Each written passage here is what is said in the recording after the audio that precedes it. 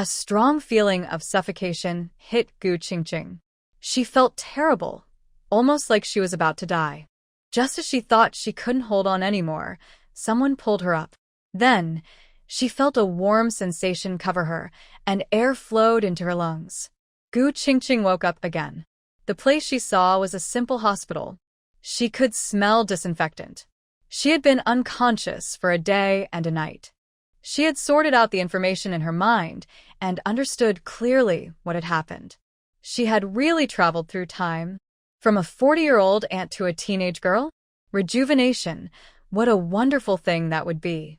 Gu Qingqing reached out and looked at her hands. Ah. They were dark, thin, and looked like chicken claws. So ugly. You're awake. A deep, pleasant voice came from nearby. Gu Qingqing turned her head and saw a handsome young man sitting there. Even sitting, he looked tall and straight, with long legs and perfect features. TSK. She knew her fate was very sad. She had been sold by the Li family. But being sold to such a handsome guy didn't seem so bad. The original owner, Li Qingqing, had jumped into a river to commit suicide. She drowned, and then she traveled here. Lu Xiangyang passed by and saved her. At that time, she had no breath left. Lu Xiangyang used artificial respiration for a long time before saving her. When she was taken back to the Li family, she was soaked, bleeding from her forehead, and looked almost dead, like she only had one breath left. The Li family, worried she would die and they wouldn't get anything, simply carried her to a youth work camp. They said Lu Xiangyang had ruined her innocence and demanded him to take responsibility, also asking for 300 yuan as a bride price. The Li family had many men and were very arrogant and notorious for being troublemakers. Lu Xiangyang saw that they just wanted to extort money. Arguing with them would only cause more trouble. Gu Qingqing was barely breathing. Out of professional habit, Lu Xiangyang didn't want to delay her treatment because of this small amount of money, so he agreed. Yes, in this era, 300 yuan was a lot for a rural family, but for him, it was just a small sum. Fortunately, Lu Xiangyang immediately made the Li family cut ties with her, writing a formal separation letter. All the men in the Li family signed, and the village head also signed, as a witness. Her name was changed from Li Qingqing to Gu Qingqing. The temptation of 300 yuan was too great. The Li family was worried Gu Qingqing might die and they wouldn't get the money, so they agreed very happily. After receiving the receipt, Lu Xiangyang took her to the hospital. Being sold is indeed very sad. But thinking she was sold to such a handsome guy, did she really profit or not? Lu Xiangyang stood up. He was tall, standing right in front of Gu Qingqing. His voice was cold. Facing this little girl, he looked indifferent, but his words carried warmth. This is the city hospital. How are you? Are you feeling better? His voice was very nice to listen to. He was really good-looking. That cool, restrained voice was very attractive to Gu Qingqing. In her previous life, she lived to 40, saw many handsome men, and as a wealthy woman, many charming young men often courted her. But Gu Qingqing swore she had never seen anyone as handsome as the man in front of her. In her past life, at the peak of her career, with no more growth prospects, she decided to relax and enjoy life. As a single wealthy woman, her goal was to find an excellent partner and have a child. Later, she examined many handsome men and almost got confused. But this man in front of her truly caught her eye. His sharp eyebrows, prominent nose, and perfect face were flawless. And not only was his face good-looking, but his figure was also top-notch. Broad shoulders, narrow waist, tall and upright. He looked nearly 2 meters tall. Wow. In the poor 1970s, how could he be so tall? It seemed his family was well off. No wonder he was recognized as the richest young person in the village just 3 days after moving to the countryside. Stop. Gu Qingqing tried to pull her thoughts back from her previous life. This was the 1970s, not her past life. Living well now was the most important. Seeing the girl not speaking and staring at him intently, with a fierce gaze like a wolf, Lu Xiangyang frowned. Could this girl have gone crazy? Gu Qingqing. Startled, Gu Qingqing snapped back to reality. I'm feeling better. My head still hurts a little. She was badly injured, truly very badly. Lu Xiangyang went to find a doctor to check on her. After confirming she was okay, he finally relaxed. This is the city hospital. No one will hurt you here. Are you hungry? I'll buy you something to eat. Gu Qingqing obediently nodded. Lu Xiangyang turned to leave, but small hands grabbed his clothes. He looked back and saw a pale girl with bright eyes looking at him. Thank you for saving me. Lu Xiangyang's face remained expressionless, still somewhat cold. Wait here and stay put. What a strange person. Gu Qingqing sighed with emotion. Lu Xiangyang looked at her and immediately knew he was not an easy person to get along with. He had a cold expression and looked very serious, but he still saved her and spoke with warmth. Cold outside. Warm inside? Lu Xiangyang left, and only Gu Qingqing was left in the hospital room. Her name is Gu Qingqing. In her past life, she was a strong woman who started from nothing and became a billionaire by the age of 40. She traveled through time and became Li Qingqing in this world. There was a mirror on the bedside table. Gu Qingqing picked it up and looked at herself, then let out a loud scream. Ah! Gu Qingqing was struck by lightning. Such a face. Looking at herself in the mirror, Gu Qingqing felt terrible.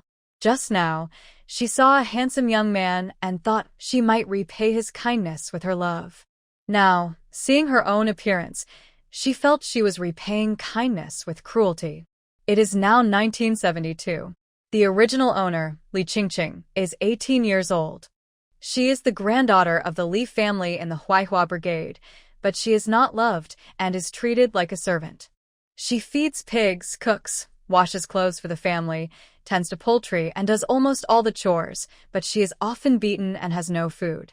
Long-term malnutrition has made her only 1.5 meters tall, with a small frame, a yellowish face, dry hair like straw, dark skin, hands like chicken claws, and a large black scar under her eye. Gu Qingqing in her past life was a little beauty, but now she looks like this, and she can't accept it for a moment. As someone who traveled through time, isn't she supposed to become the female protagonist? The female protagonist is always stunningly beautiful, with a charming and captivating look that makes the male lead fall in love at first sight. Why is her situation so different? Did she open the wrong way because her method of traveling was wrong? Don't be afraid, dear host. Today we are officially bound. Look, the system's golden finger is here. From now on, I'll help you cheat.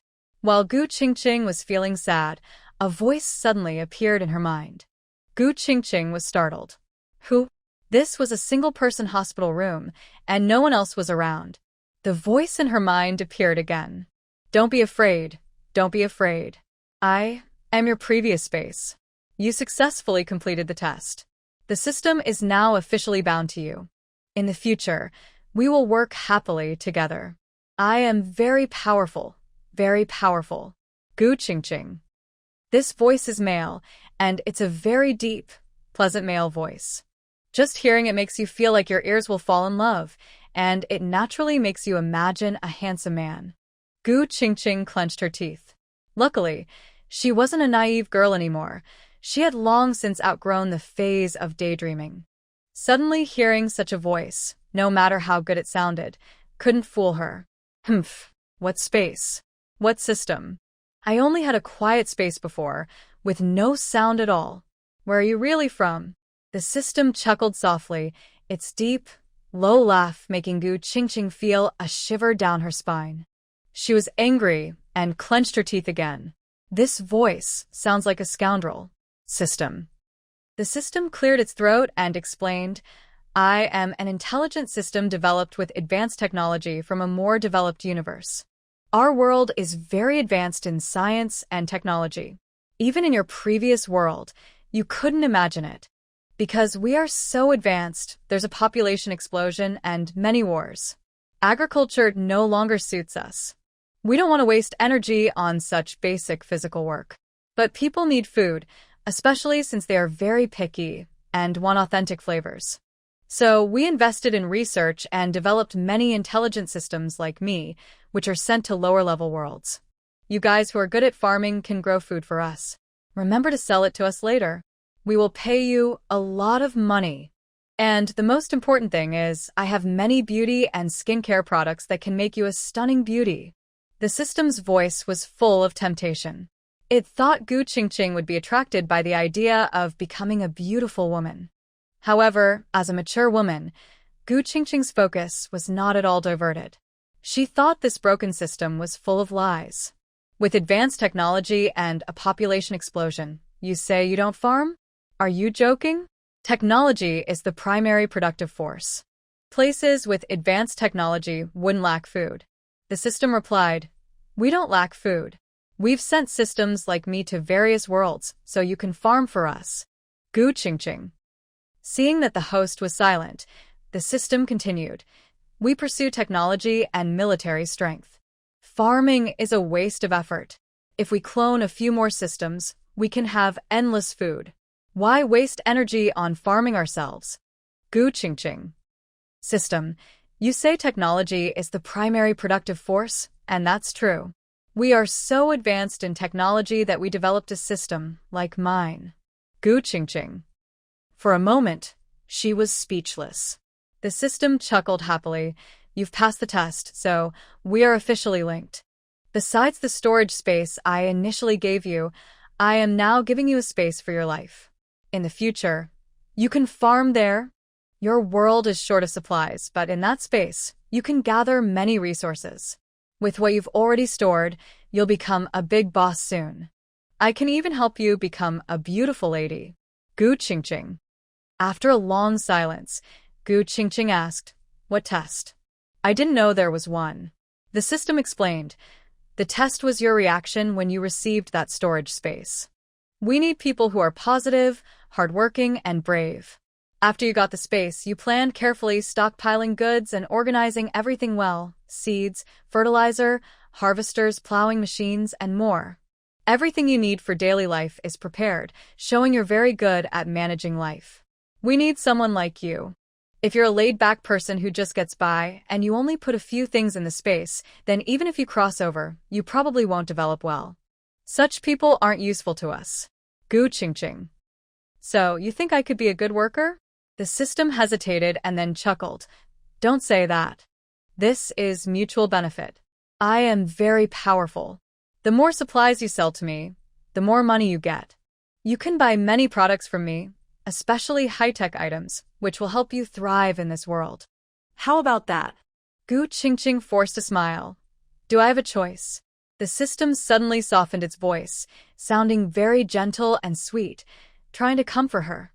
"Don't be so sad. I am your super helper. I can be your hero, your idol, even your husband. I can protect you. I can give you many self-defense items, do treasure identification, locate and scan, and perform all kinds of tests, like paternity tests. No poison. See? I might be more reliable than a husband."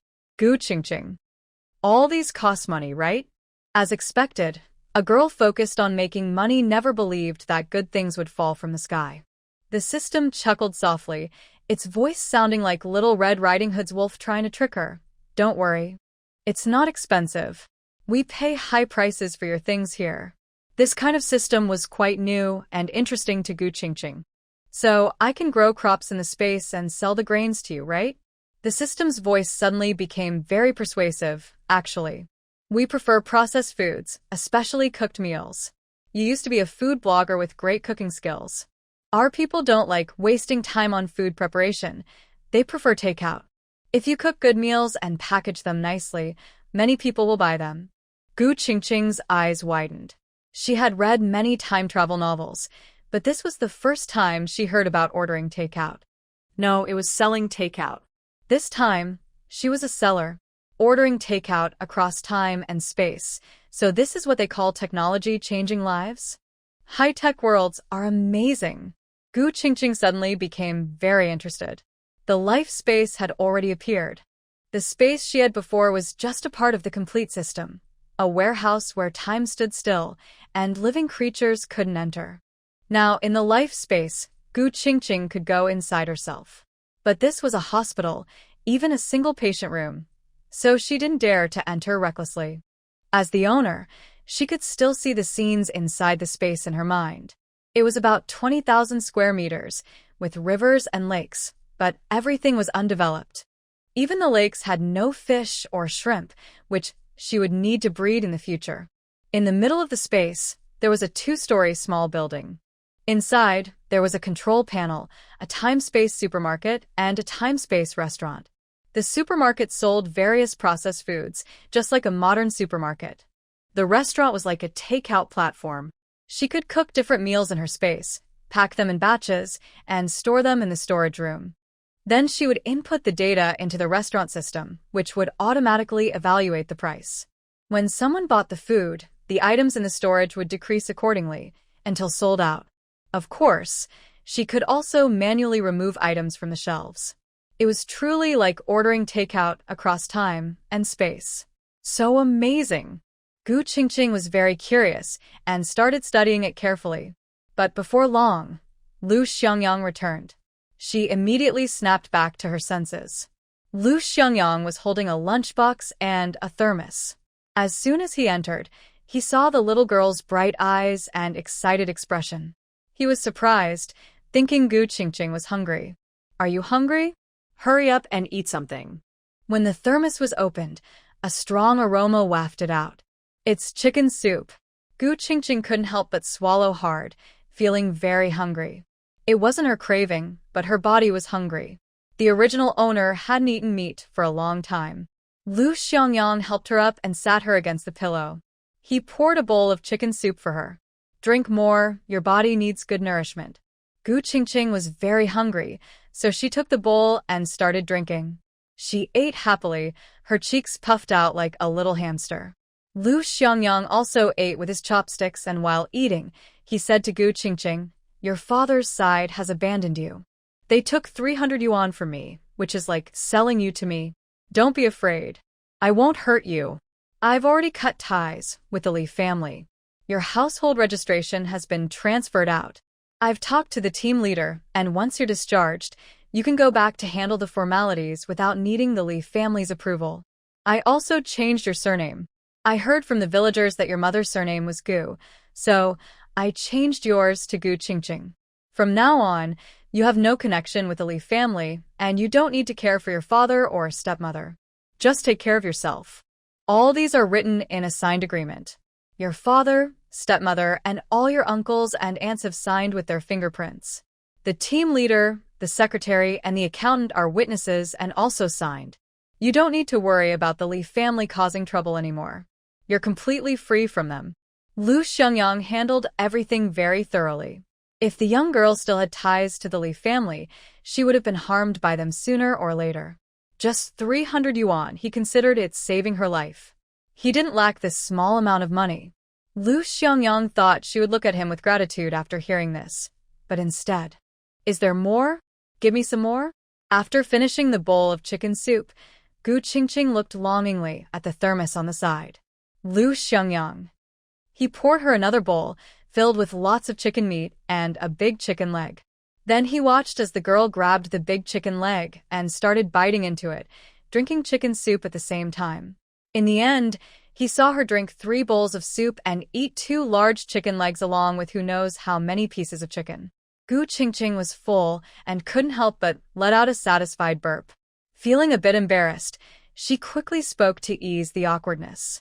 She looked at the handsome man in front of her and smiled brightly. "Thank you. Not only did you save my life, but you also helped me cut ties with the Li family. You're such a good person.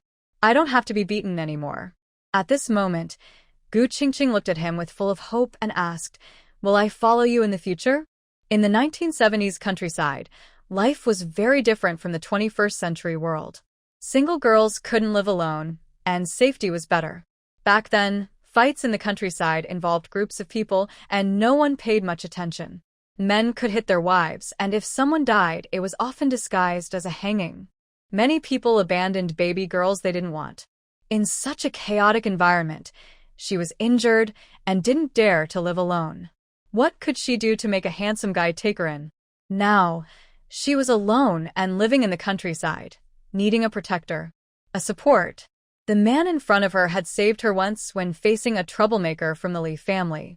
He seemed to have a good character.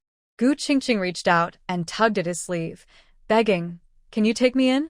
I will do many chores. I'm good at cooking, and I promise to make you lots of delicious food. I'll listen to you and won't cause trouble. I'll eat less and work more. I'm just a little girl. I can't eat much." Lu Xiangyang raised an eyebrow and looked at the thermal container in his hand. Most of the chicken soup had already gone into her stomach. Gu Qingqing chuckled awkwardly and said pitifully, "I haven't eaten in a long time. I'm so hungry." Lu Xiangyang didn't expect that such a hard-working little girl would be so lively. He thought she would be timid, cautious, and quiet, but she was quite lively. In his eyes, she was still just a little girl. Gu Qingqing was actually 18, but Lu Xiangyang didn't know. She had been through many hardships and hadn't grown tall. She looked small and thin, like a 13 or 14-year-old girl. In fact, she was even less sturdy than a girl her age. He thought she was timid and shy, otherwise she wouldn't have been so mistreated. But now, she seemed quite fun. His life was a bit boring, and he didn't have a sister. Since he had already saved her, he didn't plan to abandon her. It was just a meal, not expensive. "From now on, you will follow me, like my sister. I will rent a room for you at the commune. You don't need to do farm work. Just focus on recovering your health these 2 years. I will provide food, clothes, and necessities. When you grow up in a couple of years, I will find you a job." Gu Qingqing immediately smiled with her eyes curved and nodded politely. "Yes. I'll listen to you. I'll be obedient. I'll do lots of chores, take good care of myself, not cause you trouble, and I can wash clothes and cook for you." As a strong woman who had lived over 40 years in her past life, Gu Qingqing's mind was very clear. She knew that staying close to Lu Xiangyang was the safest choice right now. It was 1972, and going out required an introduction letter. Buying things needed tickets and certificates. If she left, she might not have a good life. In this era, rural household registration was strictly managed, just like in the city. Even if she could leave, her rural registration couldn't be changed. Moving to the city without a job or family meant survival would be hard. She had plenty of supplies in her space, but she couldn't stay hidden there forever. She couldn't avoid talking to people. When she interacted with others, she'd need an introduction letter, and she couldn't explain where her supplies came from. Plus, she was a young girl alone, with money but no work, which could cause trouble over time. So, staying in the Huaihua Brigade was the best choice for now. Here, she had a legitimate identity. If Lu Xiangyang was willing to protect her, she wouldn't have to worry about survival. No one would doubt where her money and supplies came from, since Lu Xiangyang was rich. City-dwelling educated youth were more likely to have money than rural folks. Lu Xiangyang had only been in the countryside for 3 days, but everyone in the Huaihua Brigade already saw him as wealthy. That's why old Li's family asked for 300 yuan, because they knew he had money. She also looked at her face in the mirror. It was indeed ugly now, but that was just life's rough treatment. The original owner's bone structure was good, and her features were striking. With good food and care, she could quickly become a little beauty. But what if the Li family developed other ideas? As a girl, she couldn't fight a whole family. She could either run away or face trouble. Running away still required an introduction letter and money to support herself. Staying meant she needed someone to protect her. There was one more option, leaving here and sneaking south to Hong Kong. Today's Hong Kong was more like a different world. If she went there, she could definitely survive. But she had never traveled far before, and she couldn't get an introduction letter to go south. She'd have to sneak away. However, she wasn't some spy or time traveler with the skills to defeat dozens of people. Smuggling was chaotic, and she didn't understand the southern era well. She was afraid she'd risk her life. For now, she decided to stay in the village and endure. Currently, this is the safest place. Unless absolutely necessary, she doesn't want to run away. Seeing her clearly relax a little, Lu Xiangyang realized he wasn't a cold-hearted person. He felt some sympathy for this girl with a tragic fate. Because of long-term hard work, The girl's hair was dry and straw-like, her skin rough, and her face pale and yellowish. Now, after serious injuries, she looked even more pale. Her appearance was far from attractive. But at this moment, her eyes looked at him with brightness and a happy smile. These eyes were pure and clear, without any overly clever scheming. Lu Xiangyang had seen many people, so he could tell at a glance that she was genuine. He remembered when he first pulled this girl out of the river. She was so light in his arms, almost weightless, thin as a stick. Later, her father carried her to the youth commune to find him, throwing her on the ground like a piece of livestock and bargaining with him. Lu Xiangyang sighed. He decided to take care of her, since he could afford it. He had plenty of money anyway. Stay here and rest well. I have some things to do, and we'll be back tonight. Gu Qingqing nodded obediently. That 300 yuan was said to be a bride price by the Li family. Many people thought she was marrying Lu Xiangyang, but Gu Qingqing didn't mention it. She knew Lu Xiangyang was already very kind to take her in. If she demanded to marry him now, it would be ungrateful. He was so good to her. If he had fallen in love at first sight, even Gu Qingqing would doubt his judgment. Moreover, he didn't ask her to do farm work and even provided her with food and clothing. Gu Qingqing thought this man was simply too good. So, everything was happily decided. Lu Xiangyang left. He was finally in the city, and of course, he wouldn't miss the chance to make money. He was quite wealthy, more than most people thought, and supporting Gu Qingqing, a young girl, was no problem at all. The city of Linen was in the north, very cold in winter. The Huaihua Brigade was at the foot of the mountain, making winters even colder. Winter was approaching, and he needed to prepare early. He knew this place well, because he had been here before. He knew about the state-run restaurants, goose houses, supply and marketing cooperatives, his comrades, and even the black market. On the third day of Gu Qingqing's hospital stay, an old woman from the Huaihua Brigade, thin and weak, wearing patched clothes and carrying a basket, was walking toward the Li family. She pushed open the gate of the Li family's courtyard. Her gaze swept over, and she immediately frowned. She put down the basket and went to the pig pen, where she saw the pigs squealing loudly from hunger. The hen house had no eggs. When she checked the house, the number of eggs was the same as when she left. None had increased. The old lady immediately became angry. Third family, sixth family, all lazy. The pigs are almost starving, didn't you hear? Where are the eggs from these days? Are you all so greedy that you've eaten them? Come out here. The old lady shouted loudly in the yard. Her voice startled the wife of the third son and the wife of the sixth son, who hurriedly came out of the house. Mother, you're back. Mother, why didn't you say anything when you returned? We would have come to pick you up. Both daughters-in-law acted very obedient in front of Grandma Li. Grandma Li snorted coldly through her nose. I'm asking you, are you deaf or mute? Where are the eggs from these days? Hand them over. The two daughters-in-law looked embarrassed immediately. Grandma Li knew that the eggs wouldn't last during her absence. She hadn't planned to leave the eggs when she went away, but she couldn't say that openly. She needed to discipline her daughters-in-law a little. Greedy, lazy women, taking advantage of my absence to get greedy, huh? Hurry up and feed the pigs. No more stealing eggs, and don't expect to eat any more. Go feed the pigs now. You two will do it tomorrow, and the day after too. The two women immediately refused. Why? Mother, if you don't want to eat tonight, then return the eggs. The two women stopped arguing and obediently went to feed the pigs. Once they left, Grandma Li snorted coldly and cursed, lazy and daring. Even the pigs aren't safe from neglect. If it happens again, I'll skin you. After scolding for a while, Grandma Li checked the house thoroughly. Grain was sufficient, poultry was enough, and the vegetables in the garden were all in order. Only then did she feel at ease. As the weather gradually cooled, many vegetables from the garden could be harvested.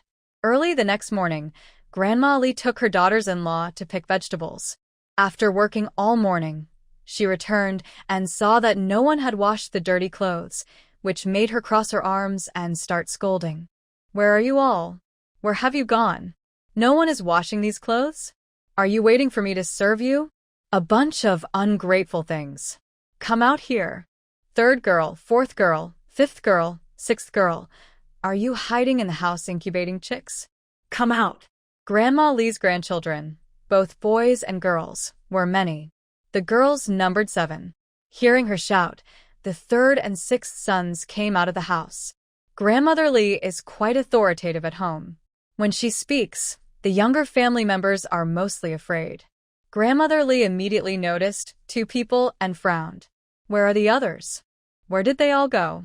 The eldest, who is older and graduated from high school, is quite favored at home and has hardly done any work. He is trying to find a job. The second child is in the city. The sixth and seventh children are still young. The sixth child nervously reports, Grandma, fifth sister went out to play this morning and left early. Grandmother Lee frowned and ordered, go find fifth sister and tell her I want her to come back. If she doesn't come back, she won't eat at noon or tonight. Fourth sister, go wash the clothes. Fourth sister is the daughter brought home by Zhang Lanhua. Zhang Lanhua is the stepmother of the original owner, Li Qingqing. Fourth sister, Li Hongzhu, was born to her and her previous husband. After coming to the Li family, she changed her surname and is the 4th oldest. Li Hongzhu, thinking about all the clothes, immediately felt unhappy. Grandma, so many clothes. How can I wash them all alone? Li Qingqing used to wash these clothes. Now she's living a good life, so she doesn't have to do household chores. Grandmother Li was surprised. Li Qingqing is living a good life? What do you mean? Li Qingqing is 1 year older than Li Hongzhu, making her the 3rd oldest. Li Hongzhu curled her lips, with jealousy in her eyes. Dad sold her to the young worker, who just arrived. Lu Jiqing is rich and good-looking. She's so lucky, and it's not too much for her to come back and do some chores. Recently, Li Qingqing left, and a lot of household chores suddenly fell on Li Hongzhu. She was almost furious. When Li Qingqing was at home, she did all the chores. Now that she married Lu Xiangyang, who is so good, why should she do the work? Grandmother Li was a bit stunned. She had been to her mother's house these days and didn't know what had happened at home. She looked around and suddenly remembered that since she returned yesterday, she hadn't seen Li Qingqing. She then realized someone was missing from the house. Nonsense. Li Qingqing got married, and I, as her grandmother, didn't even know? With her looks, who would want to marry her? The 6th child, being younger, spoke more directly. He explained to his grandmother, Grandma, 3rd sister didn't get married. She was sold by Uncle Lu and Aunt Lu. I overheard it the other day. Uncle Lu owed gambling debts outside, and Aunt Lu said they didn't have money, not even enough to buy some nutritional supplements for her unborn brother. So Uncle Lu and Aunt Lu came up with a plan and sold 3rd sister. At first, they sold the man who had killed his 2 wives, Zhang Lame, for 80 yuan. That day, Sanjia overheard outside the door, and later, she went to jump into the river. Lu Jiqing, the new arrival, saved her by blowing air into her mouth. Sanjia was in a terrible state, looking like she was about to die. Uncle Lu and Aunt Lu then sold Sanjia to Lu Jiqing for 300 yuan. Grandma Li opened her eyes wide, shocked that just a few days away, such big things had happened at home. Li Qingqing had been sold? Realizing what had happened, Grandma Li scolded angrily, nonsense. Where is Uncle Lu? Go call Uncle Lu and gather everyone at home. Zhang Lanhua, you sly fox. How dare you sell my Li family's granddaughter? Let's see how I deal with you. Grandma Li stormed into the backyard. Zhang Lanhua was cooking pig feed. Hearing Grandma Li's angry shouts, she was startled. Before she could react, Grandma Li's thin, bony finger grabbed her hair and pulled her outside. You heartless little. How dare you sell my Li family's granddaughter? Who do you think you are? Why don't you sell your own little one? Today, I will teach you a lesson to show you who's in charge of this family. Smack. Grandma Li grabbed Zhang Lanhua's hair and slapped her hard. Despite her thin body, Grandma Li was strong and could slap fiercely. Zhang Lanhua's head spun, her vision blurred, and she saw stars, unable to react in time. The sound of slaps continued, and soon Zhang Lanhua's face was swollen like a pig's head, with screams echoing non-stop. Mother. Stop hitting me. Mother. My baby. Seeing things getting worse, Li Hongzhu ran into the backyard. She saw her mother kneeling on the ground, her face swollen beyond recognition, while Grandma, Li, kept slapping her. Terrified, Li Hongzhu hurried over to stop her. Mom, please stop hitting her. Mom, you're pregnant with a little brother. You might hurt the baby. Zhang Lanhua was 5 months pregnant, but Grandma Li didn't care at all. She already had many grandchildren and didn't care about the one inside Zhang Lanhua's belly. Get out of here, you little freeloader. Coming to eat and drink for free at my house. Now your mother dares to sell my Li family's granddaughter. None of the girls at home are married, and you sold one. How do the others find suitors? You heartless thing. Wicked little. I will teach you a good lesson today. Grandma Li kicked Li Hongzhu away and continued to beat Zhang Lanhua. The third wife next to her was already so frightened she was speechless. Perhaps she never expected that Grandma Li would be so angry over Li Qingqing, a girl who was not favored and was sold away. Zhang Lanhua's scream was so loud that neighbors heard it and came to see what was happening. They couldn't stop it, so someone went to call the men from the Li family. When the Li family men arrived, Grandma Li had already beaten Zhang Lanhua so badly she couldn't get up. She was slumped on the ground, her hair messy, her face swollen like a pig's head, with her features barely visible. Her clothes were torn, and she looked extremely miserable. Grandma Li was very fierce. She started by pulling her hair and slapping her, then grabbed a stick and hit her hard. Zhang Lanhua's clothes were torn apart by the force. When Li Laolu returned and saw this, he shouted, Lanhua. Lanhua. Are you okay? He held Zhang Lanhua in his arms, but her face was already so battered it was hard to look at. Mother, why are you so cruel? Lanhua is pregnant with my child. Grandma Li was not scared. She slapped Li Laolu on the forehead and shouted, How dare you blame me? I am your mother. You unfilial child. How dare you blame your mother? Li Laolu looked angry but said nothing. Seeing his defiant expression, Grandma Li slapped him again and said, Still not convinced? That wicked woman sold our Li family's granddaughter. Such a wicked woman. Are you under some spell? Only then did Li Laolu realize that his mother was angry because he had sold Li Qingqing, and he became even more indifferent. Mother, that girl is almost dead. Of course I had to sell her. If she dies, all these years of raising her would be for nothing. Grandma Li grabbed his ear and twisted it until it was long, causing Li Laolu to scream in pain. You fool! Even now you dare to defend her? Selling our Li family's granddaughter is straightforward. Why doesn't she sell her burden, her little one? Our family has many grandchildren, and Li Qingqing's mother has died. She's also very ugly, so losing one doesn't matter. When she said this, the faces of the other households in the yard changed immediately. The Li family had many children. Li Qingqing's mother had died, and she was very ugly. Losing her didn't matter much. At that time, Li Qingqing was almost dead.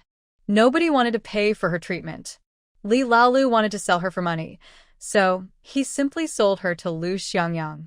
Upon reflection, it is true that selling children damages one's reputation. The Li family still has many granddaughters who are unmarried. Old Lady Li didn't want to argue with these two people and simply asked, Where's the money? Hand it over. Li Laolu didn't want to give the money, but he couldn't resist Old Lady Li's pressure. In the end, he reluctantly handed over the money, feeling pained. This included the 50 yuan that Old Man Li received. Li Laolu divided the 300 yuan, 50 yuan to Old Man Li, 100 yuan to Zhang Lanhua, and the remaining 150 yuan was partly used to pay gambling debts and partly spent elsewhere. Now, he only has 60 yuan and 2 cents left. Old Man Li's 50 yuan was taken by Old Lady Li before it even warmed up. Zhang Lanhua's 100 yuan was also confiscated. Li Laolu didn't even leave her 2 cents. After finding out the full story, they learned that Lu Xiangyang had also arranged for Li Qingqing to cut ties with the Li family, even changing her surname and signing a written agreement. Old Lady Li was even angrier and scolded everyone in the family. In the end, the task of doing laundry fell to Li Hongzhu, and Old Lady Li grew more disdainful of this burden. Old Lady Li went to the youth commune to inquire and found out that Gu Qingqing had been taken to the city by Lu Xiangyang. She returned home with some dry food, scolded her family members again, and hurriedly bought a train ticket to the city. She wanted to bring Gu Qingqing back because the Li family couldn't afford to lose her. As for the 300 yuan being spent so quickly, and whether Lu Xiangyang would object, that was not even in Old Lady Li's consideration. No one was going to take a penny from her. Finally, she found Gu Qingqing in the hospital. At this moment, Gu Qingqing was alone in the ward. When she saw Old Lady Li coming, she was genuinely surprised. In the original owner's memory, this old lady was extremely mean, constantly scolding everyone. The family was afraid of her. The original owner was also very afraid of her. Gu Qingqing was very excited. One of the essential identities for a crossing girl was the female lead. She had been here for several days, and her female lead aura was finally about to start. With no two bad characters around, she couldn't be called the female lead. And now, the bad characters were finally making their appearance. Sure enough, Old Lady Li did not disappoint Gu Qingqing's expectations. When she saw Gu Qingqing, she immediately started scolding her. "You debt-collecting ghost, you have some nerve. Dare to jump into the river? Why didn't you drown? Zhang Manhwa, a stepmother. You believe everything she says? I haven't given the family permission. Who dares to sell you?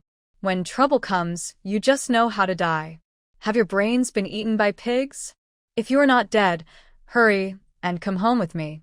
Don't pretend to be dead here. Do you really want to stay here forever? My family still has many daughters who are not married yet. Do you want to ruin their chances of getting married?" Gu Qingqing. Gu Qingqing looked her up and down, surprised that the old lady came to ask her to leave. Although her words were harsh, Gu Qingqing still felt surprised. She thought that everyone in the Li family would be greedy for money. Seeing her in this condition, they might sell her for 300 yuan, and maybe even more for the daughters at home. Seeing Gu Qingqing silent, the old lady stomped her foot and said, "What's wrong? You still want to stay here? Think the Li family is treating you badly? Is it just because you work a little more? Who doesn't work? You're so fussy. Do you think being a young worker in the city is so great? A city girl who can't carry or lift anything, earning only enough points for herself. How will she support you in the future? You're probably going to be sold to him. It's no wonder he wouldn't care about you. You're so naive. Hurry and get down from there." Just then, Lu Xiangyang came back through the door. The scene became a bit awkward. When the old lady saw Lu Xiangyang's face, she froze, her expression very dramatic. Who are you? The old lady asked. Lu Xiangyang replied, "I'm the one who paid 300 yuan as a bride price to the Li family." I'm Lu Xiangyang. "Grandma, the divorce paper clearly states that all of you in the Li family signed and sealed it. Her name is Gu Qingqing now, and she's no longer connected to your Li family." The old lady, who usually was unyielding and quick to scold, surprisingly stayed calm this time and didn't start yelling. She looked at Lu Xiangyang for a long time, especially at his face. From his face to his neck, shoulders, waist, and long legs. Her eyes scanned him thoroughly, from top to bottom. Then she turned her head to look at Gu Qingqing, who was lying on the bed. Her face was still dark and yellowish, with a black scar at the corner of her eye. She looked very ugly. Lu Xiangyang had gone out to buy dinner. It was getting dark, almost evening, and he planned to eat after it cooled down. The old lady looked at him again and again, constantly examining him from head to toe. Finally, her gaze stayed on his face for a long time. She pursed her lips and surprisingly didn't say anything. Seeing the white bread bun and 2 apples on the table, her eyes lit up. She quickly went over, grabbed the bun, and hugged it to her chest. She took a bite and immediately closed her eyes, happily enjoying it. Quickly, she stuffed the 2 apples into her pocket and turned to leave, not mentioning anything about Gu Qingqing returning home with her. "I'm leaving now. Consider these buns and apples as my way of showing respect to me." The old lady hurried out of the hospital room like the wind, slammed the door shut with a loud bang. Gu Qingqing. Lu Xiangyang. The two of them stared at each other in silence for a while, both puzzled about what kind of madness the old lady was experiencing. They had thought they might face a big confrontation with an extremely difficult person, but when Lu Xiangyang entered, the old lady said nothing and simply left. Did she really come to take you back? Lu Xiangyang asked. Gu Qingqing shook her head. I don't know either. Anyway, she said that before you came in. Lu Xiangyang. Gu Qingqing stayed in the hospital for 7 days. Thanks to good food, rest, and the help of her system, she recovered very well and was told she could leave. The system was really a good thing. Because Gu Qingqing said she was in poor health and needed to rest, the system gave her many nourishing items to help her recover faster. Several bottles of clear, impurity-free liquid, tasting sweet like mountain spring water, helped her heal quickly and made her skin fairer. Gu Qingqing treasured this precious nectar, and her impression of the system improved a lot. Lu Xiangyang took her shopping for 2 sets of clothes and some daily necessities, then took her home. Back at the Jiqing site of the Huaihua Brigade, there were quite a few young people. Now, farm work was not as busy, and sometimes some people didn't need to work. The Huaihua Brigade was densely populated and had enough labor, so after the harvest season, only local villagers were usually chosen for work, not these young workers. When Lu Xiangyang and Gu Qingqing appeared, some people immediately gathered around. Old Lu, you're back. The first to greet him was Lu Xiangyang's good friend, Wang Yu. He had gone to the countryside, quite early, 2 years ago. Seeing Gu Qingqing nearby, Wang Yu was surprised. You seem to have become much fairer. He remembered this girl. She was the silent, rather unattractive granddaughter of the Li family. But the girl in front of him was quite different from his impression. Her skin has become whiter and is no longer as rough as before. Her once dull hair now looks better, and her face is clean and fresh. Her big, bright eyes are full of life. The wound on her forehead is not fully healed yet, and she still has bandages, which make her look more delicate and fragile, inspiring sympathy. Although Gu Qingqing is not yet a great beauty, she has changed a lot compared to the previous Li Qingqing. Plus, she is now wearing a new outfit, a light blue floral top with a white base, making her look sweet and fresh, very different from before. Gu Qingqing was very happy when she heard this, her smile bright like a blooming flower. Really? Maybe I haven't been working lately and have eaten well, so my complexion has improved. Gu Qingqing has noticed her own changes these days. Who doesn't love to look good? She was naturally happy about these changes. Lu Xiangyang said, All right, I'll take her to settle in first. Are you all not working today? Wang Yu nodded. Today is a rest day. Starting tomorrow, it will be busier. The team leader told us to rest for 1 day, and we'll start working tomorrow. Now that you're back, you'll probably go too. Lu Xiangyang nodded and took Gu Qingqing to the house he had rented before. He opened the door, put down the luggage, and said, You will live here from now on. There are grains and cooking utensils over there. If you want to eat something, you can cook yourself. No need to share with others. This house is private and costs money, 10 yuan a year. Then what about you? Gu Qingqing asked. I'll stay with Shirtu and the others in the dorm for a while. For now, it's better to stay low-key. The Li family might come looking for him, partly because he saved the girl and they could use that as an excuse, and partly because they know he has money. This time, some people might think that the Li family extorted all his money. The Huaihua Brigade belongs to the Red Flag Commune. It's a densely populated area with many people, including many educated youth. Some of these youth are quite wealthy, coming from well-off families.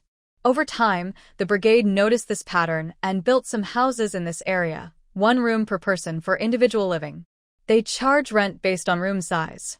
Those willing to spend money can live alone, while those who don't want to pay are provided with dormitories, which must be shared by multiple people. Lu Xiangyang's house rents for 10 yuan a year, and he also needs to pay some tickets. He just moved in a few days ago, and now he has given it to Gu Qingqing. The room is quite large, rectangular in shape, about 3.5 meters wide, with a door and a window on one side. The other 3 sides are all walls, and at the back, the wall is full of Kong heated bed. This place is in the northern region, where winters are cold and long.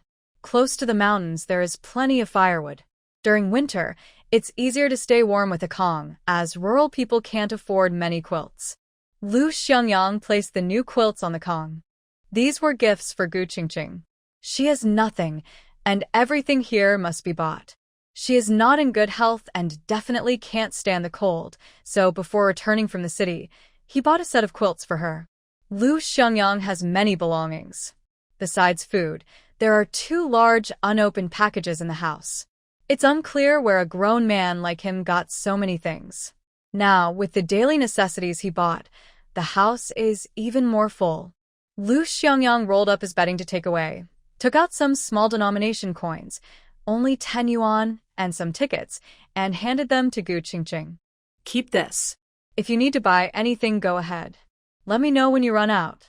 As for the food, you can eat as much as you want, 3 meals a day, so your body can stay healthy. As long as you listen and behave, I won't let you go hungry or run out of money. Seeing him like this, Gu Qingqing almost laughed out loud. It felt like an old father teaching his daughter. As long as you listen to Dad, Dad will give you money to spend. Gu Qingqing took the money and tickets, nodded very obediently. I will definitely listen and behave. The young girl smiled happily, without hesitation or greed. Although he spent a lot of money, for Lu Xiangyang, money was the least important thing. She was obedient and listened well, which made him feel good. If she were stubborn and unruly, no matter how pitiful she seemed, she wouldn't be likable. Lu Xiangyang was satisfied and took his bedding to leave. He took the unused bedding out to dry in the yard. Just then, he saw Shirtu, also known as Shirlei, drinking water by the well. Lu Xiangyang, you're back. He turned to look at Lu Xiangyang's house and whispered, that young girl also came back with you? Lu Xiangyang nodded. Yes, she's inside. By the way, Shirtu, I'll be staying in your dorm from now on. Shirlei immediately teased with a smile. You married a wife for 300 yuan and you don't live with her? Lu Xiangyang kicked him lightly. What are you talking about? She is still a child. I couldn't just stand by and do nothing to save her life. In that situation, I had to help.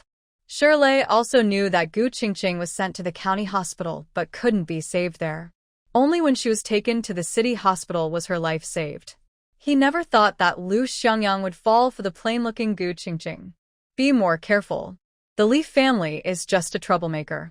This time, they successfully extorted money from you. What if someone else tries the same thing next time? It's only 300 yuan. If someone else sees that Gu Qingqing can be sold for 300 yuan and her daughter is prettier and asks for 500 yuan, what will you do? Lu Xiangyang sneered. That has nothing to do with me. At least on the surface, I gave those 300 yuan as bride price. Now I can be considered someone with a wife, right? Those people can't just give their daughter to a man who already has a wife. As for the money, Lu Xiangyang's voice grew colder. There won't be any more in the future. I've spent all my money. After giving the Li family 300 yuan and paying for the medical expenses these days, I still have to support her with food, clothes, and supplies. I'm just a poor guy now. If someone's daughter died in front of me, I wouldn't have the money to save her. Shirlei immediately felt sympathy for Lu Xiangyang and believed everything he said without doubt.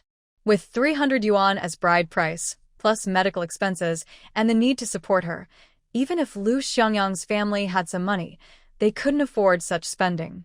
I heard that this girl is very capable. Once she recovers, she can work, earn some points, and raise poultry. She should be able to support herself. Thinking of the doctor's diagnosis, Lu Xiangyang decided to say it openly, to prevent the Li family from coming back and to prepare Gu Qingqing for future farm work. The doctor said her body was badly damaged by the Li family, overworked, and suffering from long-term malnutrition. Plus this injury, she's already very weak. She can't do heavy work anymore. Since she's young and recovers quickly, she should rest for a few years.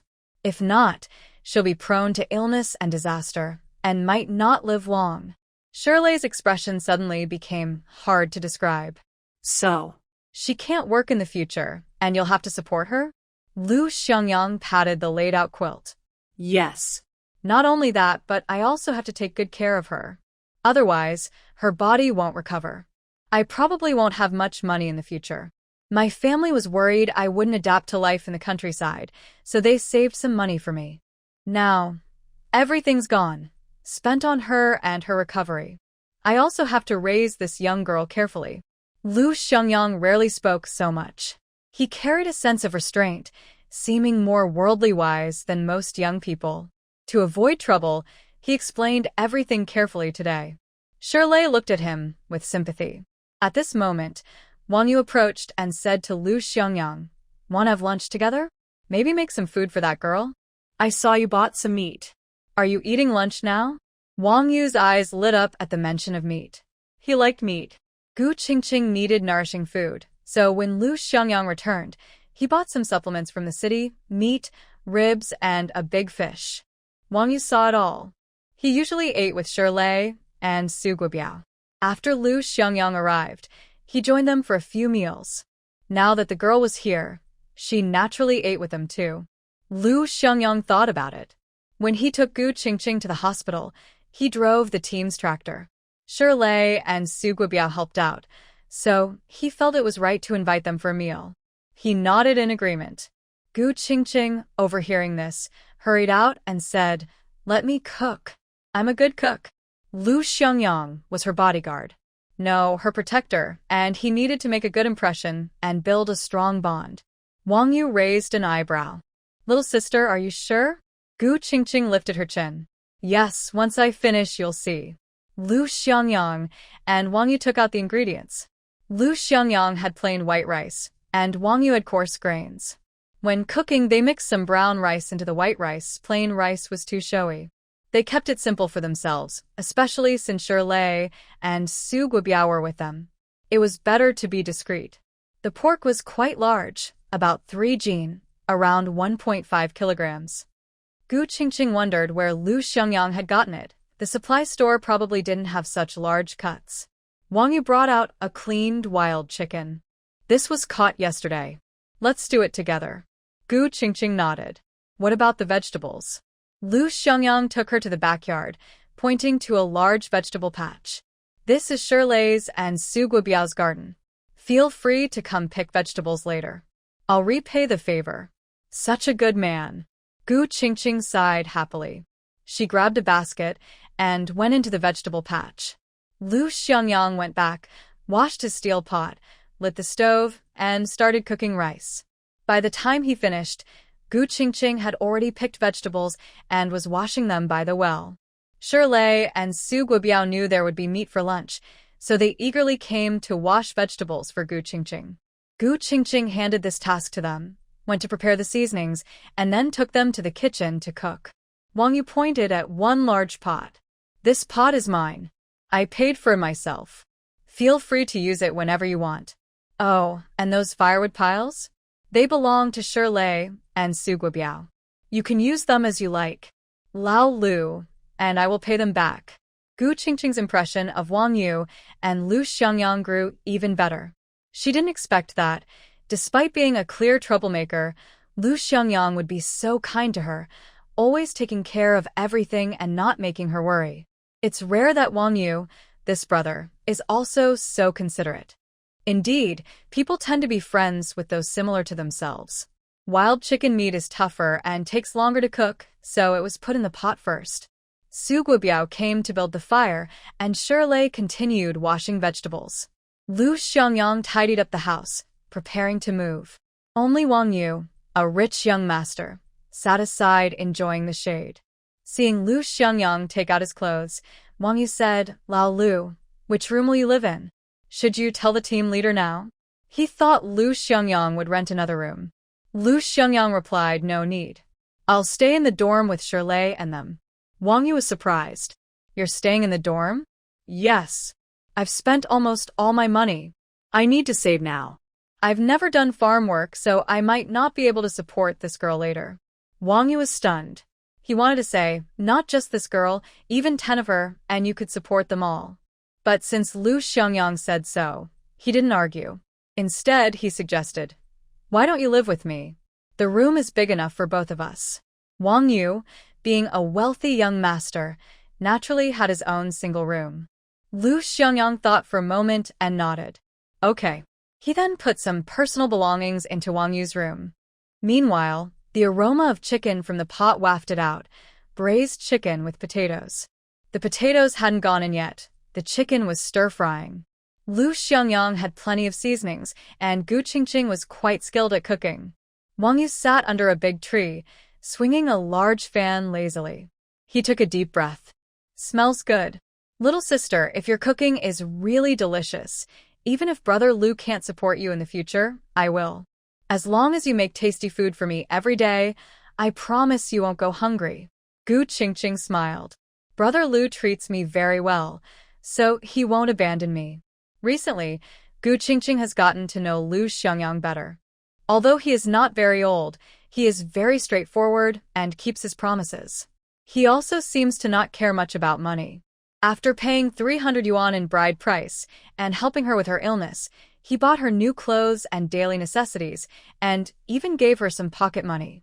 It's clear he is quite wealthy. So when Lu Xiangyang mentioned that she shouldn't spend too much money or she wouldn't be able to support herself, Gu Qingqing didn't take it seriously. She wouldn't become timid or overly cautious about saving money. Her main goal now is to behave well, win his favor, and hold on tightly to this strong support. With Lu Xiangyang's easygoing personality, Gu Qingqing thought that as long as she doesn't cause trouble, is obedient, cooks well, and stays nice, he will likely continue to protect her.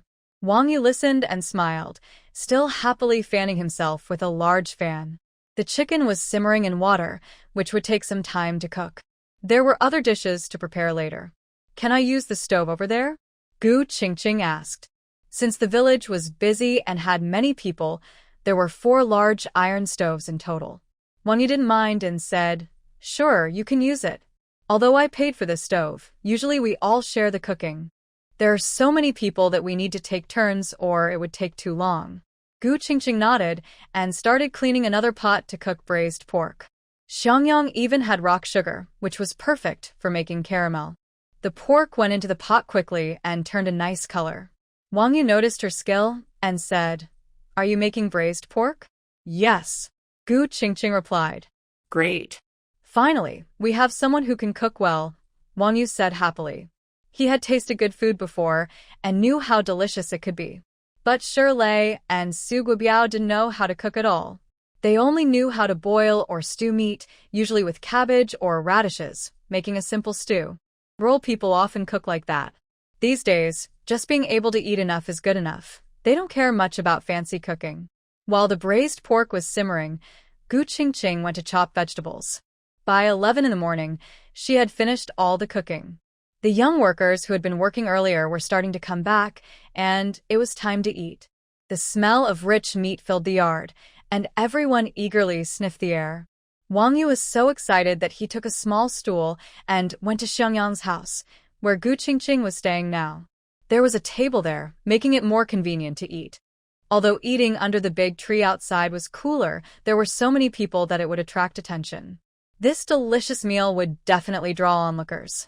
Potato chicken stew, braised pork, stir-fried green beans, and oil-braised eggplant. Because the weather is very hot, I also made a cold dish, which is simply shredded radish salad mixed with a bit of sesame oil. It smells very good. Additionally, there is a bowl of vegetable and egg soup. These are all home-cooked dishes. With limited conditions, Gu Qingqing could only make these, but the braised pork still shows her cooking skills well. Shirley and Su Guobiao watched with wide eyes. They saw Gu Qingqing add sugar to the meat. How could she add sugar to such greasy food? The key point is, why did they think this braised pork looked so delicious? Hurry up, eat quickly. I want to try this braised pork. Wang Yu was the first to pick up his chopsticks, took a piece of braised pork, and put it in his mouth. The rich but not greasy taste immediately moved him. This is so delicious. I finally taste authentic braised pork. No one in the village knows how to cook it. If he wanted to eat something good, he could only go to the state-run restaurant in the county, but he couldn't go there every day. And the meat at the state-run restaurant is also hard to get. He often can't get any. Now he can eat it at home, so of course he's excited. Everyone started eating. Even Wang Yu, who is used to being a rich young master, was fighting for the food. Lu Xiangyang was also very surprised that Gu Qingqing's cooking was so good. After the meal, Wang Yu and Lu Xiangyang's impressions of Gu Qingqing improved even more. Wang Yu sat there fanning himself like a boss, saying, "Old Lu, shall we eat together from now on?" Lu Xiangyang refused. "I eat alone. The stove is ready." He has also experienced better days. When conditions are not good, he can get by, but when conditions improve, he is very particular about things. The separate stove was already prepared. He never planned to keep eating from the big pot. Gu Qingqing immediately said, "From now on, I will cook for you." Xiangyang nodded. Wang Yu was stunned. "You can't leave me out. Little sister's cooking is so good. Take me along. Old Lu, we are brothers. I want to be with you." Gu Qingqing. Xiangyang. He glared at his brother, knowing he was someone who enjoyed life, and it was indeed hard to exclude him, so he agreed. Shirley and Su Guobiao were stunned. Had they just been abandoned? Wang Yu is a wealthy guy who doesn't cook and doesn't care about work points. His family often sends him money and packages. Usually, Shirley and Su Guobiao cook for him, and they even wash the dishes. Wang Yu was generous with his help, and both of them truly benefited a lot. Will this support end now? Their eyes on Gu Qingqing suddenly turned a bit sad. Though they felt sad, both of them were clear-minded. Wang Yu and Lu Xiangyang were wealthy, but Gu Qingqing was just a young girl who only knew how to cook and couldn't do much else. In the future, Wang Yu and Lu Xiangyang would still need to use their help many times, and if they could benefit from them, they would also gain some advantages. So, they were simply left out. Lu Xiangyang and Wang Yu prepared some tools, planning to go up the mountain. Shirley and Su Guobiao eagerly followed along, thinking, this is where the real benefits come in. Just as they were about to leave, Lu Xiangyang suddenly remembered that Gu Qingqing's household registration hadn't been sorted out yet. He said to the others, "Wait for me a moment. I'll take her to transfer her household registration." Lu Xiangyang took Gu Qingqing to the brigade office to see the head of the brigade, Wang Jinghua, to handle her household registration. When Wang Jinghua saw Gu Qingqing, he was surprised. "Girl, you've changed so much?" Gu Qingqing smiled and said, "Big brother Lu has been good to me. I've been eating well these days, so I look like this now. I used to suffer a lot, and I was quite pretty a few years ago. My mother was also very beautiful." Wang Jinghua remembered how Gu Qingqing looked when she was a child. Back then, she followed her mother around, looking very delicate. No girl in the entire Huaihua brigade was more beautiful than her. From now on, follow Lu Jiqing and live a good life. Wang Jinghua didn't make things difficult for her and quickly processed her paperwork. Her household registration was transferred from the Li family, but she still remained part of the Huaihua brigade. After leaving the brigade office, Lu Xiangyang looked at her with a strange expression. Gu Qingqing asked curiously, "What's wrong?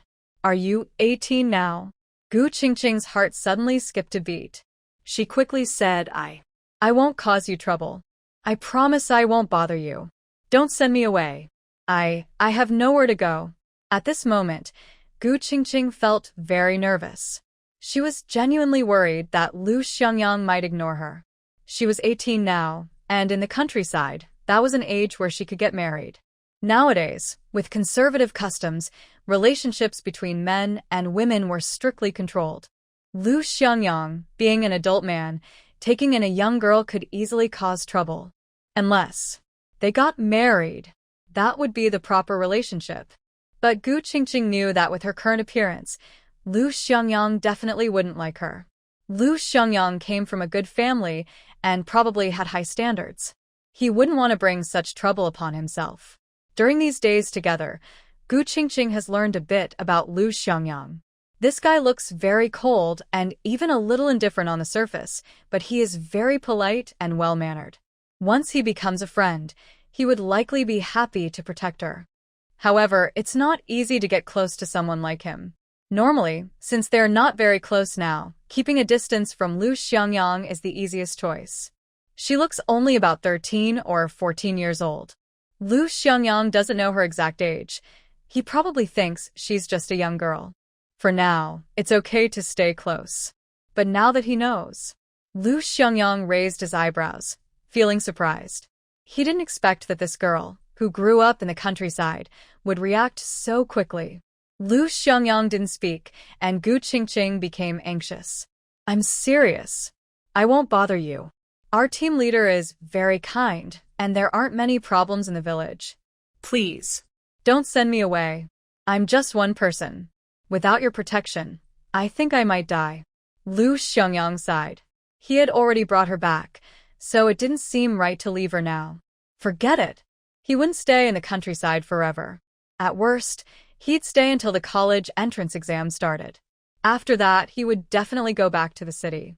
When that time comes, he can help her go to school, and she'll be able to get rid of the trouble from the Li family. His voice was still cold, but what he said made Gu Qingqing breathe a little easier. Just listen and behave in the future. I won't let you go hungry. After saying that, he turned and left. Gu Qingqing's eyes lit up. Was he going to take her in? She quickly followed, walking briskly. Lu Xiangyang is tall and has long legs, so he walks fast. Her short legs could only keep up if she jogged a little. I'll be good, and listen. I won't cause you any trouble, she promised. Back at the youth station, Lu Xiangyang and the others tidied up and prepared to go up the mountain. Before leaving, Lu Xiangyang told Gu Qingqing, when we go up the mountain later, be careful at home. There are more than 20 people living in this yard. Not everyone is kind. If you go to sleep, remember to lock the doors and windows. Gu Qingqing nodded obediently. Once they left, she had nothing to do. The food was already finished, and the dishes and utensils had been washed clean by Shirlei and Su Guobiao. There were sounds of people talking in the yard, and the smell of food. The youth workers were probably cooking. Gu Qingqing didn't recognize those people and wasn't planning to go outside. She locked the doors and windows tightly and stayed inside to rest. While others outside gradually went to work and there was little noise, Gu Qingqing washed the clothes she bought and hung them outside. When she returned, she locked the door and entered the space. This was her first time entering the system space in many days.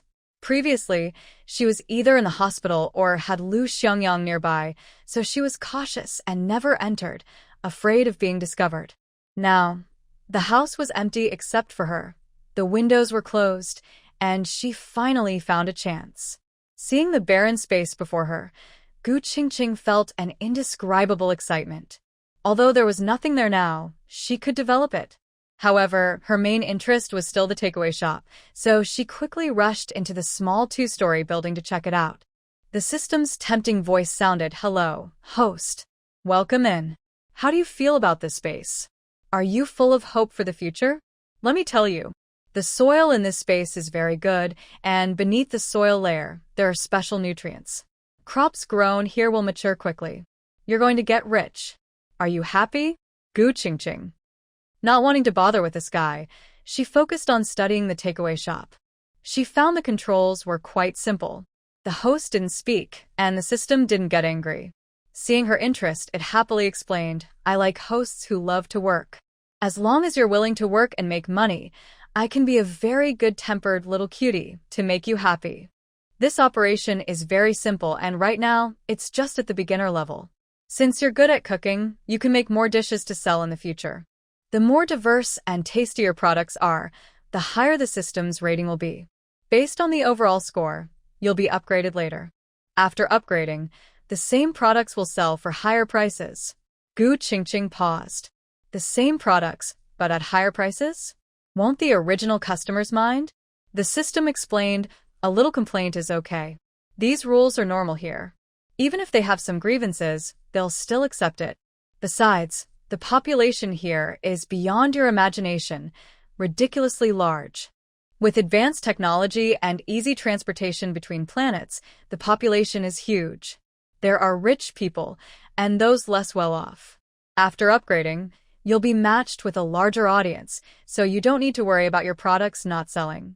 A price increase is fine, as long as your products are good enough." Gu Qingqing understood. There's no need to worry about not being able to sell. Looking at the system's data, her current balance was 0.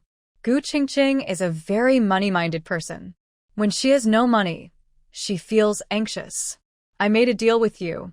How can I withdraw the money I earned? The system replies, the money accumulated on the system can be used here to buy various things you need.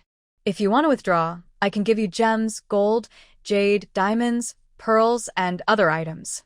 Both processed and unprocessed are available. We can also make beautiful jewelry for you, just a small processing fee. Gu Qingqing frowns, no cash? No, your money is different from ours. We do want to get some of your currency, but it's complicated. Anyway, with me as your system, you won't run out of money. Why bother withdrawing from me? Gu Qingqing purses her lips. Of course, because of safety.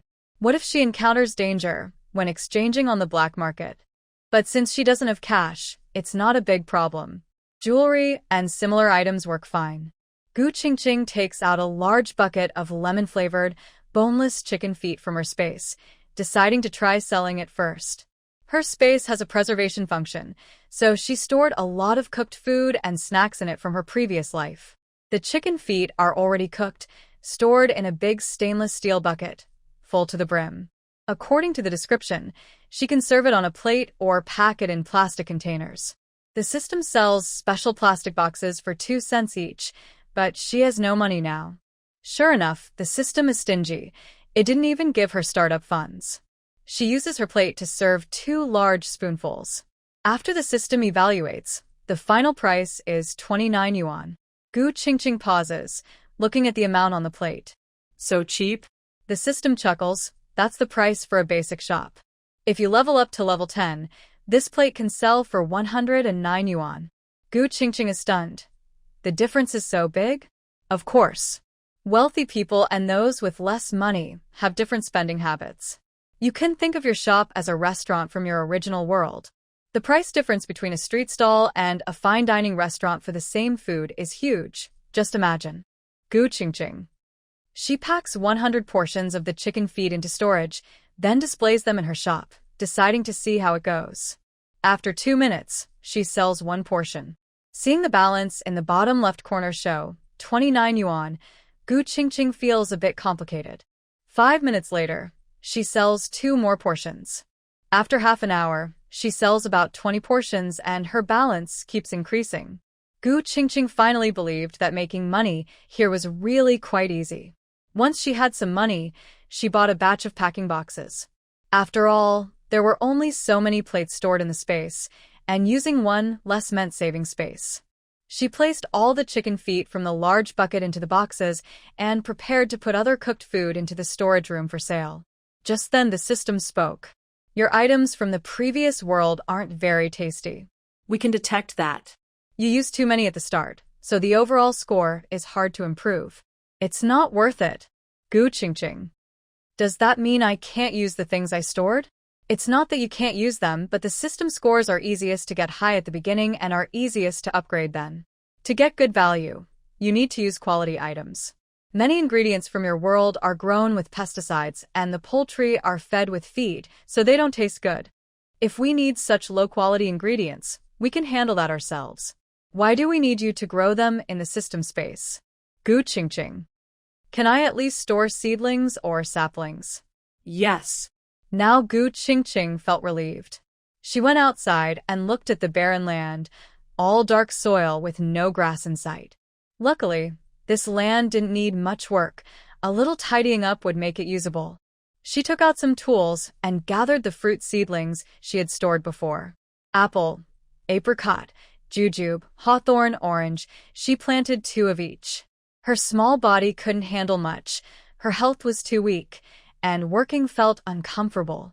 After resting for a while, she started planting wheat. It was simple, just scatter the wheat seeds on the ground. The soil here was good enough. Gu Qingqing wanted to see if her straightforward method could grow good crops. When tired, she rested. After resting well, she continued. She planted about 5 acres of wheat, then added 2 grapevines before stopping. Taking care of her health was the most important thing. The second floor of this small building was a rest area, mainly for her own living space. It had a bedroom and a large bathroom. She decided to take good care of her skin. She didn't want to stay ugly forever. Finally turning 18, she wanted to enjoy life properly. She took a milk bath, then applied a face mask.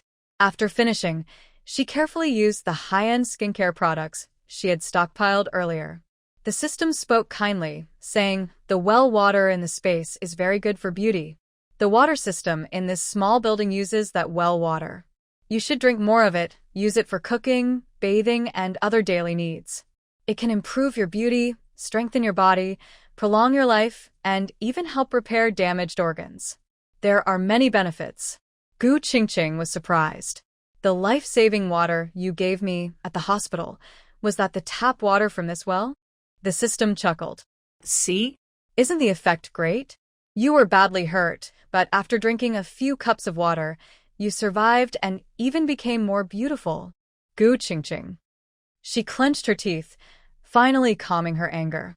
She had thought it was something very precious at the time, but it turned out to be just tap water from the space. The bottom of the well was like soil underneath, covered with a layer of nutrients, so the water was different from ordinary water. The food made with it tasted better than outside. "Since this well water works so well, can it help me grow taller?" Gu Qingqing was quite concerned about her current height of only 1.5 meters. The system chuckled and replied, "Yes, it can. Your body has been badly damaged and is still growing. Drinking more will help you grow quickly. It will adjust your body to the best state. Don't worry, it will only bring you to a normal height, not make you grow endlessly. So, drink with confidence." Gu Qingqing immediately felt very happy. Now, she didn't mind working hard for the system. She quickly fetched a cup, drank it all in one gulp, and felt completely refreshed. After finishing, she sat in front of the mirror, looking at her face. Thanks to these days of treatment, her skin had improved a lot. Although it still wasn't as white and tender as in her previous life, it was much better than before. Her face had excellent bone structure, and once fully healed, she would definitely be a beauty. A few years ago, when the original owner's biological mother was still alive, she was very beautiful. Her cousins were jealous and tried everything to ruin her face. There was a large dark scar near her left eye, like a black birthmark. The skin was dry, cracked, and stiff, like old bark, very ugly. A few years ago, her face had no blemishes at all. The scar wasn't a birthmark, but was caused by her cousins beating her, breaking the skin, bleeding, and scabbing. Later, her cousins often tore at her face, especially her stepsister, who was the cruelest.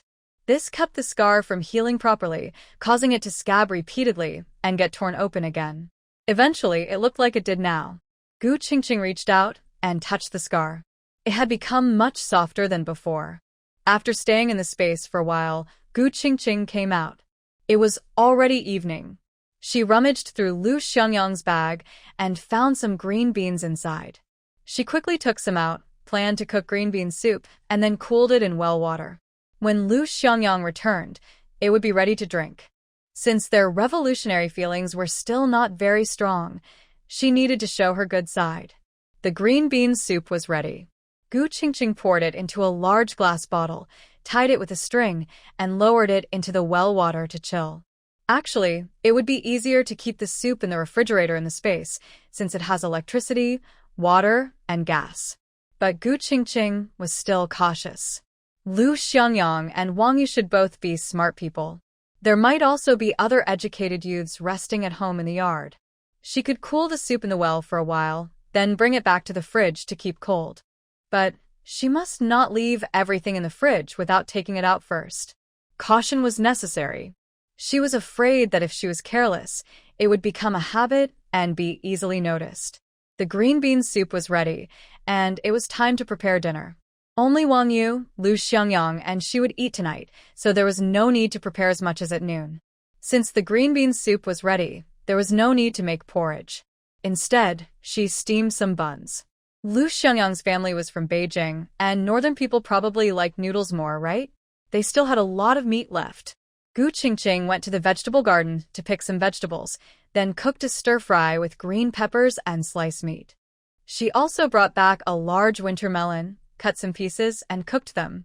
In Chinese cuisine, everything can be stir-fried, add soy sauce, some chili, and it's ready to eat. She also prepared a plate of stir-fried greens. The three of them had enough. That night, Lu Xiangyang and Wang Yu came back sweaty from work. They immediately enjoyed the cool green bean soup, feeling very satisfied. They brought back 2 wild chickens, a wild rabbit, and more than 10 wild eggs. Shirley and Su Guobiao had gathered many mountain goods. Gu Qingqing heated some water on the stove. Lu Xiangyang, who had just finished the green bean soup, was told to take a bath so he could eat soon afterward. Lu Xiangyang was very comfortable being taken care of. In a good mood, he handed the wild chickens and rabbit over to Shirley and Su Guobiao for processing.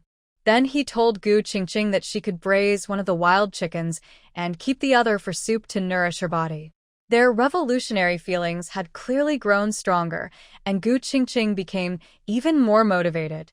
The next morning, as soon as Lu Xiangyang and Wang Yu got up to work, just after brushing their teeth, Gu Qingqing had already prepared breakfast. Vegetable and shredded meat noodles were prepared, along with 5 fried eggs, 2 for Wang Yu and Lu Xiangyang each, and 1 for Gu Qingqing. She couldn't eat any more. In recent days, after eating and drinking well with Lu Xiangyang, her initial uncontrollable craving had disappeared. At noon, Gu Qingqing chopped off the head of a big fish to make spicy fish head, winter melon and pork rib soup, stir-fried green beans, and stir-fried loofah with eggs. In the evening, she cut the big fish into 2 parts, braised the belly section, and cooked a large fish that was too big to finish in one meal. There was a bowl of braised fish, cold cucumber salad, and scrambled eggs with chives. On the 3rd morning, she simmered the fish tail to make soup with noodles. At noon, she used all the remaining pork to make braised pork, added vegetables, and prepared egg drop soup. By then, all the fish and meat brought back from the city by Lu Xiangyang had been used up, but that was okay. They still had 2 wild chickens and a wild rabbit they caught in the mountains that day. Although the weather was gradually turning cooler, daytime temperatures remained high, and meat could only be kept for 3 or 4 days before spoiling. Gu Qingqing added a little salt and kept the leftovers in storage. When Lu Xiangyang was away, she secretly stored food in the space, so it was still very fresh. She braised a wild rabbit entirely, and this time, only the 3 of them ate. No potatoes were added, just pure rabbit meat. Under Lu Xiangyang's suggestion, she served a bowl of braised rabbit to Shirley and Su Guobiao. On the 4th morning, she made noodle soup with chicken broth. At noon, she braised the last wild chicken. It wouldn't make sense to leave it uneaten now. The weather wouldn't allow it. It had to be eaten. By then, all the meat and vegetables they had were finished. In the past few days, Lu Xiangyang and Wang Yu had been working in the fields and had no time to go to the mountains. These days, Lu Xiangyang and Wang Yu enjoyed their meals very much. As for Gu Qingqing's generous use of meat, oil, salt, and vinegar, the 2 wealthy men didn't mind at all. Gu Qingqing noticed their habits and didn't hold back.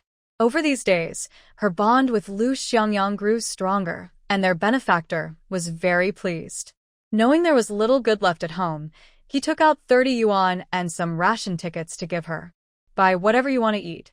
After saying that, he looked at Wang Yu. Wang Yu understood immediately and quickly took out 20 yuan and some ration tickets for her. Here, little sister. Your cooking skills are amazing.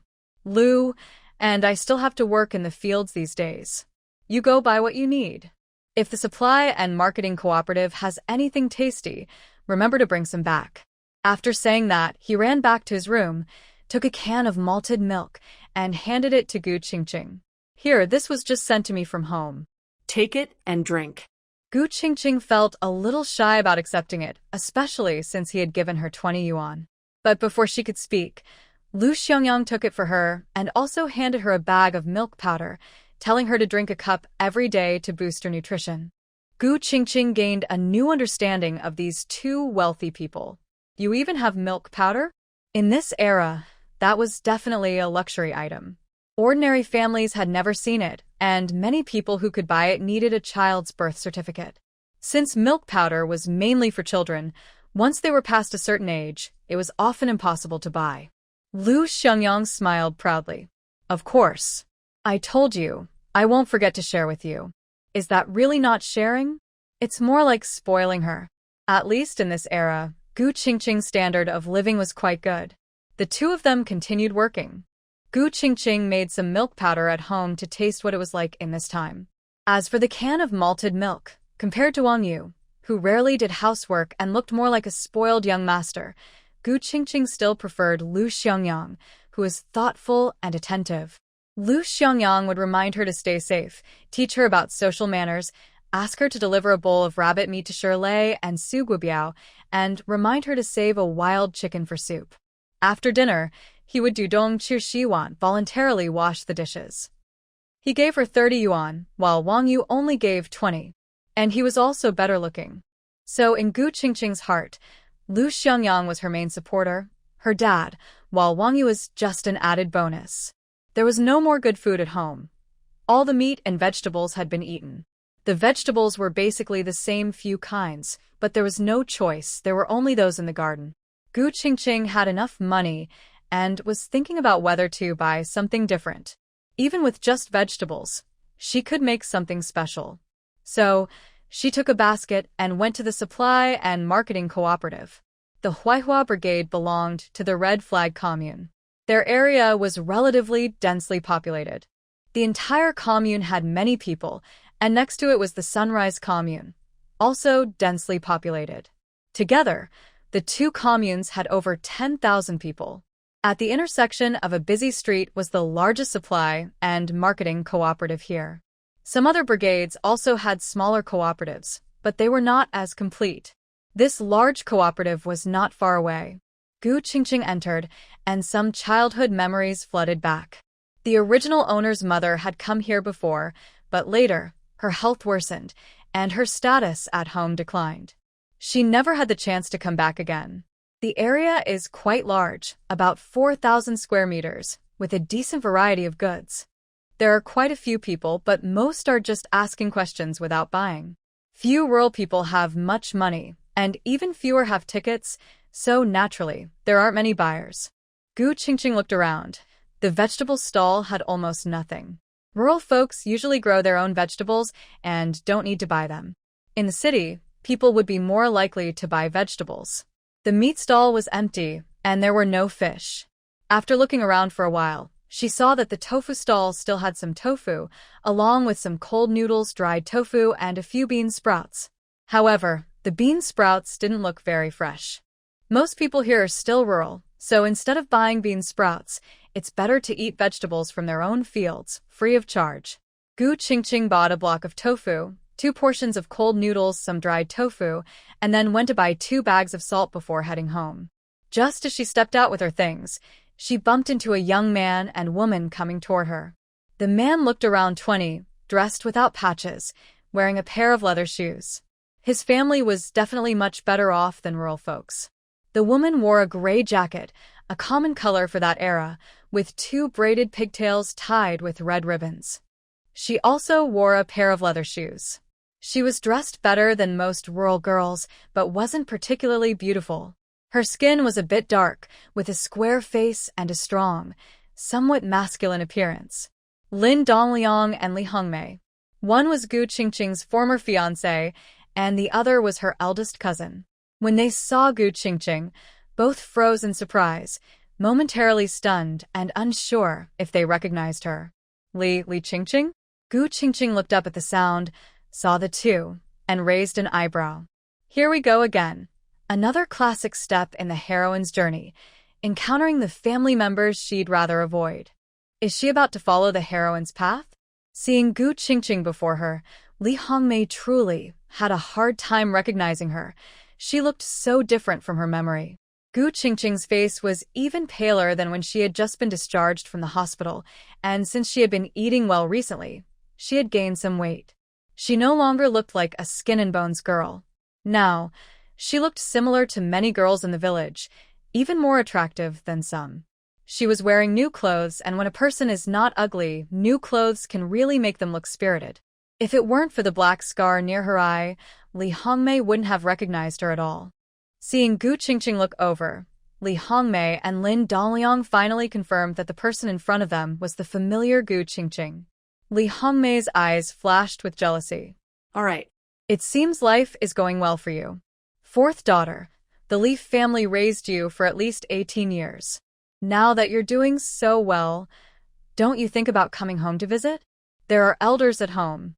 Don't you want to show respect and filial piety? Gu Qingqing smiled slightly. My life is indeed good. He is quite wealthy. After all, not everyone can afford a 300 yuan bride price. She glanced at Lin Dongliang. At least, this guy definitely can't afford it. Liu Mei Shuka. She angrily said, if that's the case, why don't you go home and visit? Once you're married, you forget about respecting your elders? You look down on your elders. What's the difference between you and a traitor? Gu Qingqing looked at her with a bright smile. What, are you in a hurry to come and take advantage? When I was sold and the marriage was broken off, why didn't you think about being an elder? Shameless. For dealing with such a difficult person, Gu Qingqing didn't bother to be polite. If good manners were used on someone like her, she would think you're weak and easy to bully. So, Gu Qingqing started with a sharp tongue, taking the initiative. Why you? Li Hongmei was stunned. She never expected that the honest-looking Gu Qingqing would dare to curse her. Not many people in the Li family dared to do that. Seeing Li Hongmei's shocked expression, Gu Qingqing tilted her head and smiled sweetly, but her words were far from gentle. How about that? Did I hit the mark? Your Li family is shameless. Greedy for money. Even selling your own children. Such a heartless family, and you still have the nerve to talk to me about filial piety? Being shameless and so confident, it's truly eye-opening. Li Hongmei was stunned, unable to believe how different Gu Qingqing was from before. As the eldest granddaughter, she had always held a high status in the Li family, especially in front of her younger sisters. Now, being scolded like this by Gu Qingqing, she couldn't accept it. She immediately wanted to teach Gu Qingqing a lesson. That brat, daring to curse your sister. If I haven't disciplined you for a while, you forget your place? Come here. She reached out to grab Gu Qingqing's hair. Gu Qingqing knew how quarrelsome women fought. After all, she had come from a rural family full of difficult people in her previous life. Her own family was full of such troublemakers. She absolutely didn't want to fight this woman. What should she do if the tofu in the basket cools and breaks? She was mentally prepared and quickly grabbed Li Hongmei's hand, pulling it firmly along her strength. Unprepared, Li Hongmei staggered several steps and bent over as Gu Qingqing pulled her down. Gu Qingqing stepped on a pile of dog nearby and wiped her foot on Li Hongmei's clothes. Here's a pile of dog for you. Smell you to death. Li Hongmei was stunned and hadn't regained her balance when she saw Gu Qingqing's foot wiping over her clothes, leaving dirt from her chest to the hem. Ah! A sharp scream rang out. If a girl wearing clean clothes suddenly saw someone with a foot covered in dog wiping her clothes, what would her reaction be? Of course, she would instinctively step back. Gu Qingqing knew she would react this way. She pushed her wrist hard and pushed her back. Li Hongmei took 2 steps back and sat down the ground. After pushing her, Gu Qingqing ran away quickly. Behind her, Li Hongmei's angry screams grew louder, almost breaking her voice, mixed with insults and curses directed at Gu Qingqing. Gu Qingqing didn't care at all. She kept running fast, laughing loudly as she went. Haha, this is so satisfying. She ran far away, feeling no one was chasing her. Only then did she hide behind a wall and look back. Li Hongmei really didn't chase her. She had fallen to the ground, and by the time she got up, Gu Qingqing was already far away. With so many people at the supply and marketing cooperative's entrance, her screams attracted quite a crowd. She had only taken a few steps after Gu Qingqing before feeling frustrated and ran back home. She was too ashamed to face anyone. Gu Qingqing chuckled again, carrying a small basket, skipping happily toward home. Ah! Life in the countryside of the 1970s was still quite fun. No fast-paced life, no annoying traffic jams.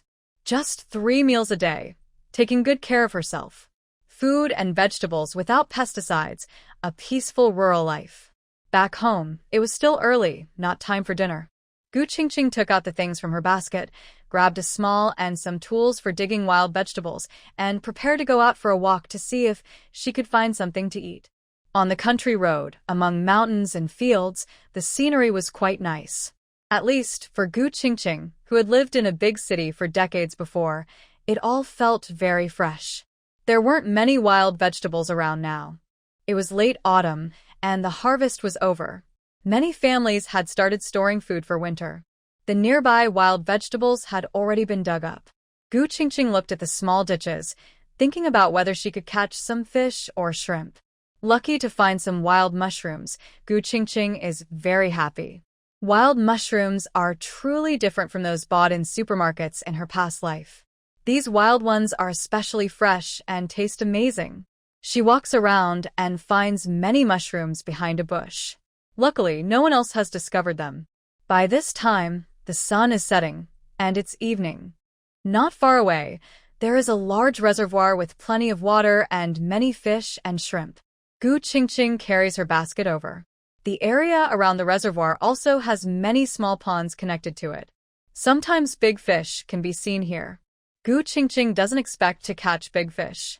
She notices some shrimp on the water plants, some of them quite large. Steamed shrimp would be delicious.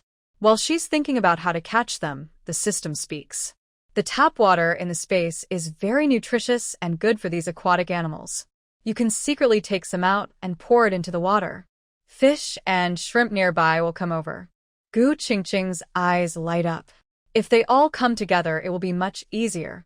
There are no people nearby, and the crowd is still working about 200 meters away. No one will notice if she secretly takes some water. She carefully scoops a little tap water into her hands and then gently pours it into the water near the shore. Both waters are colorless and tasteless, so there's no obvious difference. She waits a moment and soon sees some small river shrimp coming over from a distance. Gradually, a lot of river shrimp gather in this small area in front of her. Gu Qingqing is happy and takes the small bamboo basket from her basket. The basket is about the size of a sewing basket, woven from bamboo. She slowly places it into the water.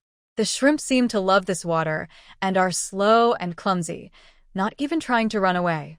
Gu Qingqing quickly lifts the basket and looks at the small bowl of shrimp inside, feeling very happy. She puts the shrimp into her basket and moves to another spot to continue fishing. This time, she doesn't use tap water from the space. She just pretends to fish in the grass near the water, doing it for show. There are people working nearby, so she can't act too obviously. After a while, she'll say she was lucky to catch some. Since it's evening, many small fish and shrimp will come to the surface and rest on the water plants. She keeps changing spots. Most of her small baskets are empty, and she only adds a little tap water now and then to attract a few small shrimp. When they come, she quickly puts them into her basket. Not far away, the workers were busy, and Wang Yu and Lu Xiangyang were among them. Wang Yu saw Gu Qingqing and was surprised. Hey, Is that your little sister? What is she doing?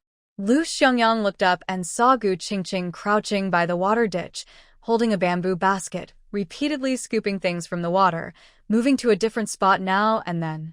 Shirley saw this and casually said, "Looks like she's catching fish and shrimp. Maybe there's some water grass or something inside." Wang Yu immediately laughed. "That little sister is out here looking for food for us. How could she possibly catch anything like that?" Just as Wang Yu finished speaking, he saw Gu Qingqing pour something into her basket and tap it a few times. "No way. Did she really catch something?" Wang Yu shouted, "Gu Qingqing, what are you catching?" Gu Qingqing was surprised. "Isn't that Wang Yu's voice?" She turned around and looked toward the work area. Wang Yu waved at her immediately. "Over here. What are you doing?" Gu Qingqing saw that not only Wang Yu was there, but Lu Xiangyang and Shirley were also present.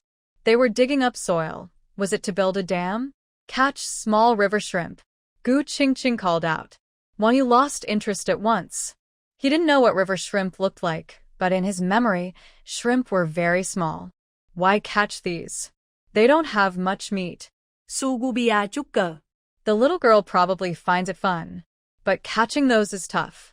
Sometimes in the evening, you can see some floating on the surface, but they're hard to catch and not tasty. People in this era rarely ate fish or shrimp, especially small ones. A bit of fish was an exception. People ate big fish, but small ones were not popular. Lots of bones, greasy, and with a fishy smell. Nowadays, loaches and eels are everywhere in the ditches and rice paddies, but hardly anyone eats them. They think they taste earthy and are not delicious. Their favorite was pork. Gu Qingqing kept fishing, moving back and forth for about 40 minutes. She caught around 3 jin, about 1.5 kilograms, which seemed enough. Catching too much would be a bit excessive. On her last attempt, she added a little more tap water. Nearby was a small outlet close to the reservoir, where she waited quietly to see if bigger fish would come. After a while, she saw what was coming, and her scalp went numb. What the heck? Isn't this a reservoir? Shouldn't there be fish? Why is it eels? This soft-bodied creature made Gu Qingqing's skin crawl. There are many water plants and accumulated mud here, which is why there are eels. Looking at the things in the water, Gu Qingqing was scared, but she wanted to eat. The eels look scary, but they are definitely delicious, so Gu Qingqing didn't want to give up. She took out 2 small river shrimps from the basket, peeled them, and threw them into the water. The eels immediately came to bite. She wouldn't dare use a small basket, so she dumped all the mushrooms and river shrimps from the basket onto the ground. Holding the basket, she prepared herself and suddenly plunged her hand into the water. With a strong pull, she scooped up water, eels, and some shrimps all at once, then threw everything onto the shore, even throwing the basket far away. After throwing the basket ashore, Gu Qingqing immediately stood up and took a few steps back, retreating in the opposite direction of the eels, as if afraid of being bitten. This was just a natural instinct. Eels are usually hard to catch, and they're easier to catch at night. Who would have thought she would encounter them at dusk? Is she lucky? She caught 3 eels, 2 big ones and 1 small. The big ones were about half a meter long and quite thick. Now, they were rolling on the grass, looking fierce. Gu Qingqing didn't dare to grab them, afraid they might jump back into the water. She quickly picked up a stick and pushed them away from the water source. After moving all 3 to the dry land a bit farther away, she looked at the 3 plump eels covered in grass and mud, twisting their soft bodies. She felt goosebumps all over and didn't dare to touch them. Seeing her throw the basket onto the shore, Lu Xiangyang frowned, and Wang Yu also noticed. What's going on there? Just then, Gu Qingqing ran over. Lu Xiangyang, brother Lu. Lu Xiangyang threw the tools in his hand to Wang Yu. I'll go check. People around, seeing this, immediately recognized who the girl was. Is that Li Qingqing? She doesn't look like her at all. Besides Lu Xiangyang, who else would be with her? Is she too far away? I think that girl looks quite pretty. A well-informed chubby ant explained. That's Li Qingqing. I saw her a couple of days ago. At first, I didn't dare to recognize her. She gained some weight, looks much fairer, and is wearing new clothes. It's clear Lu Jiqing didn't treat her badly. She's just a young girl. After a good meal, she's definitely different from someone who's always hungry. Wow. I heard Lu Jiqing is quite wealthy. Looks like Li Qingqing is going to enjoy a good life. Everyone around chuckled, that's right. Many young girls are watching Lu Jiqing. I think old Li's family isn't fair to Li Qingqing, but sending her to Lu Jiqing was a good decision. Ha ha ha. Everyone joked and laughed. Some girls in the crowd were working, and those interested in Lu Xiangyang were very annoyed. Meanwhile, Lu Xiangyang ran over. What's wrong? Gu Qingqing took him to see the yellow eels. The 3 eels were still wriggling fiercely in the muddy ground, looking quite scary. Gu Qingqing pointed at the eels. I don't dare to catch them.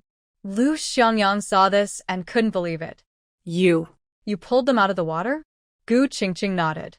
I just happened to see them and tried, but I didn't dare to catch them. She was afraid, but Lu Xiangyang dared. These are good things, and he definitely wouldn't let them go. But there were no tools here, no basin or bucket. Lu Xiangyang asked, do you have any rope? Gu Qingqing shook her head. Lu Xiangyang stepped on one of the eels and took a thin rope from his pocket. It was thinner than shoelaces. He tied it around the eel's head. Gu Qingqing was shocked. Eels could be? That was strange. All three were and carried like a string of fish, but the eels were still alive, their bodies moving. Gu Qingqing still didn't dare to touch them. A young girl of 18 in the countryside could get married, but Gu Qingqing, who was hungry and cold, looked like a girl of 13 or 14. She stood there, scared. Seeing her face, Lu Xiangyang smiled. I'll finish work soon. Today I finish early, so I can take these home. They won't die anytime soon. He was tall, standing on the dam of the reservoir, smiling deeply, his voice warm and relaxed. He had just done physical work. Sweat covered his head, and his wheat-colored skin shone in the sunset.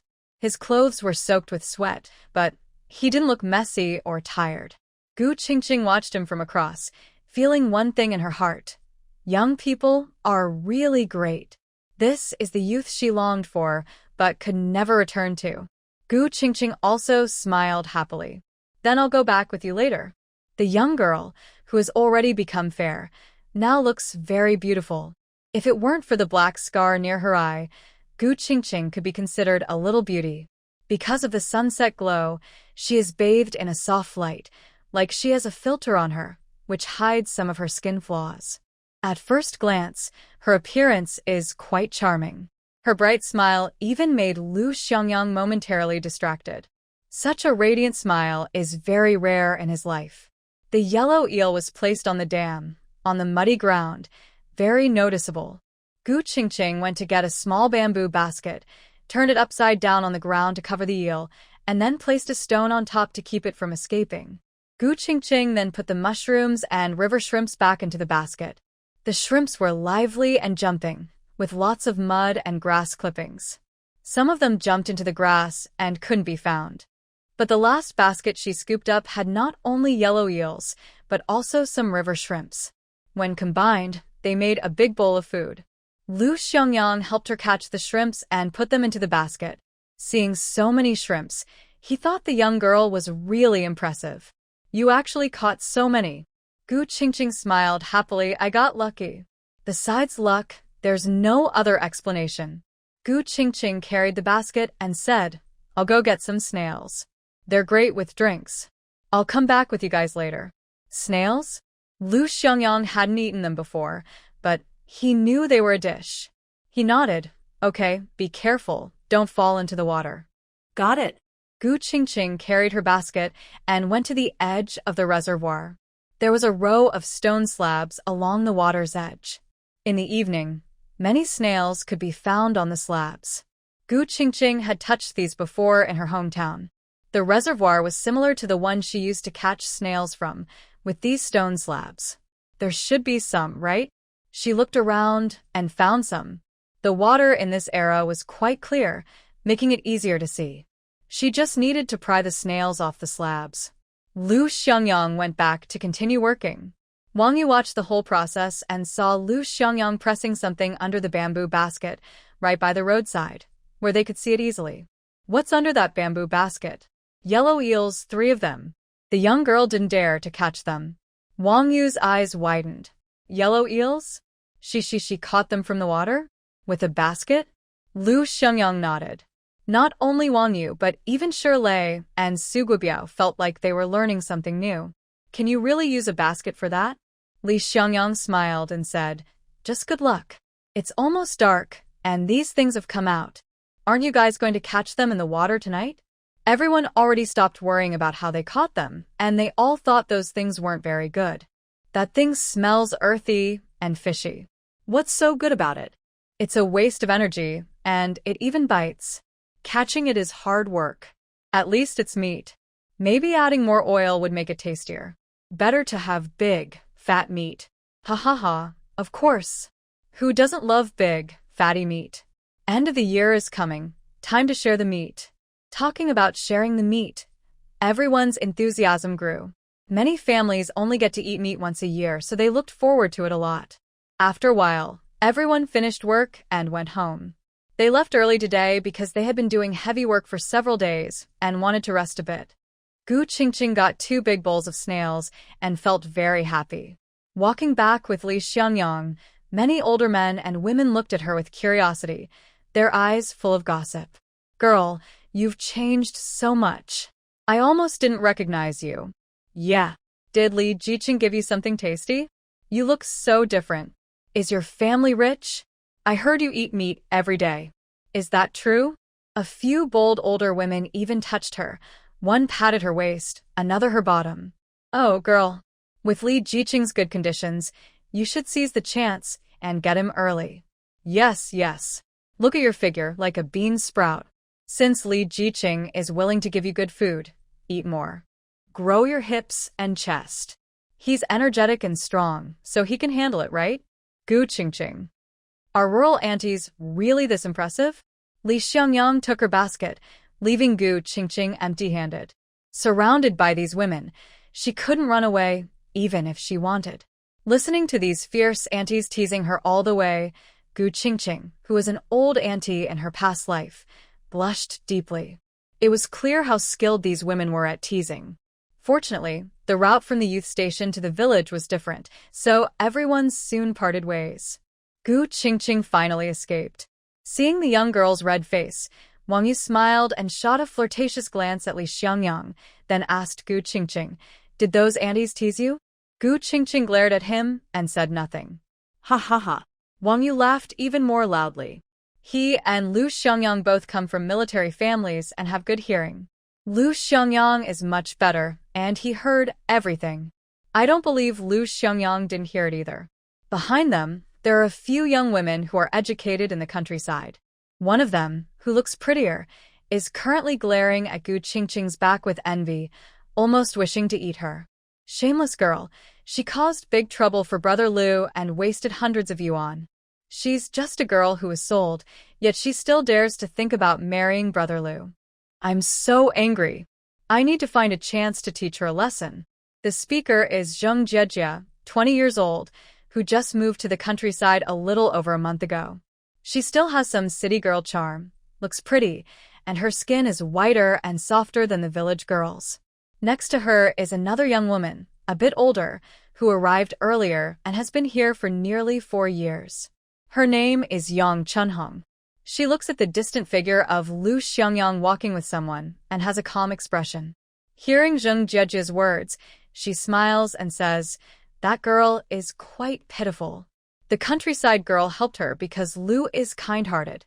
She was born in a poor family, so she probably won't be able to marry Lu. Zheng Jiejia immediately replies, "That's impossible. She doesn't deserve Brother Lu." Yang Chunhong smiles and says, "Not necessarily. Right now, she is officially married to Lu. Lu is well off and is taking good care of her. Look how much she's changed in such a short time. With more time, she might become even more beautiful. Maybe Lu will accept her then." "No way!" Zheng Jiejia exclaims angrily. What these people are saying, Gu Qingqing doesn't know. When they return to the educated youth station, inside, a young woman is washing vegetables by the well. Seeing Gu Qingqing, she immediately says, "Gu Qingqing, it's good you weren't home. Be careful these days. The Leaf family came looking for you. All aggressive, saying they want to beat you up." Gu Qingqing is surprised and raises an eyebrow. "How many people came?" "Several, mostly women and 2 young boys, probably your brothers. I know Li Hongmei. She and her mother are here. They said you hit your older cousin and dirted her clothes, and that you tried to the future brother-in-law. They want to teach you a good lesson." This young woman is Song Meng, only 16 years old. Because she's young, she can't do heavy work. She also helped with the dam repair before, but her patience couldn't match that of the men and older young women. So, the team leader told her to rest today.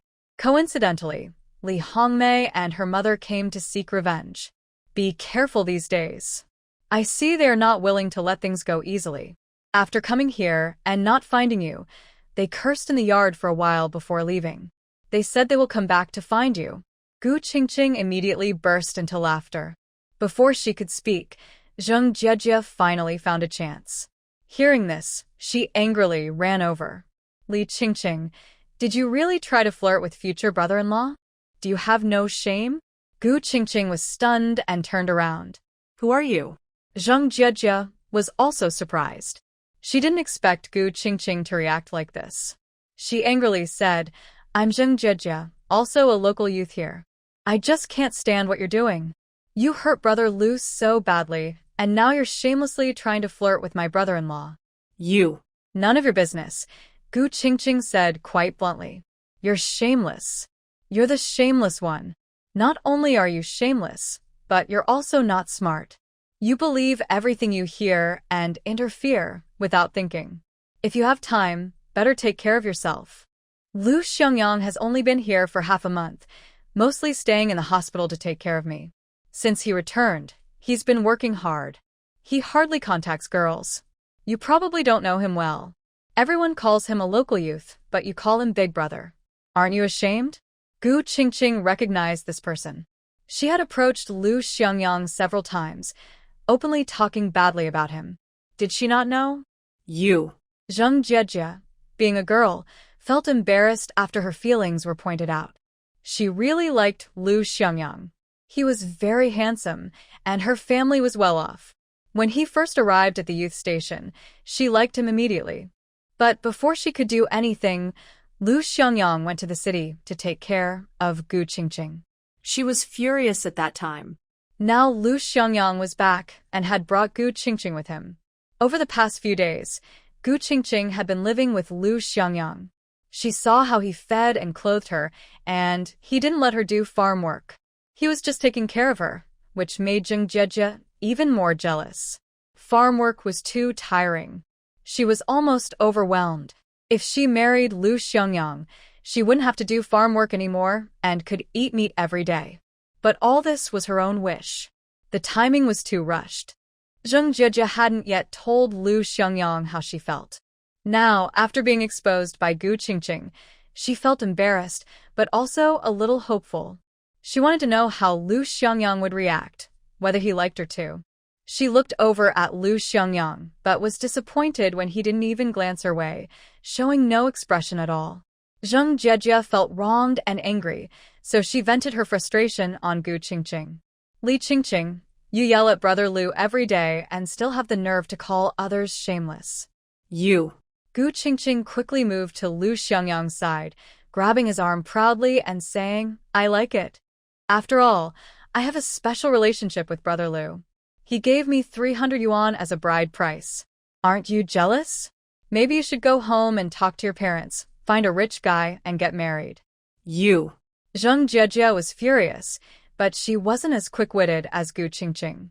No matter how much she argued, she only had a few bad ideas. She was mean and spiteful, but her vocabulary was limited.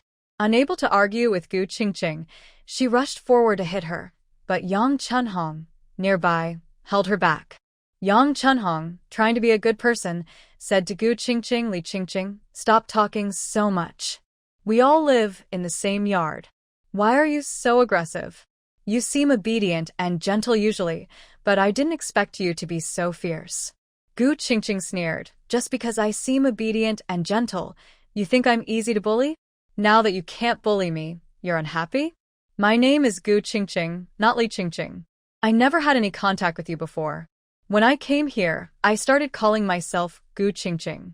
Why do you all keep calling me Li Qingqing? Don't tell me, it's just habit. I didn't know you before. As for some people's little schemes, stop dreaming. With your limited intelligence, you should go bother others. Stay away from Brother Lu. Zheng Jiejie was furious. She never really paid attention to Gu Qingqing. She was an unwanted orphan girl.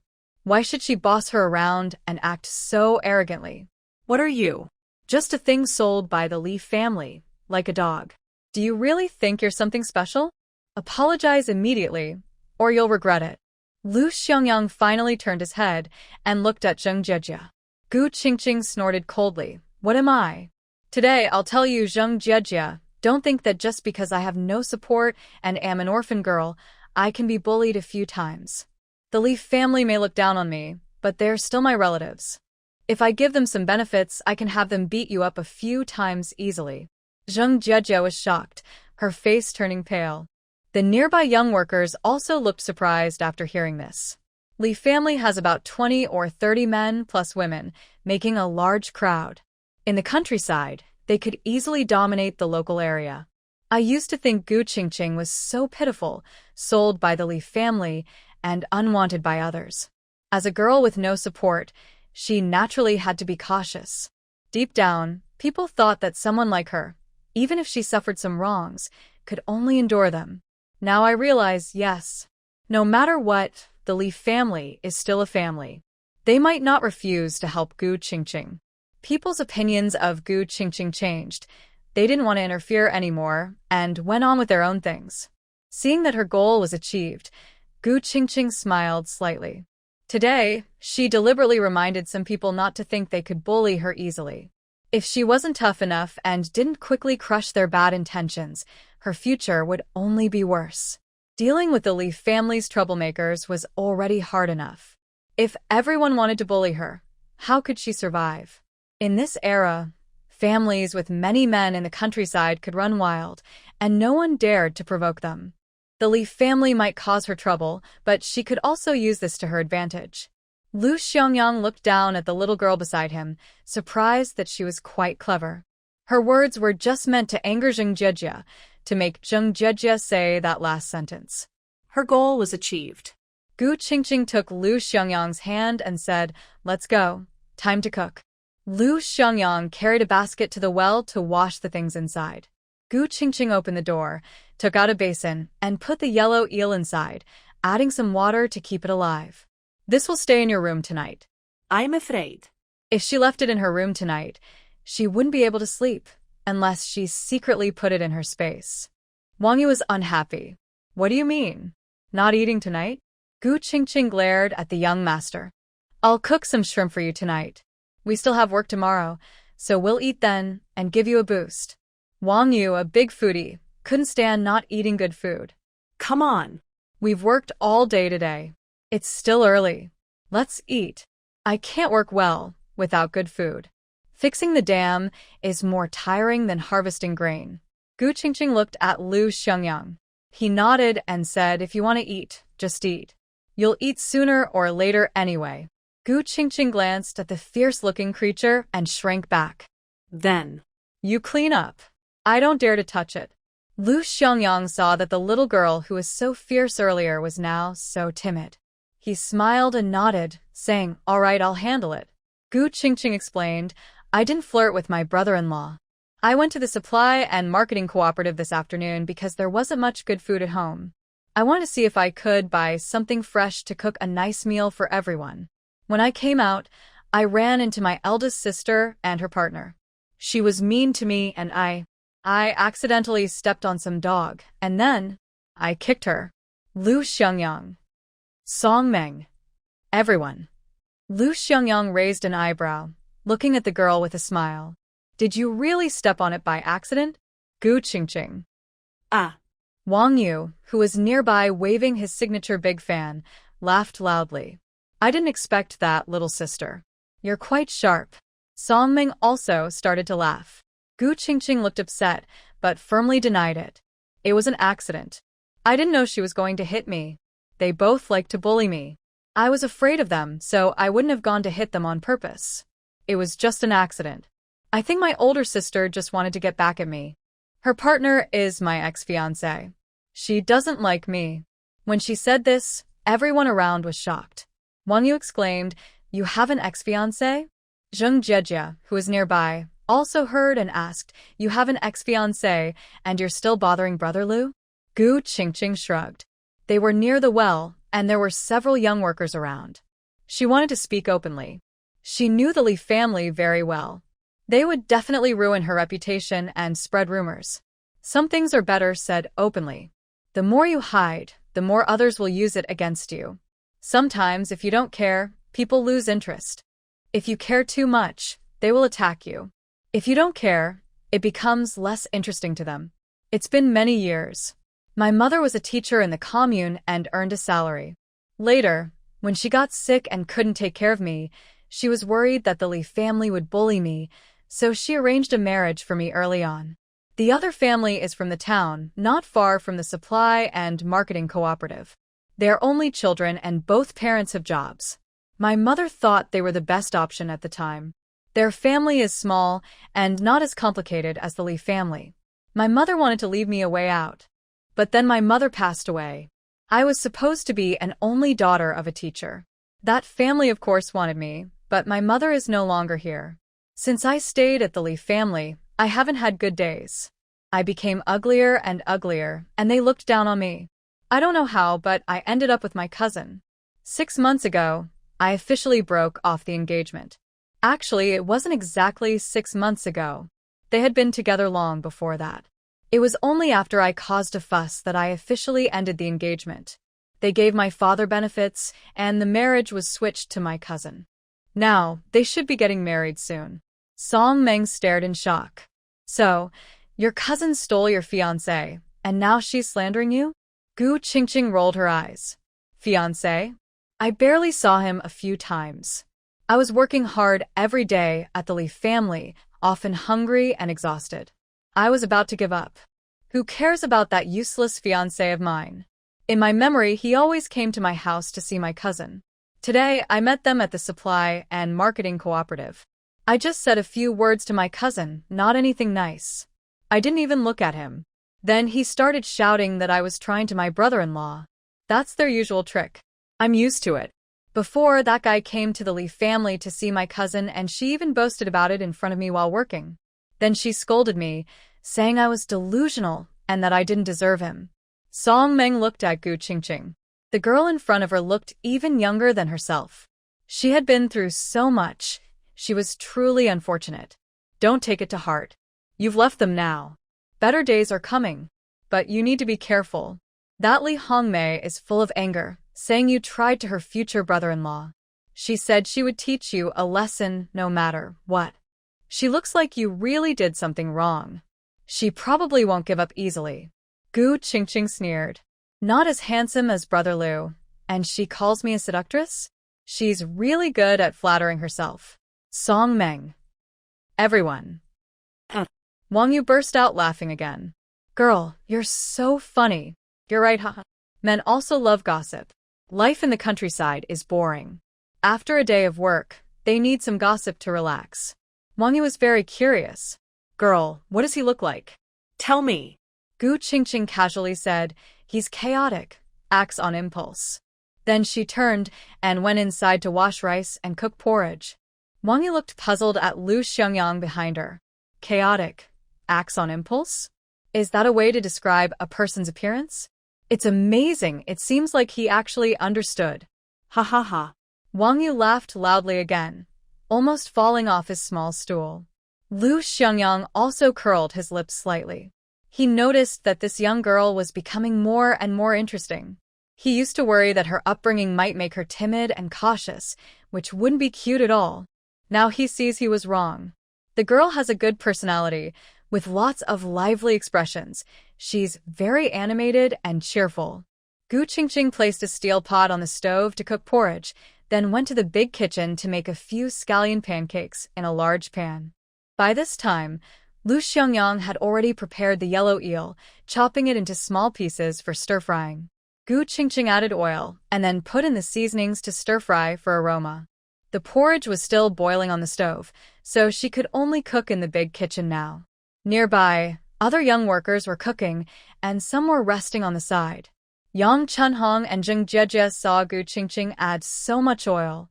Yang Chunhong frowned and glanced at Zheng Jiejie, but didn't say anything. Her silence didn't stop Zheng Jiejie from scolding Gu Qingqing immediately. Why did you add so much oil? Is this how you usually cook? Brother Liu works so hard every day earning money, and you ruin it like this? Gu Qingqing was speechless. I didn't ruin your family stuff, so why do you care so much? Zheng Jiejie snapped. Wastefulness is shameful. There are so many people in the village who rarely get any oil or water. Brother Liu works so hard every day, and there are many people in the village who are worse off than you. Why don't you go help them? If you're so kind, maybe cut back on your snow cream and save the money to buy food for those children who can't eat enough. Zheng Jiejie was surprised that Gu Qingqing, a young girl from the countryside, was so sharp-tongued. Gu Qingqing coldly replied, yellow eel isn't something you eat every day. It's not tasty without oil.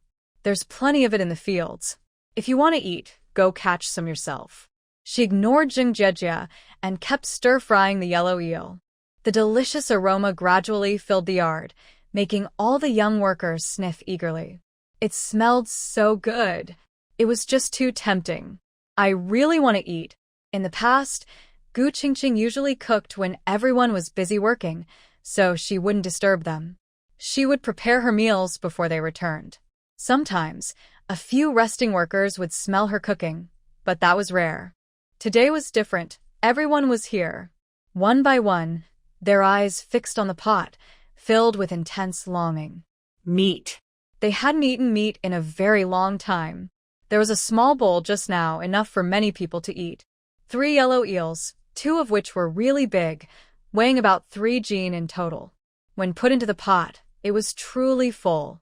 Gu Qingqing knew these people were craving it, so she stirred for a while and then covered the pot. Brother Lu, watch out so it doesn't burn dry. I'm going to pick some vegetables. Lu Xiangyang looked at the fire, while Wang Yu sat calmly on the side, fanning himself with a large palm leaf. The person who was just about to get excited suddenly calmed down. If it were Gu Qingqing, a girl with a shy face, they might try to ask for some and not be refused. But Lu Xiangyang was different. They didn't know him well, and he often kept a cold face. He came from a good family, and he looked like someone not to be messed with. Gu Qingqing carried a big basket and went to the backyard to pick a full basket of green beans and several eggplants. She struggled to carry them back with both hands. Seeing Shirley and Su Guobiao washing clothes by the well, Gu Qingqing remembered something.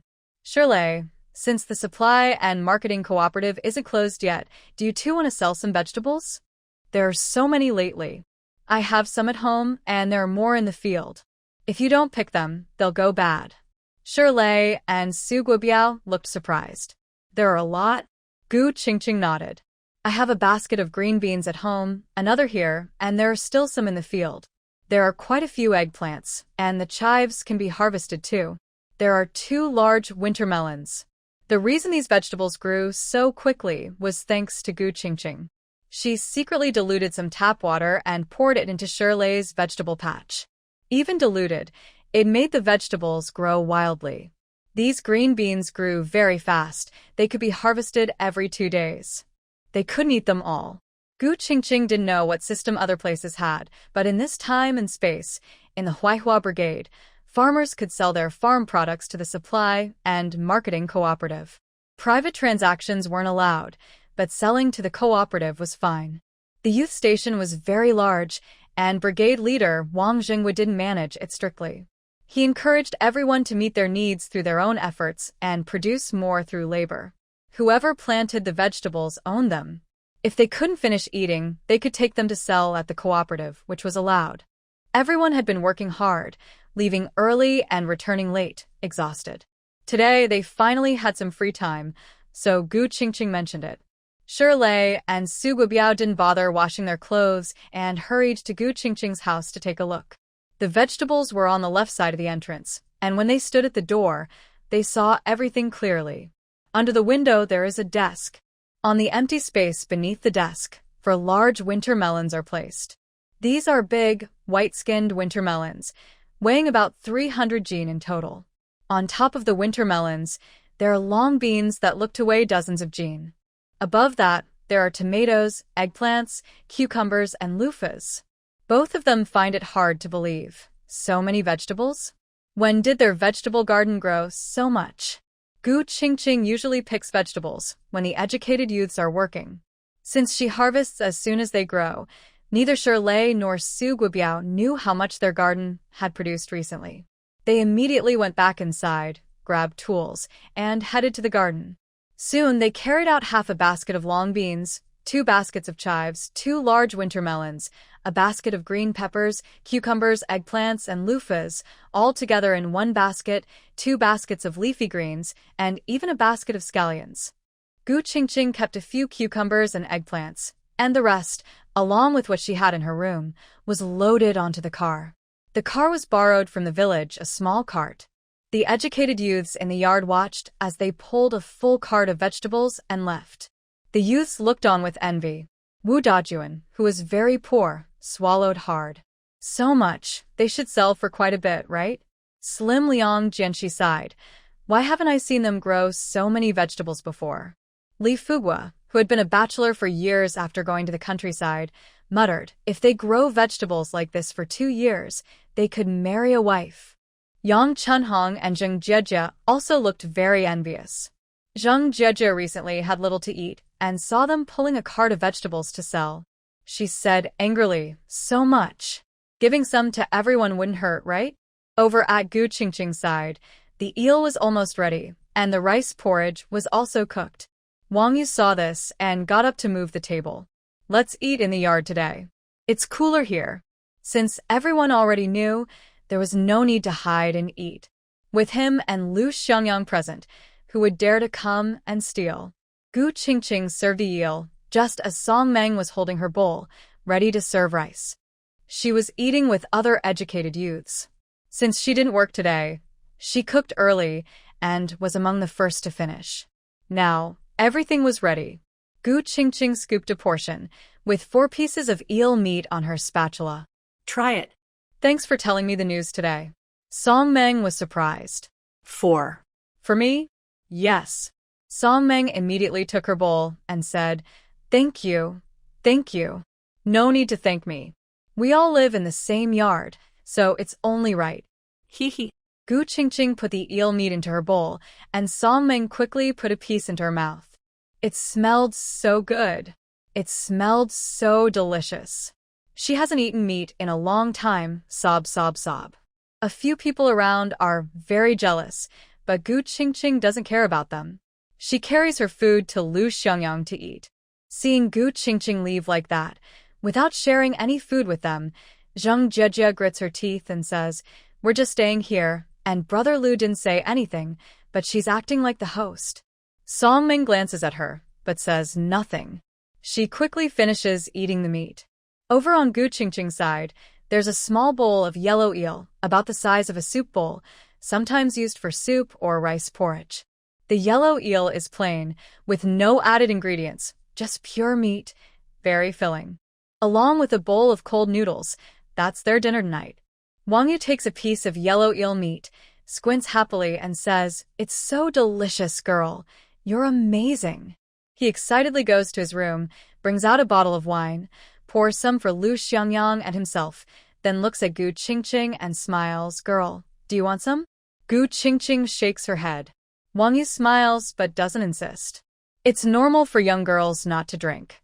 They sit and enjoy some wine, eating large bowls of yellow eel, feeling very happy. Shirley and Su Guobiao only come back at nightfall, both smiling happily. Even though they only earned 4 yuan and 50 cents, they are still very pleased. They come over to return the basket to Gu Qingqing. Gu Qingqing smiles and hands them a bowl of yellow eel meat, which she had kept just for this moment. In a few days, I plan to make some pickled vegetables. Shirley pauses, then laughs. Go ahead and pickle them. We need to do the same, or we won't have enough food in the winter. Both of them are firmly committed to sticking close to Wang Yu and Lu Xiangyang. They've followed Wang Yu for 2 years, and he has never let them down. Now Lu Xiangyang is even more generous than Wang Yu. Look, here comes the benefit. He gave them a bowl of meat. Shirley happily accepts it and thanks him. The vegetables are grown in the field, and Gu Qingqing can take what she needs. Their own vegetable patch hasn't produced as much before, and they even suspected that others might have stolen some when they weren't around. This year, because Gu Qingqing isn't working, they've managed to keep a lot of vegetables. Recently, they've been very busy and haven't had time to tend the garden, but surprisingly, there are no weeds in their vegetable patch, unlike others which are overgrown. It must be because Gu Qingqing regularly takes care of it. The sky has darkened, and after taking a bath, everyone gradually went to sleep. Wang Yu ate too much and was fanning himself in the yard to digest, then went to bed after a while. In the yard, only Shirley and Su Guobiao were cooking in the dark. Gu Qingqing saw that most people had gone to sleep, so she turned off the light and also went to bed. Yes, her room is equipped with electric lights. Getting electricity in this era is quite a rare achievement. After locking the doors and windows, Gu Qingqing entered her space. In recent days, she rarely entered the space during the day, usually only at night when everyone was asleep, which felt safer. Over the past few days, many things had grown in her space. The growth was surprisingly fast, which made Gu Qingqing very happy. In just a few days, the small greens could be eaten, the fruit trees had sprouted and blossomed, and small fruits had already appeared, just waiting to ripen. Cucumbers, eggplants, and other vegetables were also growing well, and the sweet potato vines had become very long. Yes, she, who doesn't know farming, had planted many sweet potatoes now. She stored a lot of sweet potato seedlings in her space. These were bought when she was stockpiling supplies, because many people ate sweet potatoes in this era. She saw some in the countryside, and bought a bunch, even the seedlings. No wonder the system favored her as a hard-working laborer. She was so dedicated and thoughtful. A year before her crossing, a space suddenly appeared, and she often dreamed of life in the 1960s and 70s. As someone who had to rely on herself since childhood, she lacked a sense of security, so she prepared thoroughly in all aspects of life. Sweet potato seedlings in the countryside were very cheap.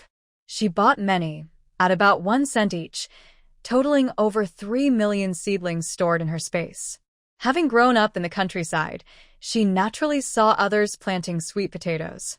She learned to organize the land into rows, dug pits, and planted the seedlings. Now the plants were thriving very well. She also checked her wheat field. Because the soil here was fertile and easy to grow in, she relaxed her standards when tending the land. She simply scattered the wheat seeds and used a rake to lightly turn the soil over a few times. The wheat she planted first had already sprouted ears, and in a few days, it should be ready to harvest. Next, Gu Qingqing went to work on her rice paddies. One small rice had already been planted with seedlings, and they had taken root and were growing steadily. This area is only 2 meters wide and 3 meters long. Since rice fields need water storage, they must have dikes. Gu Qingqing doesn't know much about these things, so she first made a small test. She found that it could really hold water, and the rice seedlings could survive when planted. She felt relieved. Thanks to the good environment in this space, even someone who doesn't do much farming like her can become a good farmer. Right now, she is organizing a large water field. The soil in the middle has already been loosened, mostly by machines. She doesn't have enough strength to do it all by hand, so she has various farming machines in her space. There are plowing machines, harvesters, and even rice planting machines. Oh, and she also has rice seedlings. Thinking about this, Gu Qingqing once again feels proud. She really is a hardworking person. Who else in the 1970s space would stockpile rice seedlings besides her? If the system doesn't choose her, it would be a shame. She has repaired about 10 meters of dikes. Gu Qingqing is tired now. She went to sow some wheat, vegetables, and radishes. Then she returned to her small building to rest. She prepared hot water with a little milk, took a milk bath, applied a face mask, and carefully took care of her skin. The path to becoming more beautiful must continue. After finishing these routines, it was already 11 p.m. Looking at herself in the mirror, her skin was getting better and better. The black scar at the corner of her eye was gradually healing. The skin around the scar was peeling, and new, tender skin was growing underneath. Once it fully heals, the black scar should disappear. She returned to the first-floor control station and checked her food delivery shop. Her current balance was 13,000 yuan. She had listed 300 servings of lemon boneless chicken feet, all sold out now, earning less than 9,000 yuan. The remaining money was earned from her recent takeout sales. Because the system doesn't like her stockpiling modern grains and prefers natural, pollution-free food, her earnings have been slow these days. Most of her income comes from fish from the river. In the initial stage, the river in her space has fish and shrimp. It's very natural, definitely not artificially farmed. As long as she can catch them and cook them into dishes for sale, it won't affect her early points. So, she has been catching and selling some fish and shrimp these days. All the dishes in her shop are sold out now. Many customers left messages asking her to restock, including many wanting chicken feet. But Gu Qingqing is currently focusing most of her energy on farming. The food produced in her space is the key to making good money, so she is prioritizing farming first. For example, those wheat and rice, and the many power outlets in the first floor of the small building are mainly for her cooking. Her space stores many rice cookers, steamers, and various ovens. If her space produced grains, she could quickly make lots of steamed buns and cook several large pots of rice. She also has a large oven with many layers, capable of baking hundreds of corn and sweet potatoes at once. Products like these, which can be produced in large quantities without much physical effort, are the fastest way to make money. The rice and flour she stored in her pantry are modern, but because of too many pesticides, the system doesn't like them, so she can only grow her own crops. Looking at her balance of 13,000, Gu Qingqing wondered what she should buy. In the end, she spent 3,000 on a big chicken cage. The system also sells chicks, and she chose slightly larger ones, costing 3 yuan each. Gu Qingqing bought 1,000 chicks and put them in the cage to raise. When they grow up and start laying eggs, her chives in the vegetable garden will be ready to harvest, and she can make chive scrambled eggs. After placing food and water in the cage, Gu Qingqing went to sleep on the outside kong, a traditional heated bed. The next morning, Lu Xiangyang and the others still had work to do. Gu Qingqing woke early to prepare breakfast for them, using a few shrimp tails to add flavor, serving noodles. After eating, Gu Qingqing took a basket and was about to go with Lu Xiangyang. Lu Xiangyang asked, "Where are you going?" "Picking mushrooms and digging wild vegetables." "You're not fully recovered. Don't run around. The vegetables in the garden are enough." Gu Qingqing smiled and looked at Lu Xiangyang. "I'm just worried that my aunt and that older cousin might really come to trouble me. I can't beat them, so staying at home is more dangerous. If I go with you, I'll dig wild vegetables on the nearby hillside, hide from them for a few days. When they can't find me and calm down, I'll stay at home. If I encounter them again, I'll surprise attack them, then run away. A brave person doesn't suffer losses in front of their eyes." Lu Xiangyang. In her past life, Gu Qingqing was someone who climbed up from the bottom, experienced many hardships, and over time became very clear-minded. She learned to be open-minded, not acting impulsively or just venting emotions. When facing difficulties or people who want to hurt her, she generally isn't overly sentimental. She follows one rule. If she can fight, she fights. If she can't, she runs. Be strong when needed. Be cautious when necessary. A brave person doesn't suffer losses in front of their eyes. As long as the Green Mountains remain, she's not afraid of running out of firewood. Lu Xiangyang did not expect Gu Qingqing to casually reveal her little thoughts, even openly telling him that next time she would sneak attack again if she had the chance. She has always remembered their past grudge. But this did not affect her efforts to live her life well now. In that family environment, she seemed never to have been sad, nor did she pretend to be helpless or seek comfort in front of him. She didn't boast or hide anything. She was simple and straightforward. When faced with Zheng Jieji's attitude of looking down on others, she would also use her strength to fight back. A little mischievous, but very charming to him. Lu Xiangyang couldn't help but smile, reaching out his big hand to ruffle her fuzzy hair. This was the first time in all their time knowing each other that he did this. He also praised her smart. When you meet someone you can't beat, don't try to show off. Running away is the best choice. Run to me. Gu Qingqing's smile grew even brighter. When facing such a big boss, she definitely wanted to make him feel the joy of nurturing. Her little head rubbed against his palm, and she nodded repeatedly. Yes, yes, yes. With you here, no one can hurt me. TSK, TSK, TSK. Climbing up the stick, still not forgetting to flatter him a little. Lu Xiangyang thought this girl was really adorable and couldn't help but rub her head again. Then, he took her out together. Not long after they left, Aunt Li from the Li family and Li Hongmei really came again. Learning that Gu Qingqing had gone out early with Lu Xiangyang, Aunt Li was furious. Mother and daughter argued loudly in the yard, their words flying, until no one paid attention anymore, and they had to leave first.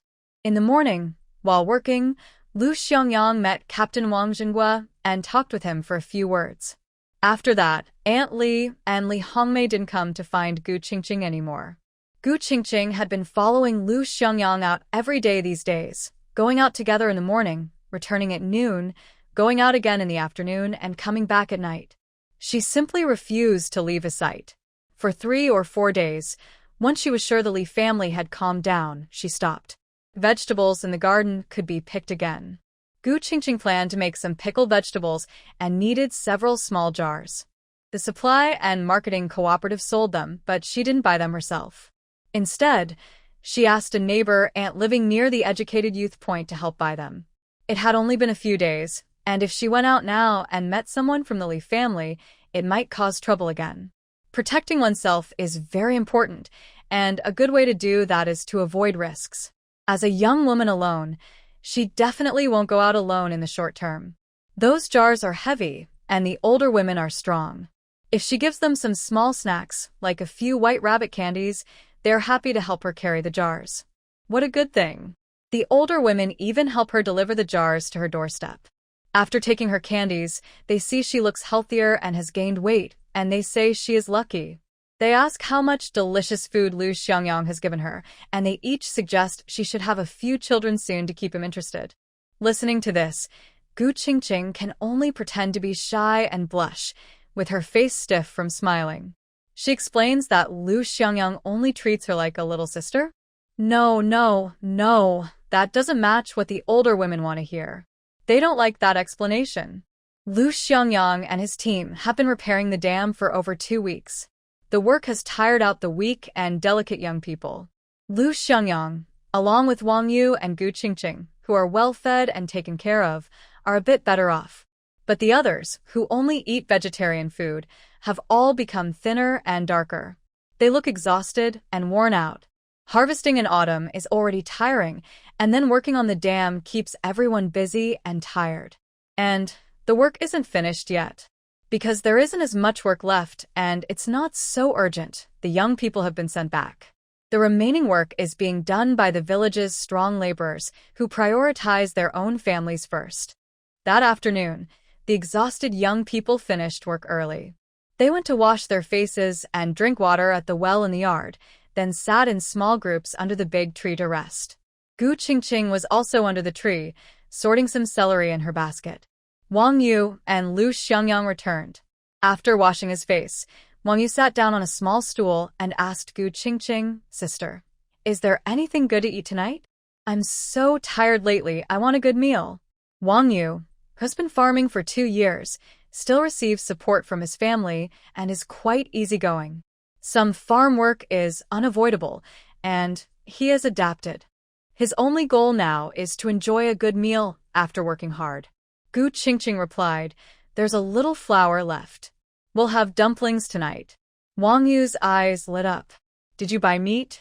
When he heard meat, everyone nearby looked over. Meat smells so good these days, it's hard to hide. Gu Qingqing nodded. "The commune brought some meat today.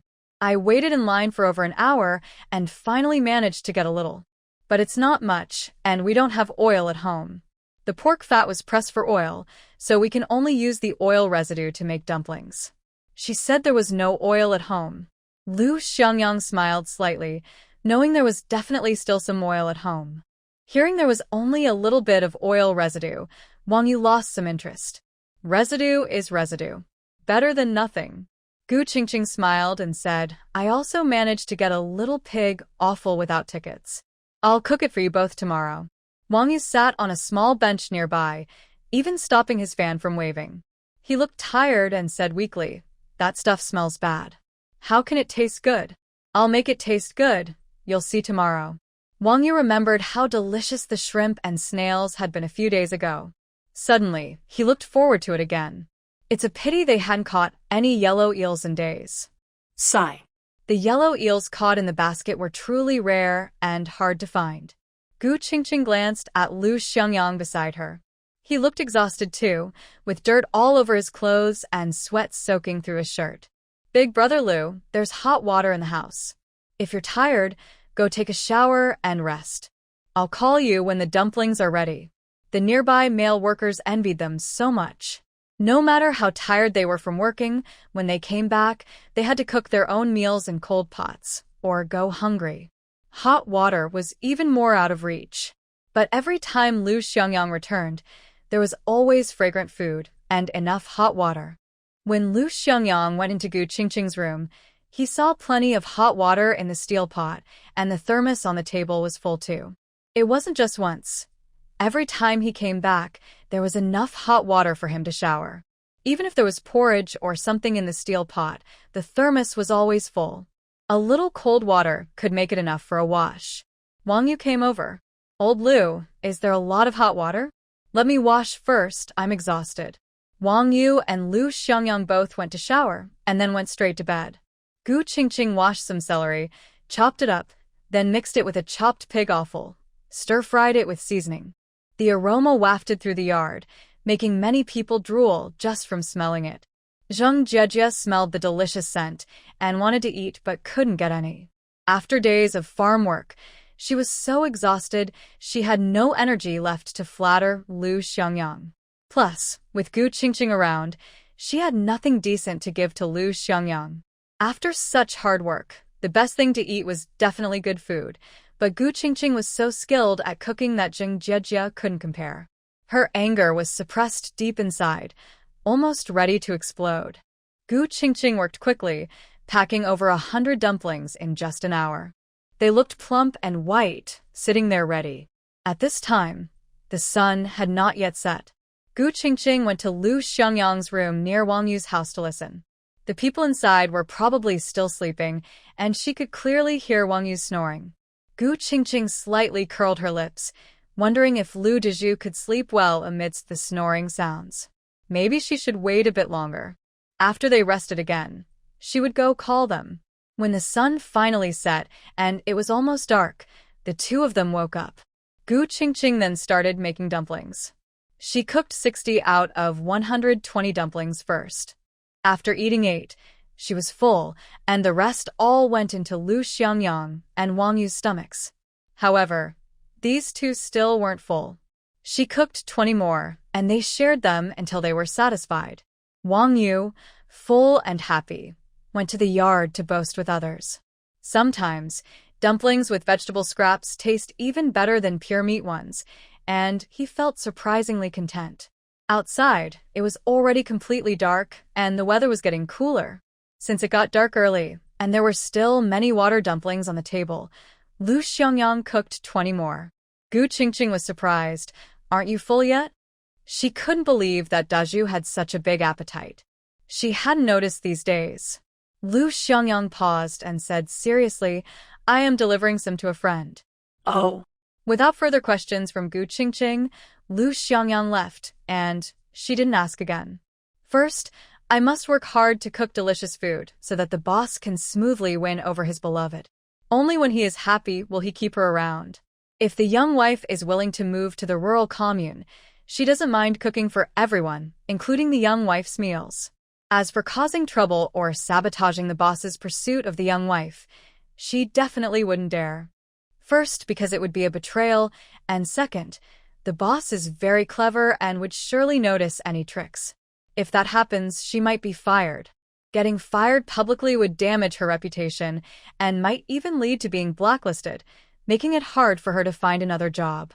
Yes, Gu Qingqing thinks that given her recent work performance, if Mr. Lu really no longer needs her, she might resign voluntarily to ease his worries. Maybe then she could switch to work for Wang Yu. After all, the young wife might not want to cook for Wang Yu, and even if she did, her cooking skills probably wouldn't be as good as hers.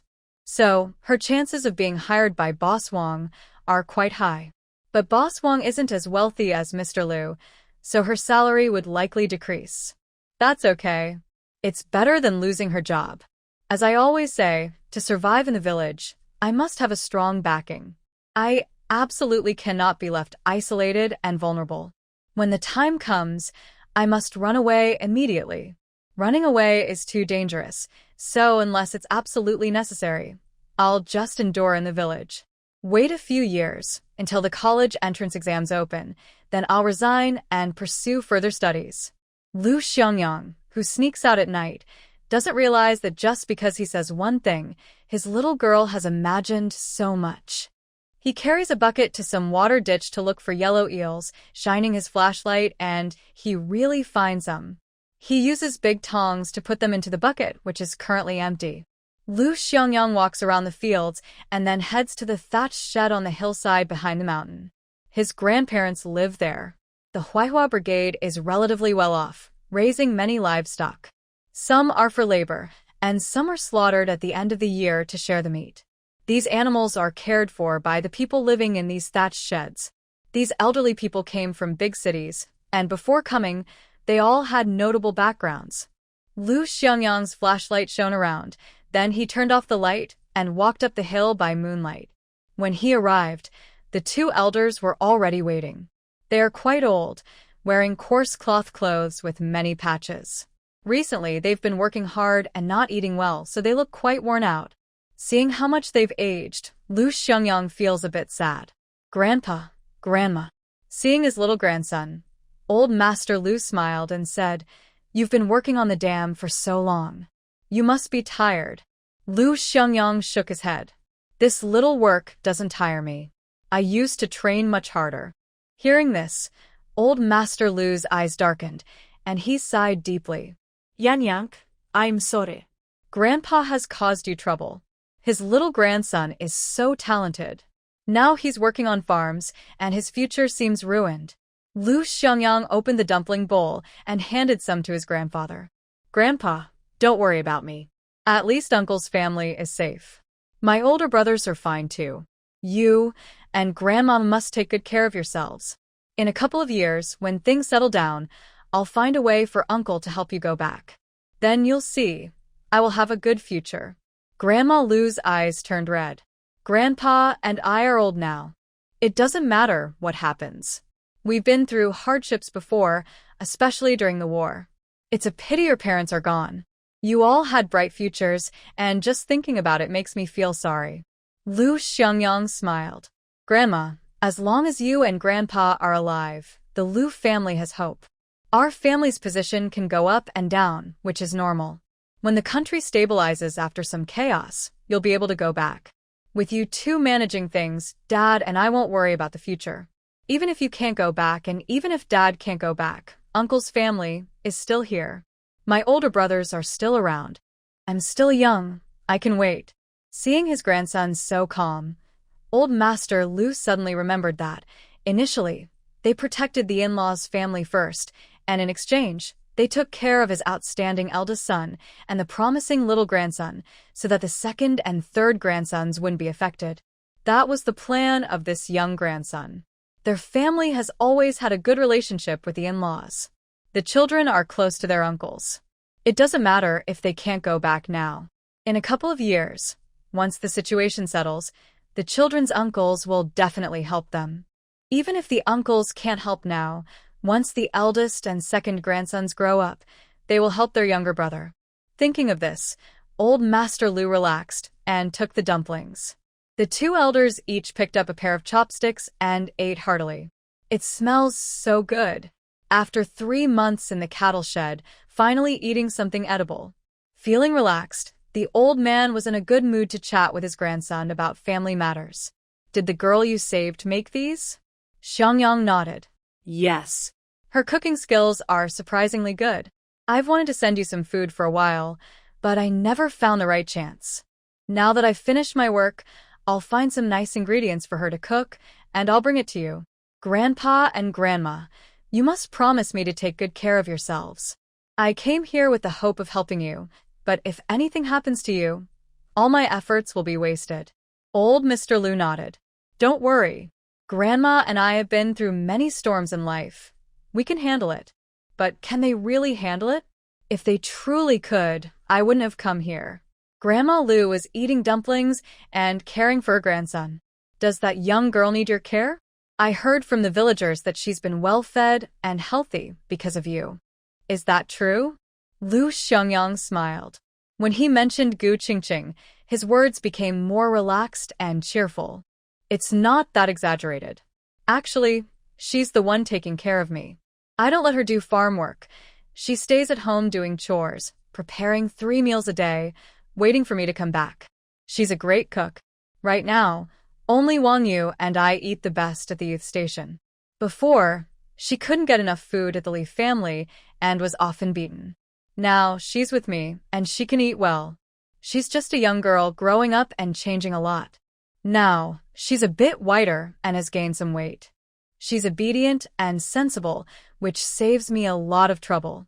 Other young people have to take turns cooking and boiling water after work, but I always have hot water and warm meals ready when I get home.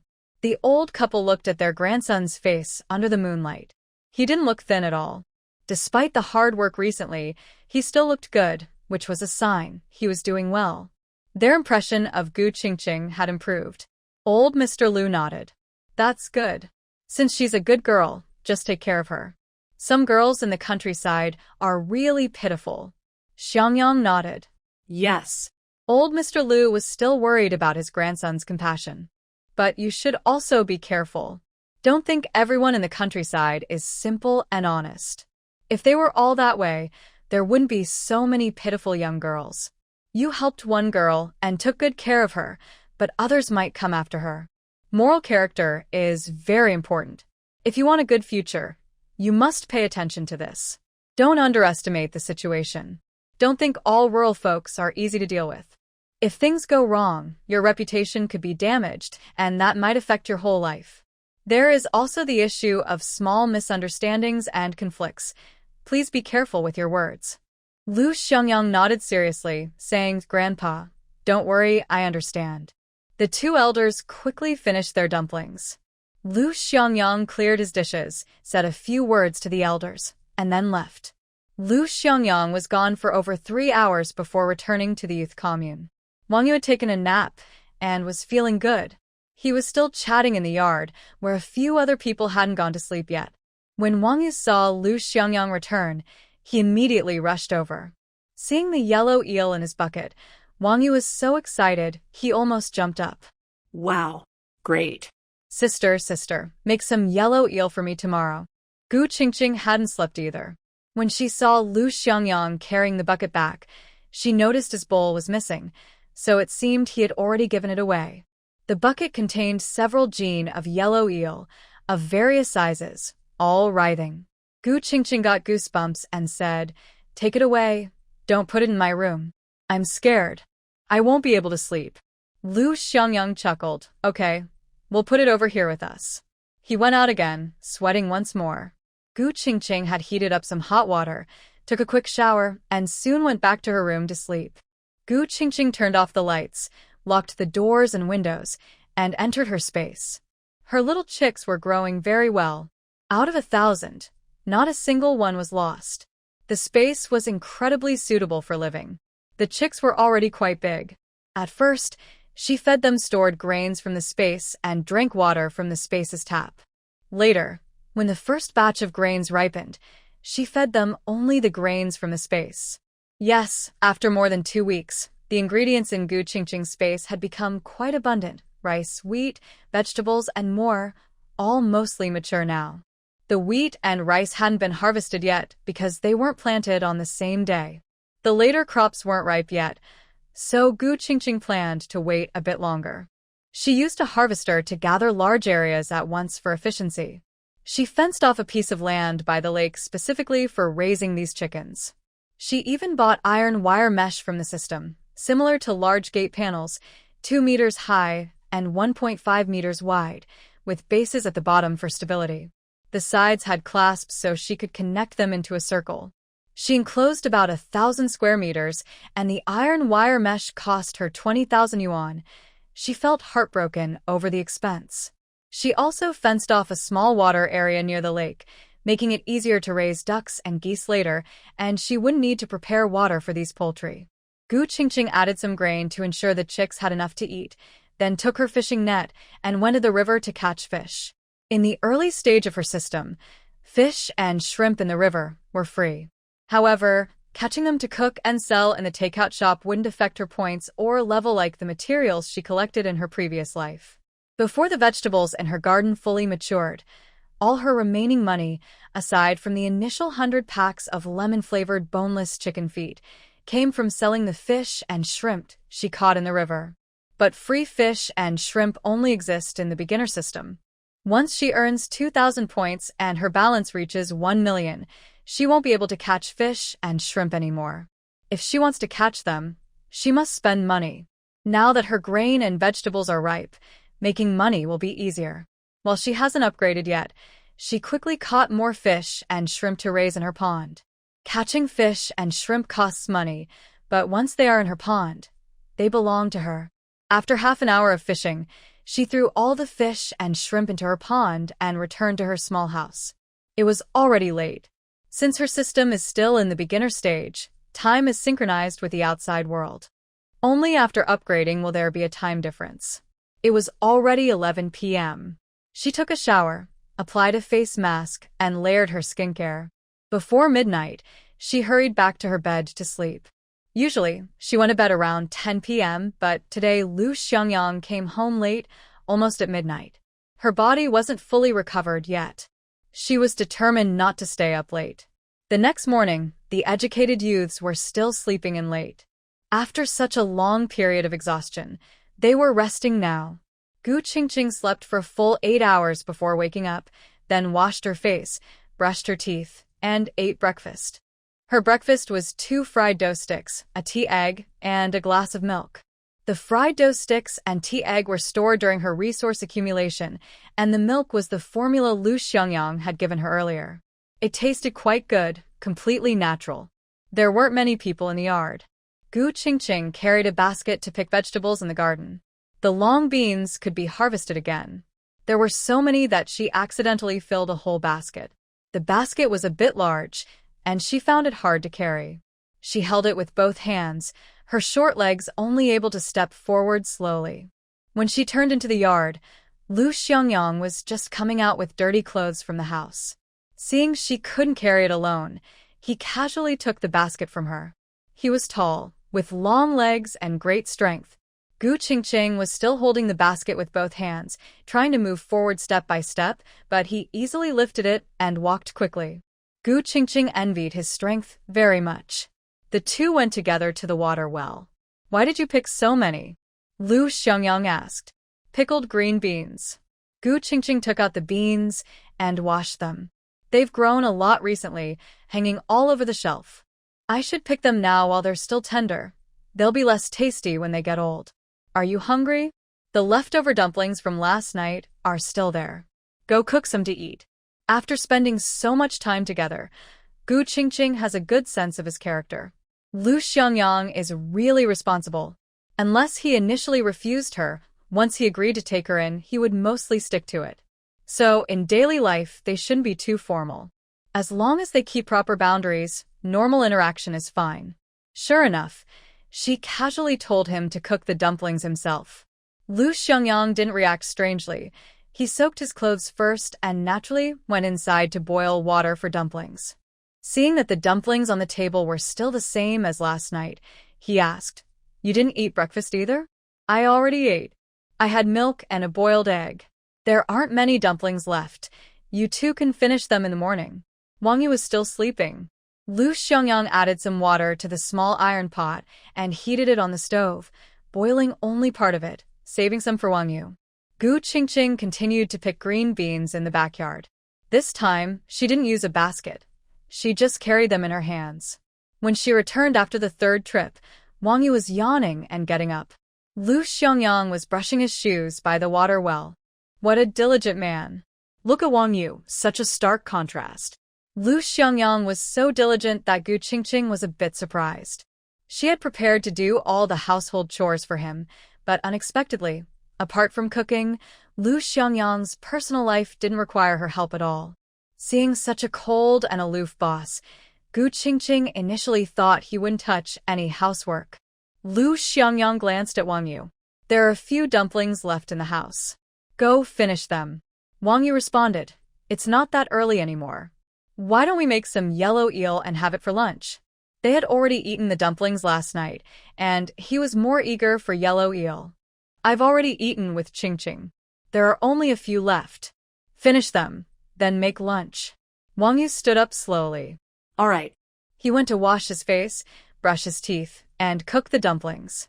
Meanwhile, Gu Qingqing kept replaying Lu Xiangyang calling her name in her mind. Qingqing. The boss is really a boss, his voice is truly pleasant. It sounds just like her system baby's voice, sweet, deep, restrained, mature, and steady. It always feels very reliable. Having spent so much time together, the boss usually speaks directly to her. Wang Yu calls her sister or little sister, but this is the first time she has heard Lu Xiangyang call her by her name. After finishing his meal, Wang Yu sits under a big tree chatting with everyone. This youth commune resembles a courtyard with houses around it. There are 2 trees in the yard, and everyone likes to gather here during breaks. Nearby is a water well. The young workers gradually wake up.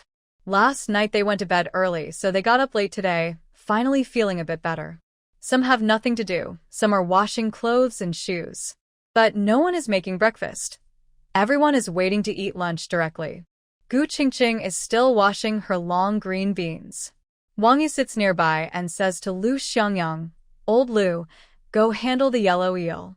We'll eat it for lunch." Lu Xiangyang finishes, washing his clothes and shoes. Now he's washing bed sheets. This is the second time Gu Qingqing has seen him wash bed sheets, probably about once a week.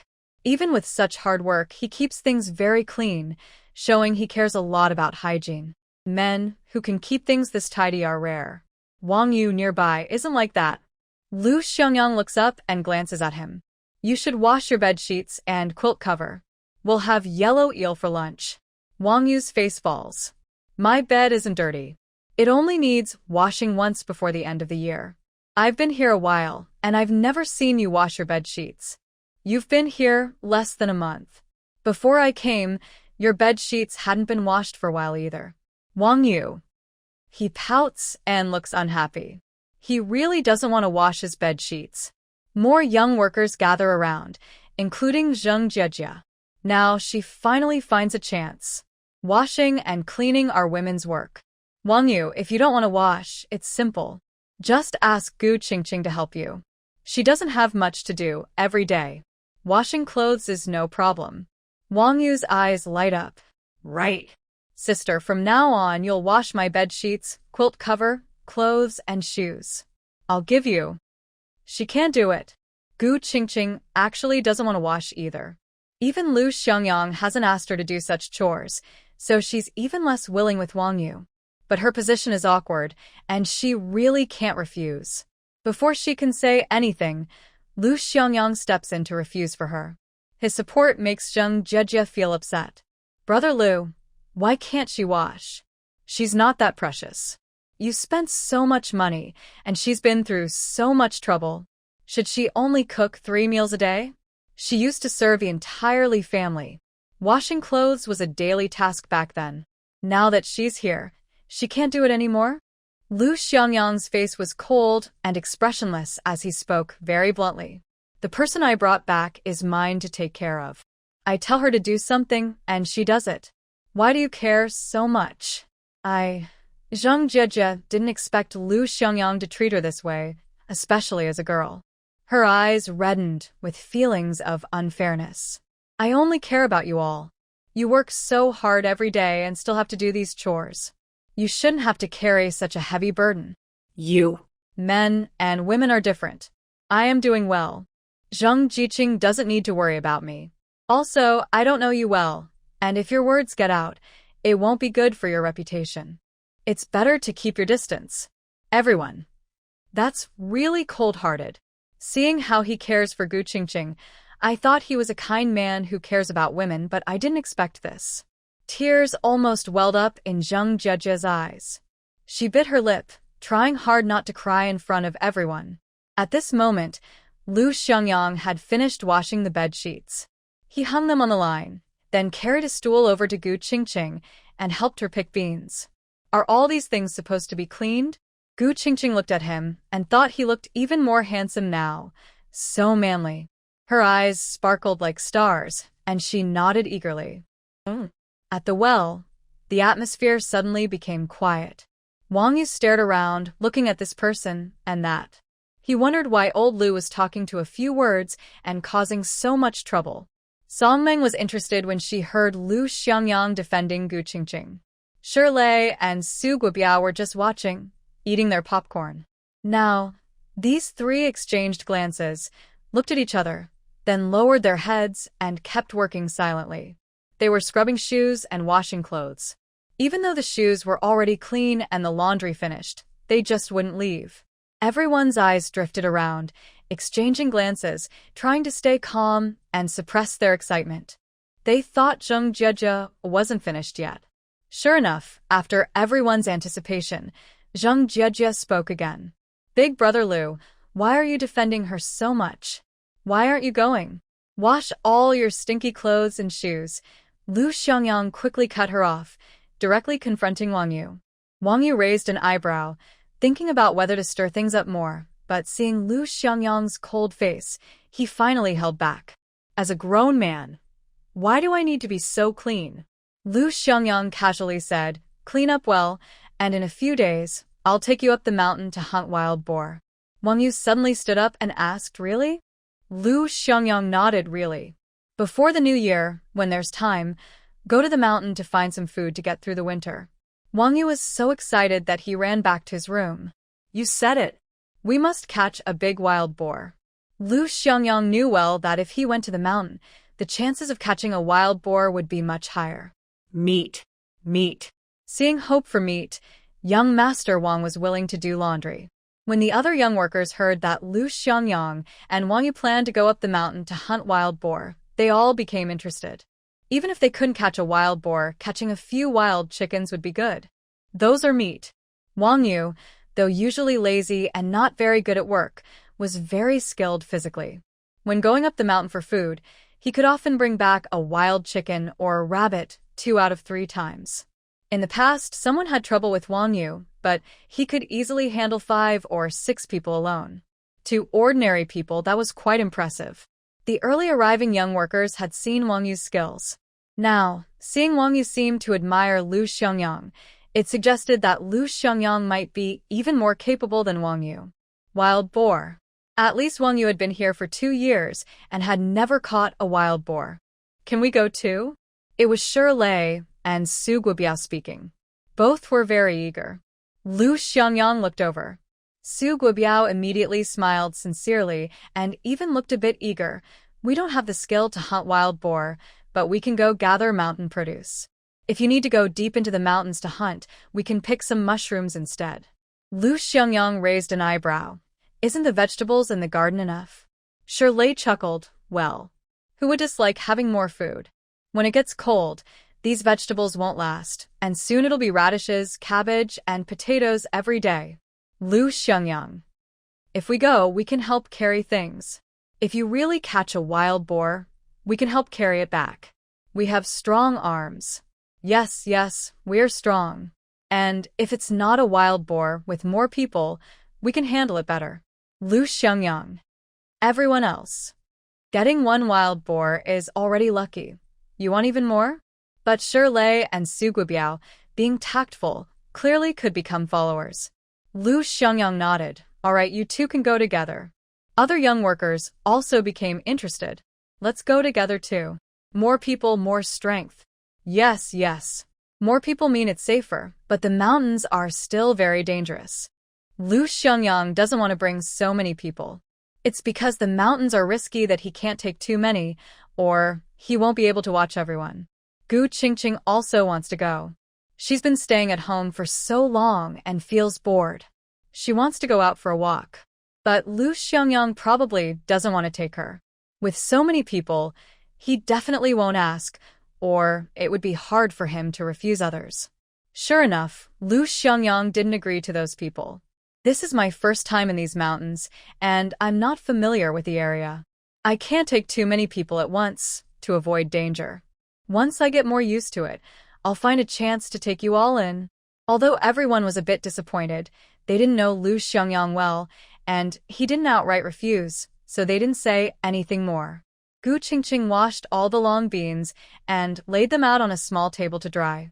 She asked Lu Xiangyang nearby, Brother Lu, what do you want to eat for lunch? I'll cook for you. The little girl's eyes and smile were full of happiness.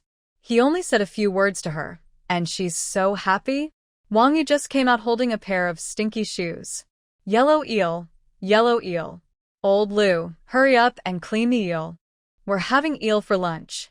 I promise I'll wash all the stinky shoes and socks thoroughly, not leaving a single one. So you were planning to keep one pair? Lu Xiangyang didn't want to bother with him. He told Gu Qingqing, you start cooking. I'll go clean the eel. Gu Qingqing immediately went to wash rice and cook. She used white rice mixed with some brown rice and corn husks. It was because the young workers were around and she didn't want to make them dislike her. Although there was still plenty of white rice, she added some coarse grains. In everyone's eyes, this was considered good food. These days, just being able to eat coarse grains and vegetables was a very happy thing. Some young workers were still eating coarse bread and wild vegetables. And the vegetables were low oil and salt. The rice was boiling on a small stove. She took a small basket to pick vegetables in the backyard. Just as she stepped out of the house, someone arrived in the yard. It was a middle-aged man pushing a cart. On the cart were some small pieces of furniture. Girl, I brought this for you, he said to Gu Qingqing. Gu Qingqing immediately smiled. Uncle Wang, is everything ready? Uncle Wang is Wang Weigua, the younger brother of the team leader Wang Jinhua. He's a carpenter and often does woodworking for the villagers. Uncle Wang stopped the cart in the yard and smiled. All done. Since I had some free time, I brought it over for you. Looking at the things on the cart, Gu Qingqing was very happy. 2 small cabinets, about half a meter high, were unloaded by Uncle Wang and moved into the house. Wang Yu was cleaning shoes nearby, smiling as he said, Hey, little sister, you even ordered furniture. Lu Xiangyang came over to help, carrying 2 small cabinets inside. They were simple cabinets, one a bit taller and one shorter. The tall one reached Gu Qingqing's shoulders, and the shorter one was at her chest. Xiangyang, being tall, easily moved them in and placed them side by side against the wall, as Gu Qingqing requested. One cabinet had an unfinished surface, but was polished nicely. The taller one was slightly better, with a layer of brown paint on it. He also brought in 6 steaming baskets, 3 large, 3 small. The large ones could be placed over a big iron pot to steam buns, and the smaller ones could be used on her stove. Gu Qingqing asked him to do all this, and he also brought 2 curtains as a gift. The curtains were made of sorghum stalks tied together, used to cover steamed buns or dumplings. Usually they were round, but Gu Qingqing specifically asked for a round one and a rectangular one when she heard they would be given. The rectangular curtain fit perfectly inside the cabinet, with carefully planned dimensions. The total cost was 1 yuan, 6 eggs, 3 industrial coupons, and 2 feet of cloth tickets. Gu Qingqing handed the coupons and money to Uncle Wang, smiling as she thanked him. Thank you, Uncle Wang. Uncle Wang took the money and coupons happily, stuffing them into his pocket. No need to thank me. You're busy, I'll head back now. Uncle Wang pulled his cart and left. Gu Qingqing touched her new cabinet, feeling very happy. Finally, her home was no longer a mess, and there was a place to store the food. She happily tidied up the clutter on the ground and packed everything into the cabinet. Xiangyang was a bit confused about the money earlier. Was that the deposit you paid earlier? Gu Qingqing shook her head. No, that's all there was. If this cabinet hadn't been painted, it would have been even cheaper. Xiangyang. He was surprised by how low the price was. If it's so cheap, is that enough? Should we make 2 more? Gu Qingqing loved Xiangyang's generosity and whispered, keep a low profile. Xiangyang immediately smiled. Uncle Wang said the wood he used was leftover scraps from before, so the cost wasn't much. Actually, he probably wanted those coupons more. While speaking, Lu Xiangyang saw her take a jar from the small cabinet at the head of the bed, then put it into the tall cabinet. She also divided some of the remaining rice and put it in the tall cabinet. She said she had no more flour earlier, but in fact, there was about 3 jin left, which she also stored away. Then Lu Xiangyang saw her rummage through a corner full of packages and pull out a small basket filled with eggs, about 40 in total. She took a small basket, placed 30 eggs inside, and then put it into the tall cabinet. Lu Xiangyang. It wasn't over yet. He watched as the girl again carried a bowl of meat from the small cabinet at the head of the bed. Lu Xiangyang's eyes widened. It was a large piece of meat, not yet cut, placed directly in a big bowl, with more fat than lean meat. In this era, it was considered top-quality meat and hard to find. The piece was about 3 jin. The girl was quite capable. Watching her quickly put the meat into the cabinet, Lu Xiangyang looked at the jar she initially filled. He became curious about what was inside. Without thinking, he reached out and lifted the lid to take a look. Wow, the jar was full of lard. It looked like about 3 or 4 jin. Lu Xiangyang knew there was quite a bit of oil at home. He had brought some when he first arrived and later added more, but he didn't expect the girl to have so much. There was a can of oil on the small stove, originally part of what he brought, but now topped with new oil from yesterday's dumplings, fried from the leftover oil. She surprisingly still had so much. The two of them leaned in close at the cabinet, exchanging glances. Gu Qingqing whispered, "Keep a low profile. Winter is coming soon. This is hard-earned savings. Those eggs, don't look at how many there are. When it gets cold, chickens stop laying eggs. It's hard to get eggs in the village, and the supply and marketing cooperative almost can't buy any. I'll try to exchange some with the aunties later, to keep for winter." Gu Qingqing happily closed the cabinet door. "We should buy a lock to lock it." Lu Xiangyang held back a laugh. "I'll get you a lock. 1 lock should be enough, right?" He also glanced at the cabinet on the bed. That cabinet was a gift, and every rented single room had one. Gu Qingqing's milk powder, malted milk, and white rabbit candies were definitely inside. Gu Qingqing grinned happily. "If I had 2 locks, that would be even better." Lu Xiangyang chuckled. "I'll get you 2 locks then." Some valuable items were placed in the tall cabinet, while most of the rest were put in the short cabinet. The room suddenly looked much brighter. After tidying up, Gu Qingqing went to pick vegetables and cook, while Lu Xiangyang continued to clean the yellow eel. In the yard, several young women looked at Gu Qingqing moving furniture into her home with envy.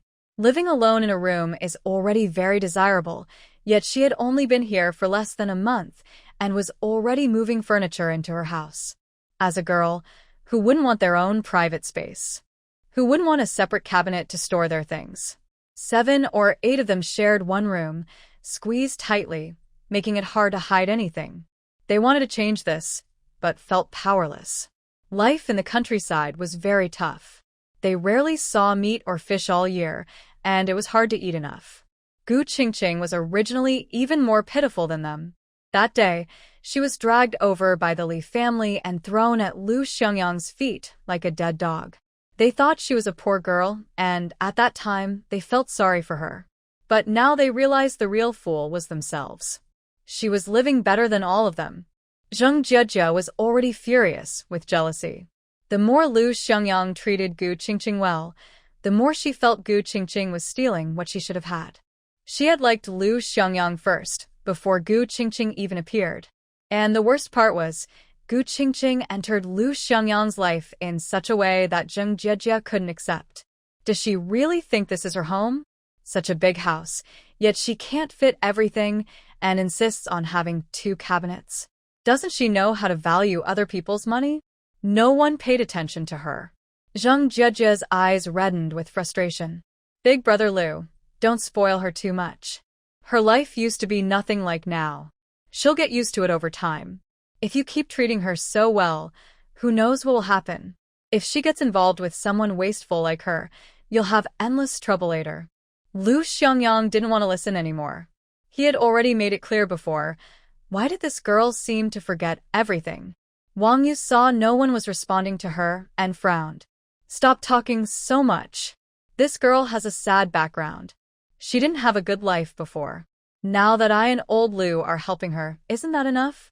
She's just a young girl, cooking for us every day. Isn't it right for us to take care of her? It's only 2 cabinets. Why make such a big fuss?" No one paid attention to her, and Zheng Jiejie felt wronged and angry. When someone finally acknowledged her, it gave her a way to vent her anger. Does feeling sorry for someone mean you have to pity her? Can her pity justify spending brother Lu's money recklessly? Look at what she eats, wears, and uses. None of that is what she could have dreamed of before. Wang Yu was speechless. She was spending Brother Lu's money, and Brother Lu didn't say anything. Why are you so worked up? Moreover, where did Gu Qingqing demand your sympathy? Where did she act confidently in spending money? She's just a little orphan girl. If Brother Lu didn't give her money, she wouldn't spend a dime. Yet, in her words, it sounds like Gu Qingqing is forcing Brother Lu. Her thoughts were all muddled. She seemed mentally unwell. Next to her, Yang Chunhong pulled Zheng Jieju aside. Stop talking so much. She's still young, and isn't her body not feeling well? She needs to rest. Brother Lu is taking good care of her. What's the big deal? With the bride price and medical expenses, so much money has already been spent. Now, we can't just abandon her. Gu Qingqing looked like a girl of only 13 or 14. To avoid trouble, she never mentioned her age at the Jiqing station. The original owner had been working hard at the Li family, and many people didn't even know her real age. The Jiqing folks didn't know either. They never knew her before. So, in their eyes, Gu Qingqing was truly just a little girl. Sung Meng looked up at Yang Chunhong and rolled her eyes. It was just about building 2 cabinets. How did it turn into a discussion about her health, bride price, and medical expenses? What does that have to do with cabinets? Thinking of the 300 yuan bride price, Zheng Jiejia clenched her teeth in anger. Saving her life was already a kindness. She's in poor health, born into such a family. If she dies from her illness, it's her own fault. Wang Yu looked at Zheng Jiejia and thought she was really vicious. He decided to stay away from her in the future. She didn't seem like a good person. Brother Lu looked up at Zheng Jiejia with a cold gaze. I think I told you before, stay out of my affairs. I don't know you well. From now on, call me Lu Jiqing or Comrade Lu. Don't keep calling me Brother Lu. I want my reputation to stay intact. Zheng Jiejia, this is my last warning. If you still don't understand, don't blame me for being rude to you. The whole yard fell silent. Whether around the water well or elsewhere in the yard, everyone who heard this sentence stopped in their tracks. The clothes washing and shoe cleaning activities had stopped completely, and the entire yard was eerily quiet. Lu Xiangyang, who usually looked tough and rarely showed any expression, was always serious and cold. At this moment, he looked at Zheng Jiejia with anger, his eyes icy and frightening. Having been sent to the countryside for so long, this was the first time Lu Xiangyang had lost his temper. He seemed calm on the outside, but his words were too harsh. Zheng Jiejia couldn't bear it anymore. Tears started falling down her face as she cried. Lu Xiangyang's intimidating presence made no one speak up for her. She couldn't stand the humiliation and ran back to her dormitory crying. Seeing her like this, Yang Chunhong, who was considered the leader among the young women in the village, wanted to step forward and talk to Lu Xiangyang to calm things down. But when she saw his fierce stance, she hesitated, moving her lips but not daring to speak. At this moment, Gu Qingqing came back, carrying a basket. She approached the water well and noticed the strange atmosphere, asking, "Why is everyone so quiet?" Everyone was silent. Lu Xiangyang looked up at her and happened to see a black scar at the corner of her eye floating up. He frowned and asked, "What happened to your face?" Gu Qingqing was stunned. She touched her cheek and asked, "What's wrong? Is there dirt?" Song Ming also looked over and exclaimed, "Qingqing, how did that black scar at the corner of your eye float up? It looks like it's about to fall off." Gu Qingqing reached out and touched her face. As she did, the black scar just fell off. Wow. She looked happily at the scab-like thing in her hand. "Did I lose that? The black part is gone, right?" Song Ming nodded. "Yes, it's gone. All fallen off. My goodness, I used to think it was a birthmark." The most noticeable ugly spot on her face was gone, and Gu Qingqing was overjoyed. "It's not a birthmark, just a scar, an old one, I think." Great. "I don't have to look ugly anymore." Gu Qingqing was so happy, she almost jumped. She looked at a basin of water, treating it like a mirror. Recently, her skin had become even fairer, and now that the scar was gone, she felt like a little beauty. Her face was clean and fresh. If she kept getting whiter, she would be even more beautiful. Wang Yu looked a bit doubtful. That can't be true. Such scars don't just disappear. I really thought it was a birthmark before. Gu Qingqing explained, it's either a birthmark or a scar. When I was little, my face was clean and clear, with nothing on it. A few years ago, my older cousin hit me, and I fell and scraped here. It scabbed over, but then she wouldn't let it heal. She kept picking at the scab, breaking it again and again, so it never healed properly. Over time, it became like this. She pointed to a coin-sized spot near her eye. Song Meng imagined how painful it must be to pick at a scab so hard, and shivered. Oh my, that sounds so scary. Picking at a big scab over and over must hurt so much. Gu Qingqing shrugged. I'm used to it. I was alone and couldn't fight back. Plus, they had their parents protecting them, but I didn't. I didn't expect the scar to heal. I think it's because I've been eating well lately and getting enough nutrition, so it recovered. She smiled and thanked Lu Xiangyang, saying, thanks to Brother Lu. It seems that being around someone good-looking makes me look better too. My scar has actually healed after so many years. It's amazing. Wang Yu laughed loudly. Little sister, your flattery skills are impressive. I really admire you. Gu Qingqing raised an eyebrow. Where am I flattering? I'm just telling the truth. Lu Xiangyang's lips curled into a smile. He looked at her face for a while. Her skin had turned fair, her blemishes disappeared, and her eyes and smile were lively and bright. Thinking back to how she looked when she first stood beside him, he felt a strange sense of achievement. Gu Qingqing was still trying hard to prove she was telling the truth. Song Meng, tell me, have I gotten prettier recently? Song Meng smiled. Yes, you've become fairer and gained some weight. The black scar is gone, and you look much more beautiful now. I can't even imagine how you looked when you first arrived. Ha ha ha. Gu Qingqing burst out laughing. It's rare. After so many years, I finally hear someone say I look handsome. Song Meng, you're the first to compliment me. Later, I'll share a spoonful of meat from the yellow eel dish with you. Song Meng was speechless. Got a spoonful of meat so easily? Gu Qingqing was so happy she forgot about the people around her. She had promised to share, but then realized the food she offered was Lu Xiangyang's. She looked at Lu Xiangyang, feeling a bit embarrassed.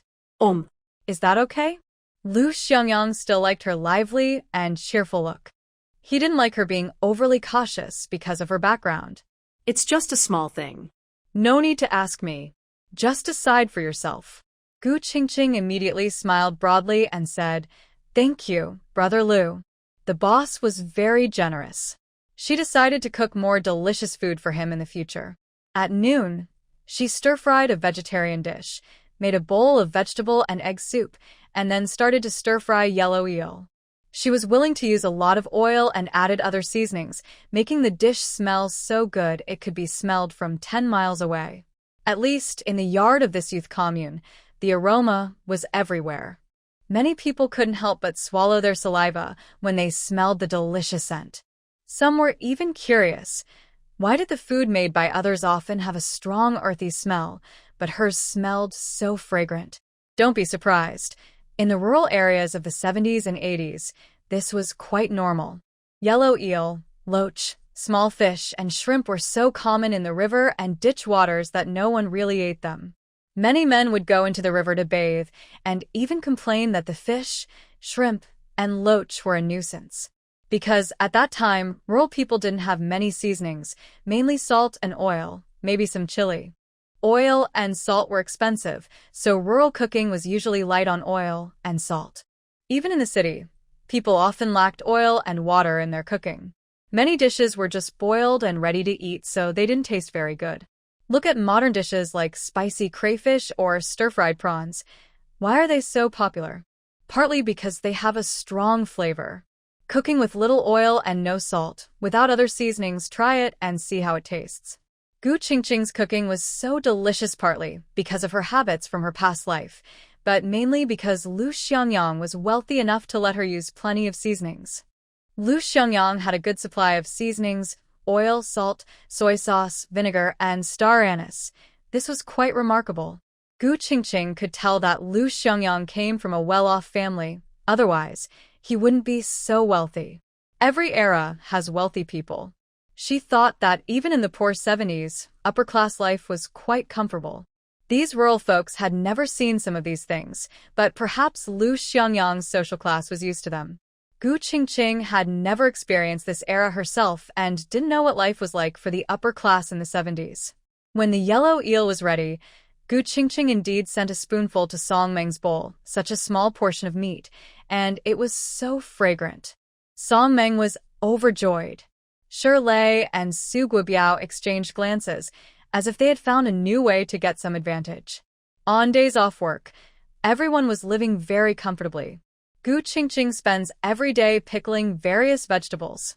She made 2 large jars of sour beans and Lu Xiangyang thought she was done, but she started working on something else. She pickled a jar of salted vegetables, a 50-pound jar filled to the brim.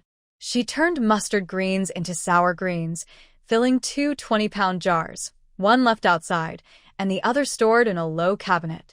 She also made garlic into sweet and sour garlic, using 2 small 10-pound jars, one outside and the other tucked into the cabinet.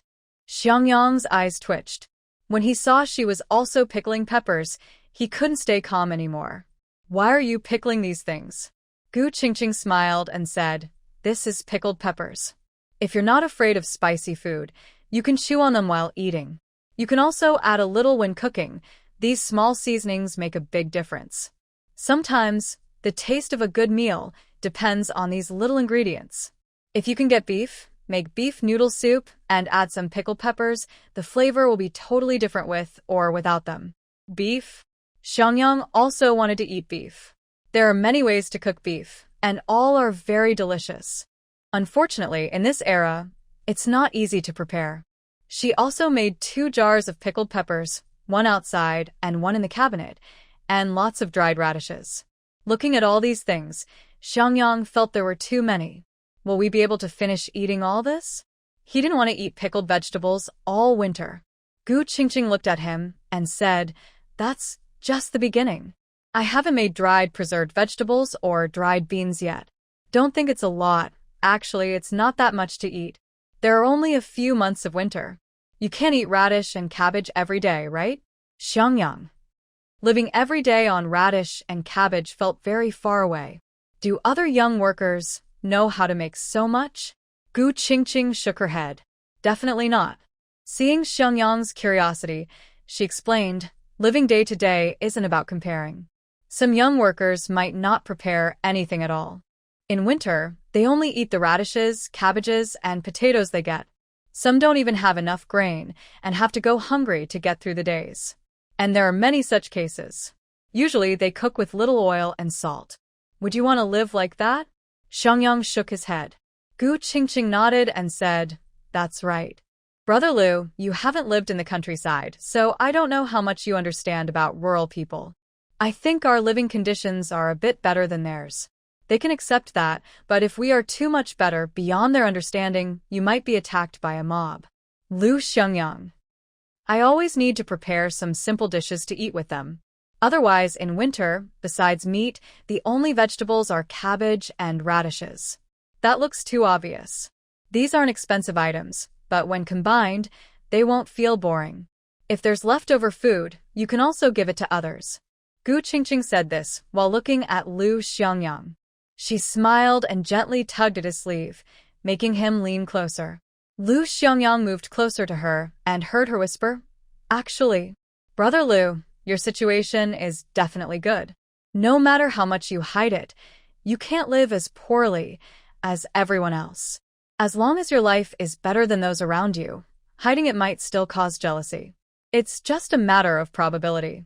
So, if you want to avoid being attacked by a mob, there's a way." Lu Xiangyang looked at this little girl with bright eyes giving him advice. He found it very interesting.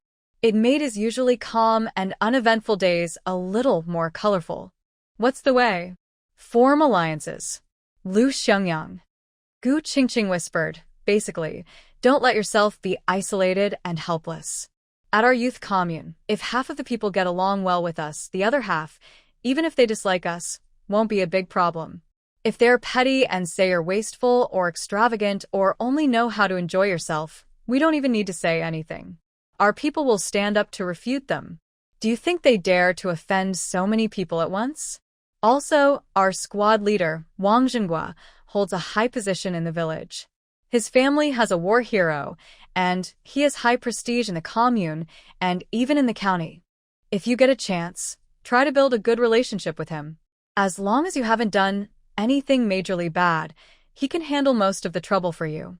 Lu Xiangyang smiled, raising his sharp eyebrows and looking at the little girl in front of him with a smile. He couldn't help but reach out and touzle her little head. You know quite a lot. Gu Qingqing raised her chin proudly. Of course. I grew up in this village. My mom taught me a lot before she passed away. Living in such a complex environment like the Li family for so long, experiencing ups and downs, I know a lot. I just didn't have the strength to show it before.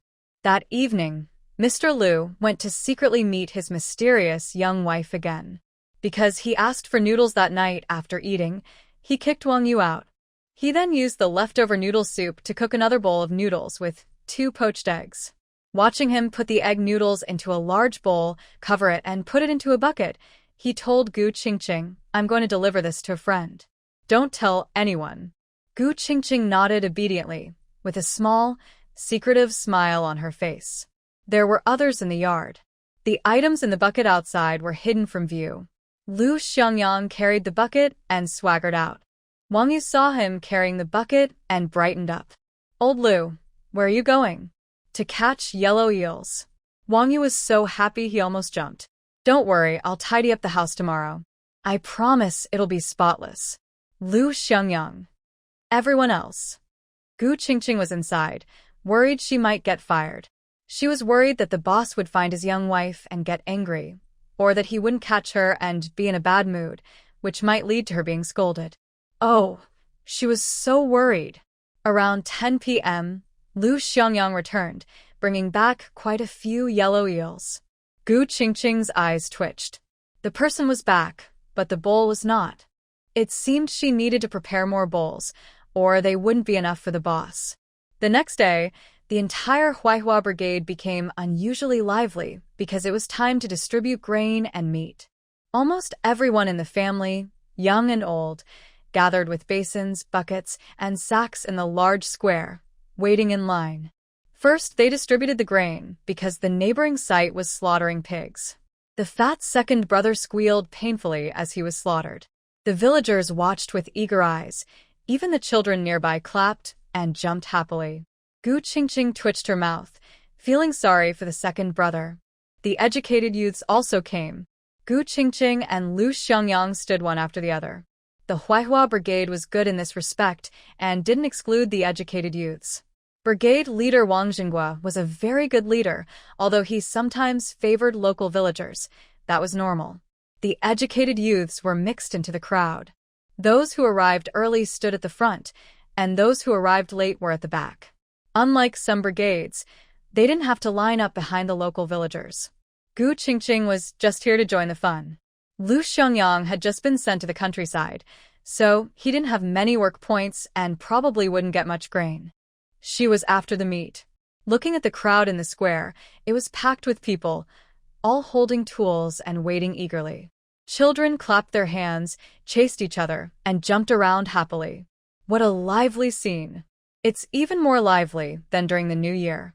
Gu Qingqing and Lu Xiangyang were slightly behind the others, waiting a long time before it was their turn. His work points were few, so he didn't get much grain.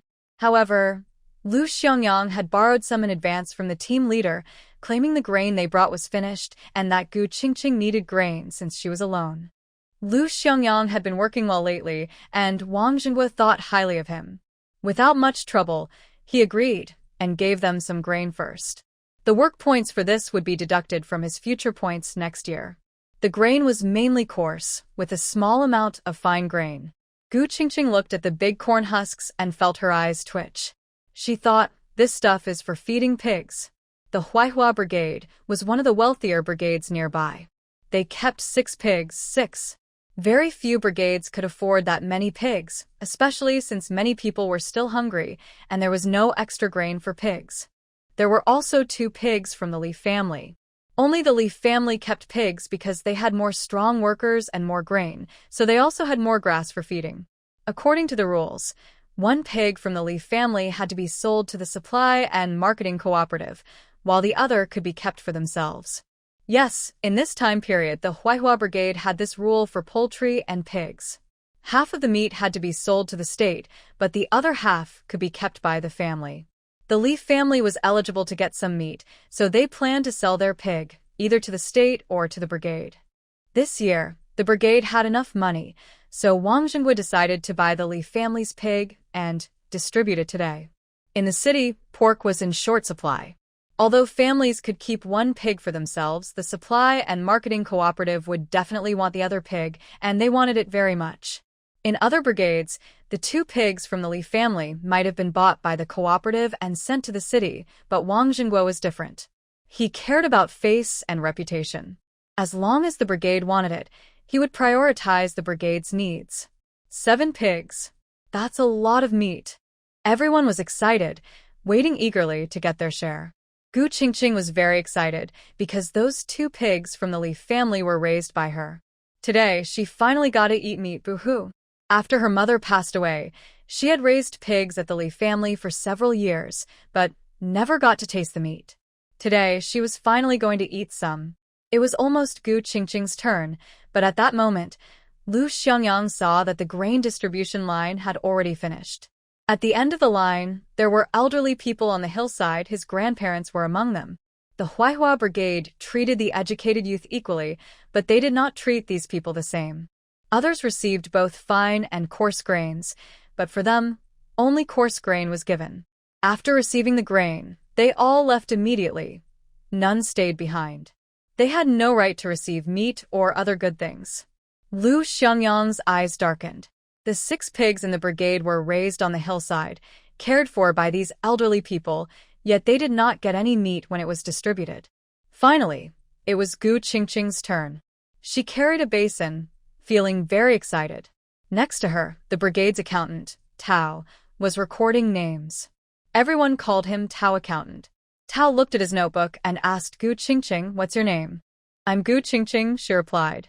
She was worried her recently changed name hadn't been updated, so she explained, "It's the same as before, Li Qingqing, from the Li family. I just changed my surname." Tao Accountant was surprised and looked up at Gu Qingqing. When he saw her clearly, he was completely stunned. Li Qingqing had never been noticeable in the Li family, nor in the brigade. She never did farm work. She stayed at home doing chores, so no one paid much attention to her. But after she jumped into the river last time and was used by the Li family to extort 300 yuan from Lu Xiangyang, the incident caused a big fuss in the brigade. Tao remembered her face well. Looking at her now, Tao couldn't believe it. "Are you Gu Qingqing? Wasn't she considered an ugly girl? Why does she look so pretty now?" Seeing Tao's shocked expression, Gu Qingqing smiled confidently, thinking that she must have become more beautiful, which was why Tao didn't recognize her. "I am Gu Qingqing. I used to be malnourished and hungry, but now I've eaten enough, so I look different. I was quite pretty when I was little." Tao thought for a moment. Gu Qingqing was indeed quite beautiful when she was a child. Seeing how a once timid girl had become so attractive after just a month in Lu Xiangyang's care, Tao felt happy and also developed a good impression of Lu Xiangyang. However, after checking Gu Qingqing's name, Tao smiled and said, "Sorry, but you can't receive meat." Huh. Gu Qingqing was stunned. Why? "Why not? Isn't that something everyone gets?" Tao explained anyone over 10 years old needs a certain amount of work points to receive meat. He glanced at Lu Xiangyang behind her and said, "You don't have any work points under your name, so you can't take any. Not only you, but Lu Jiqing also has no points." He didn't reach the required points because he was only away from the countryside for a short time. The meat distribution in the Huaihua Brigade followed rules. Adults needed to earn a certain number of work points to get meat. Those who didn't work were not eligible to receive meat. Of course, it wasn't necessary to earn the full amount of work points. As long as they reached the passing line, it was enough. The main point was to contribute to the brigade by participating in labor. For children over 10 years old, Work points were also required, but the amount was small. Many children helped by gathering pig feed, and over a year, they could earn enough points to qualify for meat. Gu Qingqing used to have a meat quota in the Li family because no family would waste such an opportunity. She was required to earn her work points herself. She never farmed, but often helped gather pig feed. But the Li family had more than just her children. Especially now that she was older, she was counted as an adult for work points. How could the Li family earn so many points for her? She was alone and often bullied, needing to earn points for her younger brothers and sisters, or even some older siblings, to ensure all children in the Li family had a chance to get meat. Only after helping others meet the conditions could she earn her own quota. The Li family had already secured their quotas, but she hadn't earned enough for her share, so she jumped into the river to commit suicide. She was then taken to the hospital. After returning, she stopped doing farm work altogether. According to the rules, she really wasn't eligible for meat. She had forgotten about this. Gu Qingqing's face suddenly fell, looking very wronged. I raised those 2 pigs in the Li family myself. I helped gather the most pig feed. Accountant Tao sighed helplessly, but those work points weren't recorded in your name. Gu Qingqing. She looked at the basin in her hand. She still had a basin and was pretending to carry meat. Feeling wronged, she looked up at Lu Xiangyang. Neither of them had a share. Seeing her pitiful look, Lu Xiangyang held back a laugh and asked Accountant Tao, "Since we don't have a share of the meat, can we buy some?" Not all the meat from slaughtering pigs was distributed. Some was kept to sell to villagers. Families with good conditions could buy it with money if they wanted. Accountant Tao nodded. "Yes, but you need a ticket. It might not be a meat ticket. Other types of tickets could work." Lu Xiangyang nodded. "Then I want to buy some. What's the maximum I can buy? Even when it comes to takeout, there can't be unlimited amounts. At most 3 jin per person you." The person looked at Gu Qingqing and said, "You two are special. I'll give you 5 jin. How much do you want to buy?" Lu Xiangyang directly said, "I'll take all 5 jin. At 80 cents per jin, 5 jin cost 4 yuan. Lu Xiangyang paid the money and received 2 meat tickets and 2 sugar tickets. He put the 5 jin of meat into Gu Qingqing's basin, but she still looked unhappy. They had raised 2 pigs at the Li family but hadn't eaten any. Now they had to spend money to buy meat. But Wang Tuhu cut the meat for her, looking at the young girl with surprise. "Are you really Li Qingqing? I remember that little girl used to be quite odd-looking. You're so handsome now, you don't seem like the same person." Wang Tuhu is a relative of the village head, Wang Jinghua. Many people in the Huaihua team have the surname Wang, and many are successful. These days, butchers who kill pigs are very popular because they can get meat. Since the Li family raises pigs every year, Wang Tuhu has gone to the Li family to kill pigs and knows Gu Qingqing. But this young girl in front of him is completely different from the ugly girl from the Li family. Gu Qingqing was angry about not getting meat, and now she mentioned it. She immediately tilted her head up and said angrily, "The Li family people are not capable. I can't even eat enough, but Brother Lu is different. People with ability raise children who are different, just like your daughter. She's so lucky to be raised well." Wang Tuhu was stunned, and then burst out laughing. He knew Gu Qingqing was flattering him, but she also praised his daughter, and as a proud father, Wang Tuhu was very happy. Wang Tuhu's daughter is named Wang Jiao. She is broad-shouldered and strong, with a waist as thick as a water bucket, and her whole body feels just as sturdy. Nowadays, people don't eat enough and lack oil and water, so most are skinny and bony. Being fat is truly enviable because only families with good conditions can afford to eat well and get fat. That's definitely a sign of good fortune. Today, Wang Jiao also came. She was helping her father with the pig slaughter today and was standing nearby, watching Gu Qingqing's slender figure and fair face with envy. Sigh. Although she was also quite fair, she was too fat, and her face had many pimples, which looked disgusting. Her face was oily and not attractive at all. This scene attracted many eyes. Everyone's attention was originally on the meat, but now they looked at Gu Qingqing in shock. The girl who used to have a yellowish, waxy face was now fair and tender, and her scars were gone. She looked truly beautiful. This really is a big change. She's completely different from before. Little girl, you see, when you're full and well-fed, you change quickly. Before, it was all because you were hungry. Even if you're hungry, you wouldn't change so fast, right? What do you know? Lu Jiqing has money to support her. He doesn't want her to work in the fields, and he feeds her well. I heard he often gives her meat. With such care, how could she not be lively and bright? She's really lucky. Lu Jiqing is so well off. Many good girls are waiting in line for him, but it ended up being her. As they spoke, their tone turned sour. People from the Li family were also in the crowd, watching Gu Qingqing. Seeing her dramatic change, everyone's expressions were complicated. Especially Li Hongmei and Li Hongzhu, the cousins from the Li family. Their eyes on Gu Qingqing were full of jealousy and anger. Li Hongmei still hadn't gotten over her last embarrassment, and Li Hongzhu was upset because she had to do too much work. Gu Qingqing had been gone for a month. Before, with Gu Qingqing helping with chores, the girls didn't need to work much. Now, most of the work fell on Li Hongzhu. Seeing Gu Qingqing living happily, how could she not be angry? Those sharp looks were felt by Gu Qingqing. She looked over the crowd and saw the Li family group. Standing beside the eldest sister, Li Hongmei, was Lin Dongliang. Oh. So he came to the Li family to eat meat? Gu Qingqing guessed right. Lin Dongliang really came today not just to eat but also to take some home. The Li family had many people, so they could share a lot of meat. At this moment, Lin Dongliang also saw Gu Qingqing. Seeing how much she had changed, his eyes showed some confusion. This pretty girl used to be his fiancée.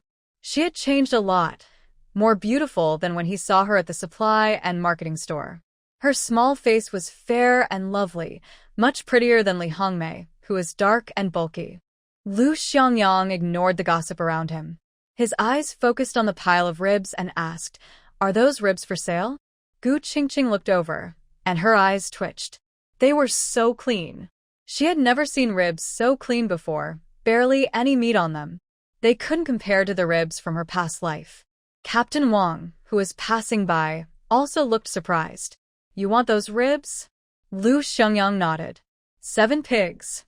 There should be plenty of ribs. Captain Wang smiled and said, "If you want some, trade me some candies. These ribs are for making soup for the children. Today there are enough ribs. If you want, you can trade candies for the kids to enjoy a sweet treat. This is a special benefit for the children of Huaihua Brigade." Captain Wang Jingua decided this. Every year during pig slaughter, this activity takes place. Children under 10 do not get a share of the meat, but they can eat a free meal of meat. Usually, it's a big pot of ribs and some lower-quality meat, cooked together. Every child gets to have some.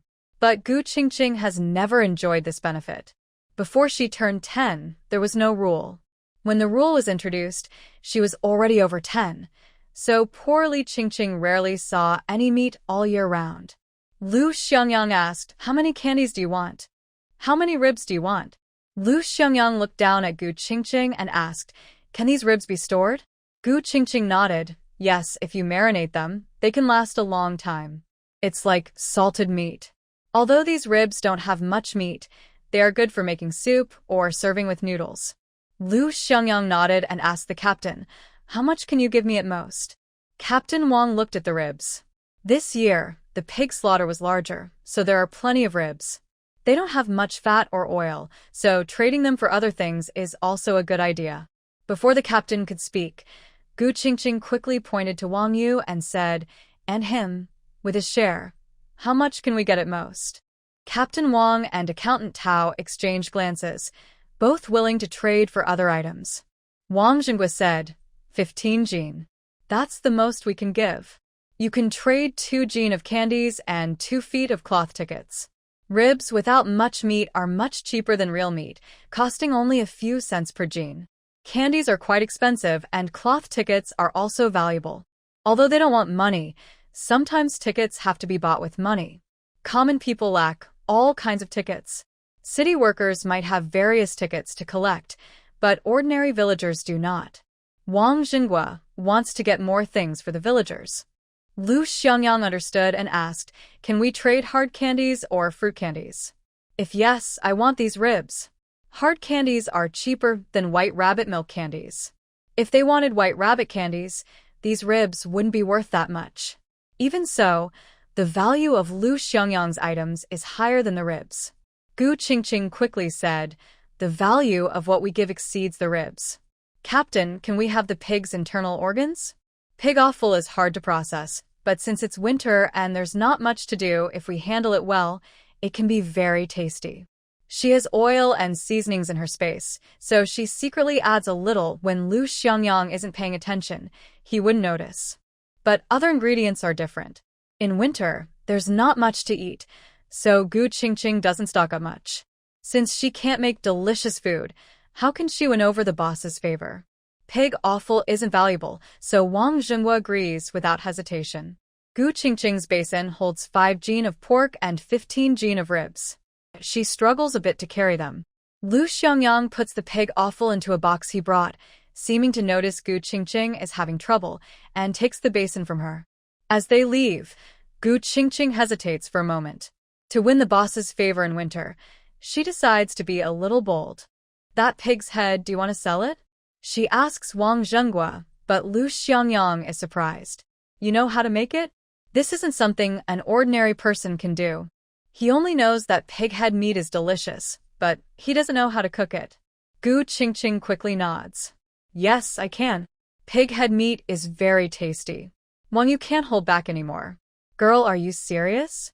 You really know how to make pig head meat?" "I heard that if not processed properly, it doesn't taste right." "Good pig head meat isn't easy to make." Gu Qingqing assures him, "I really can. It will definitely be delicious." This girl has never failed to make good food when she says it will be tasty. Wang Yi trusts her a lot and gets very excited. Great. "Captain, what about these 7 pig heads? Maybe you can sell us one?" Wang Zhenghua looks at these 2 well-off kids, knowing their families are wealthy among the educated youth. He smiles kindly at them. "Year's end is coming soon. Our team needs some good things for the new year. If you can bring some nice stuff in exchange, I can decide to let you have it." Wang Yu's eyes widen. "Really? Captain, you can't lie to us."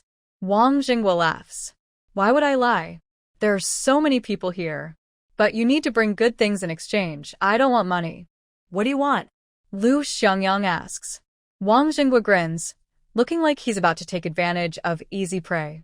"Cloth, cotton, or yarn are fine.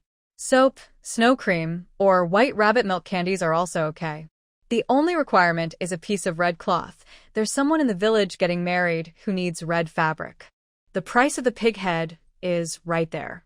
Just give me these things, and you can see the value for yourself." Lu Xiangyang exchanged a quick look with Wang Yu, thinking they could get these supplies. Lu Xiangyang nodded. "All right, but I need some time to gather these things." Wang Zhenghua smiled happily. "Okay, just give it to me before the new year." Wang Zhenghua is a very open-minded team leader. He isn't very opposed to the educated youths from the city. As long as they don't cause trouble, he won't trouble these young people, and he even likes the wealthier ones. If it weren't for these 2 city kids in front of him, even if he had good things, it would be hard to get those supplies, right? The villagers don't have tickets, and their daily necessities are very limited all year round. Lu Xiangyang and Wang Yu, who are wealthy and resourceful educated youths, he would be happy to have more of them. Lu Xiangyang nodded, then took over the 2 pig heads. After Wang Yu divided the meat, they all left together. Everyone around was envious. So much meat. And 2 pig heads. This could mean a good year ahead. That girl from the Li family is really lucky to be with Lu the educated youth. She's so lucky. So much meat, but she used to never get any all year. Lu the educated youth has such good conditions. Does he really like Li Qingqing? Aren't there girls in our team whose conditions are just as good? As they talked, their envy turned sour. Of course, these words also stirred some people's thoughts. Lu Xiangyang's conditions are just too attractive.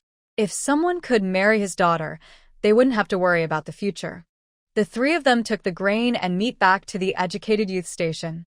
Lu Xiangyang went to his own bag and took 2 pounds of fruit-flavored hard candies and a cloth ticket to give to the team leader. That was the money for the pork ribs. Wang Yu saw him take out the candies and was surprised. "You still have sugar?" How did he not know? Lu Xiangyang casually said, "I thought these candies might be useful when I went to the countryside. I saw them in the department store and bought some on a whim." Wang Yu didn't pay much attention. His focus was on the meat and pig heads. Gu Qingqing found it strange that Lu Xiangyang had even given her white rabbit candies, yet there were hard candies in his bag. But she didn't ask further.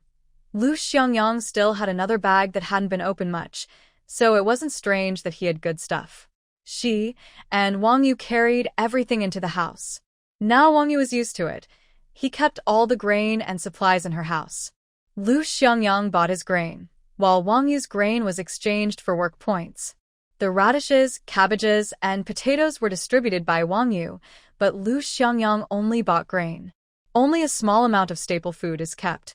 Gu Qingqing sorted some out and placed it in a locked cabinet, while the rest was stored in another short cabinet.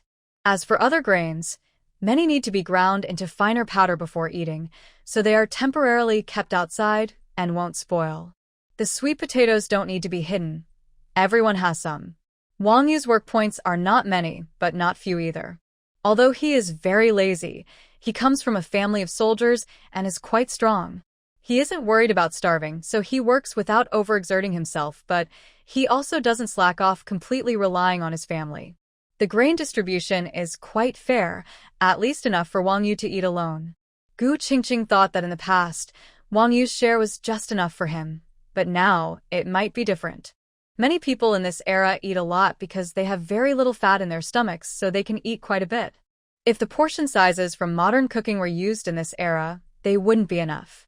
But now, Gu Qingqing is here, and she cooks with plenty of fat and oil, with enough side dishes to replace some of the grains, so they don't need to use as much grain.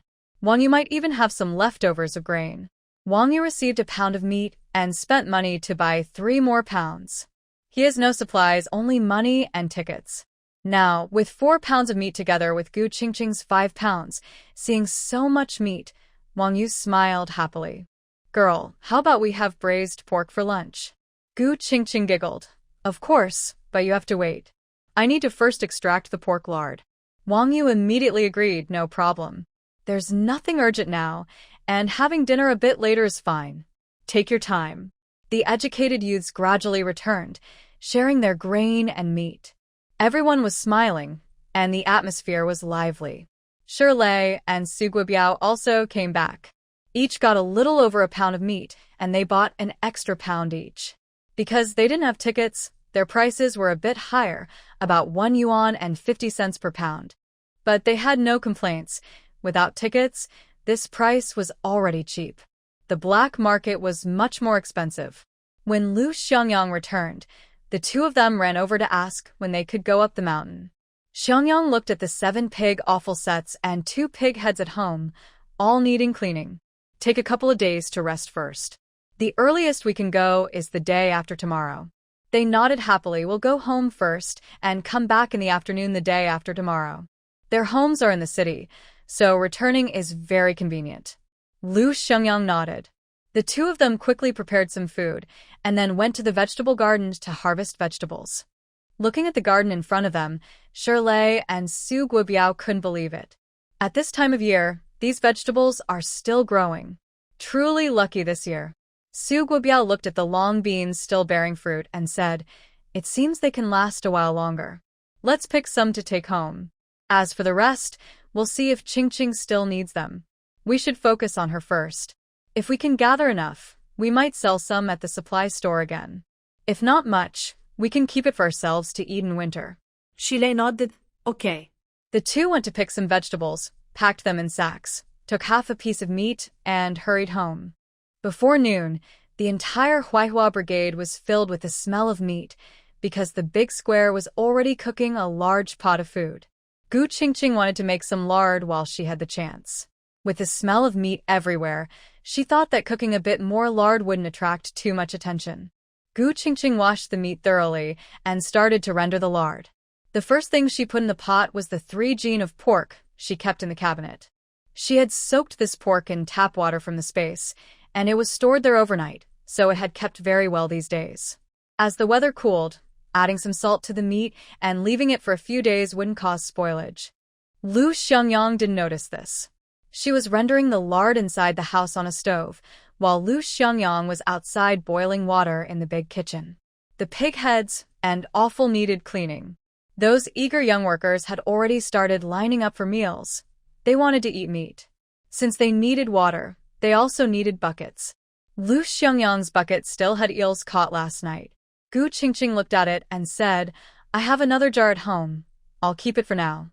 She quickly brought the jar over and asked Lu Xiangyang to pour the eels into it for storage. To store more food for winter, Gu Qingqing was working very hard. "Brother Lu, we can still catch some eels now. Once the temperature drops, we won't be able to catch them anymore. Should we catch more to store?" Lu Xiangyang raised an eyebrow, thinking this girl really loved stocking up. These things don't last a few days, right? How could that be? They are very hardy. They can stay in the bucket for a month without dying. Lu Xiangyang was surprised. Isn't that different from fish? He hadn't paid much attention to these things for a long time, so some knowledge was already fuzzy. Gu Qingqing smiled and said, "It's different, completely different. This plant is very tough and resilient. If we change the water often, it can survive for a long time. We keep it in a water tank, and even when it dies, it still looks fresh." Lu Xiangyang. What kind of theory is that? Gu Qingqing blinked. Is there something wrong with that? Since there's not much to do during the farming break, her grandparents also need to eat well, or their health won't hold up. Lu Xiangyang nodded. "Okay, I'll try to grow some more." Gu Qingqing grinned, feeling that the boss was really easy to talk to. While the boss was busy boiling water to wash the pig's head, she thought she should do some work too. So, Gu Qingqing said, "Then I'll go wash the pig's offal." Lu Xiangyang stopped her. "I'll wash those. You still need to make some dried vegetables, right? The weather's good, so do it quickly." Gu Qingqing's smile couldn't be hidden. The boss was so considerate. The pig's offal was washed by the boss carefully and left in her cabinet. "All right, we'll line up later, and I'll cook something tasty for lunch." Gu Qingqing happily carried her basket to the backyard. There are 4 big pots in total. Lu Xiangyang took one, and the other 3 are for the young workers to cook. Today everyone is in a good mood, gathering together. Several young women see how kind Lu Xiangyang is to Gu Qingqing and can't help but feel jealous. Zheng Jiejie already feels full of envy. She hasn't been here long and didn't get any meat, but Gu Qingqing has so much. She's almost jealous to death. Now everyone is cooking meat dishes, but she has none. The delicious smell keeps drifting into her nose, making her feel uncomfortable all over. If Lu Xiangyang were her boyfriend, everything Gu Qingqing has now would belong to her. Big brother Lu. Lu Xiangyang shot her a cold, commanding look. Zheng Jiejie's heart trembled at the intimidating gaze and quickly changed her words. Lu Jiqing, people's laziness is just a habit. No matter what, it can't change the fact that she was born in the countryside. Girls from the countryside have to do farm work and household chores. If they don't learn these, they won't be able to survive in the future. You're spoiling her too much now. When she gets married, her in-laws will look down on her. If you keep pampering her like this, it's not only a waste of money, but also bad for her future marriage. Everyone. Wang Yu was busy smelling the aroma of meat nearby. When he heard this, a faint smile appeared at the corner of his mouth, and he shook his head. The previous words, although still insulting Gu Qingqing, showed some sense. Unfortunately, they revealed their true purpose after just a few sentences. Basically, they were jealous that Lu Xiangyang was too kind to Gu Qingqing. Lu Xiangyang was lighting a fire. Under everyone's expectant gaze, he turned his head and glanced at Zheng Jiejie. "I won't let her marry in the countryside." Everyone. A knockout move. Absolutely brilliant. Zheng Jiejie felt a surge of shame and embarrassment, her face turning bright red. She felt overwhelmed with humiliation, as if her face was burning, probably from both anger and shame. Most people started to feel a bit sorry for her after seeing her expression. Wang Yu smiled happily, fanning himself with his signature big fan. He held it in his hand again, and it seemed that since he last saw Lu Xiangyang, he had become more serious and even more sharp-tongued. Yang Chunhong saw Zheng Jejia was really embarrassed, so she tried to lighten the mood. All right, Jejia, you're always so kind-hearted and straightforward. Lu Zhijing has his own plans, so you don't need to worry about Gu Qingqing. She's still young and not in a hurry to marry. Gu Qingqing carried a basket of greens, preparing to make some dried vegetables. They had meat at home, so they planned to make braised pork with preserved vegetables later. Watching her figure, the sunlight was just right. The pale, sallow face Gu Qingqing had a month ago was now fair and tender in the sunlight. Her hair was no longer dull and yellow. She looked just like an ordinary girl now, even more beautiful than many girls in the village. Zheng Jejia was very jealous. Seeing her gather so many greens, she sneered. Always making so much pickled vegetables. She probably hasn't seen good food before. Does she think she can eat it all? Is she going to eat pickled vegetables all winter? She muttered to herself, but deliberately made sure Gu Qingqing heard her. Gu Qingqing curled her lips and said, "What do you know? When heavy snow blocks the mountains, you'll be gnawing on cabbages and radishes. Don't envy me then." Zheng Jejia gritted her teeth. Who envies you? Even if I eat cabbages and radishes every day, I earned it myself. Gu Qingqing raised an eyebrow. You're not jealous of me now? Not only jealous, but also envious. Let me tell you, don't get too excited. When winter comes, and you see me eating well and enjoying myself, you'll be even more jealous. Zheng Jejia disliked her confident and bold attitude the most, because in her mind, Gu Qingqing was someone who had been sold by her family and abandoned. Such a person should be inferior, cautious, and obediently stay in the corner. Who envies you? You, a pitiful person who is sold, who would envy you.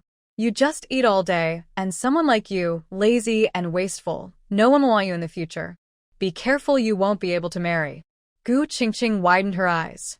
How is that possible? I'm smart, pretty, obedient, clever, and I cook well. Who would not like me? Ha. Someone from a youth brigade couldn't hold back a laugh. Ha ha ha. Wang Yu burst out laughing. In the conservative 1970s, girls were usually modest and reserved. Who had seen Gu Qingqing boast like that? Zheng Jejia's face turned red with anger. After holding back for a while, she finally said, You have no shame. Gu Qingqing was not angry. Instead, she raised an eyebrow. How am I shameless? I'm very proud of myself. I already said I'm smart, pretty, obedient, clever, and I cook well. I'm telling you, I'm capable. Isn't that being proud? If I said I was ugly or a blockhead, then I'd be shameless. Who would call themselves shameful by lowering themselves to the dirt? You're crazy. Gu Qingqing carried her basket, snorted dismissively, and headed to the water well to wash vegetables. Everyone was stunned for a moment after her words, then suddenly burst into laughter. They found her strange logic surprisingly convincing. Ah! Wang Yu laughed so hard he doubled over. Old Lu, this girl is so funny. I think what she said kind of makes sense. Lu Xiangyang, usually serious, couldn't help but smile now. Unexpectedly, a little girl saved by luck turned out to be so amusing. At noon, Wang Yu finally ate the braised pork he wanted. The tender, fatty, but not greasy meat left him craving more.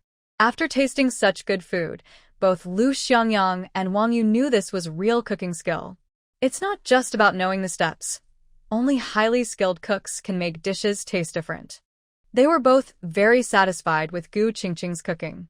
Today, Gu Qingqing cooked a lot of pork fat, let it cool, and stored it in jars. She put the jars in the high cabinet. In the evening, since they ate late and had eaten a lot of meat, the dinner was simple, cornmeal porridge with vegetables. Later that evening, when Lu Xiangyang was about to go out to find eels, Gu Qingqing came into his room to see him preparing noodles. She opened the lid of the steel pot, revealing a large bowl of plain rice porridge kept warm on the inner steaming rack, with hot water underneath. Besides the bowl of rice porridge, there was a small bowl with half a bowl of braised pork and 2 boiled eggs. Lu Xiangyang was surprised. Gu Qingqing smiled and said, I've prepared everything in advance. I remember you have a thermos, so just bring it over to store these. It's not convenient to put all of this at the bottom of the water bucket. She glanced at the young girl beside her, and Lu Xiangyang found it amusing. She was really, totally unexpected. He went to get the thermos, poured in the rice porridge, placed the braised pork on the inner layer, and put the 2 boiled eggs into his pocket. Then he grabbed the bucket and left. Seeing Lu Xiangyang carry the bucket out, Wang Yu happily waved at him. Old Lu, I'll wait for you to come back, so we can sleep together. Lu Xiangyang. Gu Qingqing changed the water in the jar holding the eel, adding some tap water from the space. The eels inside immediately started wriggling energetically. Gu Qingqing got goosebumps all over and quickly ran out. Fortunately, it was kept in Lu Xiangyang and Wang Yu's room. If it had been in her room, she definitely wouldn't have been able to sleep. Wang Yu saw her fussing with the jar and smiled. Little sister, do you think we can eat eel for a whole month in the future? Gu Qingqing nodded. If Brother Lu catches enough, we can keep them alive for about a month. Wang Yu was happy. What could be more exciting for a foodie than having delicious food? Night fell. After dinner, the educated youths went back to their rooms. The late autumn night was cold, especially here in the north, so fewer people gathered in the yard to chat. Lu Xiangyang wouldn't return for a few more hours. Gu Qingqing locked the door and entered her space. The things inside her space were increasing. Her fruits had ripened, and there were more vegetables. Sweet potatoes were also ready. Wheat and rice fields had matured, ready for harvest. She checked on the poultry. The chicks had grown up and were probably about to lay eggs. She considered raising some other birds. She returned to her small building to check her takeout restaurant account. 62 points, balance of 13,500 yuan. Gu Qingqing rested her chin on her hand, looking at the poor balance and points, feeling exhausted and wanting to die. It's so hard. She was overwhelmed. Too difficult. When will she be able to level up? The first upgrade requires 2,000 points and a balance of 1 million. Gu Qingqing drives a harvester to gather wheat and rice. Can you imagine a woman worth several billion yuan operating a harvester to do farm work? Even if she was born in the countryside in her past life, she definitely would know how to operate a harvester. But human potential is truly endless. Sometimes, you don't realize how capable you are until you try. At this point, Gu Qingqing is already skilled at driving the harvester across the fields. Why did she hoard so many different harvesters in her space? Gu Qingqing once again wipes away her tears of hardship, realizing why the system chose her. She is truly a hardworking person. She finishes harvesting all the mature wheat and rice, then stores them in the pantry. Next, she goes to the small building's control panel, where she can process the crops into rice and flour. But she needs money. Gu Qingqing looks at her wheat. She doesn't have much time, and her wheat and rice aren't plentiful right now. Processing this small amount of wheat into flour costs 1,000 yuan. Wow. That's so expensive. Gu Qingqing swears loudly. Do you know how hard it is to earn 1,000 yuan? Then she checks the rice. Growing rice involves many steps, and her harvest isn't large, so the processing fee is 600 yuan. That's still a lot. Gu Qingqing, who is struggling financially, feels a deep pain in her heart. Thinking about her ripe sweet potatoes, which will leave many vines, she decides to buy a few piglets to raise, hoping to enrich her food supplies. She looks at the price of piglets, 2,000 yuan each. Why don't you go steal them? Gu Qingqing yells angrily. A system chuckles softly. The sound is very pleasant. Don't be so upset. The price isn't really high. Look at what you've grown. Everything matures so quickly and looks so good. Don't you think you're making a profit? Gu Qingqing grits her teeth. I don't think so. With my poor balance, after buying piglets and processing the grains, how much money will I have left? After all the hard work I've done, how much money is left? I'm just working for you guys, pure labor. All her meager savings are earned through exhausting farm work, hard to earn, but easy to spend. After working so long, she has almost nothing left. Gu Qingqing is furious. The system begins to comfort her, its voice gentle and pleasant, like a handsome guy soothing his angry wife. Be good. Don't be angry, okay? I have given you many benefits. For example, the well water. Look, within a month, you've gone from an unattractive girl to a beautiful young lady. Even the best beauty products can't do that. Think about it. Don't you feel like you've gained a lot? Gu Qingqing.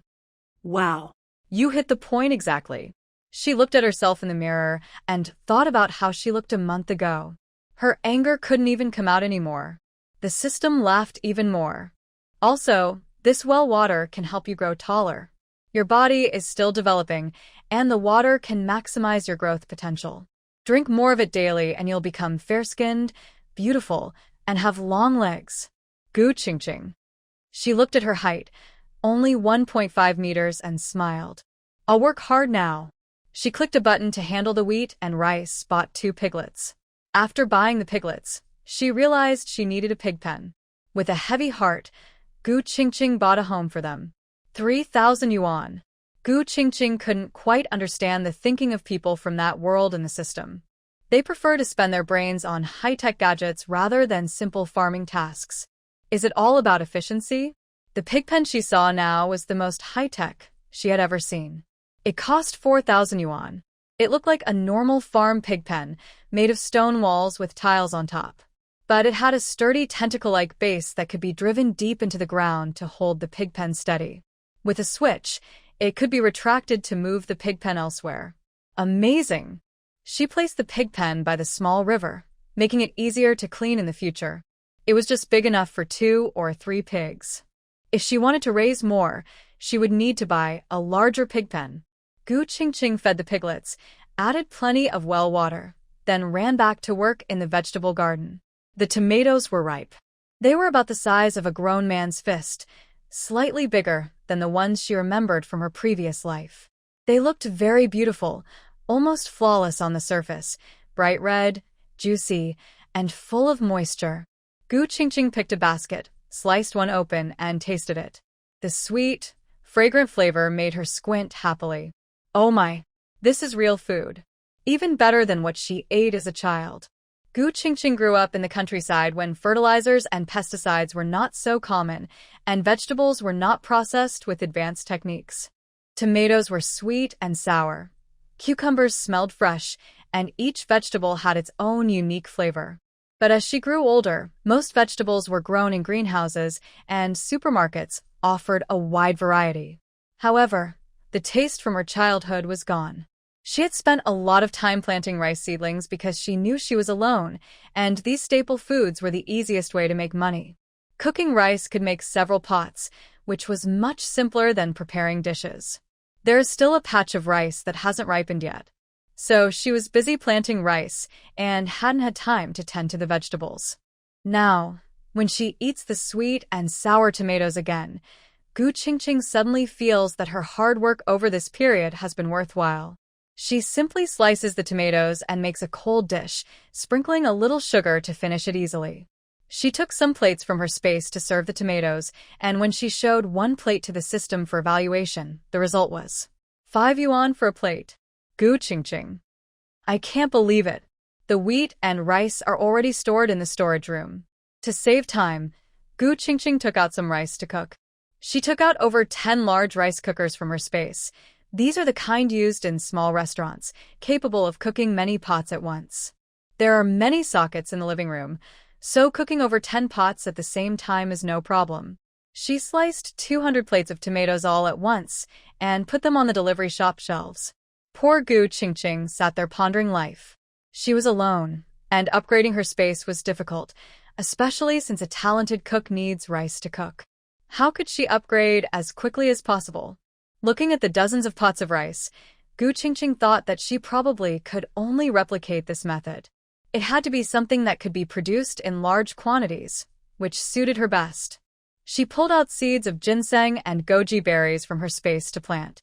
After planting, she looked at her meager balance of a few thousand yuan. Gu Qingqing made a firm decision and bought another 1,000 chicks. Originally, she had 13,500 yuan, spent 1,000 on wheat, 600 on rice, 4,000 on 2 piglets and 3,000 on a pigsty.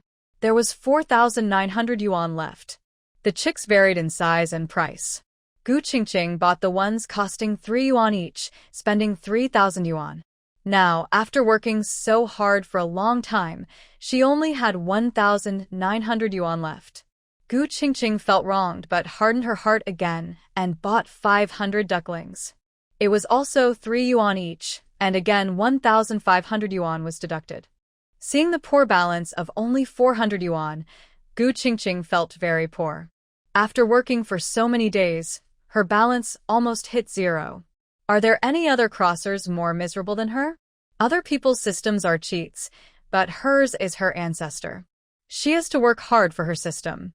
After finishing all this, the rice was already cooked. She packed a bowl to evaluate, costing 1 yuan per bowl. Gu Qingqing. She held back her frustration. She packed 1,000 small portions and 300 large portions at 5 yuan each, all listed for sale. By this time, it was around midnight. Lu Xiangyang had already returned, but Gu Qingqing's room was dark, so he didn't disturb her. Gu Qingqing quickly took a shower, and before going to bed, she cooked more than 10 pots of rice and several large pots of plain rice porridge. By 5 o'clock the next morning, Gu Qingqing was up.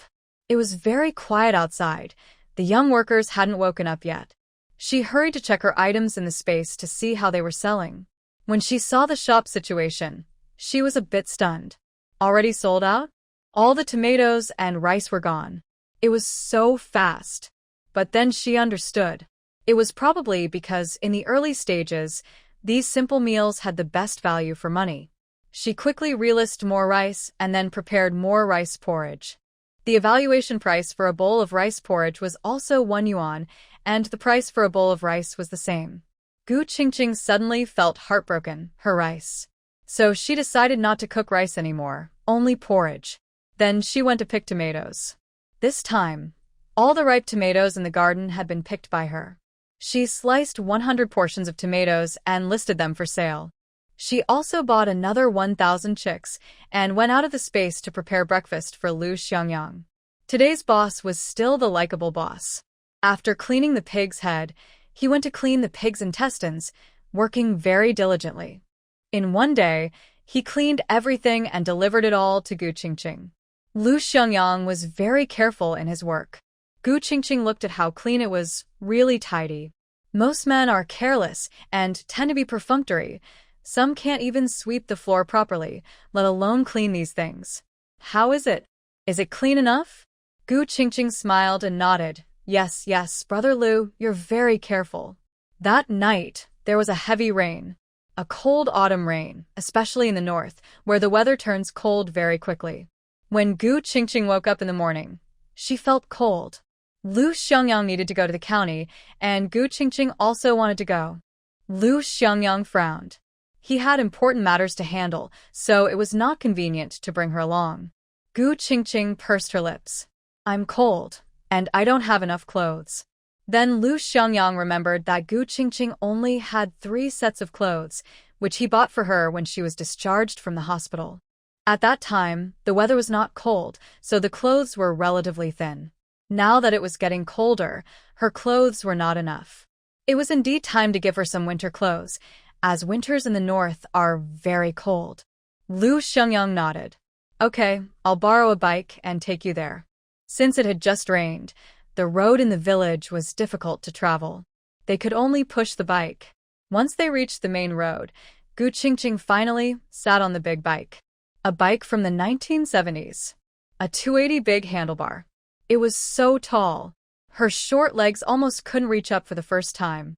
The Huaihua brigade to the county was still a bit far, but Lu Xiangyang, being tall, with long legs and great strength, rode very fast. They reached the county in about 40 minutes.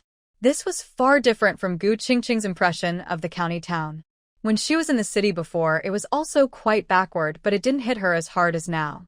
Back then, she had no chance to go anywhere else, only staying in the hospital, department store, and supply and marketing cooperative.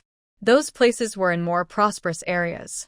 But now, most of the houses in the county town were short and small. Compared to the countryside, there were fewer earthen houses, more brick and tile houses, and only a few high-rise buildings. The pedestrians were also pale and thin, but their spirits were much better than those in the countryside. Actually, in Gu Qingqing's view, the people in the county town weren't much better than those in the Huaihua Brigade, probably because the brigade was relatively wealthier. Lu Xiangyang had things to do and didn't have time to go shopping with Gu Qingqing. He gave her some money and a ticket. The supply and marketing cooperative and department store know where they are, right? If you're hungry at noon, go to the state-run restaurant for a meal. I'll be back around 3 in the afternoon. When you finish shopping, wait for me at the cooperative's entrance. Lu Xiangyang handed her a large amount of money and tickets. After thinking for a moment, worried she might not know the time, he also gave her a watch. Gu Qingqing's eyes widened. Wow. The money was in coins and bills, totaling about 100 yuan. And a watch too? It was a men's watch, a Rolex. Oh my goodness, what was Lu Xiangyang's job before? How could he be so rich? These days, many people only earn about 20-something yuan a month, with the lowest around 18. Earning over 30 yuan was considered a high salary. Lu Xiangyang's wealth far exceeded Gu Qingqing's imagination. A Rolex watch in this era probably costs around 5 or 600 yuan. Lu Xiangyang didn't wear that watch now. He had another watch on his wrist. But that one was more low-key, domestically made Shanghai brand. It should also be worth over 100 yuan.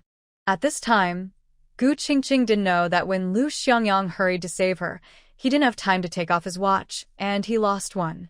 However, that watch was the same as the one he's wearing now, so many people didn't notice. In this era, spending several months' salary on clothes made Gu Qingqing a little embarrassed. Do you Need to buy anything? Lu Xiangyang paused, seeming to forget what he wanted to buy. Clothes? Winter is coming, and we need to prepare winter coats. Are your warm clothes enough? Lu Xiangyang's clothes are sufficient, but his grandparents' clothes are not. Can you make winter coats and pants? Gu Qingqing immediately nodded. Yes, I can. She really knew how to sew. Lu Xiangyang handed her some money again, then buy more fabric, and also some new cotton. Not just for yourself, but for... Lu Xiangyang hesitated, unsure whether to tell her some news. Gu Qingqing blinked, that little wife. 1 man and 1 woman, 2 elders. Gu Qingqing. Lu Xiangyang thought this little girl was quite obedient. Although his grandparents' status was a bit sensitive, now that he's moved to the countryside, it didn't seem to have much impact. He instructed her, the clothes for the 2 elders should be simple and low-key. Use new cotton to keep warm, and the outer fabric should be old material to avoid drawing attention. Your own clothes can be new and made of expensive fabric. You should buy some for yourself. Gu Qingqing nodded. The elders don't have many clothes. You should buy some for them, both inside and outside. Gu Qingqing nodded again. Looking at this young girl, with her fair face and considering her background, Lu Xiangyang still felt a bit uneasy. Don't go to deserted places. After shopping, wait at the entrance of the supply and marketing cooperative. Don't run around. If you really encounter a bad person, most likely they want to steal your things. Remember to shout loudly for help, then throw all the money, tickets, and the things you bought in different directions far away, so others will go for those items. You should run quickly. In urgent situations, you can also throw that watch. It's imported and worth about 5 or 600 yuan. The items are gone, but that's okay. As long as people are safe, it's fine. Gu Qingqing feels a bit touched inside. Lu Xiangyang isn't related to her by blood, yet he is protecting her like this. Even family members might not do the same. I'll be careful. You go do your own things. I've bought the supplies. I'll wait for you at the police station entrance. It's safe there. Lu Xiangyang nods and points in the direction of the police station. There's Chun Liang, Officer Chun. He's my friend. If you encounter any trouble, find him and mention my name. Gu Qingqing nods, okay. After giving her instructions, Lu Xiangyang leaves. Watching his figure walk away, Gu Qingqing feels a deep, unspoken gratitude in her heart. She is moved both by Lu Xiangyang's care for her and by the luck of meeting such an outstanding man. In her past life, She was born at the bottom of society. She struggled to climb up, meeting many unreliable men along the way. In that fast-paced, gender-divided era, kind men who treated women well were rare, while men who resented women increased in number. Especially her, a 40-year-old woman who had never married. She faced a lot of malice. She isn't Lu Xiangyang's sister or girlfriend. As someone abandoned by her family and who caused him to be extorted for money, Lu Xiangyang shows no anger toward her. His ability to do so is truly rare. It's just a sense of responsibility. Once he takes on something, he sees it through to the end. Meeting someone like him is her good fortune. There are no people around here. Gu Qingqing packs her money and tickets carefully. It's now 9 a.m., and she still has plenty of time to browse. After Lu Xiangyang leaves, he heads straight to the black market. He knows this place well, even the underground connections. Dressed differently, with a basket on his back filled with food and supplies, he goes to make a deal. The prices in the black market are much higher than outside. No tickets are needed here. You pay directly with money. Some transactions involve tickets, which lower the price a bit. There's a general market rate, but the exact prices can be negotiated. Lu Xiangyang's basket looks heavy, clearly filled with goods. This is a county town, so prices aren't as high as in the city. Grain costs about a yuan per unit, eggs are roughly the same, and pork is more expensive, around 2 yuan per jin. Premium meat can sell for about 2 yuan 50 per jin, mainly fatty pork. Nowadays, everyone lacks oil and fat, so fatty meat is the most popular. If a piece of meat has a lot of fat, it's considered top quality. Coarse grains are cheaper, around 5 mao per unit. Lu Xiangyang didn't have much coarse grain. Instead, he mostly had rice and flour. There was some cornmeal, but not as much as rice and flour. His food supplies were very good, better than those of this era. The flour was snow-white and free of impurities. The rice was full and clear, definitely top quality. It sold easily at 1 yuan per jin. Along with pork, eggs, cornmeal, and some chickens, ducks, and geese, all good items, they sold quickly. After visiting several places and changing outfits multiple times, he worked for over 3 hours and earned more than 900 yuan. After eating and resting briefly, Lu Xiangyang went to find someone and contacted the big boss. An hour later, a black market helper brought the boss over. They arrived at an old, rundown house on the outskirts of the city. At the gate of one courtyard, Lu Xiangyang sat calmly, leaning on a stick he held like a cane, taking a short rest. The helper, called Monkey, saw Lu Xiangyang and said to his boss, "Boss, it's him." At this moment, Lu Xiangyang was a middle-aged man. He wore old clothes, had messy hair with some white strands, long and covering part of his sharp eyes. He opened his eyes and looked at the black market boss across from him, speaking in a rough, hoarse voice. "The goods are inside." The boss led his men into the yard, and Lu Xiangyang followed. Seeing the items inside, everyone was stunned and silent for a long time. There were 1,000 jin of rice, 1,000 jin of flour, 1,500 jin of cornmeal, 500 jin of eggs, 800 jin of pork, and surprisingly, 2,000 jin of aged rice. In this time, people often couldn't get enough to eat, yet he still had aged rice. The rice looked a couple of years old, yellowish in color and not very good in appearance. But no matter how bad it looked, it was still rice. The last item was 300 jin of cotton. Seeing these items, the black market boss felt a bit of respect for this unremarkable old man. It was impressive to get so much in this era. "Brother, I want all these items, but the price should be a bit cheaper than the market rate, you see."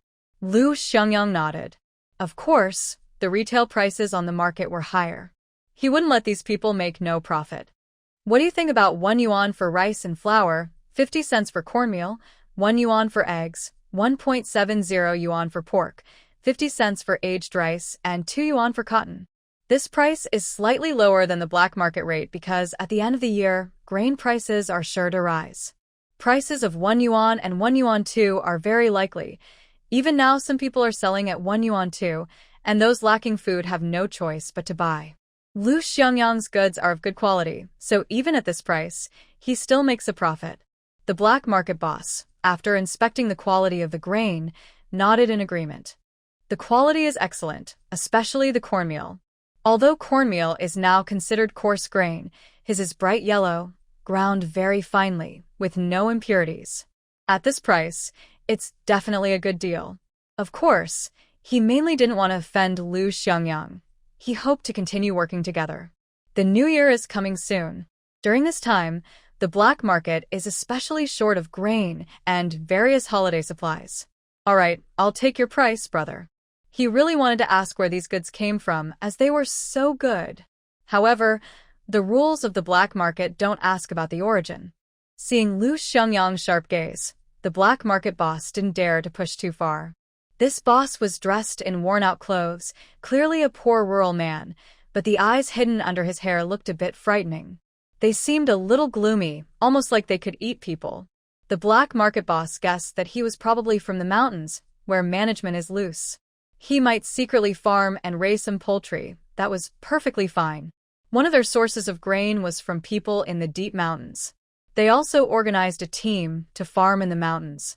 The black market boss smiled kindly. Brother, it's almost the end of the year and grain demand is high. Your grain is so good. If I have more next time, I'll definitely come to find you. The price is negotiable. Lu Xiangyang nodded. If I have grain at the end of the year, I'll send it to you. Did you bring the things I asked for? The black market boss immediately ordered his men to bring out the goods. The total price was 6,120 yuan. Lu Xiangyang only took 5,000 yuan in cash and asked for some receipts. He wanted all kinds of receipts, but not too many, just for convenience in future transactions. Then he also wanted some old items. He knew these black market people had such items, so he specifically asked them to bring them. Now the other side opened a large box for Lu Xiangyang to choose from. Lu Xiangyang had good eyesight, as his family's background was solid. He selected 6 calligraphy paintings, 3 blue and white porcelain vases, and the most special was probably a Yuan blue and white large plate. Yuan blue and white porcelain is very expensive in later generations and extremely rare. The large plate he held could be auctioned for hundreds of millions in the future. However, Lu Xiangyang is not a professional. He only has about a 60 to 70% confidence level in this Yuan blue and white plate. He then picks up a calligraphy copybook, 2 ancient books, and 3 Qing dynasty brush washers. Seeing 2 good brushes, he thinks his grandparents might like them, so he takes those 2, along with 2 good blocks of ink. He opens another small box, which is filled with gold and silver jewelry. He is familiar with these items and can tell which are real. The black market boss sees that he seems to like them and smiles, saying, "Brother, feel free to choose. These are all good items, originally from wealthy families. If you send me some grain again, I can get these for you if you want." Lu Xiangyang nods and looks at the items in the box. They are mostly common jewelry, gems, diamonds, jade, and so on. Items with antique value, like blue enamel or feather inlay, are rare among ordinary people. Such things are not easy to own or preserve, especially in this small county town. If he were in Beijing's black market, he might be able to find many items once used by the royal family. Fortunately, this batch of jewelry is good enough, and Lu Xiangyang is quite satisfied. Among them are 2 sets of diamond jewelry, including rings, bracelets, necklaces, earrings, and brooches. The designs are very good, and the diamond cuts look excellent. He also picks a few diamond rings, 3 brooches, and most interestingly, some jade bangles. He hasn't seen top-quality jade bangles, but a few are quite nice, ice-type, full green, bright in color, and very smooth. His family's women would surely like these. When his grandmother and mother come home, and his brothers marry their wives, these items will come in handy. Wives. Suddenly, Lu Xiangyang thinks of himself. If he gets married, will he ever find a wife? Carrying so many responsibilities, with so many things the Lu family needs him to do, he wonders if he can marry. He pushes aside these thoughts and continues to pick items. There are 6 individual jade bangles, 2 pairs of matching bangles, 2 complete sets of gold hair accessories, and 2 ruby rings. In this small town, he surprisingly finds a pigeon blood red ring, very rare. Pigeon blood red from Myanmar, truly scarce. These items would be worth millions or tens of millions in later generations, but right now they're not worth much. That's all for now.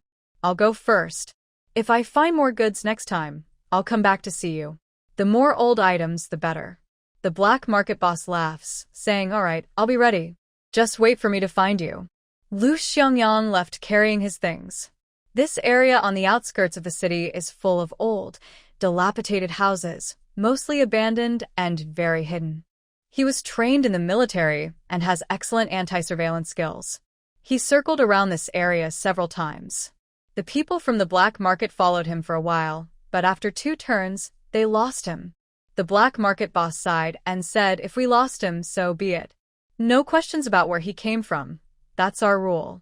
Breaking the rules won't last long. Lu Xiangyang changed his outfit, took out his bicycle, and realized it was about time. He needed to find his little girl. When he pushed his bicycle to the police station, he saw the young girl sitting at the door with a small basket beside her, waiting patiently.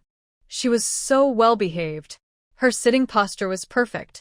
Gu Qingqing had bought some things and was waiting here. She had considered going to the black market to try her luck, even thought about the lady who wanted to buy her basket of goods. But in the end, she decided not to go. She wasn't familiar with the black market, and her body was still recovering from exhaustion. She lacked the strength to take risks.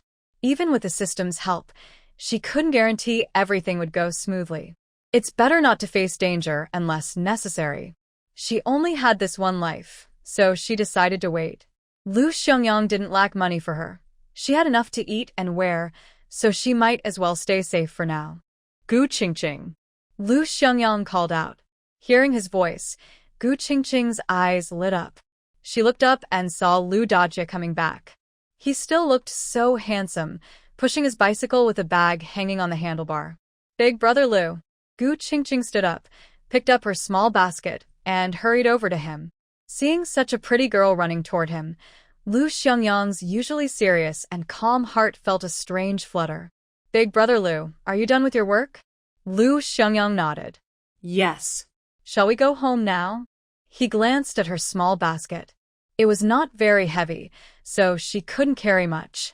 Since the basket wasn't full, she bought some cotton clothes. More than one set. That should be enough, right? A small basket like that could hold a set of cotton clothes and pants. Are you sure you've bought enough?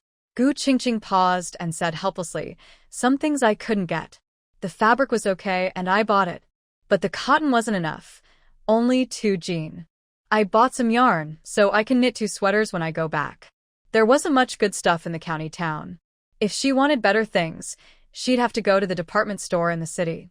Can you knit a sweater yourself? Gu Qingqing nodded. Yes, I can. I know several knitting techniques. I can make sweaters, pants, socks, gloves, and scarves. Lu Xiangyang was a bit surprised. In winter, warm clothes like padded jackets, pants, and sweaters are essential. The little girl was young and had no mother to teach her. Lu Xiangyang thought she would need help from the village women to make sweaters. But unexpectedly, she could do it herself. She is good at cooking, sewing, and doing household chores every day. This little girl is actually very talented. Unfortunately, the Li family only knows how to exploit her. Lu Xiangyang looked through her basket. There was cotton, but it was clearly not enough. The fabric was limited: khaki cloth, work cloth, and some fine cotton fabric. The colors were quite dark, meant for the elderly. The clothes she wore herself were bright-colored. As for the yarn, it was blended yarn, about 7 or 8 jean, a Chinese weight measure. There was black, gray, and a blue one. Lu Xiangyang looked at her carefully. Gu Qingqing didn't speak. She knew these supplies wouldn't be enough for winter. But she had no choice. The blended yarn was expensive, 10 yuan per jean. She bought 8 jean, costing 80 yuan, plus the fabric and 3 sets of old clothes, which were probably unwanted by wealthy families, sold to buy new clothes. The clothes were about 70% new, no receipts. Gu Qingqing bought 3 sets, which she planned to dismantle for making cotton-padded jackets for the elderly. All this already cost over 100 yuan. Add in the sewing supplies, scissors, and knitting needles, and Gu Qingqing didn't dare spend all her money at once. After all, she wasn't related to Lu Xiangyang and didn't want to spend extravagantly. Lu Xiangyang asked, "Are you sure these will be enough for winter?" Gu Qingqing didn't answer. "Have you spent all your money?" Gu Qingqing nodded. "Are you saving it for me to spend?" Gu Qingqing. "It's so cold in winter. If you get frostbite, who will cook for me?" Gu Qingqing. "Come with me." Lu Xiangyang took her to a department store. They went again to the fabric counter. Since her grandparents needed clothes, the little girl had no winter clothes at all. "Pick whatever you like." "Which one do you want?" Gu Qingqing chose 2 pieces of corduroy and 2 pieces of fine cotton fabric. Lu Xiangyang pointed at a checkered piece. "Do you have other styles of this?" The clerk shook her head. "No, this one is very popular and sells out quickly. This is a checkered fabric, suitable for young girls to wear. It is the only wool fabric among all the materials. The corduroy comes in black and blue, and the fine cotton cloth also has 2 colors." Lu Xiangyang points to these fabrics and says, "I'll take 10 feet of each of these colors. We'll take all of this checkered fabric." There aren't many checkered pieces, only about 15 feet in total. Lu Xiangyang shows the clerk some military coupons. The clerk immediately smiles happily and says, "Okay, I'll pack it up for you." Gu Qingqing is surprised. "So much?" Corduroy costs 1 yuan per foot, cotton cloth costs 80 cents, and the most expensive wool fabric costs 10 yuan per foot. Just one piece of wool fabric costs 150 yuan. Seeing that the boss paid with coupons and even took her to buy yarn, Gu Qingqing feels overwhelmed. Does this guy come from a wealthy family?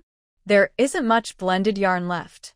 As the weather gets colder, these are in high demand, and many are sold out quickly. Today, Gu Qingqing is lucky to find some in stock.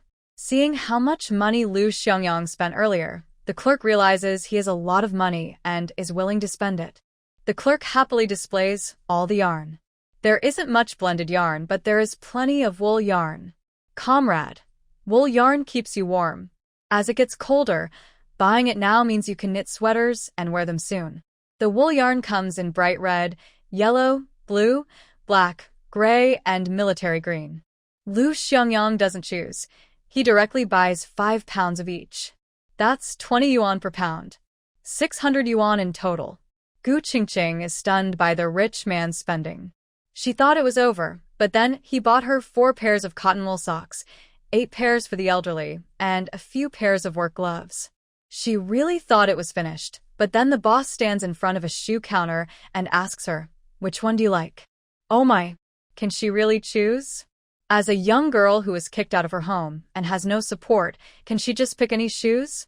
The blue tang leather shoes are very good quality, comfortable to wear, and made of leather and cotton. Perfect for winter. Not afraid of getting wet. After trying on different sizes, Lu Xiangyang waves his hand and buys her 2 pairs, saying she can switch between them. Gu Qingqing. Unfortunately, because of her grandparent's status, she can't wear leather shoes. Lu Xiangyang feels a bit disappointed, but stops himself. Finally, it's all over. The 2 walk out carrying large bags. Originally, Lu Xiangyang's package was hanging on the handle of the cart, with a small basket tied to the back seat and hanging on one side. This time, all the purchased items were packed into one bag and hung together with the basket. This way, Gu Qingqing could sit on the other side. Lu Xiangyang went to the post office to send a letter, then took Gu Qingqing back to the Huaihua Brigade. When they arrived at the Knowledge Youth Station, the young workers were cooking dinner in the yard. Seeing Lu Xiangyang and Gu Qingqing returning with so many things, everyone looked over. Wang Yu looked at them sadly. "Where did you 2 go?" "No one cooked lunch for me today." Gu Qingqing. Lu Xiangyang. Yang Chunhong, standing nearby, looked a bit uncomfortable. Shirley and Su Guobiao weren't there, and Gu Qingqing had left too. Wang Yu had no lunch, and she kindly invited him to eat. But now that Gu Qingqing had just returned, and he said that it felt like she was being insulted. Was her cooking really that bad? Lu Xiangyang helped Gu Qingqing carry all the things into her room. When they went inside, the others exchanged glances, feeling a bit envious. Zheng Jiejia's jealousy was obvious. Song Meng also looked envious, and even Yang Chunhong, usually calm, started to feel uneasy. Lu Xiangyang brought all the packages inside. He opened his own one, took out what was meant for the brigade leader, and handed the rest to Gu Qingqing. Gu Qingqing looked at the packages. Wow, a big bag of cotton, enough to make 2 sets of cotton clothes and pants, and about 4 jean of yarn, several packs of salt, 10 jean of flour, 5 jean of cornmeal, a bag of white rabbit candies, 2 bags of sugar, 2 cans of malt extract, a packet of seasoning, a bottle of rice wine, 2 bottles of mithai, soy sauce, and vinegar. She thought, wow, they are so rich. Too rich. Lu Xiangyang took the items and went out, just in time to deliver the bicycle along with the packages to the brigade leader's house. Gu Qingqing closed the door quickly and locked all the good things inside the cabinet. Her lock was also in the package, a pair of locks, perfect for locking the bed cabinet and the higher cabinet. It was dinner time. The big boss had bought so many things for her. What delicious food should she prepare for him? All the pots outside were already in use, so Gu Qingqing couldn't use them. She used the stove to cook some cornmeal porridge and then went to the backyard to pick chives. She planned to make chive pockets, so they could eat them tomorrow morning. If the big boss wanted to take some to give to others, it would be convenient. Just tuck them into his pocket, no need to carry bowls. Gu Qingqing just finished picking some chives when suddenly thunder and lightning struck, and heavy rain started falling quickly. The weather was bad all day. After a whole day of waiting, it finally started to rain. Once Gu Qingqing finished preparing the chive filling, the outside kitchen had an available pot, so she decided to cook outside in the big pot. When Lu Xiangyang returned, he was soaked from the rain, completely wet. "There is hot water inside," Gu Qingqing said. He carried the hot water to take a shower and change clothes.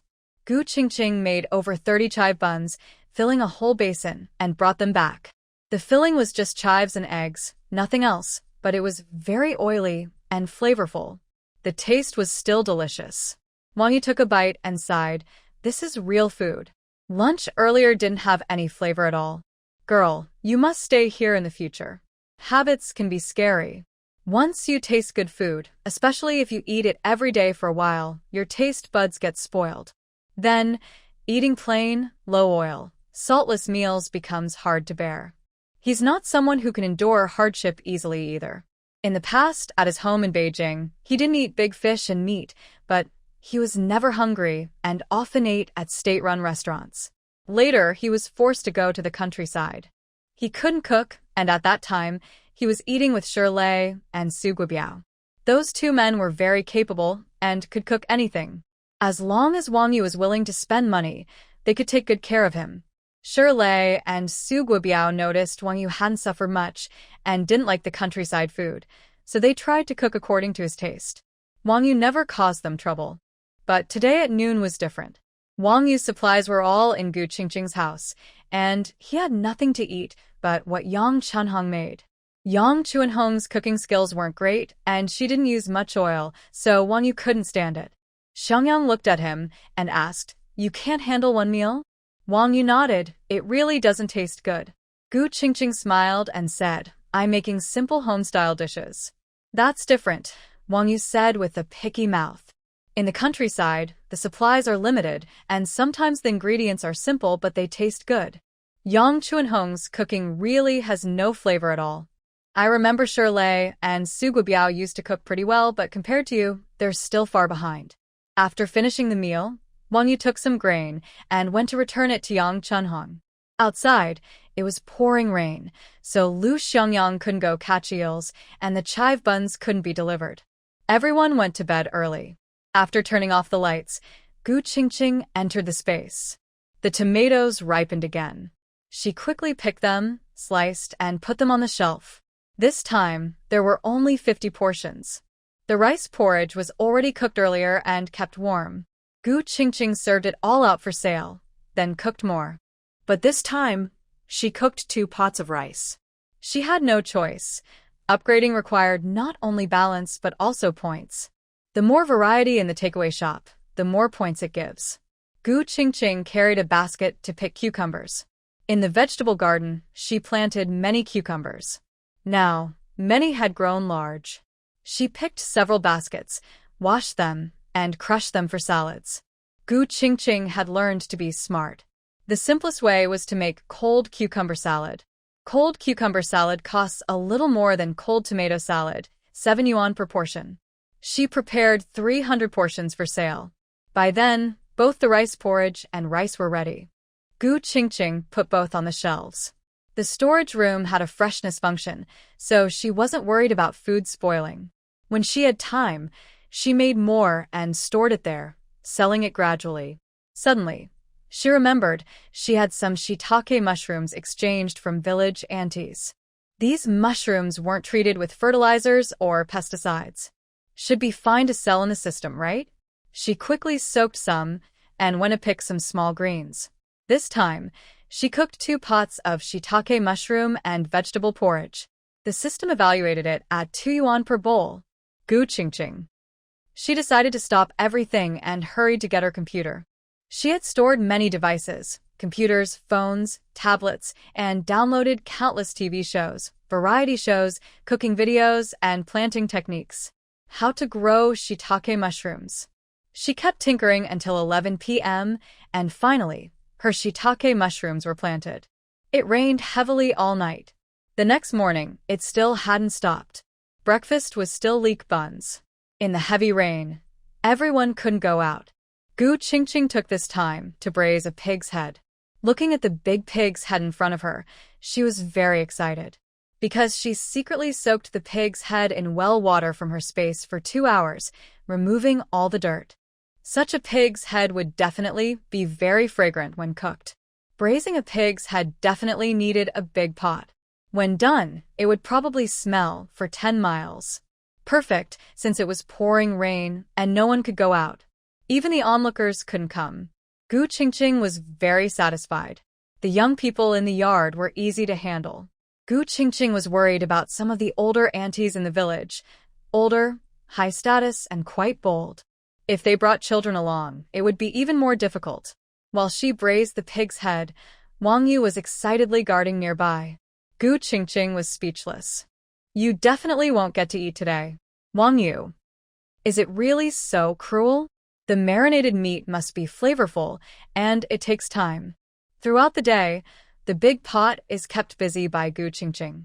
She cooked a large pot of seasoning, using 2 big pig heads, which must be fully submerged in the marinade. Gradually, the aroma fills the air, making the young workers almost drool with anticipation. Lu Xiangyang reads a book nearby, watching the big pot in the kitchen, while Wang Yu sniffs the delicious smell. Gu Qingqing goes back inside to knit a sweater. It rained heavily all day and night, finally easing up the next morning, though it still drizzled lightly. Around 10 a.m., someone suddenly shouted, "Hurry up and go catch fish. The dam at the reservoir has opened, and many fish have washed out. The team leader wants everyone to help catch fish. Everyone will get a share." Hearing this, everyone quickly grabbed basins and buckets and rushed to the reservoir. The heavy rain caused the water level in the reservoir to rise rapidly, forcing the dam to open. In some low-lying areas, water was already flowing out. Some fish were washed out, and people began to catch them. Team leader Wang Jinghua assessed the situation and decided to catch more fish for everyone to share. At this moment, no one minded that the fish weren't very tasty. They just didn't like small fish and shrimps because they had little meat and many bones. But the fish caught from the reservoir this time were different, big fish with lots of meat and fewer bones. Since they had just received grain, money, and meat, and now had oil in hand, it was the most prosperous time of the year for the common people. After a hard year, everyone wanted to enjoy some good food at the end of the year. The entire team was out. Men were fishing from above, some people were casting nets in the reservoir, and those downstream didn't bother about the water rushing down. Whoever caught fish first got to keep them. Mostly, children were playing and competing, and occasionally, they caught some big fish, which made the kids very happy. Gu Qingqing didn't care much. She was only after the small fish and shrimps, her little fish pancakes, and her braised shrimp. She was so excited. The children were laughing and playing, mostly just having fun, grabbing small fish and shrimps and throwing them at each other. They were all muddy and dirty, but when they saw Gu Qingqing's clothes were clean, they deliberately jumped around in front of her, splashing mud and water all over her face. Some mischievous kids even pushed over her water bucket, spilling out the small fish and shrimps she had just caught. She deliberately pushed Gu Qingqing down, watching her fall into the mud. Everyone around cheered, clapped, and laughed loudly. Gu Qingqing was furious. She crossed her arms and shouted, "You brat! Are you doing this on purpose? Watch out, I'll hit you." Erden, who was 8 years old, was very mischievous. He stuck out his tongue at Gu Qingqing. Come on. I'm not afraid of you." Gu Qingqing was angry. She couldn't argue with an 8-year-old kid. She called her little friends nearby. Go hit him. Push him into the mud pit.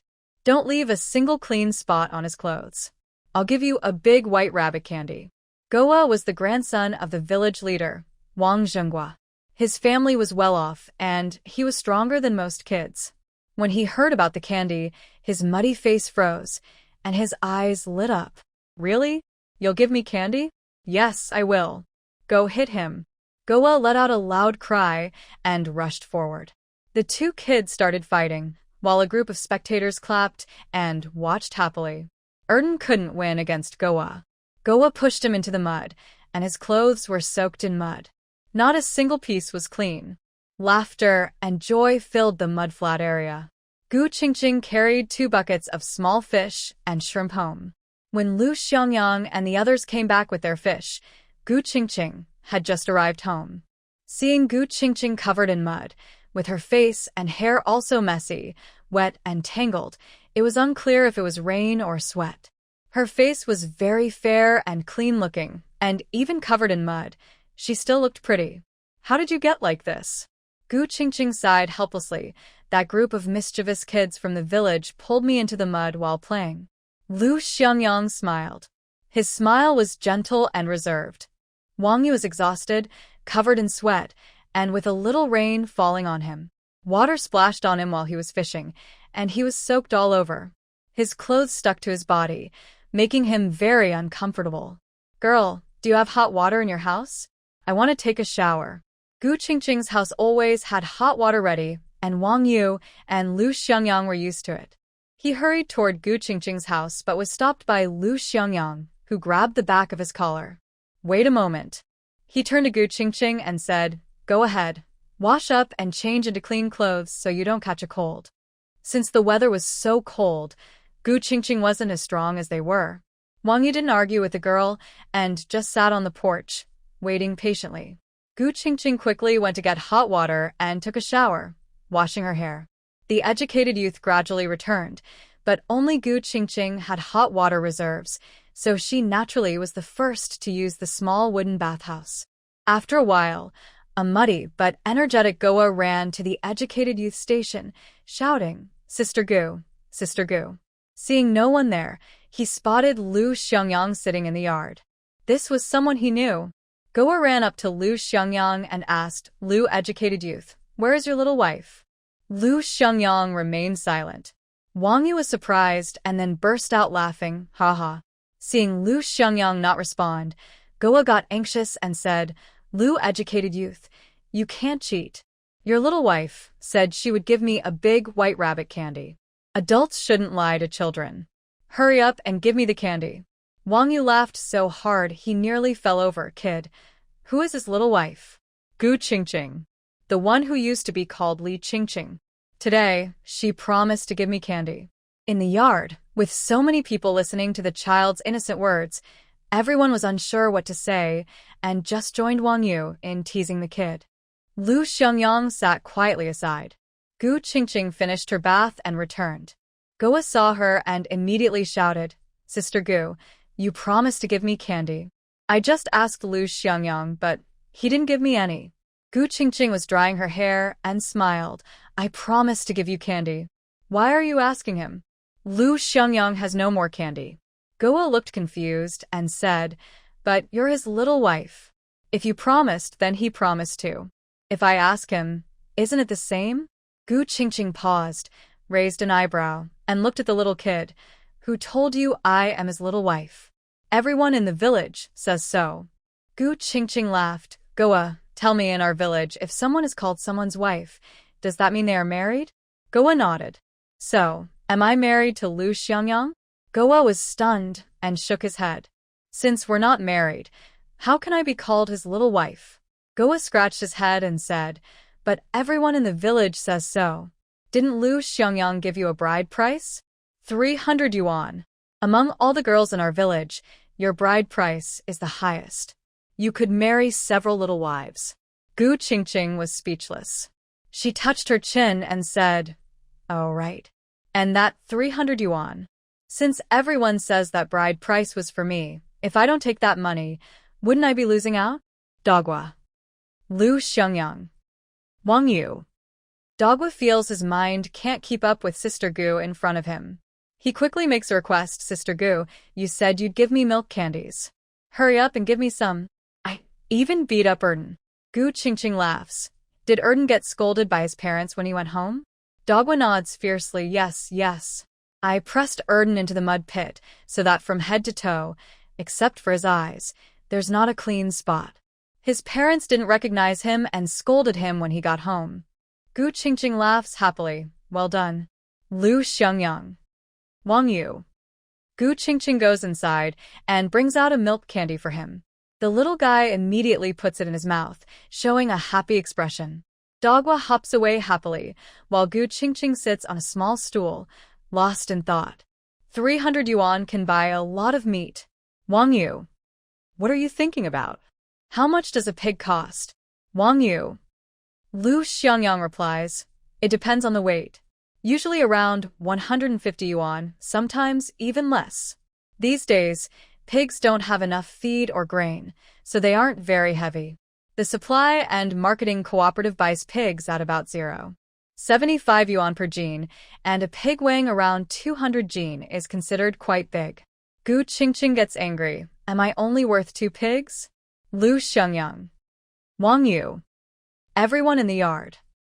Li Fugue weakly says nearby, it seems that ordinary people don't value pigs that much. Gu Qingqing. Li Fugue has been working in the countryside for several years and knows a lot about rural things. These days, pigs are quite precious. Even a big team can't afford to raise many. Wang Yu and Lu Xiangyang hold back their laughter. Gu Qingqing is still angry. I've been working at Li's house these years. I raised the pigs there. But in the end, they sold me, and I only got money for 2 pigs. Next year, I want to raise pigs too, 2 of them. Song Meng nearby can't believe it and says, are you crazy? Raising 2 pigs is hard work. They eat a lot.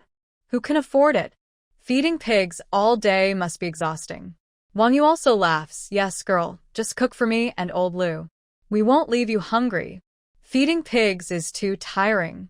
Gu Qingqing angrily says, in the past, I not only had to feed pigs at Li's, but also had to cook for their whole family. There were dozens of people, and cooking every day was much more tiring than feeding pigs. Ha ha ha. Everyone laughed so hard they leaned back and forth. The comparison was really too funny. Gu Qingqing remembered all the things in the space and thought she could really raise a pig. Spring plowing starts next year. Her body is gradually recovering. If she kept avoiding farm work and just jumped around eating well and dressing nicely, she might really cause trouble.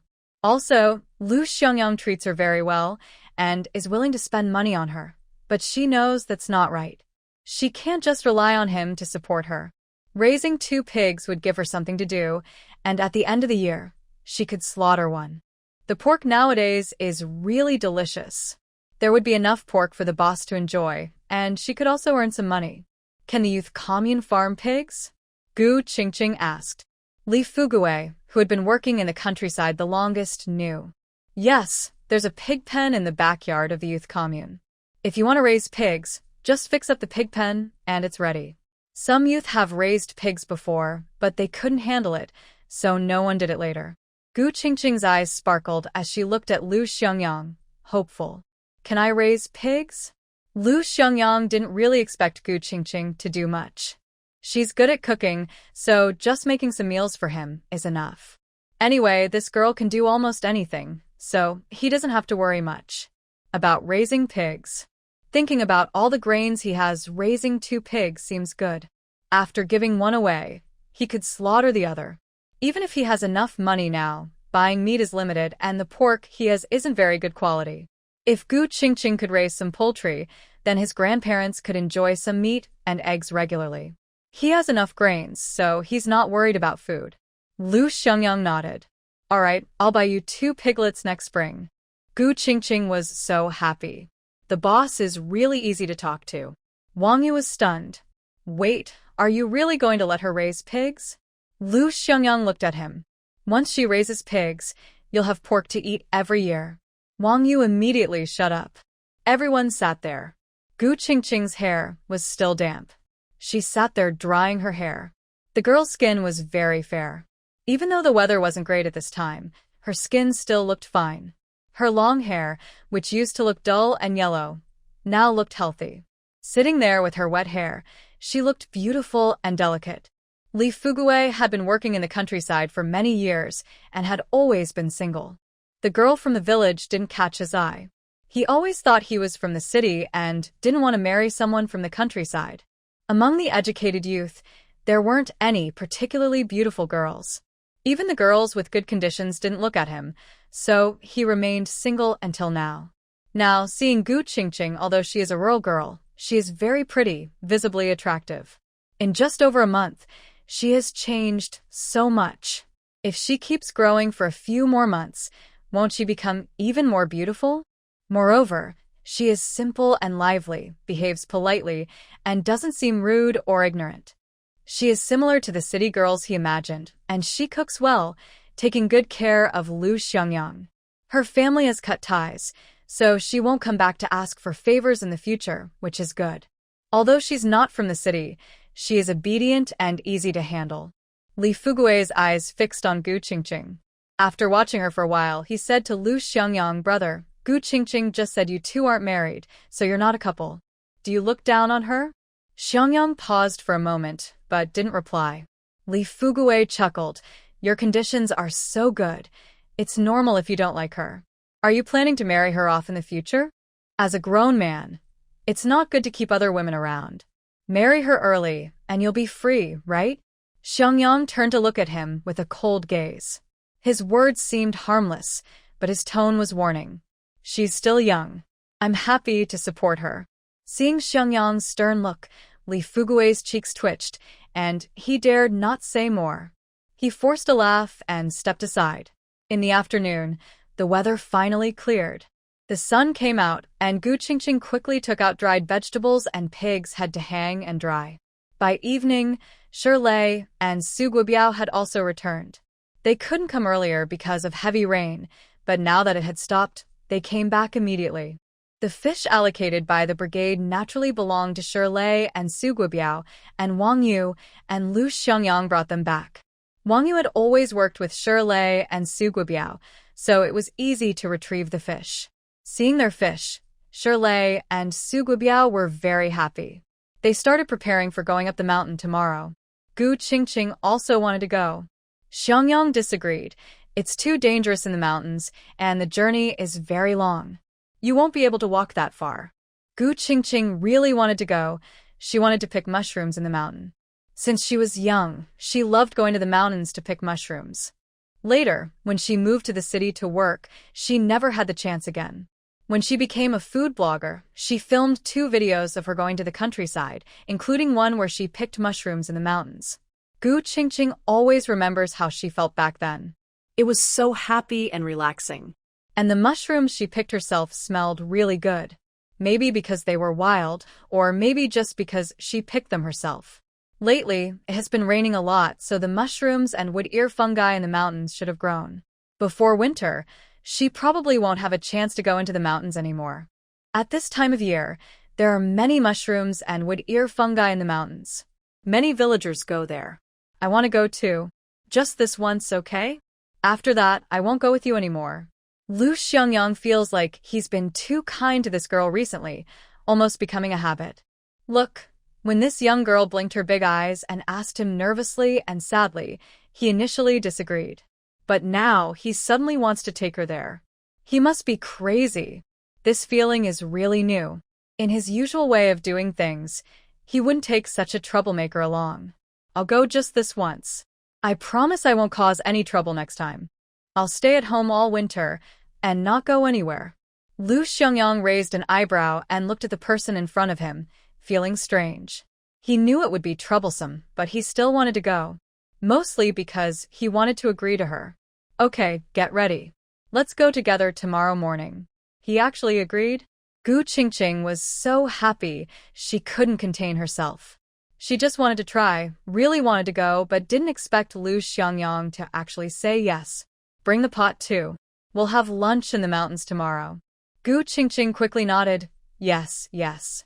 I'll definitely bring it. That night, Gu Qingqing went to bed early. The next morning, she went out with a basket, a bag, and a sack, along with everyone else. Wang Yu was a bit stunned. You're going too? Gu Qingqing nodded. Wang Yu didn't know what to say. It must be Lu Xiangyang's idea. Recently, he felt like Lu Xiangyang had changed, becoming different from how he remembered him. The group left early in the morning.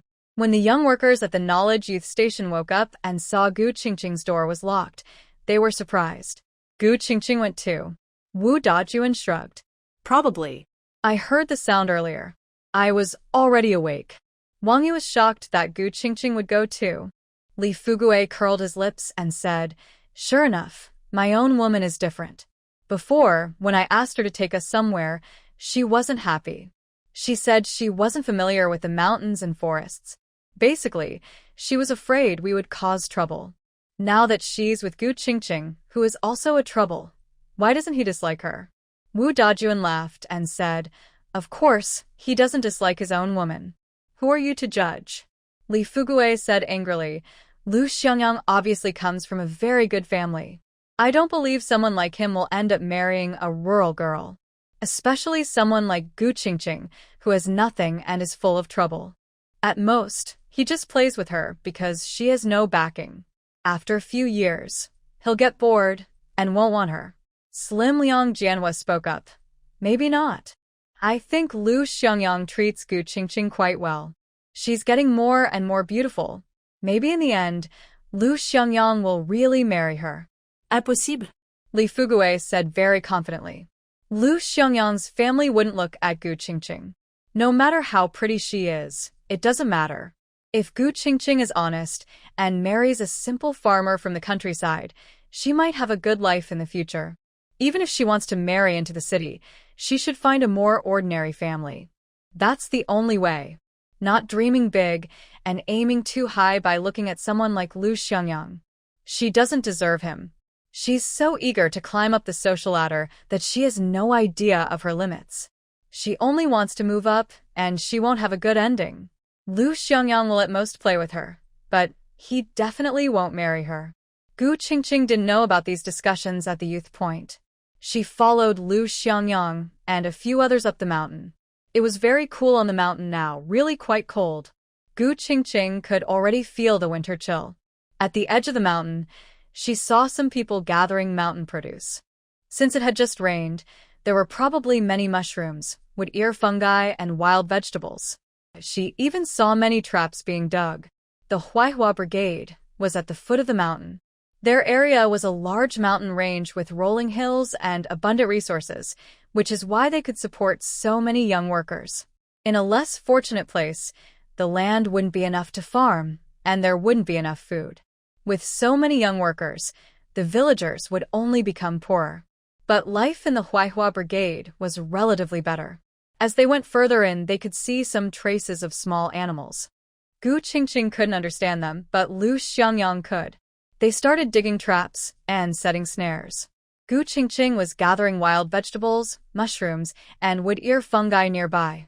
After the rain, the forest is truly rich in resources. Shirlei and Suguobiao came mainly for wild vegetables, mushrooms, and wood-ear fungi. They don't hunt, so they just follow Lu Xiangyang to help out and take the chance to pick mushrooms and grab a meal.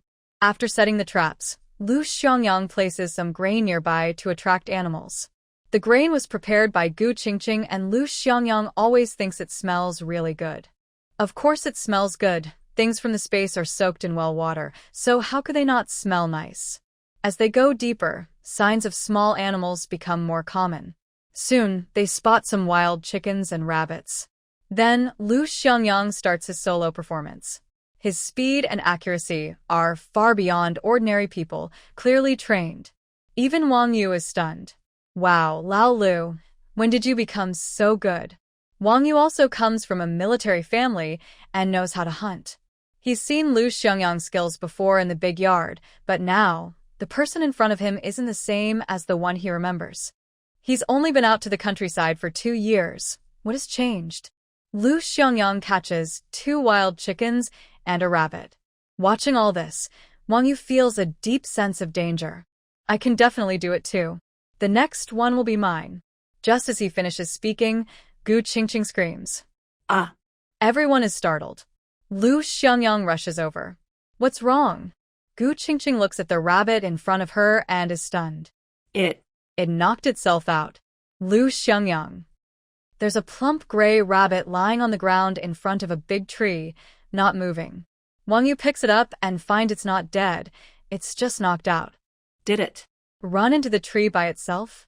He finds it hard to believe. Gu Qingqing nods. I was picking mushrooms here when suddenly it charged over, scared me.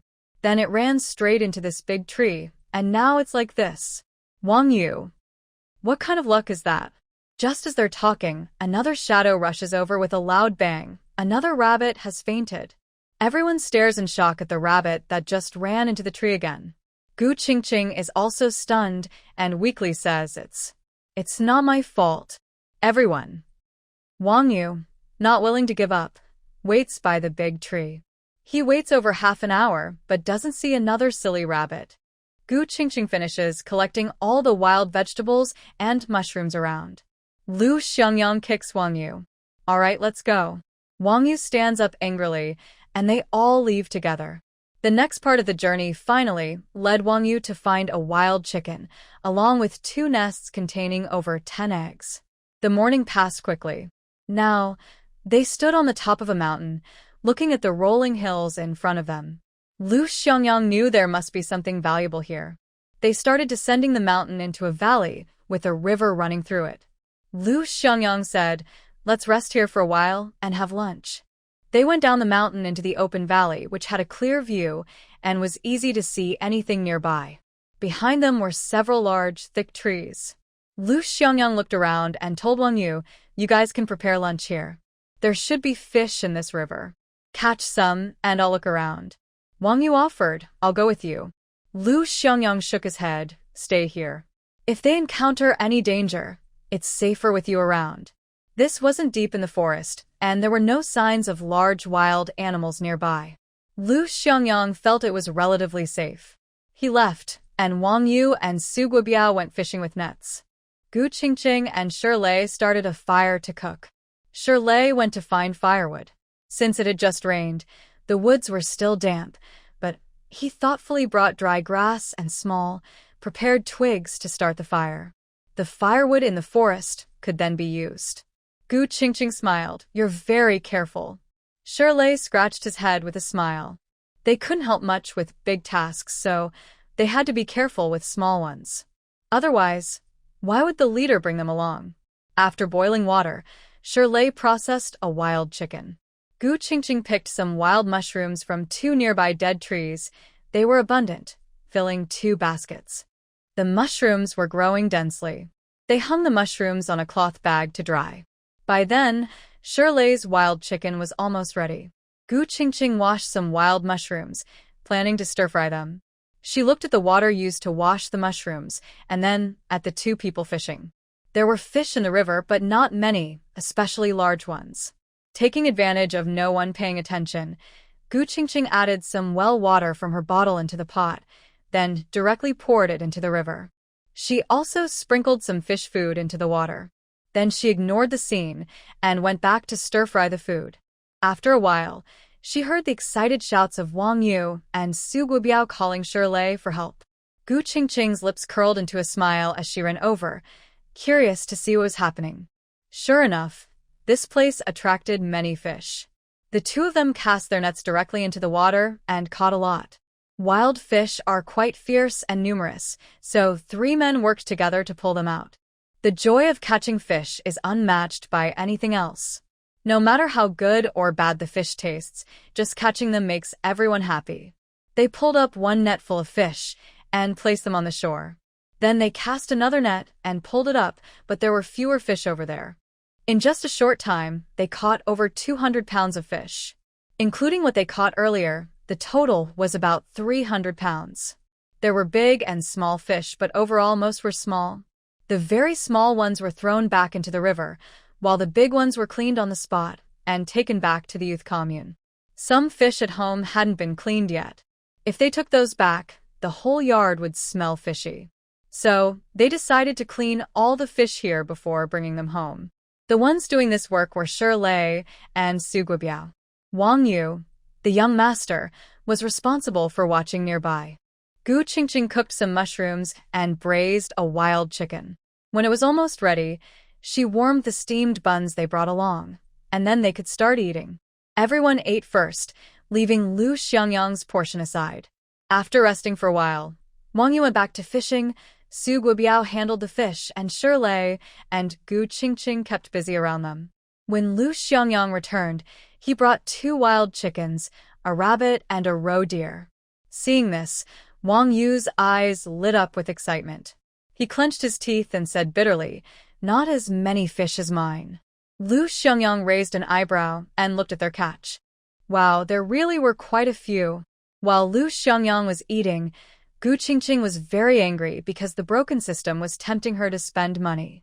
"Darling, I'm serious. Ginseng, don't you want some?" Gu Qingqing gritted her teeth and said, "Of course I want it." See? I knew you'd want 3 roots. You can keep 1 for yourself and give 2 to your partner. He's so good to you, so give him a little reward.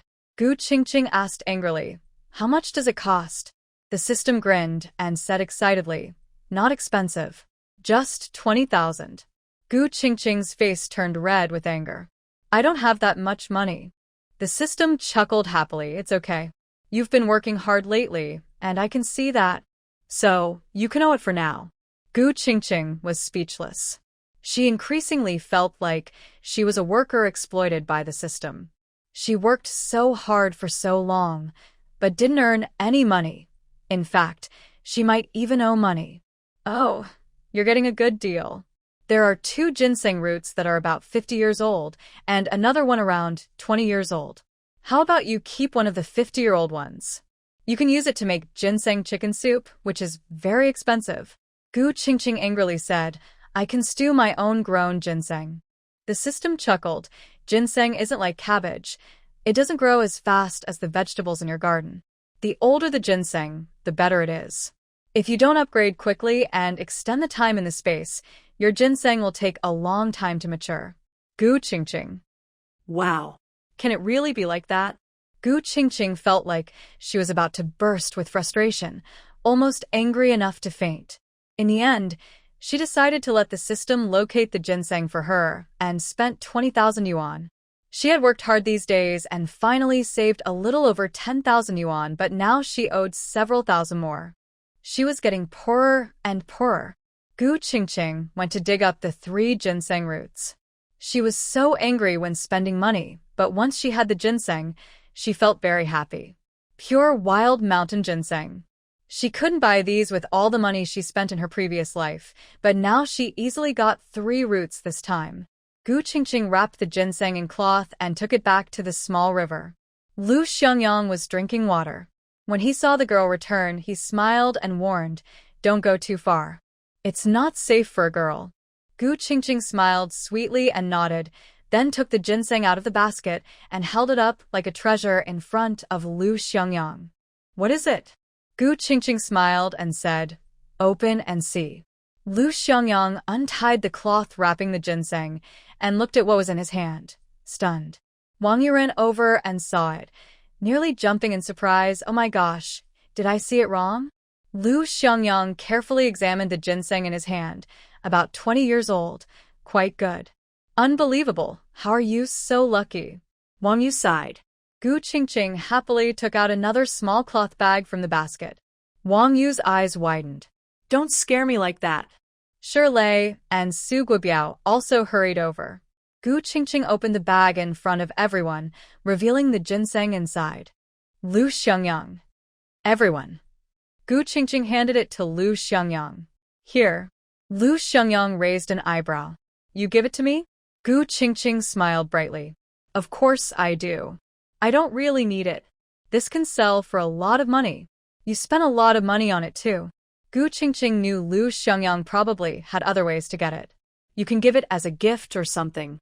Lu Xiangyang looked at what was in his hand and accepted it without hesitation. This thing was definitely useful to him. Seeing the young girl squatting nearby, smiling happily and eager for praise, Lu Xiangyang couldn't help but smile and gently ruffle her hair. Good job, you're really capable. At this moment, even Wang Yu felt a bit envious. 2 wild ginseng roots. Shirley and Su Guobiao didn't know what to say. Gu Qingqing's luck was just too good. Now, even they thought that raising Gu Qingqing was totally worth it. Her cooking skills are excellent, she's hardworking and sensible, and her luck is incredible. The only thing she doesn't do is farm the land. We have strength, we can work. They finished cleaning the fish, collected all the wild vegetables and mushrooms nearby, and cooked a few wild chickens, packing them into burlap bags. Then they started heading back. Along the way, the traps they set caught a few rabbits, wild chickens, and a deer. When they reached the 2 large traps they had dug earlier, Lu Xiangyang stopped in his tracks.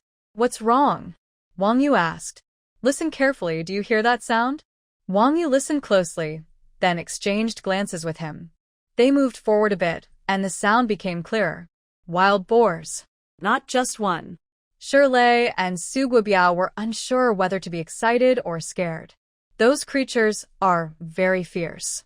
They definitely can't handle them alone, but what about the 2 people in front of them? Lu Xiangyang turned back and told the 3, climb up the trees. No matter what, don't come down. Gu Qingqing obediently climbed the tree. She knew staying on the ground would only slow them down. Lu Xiangyang helped her up to a tall tree. Climb higher and hold on tight. If the wild boar charges and hits the tree, don't fall. Don't worry, I'll hold on tight, she replied. Shirley and Su Guobiao also climbed trees. These 2 were steadfast supporters of the group. They even took the previously caught prey, fish, and burlap bags up into the trees, afraid the wild boars might come and cause trouble. Lu Xiangyang pulled out a small dagger. Wang Yu's eyes widened. Do you have more? Give me one. Please, give me one. Lu Xiangyang glanced at him, slightly amused, and handed him a dagger. Wang Yu eagerly took it. Carefully, they approached the trap, both looking a bit surprised. It looks like there are 2 groups fighting, Wang Yu said. Lu Xiangyang was also surprised. Wild boars are usually social animals, rarely seen alone. The animals in front of them seemed to be a group, but they didn't look like family members. They were fighting fiercely, many wounded, and some were small. There are more than 20 in total, quite a bunch. Wang Yu couldn't believe it. Something's not right, Lao Lu. Why are there so many? Lu Xiangyang carefully observed the surroundings and replied, while large groups of wild boars like this aren't common, they do appear sometimes. These ones outside aren't big, but there should be larger ones in the traps. They all heard the wild boar screams, clearly indicating some had fallen into traps. Wang Yu was excited. All meat. Should we take them all? These things are a trouble for the crops. Lu Xiangyang held a sharp dagger and said, First, attack the big ones. If you can catch the small ones, do it. If not, no worries. Wang Yu nodded, and they both planned to attack the wild boars separately. Suddenly, the wild boars started to scream loudly. Gu Qingqing was up in a tall tree, barely able to see what was happening. She could hear everything clearly. From the sounds, she knew a fight had started. Honestly, she felt a bit nervous. If she were alone, she would be scared, but with Lu Xiangyang here, there was no real danger. Still, it was her first time seeing real wild boars in the wild, especially a whole group. The experience was incredibly exciting. She remembered that in her previous life, she grew up in the countryside and had only seen wild chickens and rabbits. Later, when she moved to the city, those things felt even more distant. Wild boars. They were real wild boars. Gu Qingqing clenched her hands tightly around the tree trunk, afraid a boar might run over and knock her down. Watching those boars charge toward Lu Xiangyang, she could tell how fierce they were. Who said these creatures were clumsy? They were big, definitely over 300 pounds. The largest seemed even bigger than the fat pig she saw in her past life. But they weren't clumsy at all. They ran so fast. Gu Qingqing's eyes widened, not blinking, staring at the battlefield. Wang Yu was bumped and flew out but quickly got up and ran. If he was a second slower, the boars would have caught him. Things were easier for Lu Xiangyang on that side. She saw some boars fall. So cool. Lu Da is really impressive, even in a fight. Gu Qingqing's eyes sparkled as she watched the scene unfold. The wild boar herd was scattered, running everywhere. These animals were fierce and vengeful. Anger them, and they would fight desperately. But in the end, they couldn't win. Some managed to escape, though. Lu Xiangyang and Wang Yu chased after some, but didn't catch up, so they turned back. Not many ran away. Most stayed nearby. They weren't dead, but they had lost their fighting spirit. There was blood everywhere. Lu Xiangyang and Wang Yu looked into the trap, and Wang Yu immediately cheered up. Wow, this new year will be a big celebration. There were 2 very large animals in the trap, each quite big, probably weighing around 500 or 600 jin, about 250 to 300 kilograms. The 2 moved to another trap nearby, which was not far away, and quickly arrived. Seeing what was inside, both of them smiled. A wild goat. An adult wild goat. Even Lu Xiangyang felt that their luck today was a bit too good. Are there so many prey in this mountain? How did they catch a wild goat? Wang Yu shrugged. Just good luck today. I've looked for prey on the mountain before, but I've never encountered anything like this. Usually it's just wild chickens and rabbits. During my 2 years in the countryside, I only caught a roe deer once. Lu Xiangyang. What should we do with all these animals? Wang Yu asked. Lu Xiangyang thought for a moment and decided to go to the village to find someone. There's no way we can keep all of these. We can keep one, though. Wang Zhenghua is quite open-minded and well-respected. Everyone in the team listens to him. We keep one for ourselves, one for the youth station, and the rest are to be shared among the villagers. Wang Yu frowned. Leave one for the youth station? Lu Xiangyang nodded. Exactly. Keep a smaller one, around 100 jin, about 50 kilograms. The leftovers will be split between Shirlei and Su Guobiao, ensuring they each get at least 20 jin. The rest will be given to the young people. Those people are closest to us. No matter what, villagers are a bit further away, and they don't live with us regularly. Those close by are more likely to cause trouble. We need to bring some people into our camp. Wang Yu nodded, understanding. To bring people into their camp, they had to give benefits. Like Shirlei and Su Guobiao, smart people, and there are others among the youth who might not agree, but it wouldn't be everyone. As long as they aren't isolated, it's not a big problem. Wang Yu pointed at the goat. What about this goat? Should we split it too? Lu Xiangyang smiled. No, this one stays with us.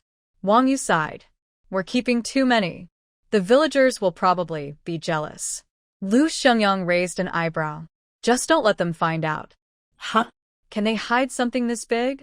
Lu Xiangyang took out a rope and other tools, then jumped into the trap to tie up the goat. As he tied it, he said, I'll handle this goat. Later, I'll hide it somewhere. You go back and tell Shirlei to go to the team leader and explain everything. We kept one pig weighing over 200 pounds and another over 100 pounds for the youth station. The fish caught by Shirlei and Su Guobiao were deducted from the youth station's share. Today, we divided the fish evenly among a few of us, including Gu Qingqing, who counts as one person. We gave Shirlei and Su Guobiao one wild chicken and one wild rabbit. How they split them is up to them. The wild vegetables and mushrooms were not divided. Gu Qingqing's harvest belonged to us. Wang Yuming understood and, together with the others, brought up a live mountain goat. Lu Xiangyang knocked it out with a few punches and carried it away. Wang Yu returned and said to Shirlei, Shirlei, you need to go back and tell the team leader to bring people here. We'll keep one wild pig for ourselves, one for the youth station, and the rest will be divided among the team members. Let's have a good new year. We will definitely keep some for ourselves. That's what Lu Xiangyang and I think. Tell the team leader clearly, and he should agree. Shirley hurried down from the tree, excitedly saying, I know. I'll go right now. Is there a lot? They were far away and couldn't see clearly. Shirley still couldn't quite believe it. It felt like a lot. Wang Yu said, we caught about a dozen, estimated to weigh over 1,000 pounds. Shirley's eyes lit up like a bright lamp. I'll go now. After speaking, Shirley ran off. Everyone knew there was no way they could keep all that meat for themselves. The villagers would definitely be jealous. But since there was so much, they could share some. It was a good plan. Shirley ran off, and Wang Yu told the other two, just stay up there for now. It's safe. Gu Qingqing. Su gu bi a. They obediently stayed in the trees. Lu Xiangyang quickly returned, so fast that Wang Yu was a bit surprised. Had he already hidden the game? The two of them kept watch nearby, resting for a while, then planning to patrol the area again to make sure no other animals were attracted by the smell of blood. Fortunately, everyone from the village arrived safely.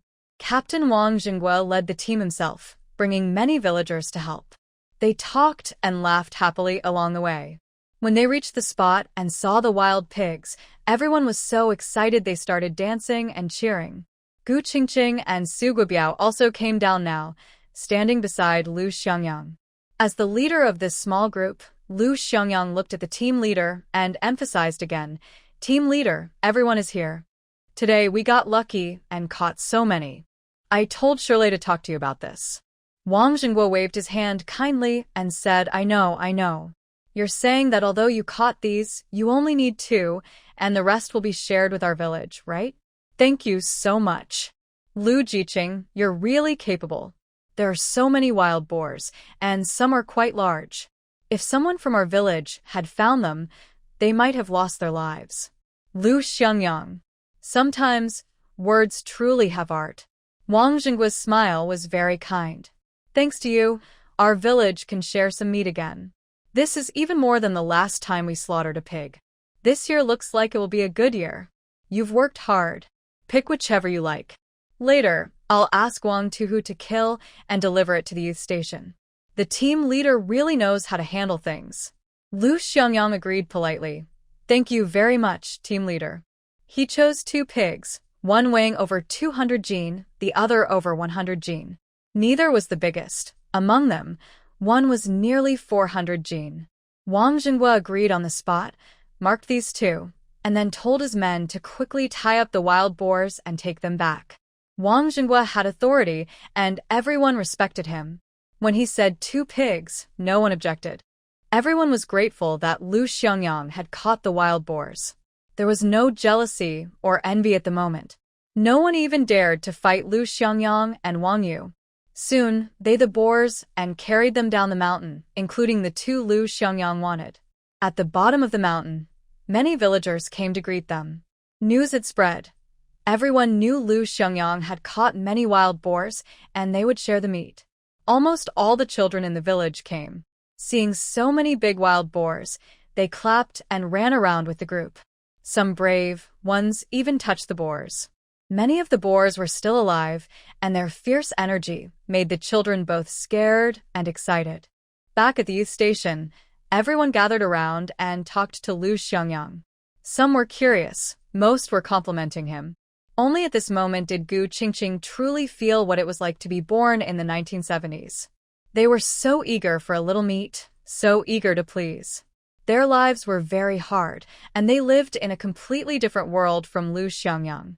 Recently, Gu Qingqing had been with Lu Xiangyang. Honestly, she had never experienced the hardships of the 1970s. It may not be as convenient as in later times, but there is truly no shortage of food or drink. Perhaps every era has its own people.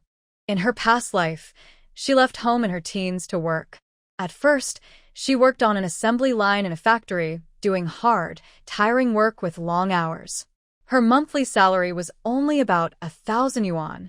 Later, she started her own business and gradually became wealthier.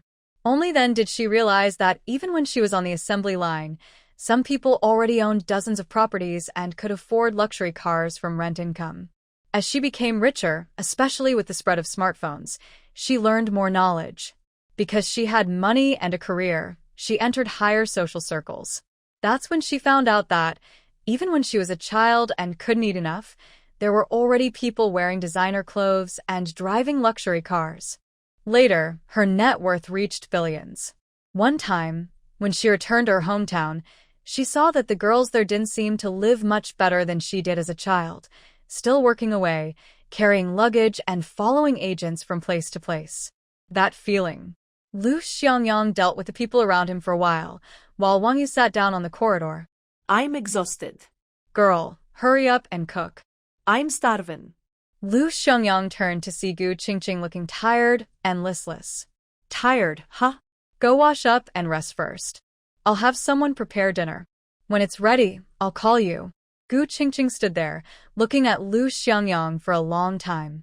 The compliments from others, Wang Yu's demands, and his gentle attitude formed a strong contrast. Something was taking root and sprouting in her heart. She nodded and obediently went to wash and rest. Wang Yu, however, looked unhappy and unwilling. Do I have to eat someone else's cooking again? Others' food doesn't taste good.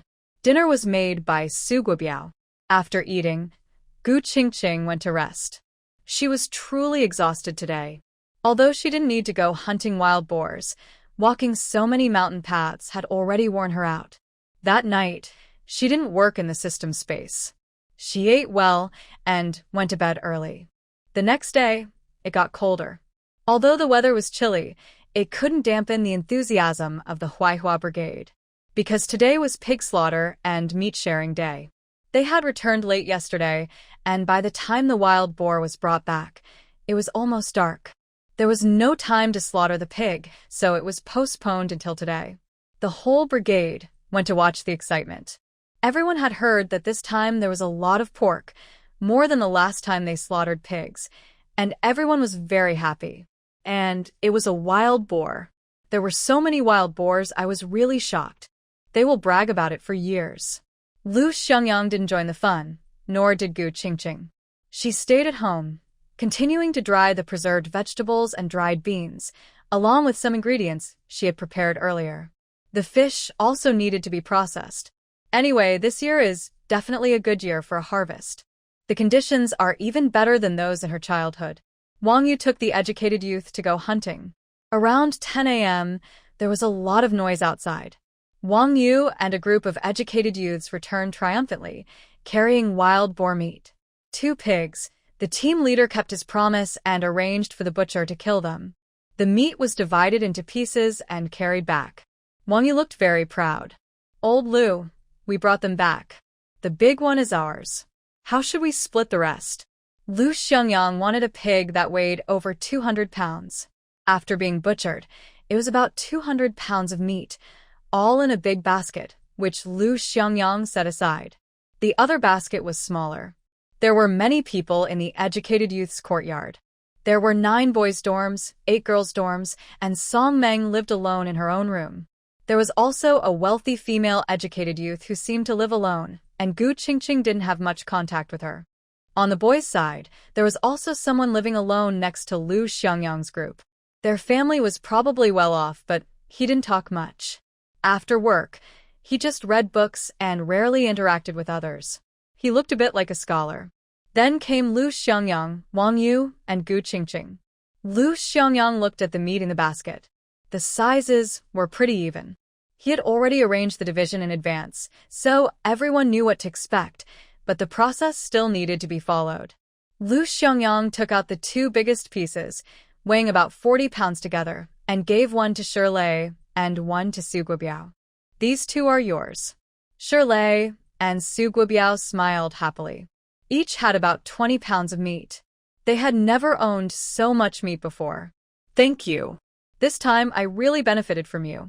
When I saw so many wild boars, I was so scared I almost fainted. If it weren't for you and Wang Yu, I might have lost my life. Lu Xiangyang smiled. No wonder Shirley and Su Guobiao had been hanging out with Wang Yu for 2 years. They were very sensible. It was such a kind thing to say. It's good luck this time. We need to be more careful when going up the mountain in the future. But wild boars aren't easy to find. Since it's the new year, we can have a good harvest year. He looked at the remaining meat and said, each of you take one piece, about 5 jin. We'll draw lots to decide who gets which piece. The number you draw is yours. As for the other 2 pieces, each of you will get half a jin. The last remaining jin will be eaten together at noon. I will also bring 5 jin of meat for everyone to enjoy. Oh, and I will bring a wild chicken so we can have a good meal together. After dividing according to the number of people, there was exactly 1 jin left over. Adding the 5 jin of meat brought by Lu Xiangyang, it was enough for everyone to have a good meal. Oh. Let's have a meal. A nice meal. Drink some wine. Everyone cheered happily, and the atmosphere was quite lively.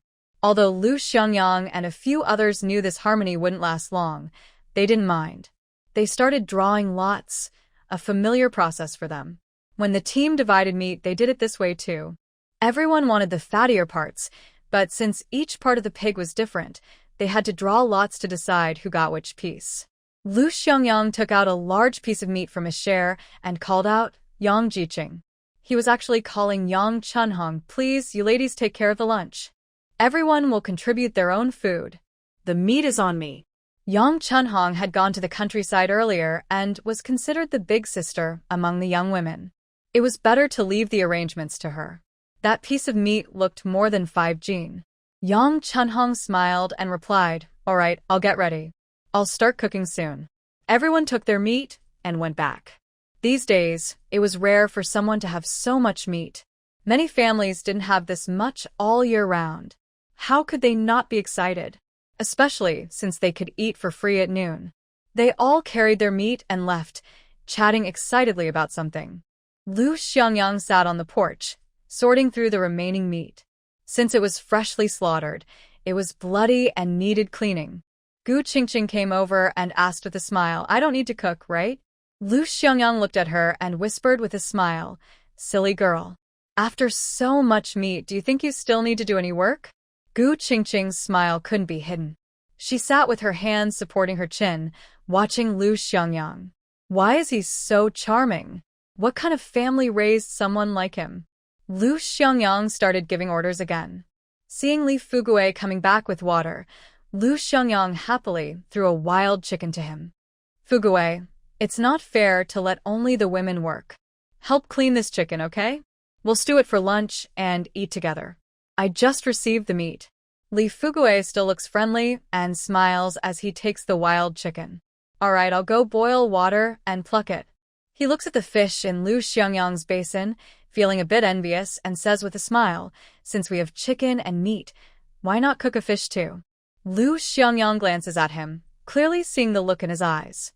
He smiles slightly, with no special expression on his face, and throws a big fish to Wu Dajuan. Okay, then cook this big fish too. Dajuan, please handle it. Wu Dajuan looks at the big fish, a bit reluctant. Li Fugui glances at Gu Qingqing, still smiling, but with a certain strong look in his eyes. Let Qingqing girl handle it. Her cooking skills are so good. Everyone will enjoy lunch today. Wu Dajuan quickly agrees, yes, let Gu Qingqing do it. She's a good cook. Lu Xiangyang's expression remains calm, but his eyes turn cold. Does handling a fish really have anything to do with cooking skills? You two are so shameless. Big fish and meat for you to eat, and you still boss around the little girl? Just lend a hand. Everyone working together makes it lively.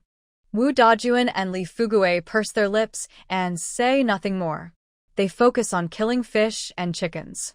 The yard is lively and bustling. Everyone is busy. Lu Xiangyang continues to prepare the fish under the porch. Gu Qingqing doesn't need to do anything. She sits nearby, knitting a sweater. The yarn in her hands is bright red.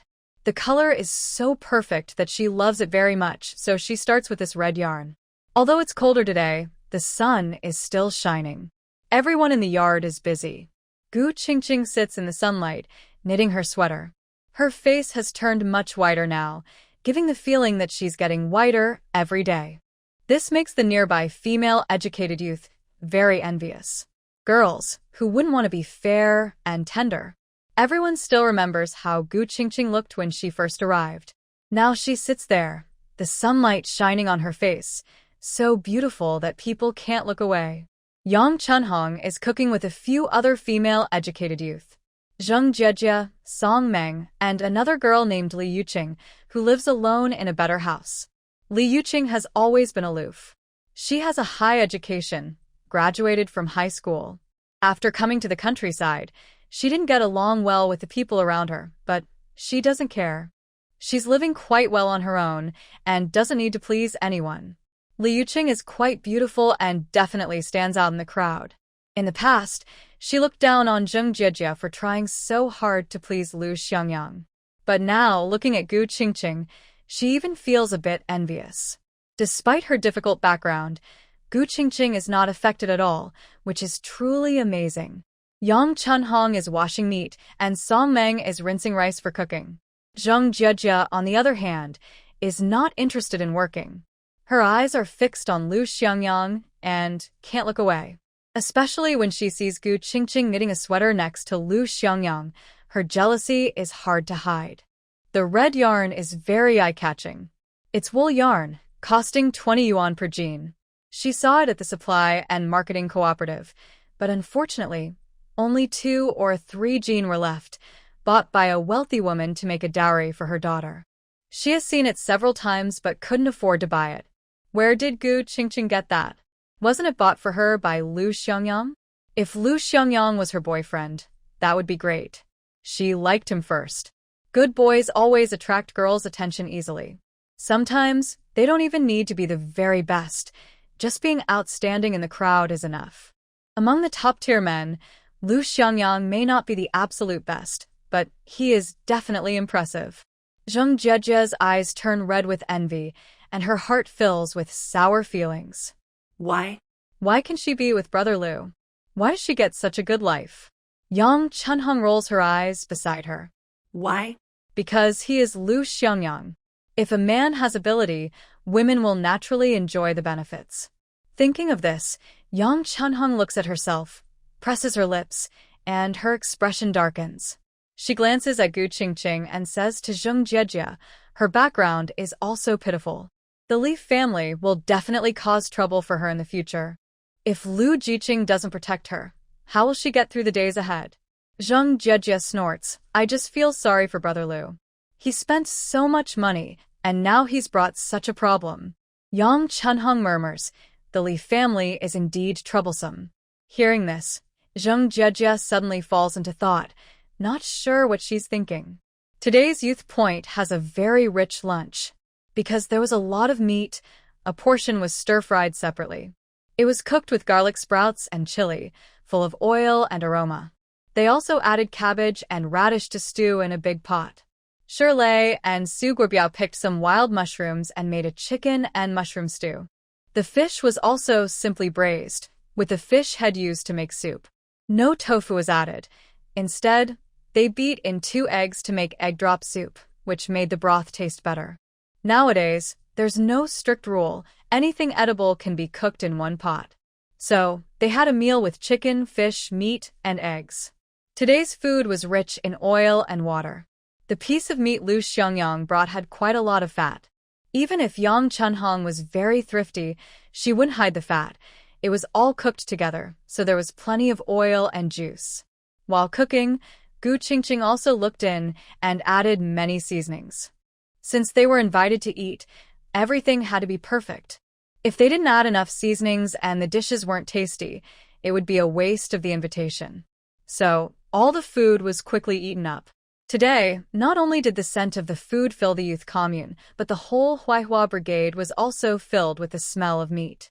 In the afternoon, Lu Xiangyang finished processing all the fish they had.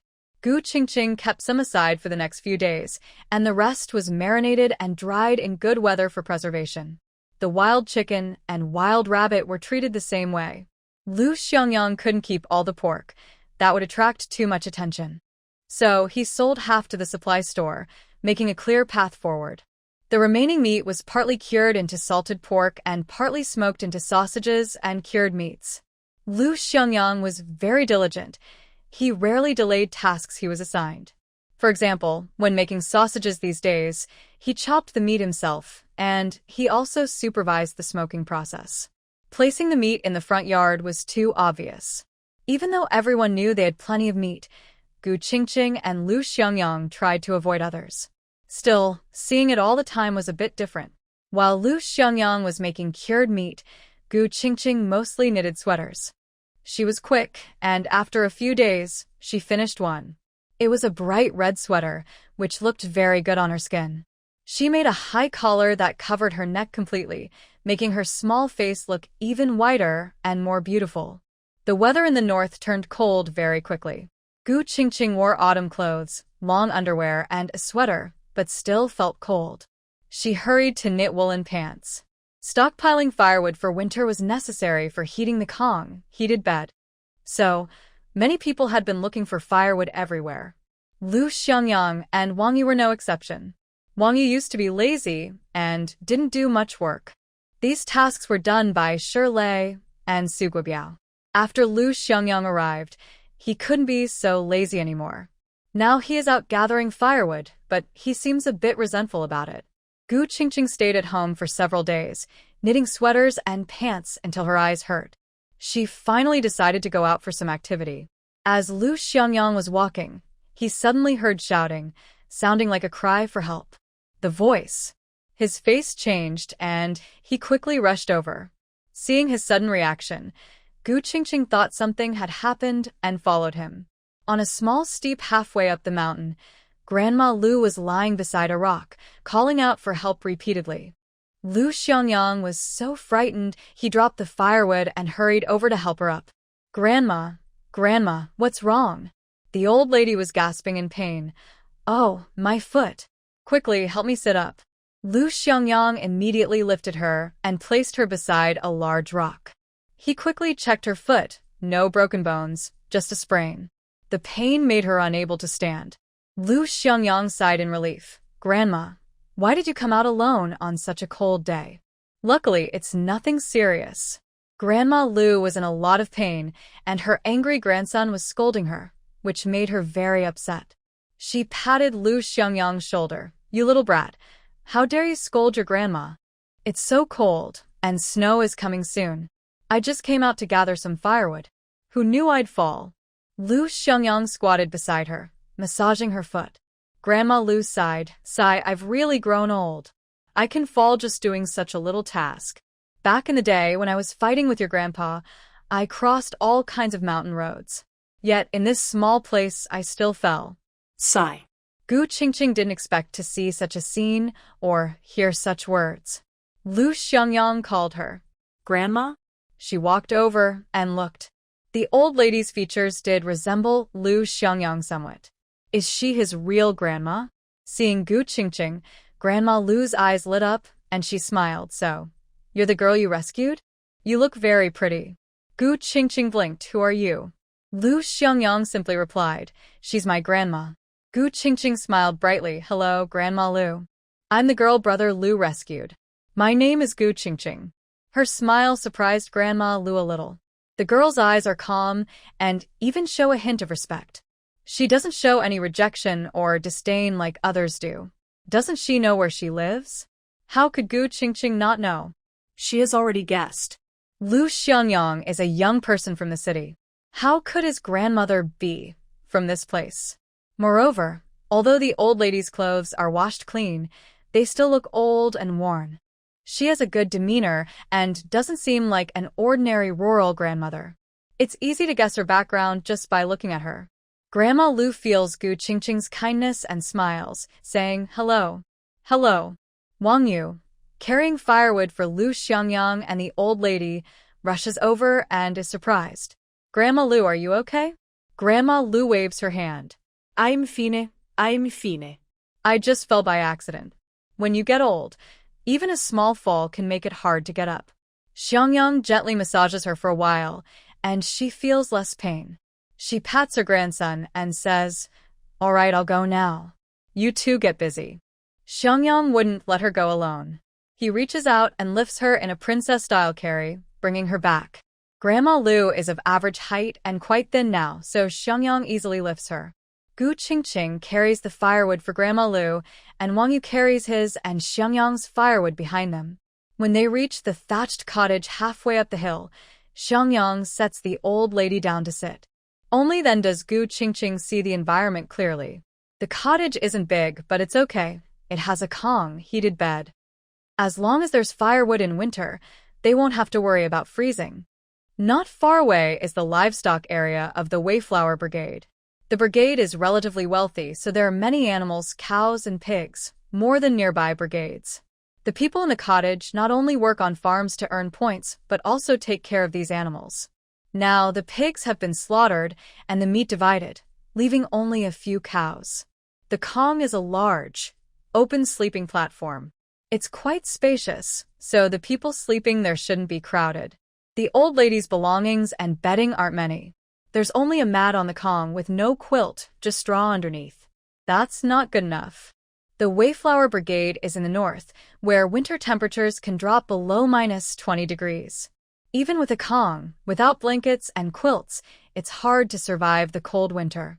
Xiangyang gently places the old lady down and advises, "Don't move around these next 2 days. Leave the firewood chores to me. You definitely won't freeze in winter." Several elderly residents came over to ask how things were going. Gu Qingqing saw these people, and her eyes lit up. Wow. They are all important people. Nowadays, only very influential people come to this place. Although they are important, most of them look a bit discouraged now. No wonder people who once had such high status suddenly fall from grace. It's a very difficult change for most to accept. "I'm fine, really. I just fell by accident and didn't hurt my bones, don't worry." Once everyone confirmed that Grandma Lu is okay, they all relaxed. Seeing the young men like Lu Xiangyang, everyone smiled and asked, "Who is this young man?" They looked somewhat alike, and some had guessed already. They must be related. Grandma Lu has lived with these people for a long time and has seen everything. She knows it's impossible to hide anything. "He's my grandson. Because of me and the old man, his future was bright, but now he is to go to the countryside as a young worker." This sentence revealed so much helplessness and pain. They all share the same misfortune. When one person falls, their family suffers too. The atmosphere became a bit heavy. Lu Xiangyang and the other two stayed in the thatched hut for a while before leaving. They left the firewood they had gathered. Lu Xiangyang and Wang Yu continued to gather firewood, while Gu Qingqing went home. She roughly knew that Lu Xiangyang had said he wanted to make clothes for the two elderly people, one man and one woman.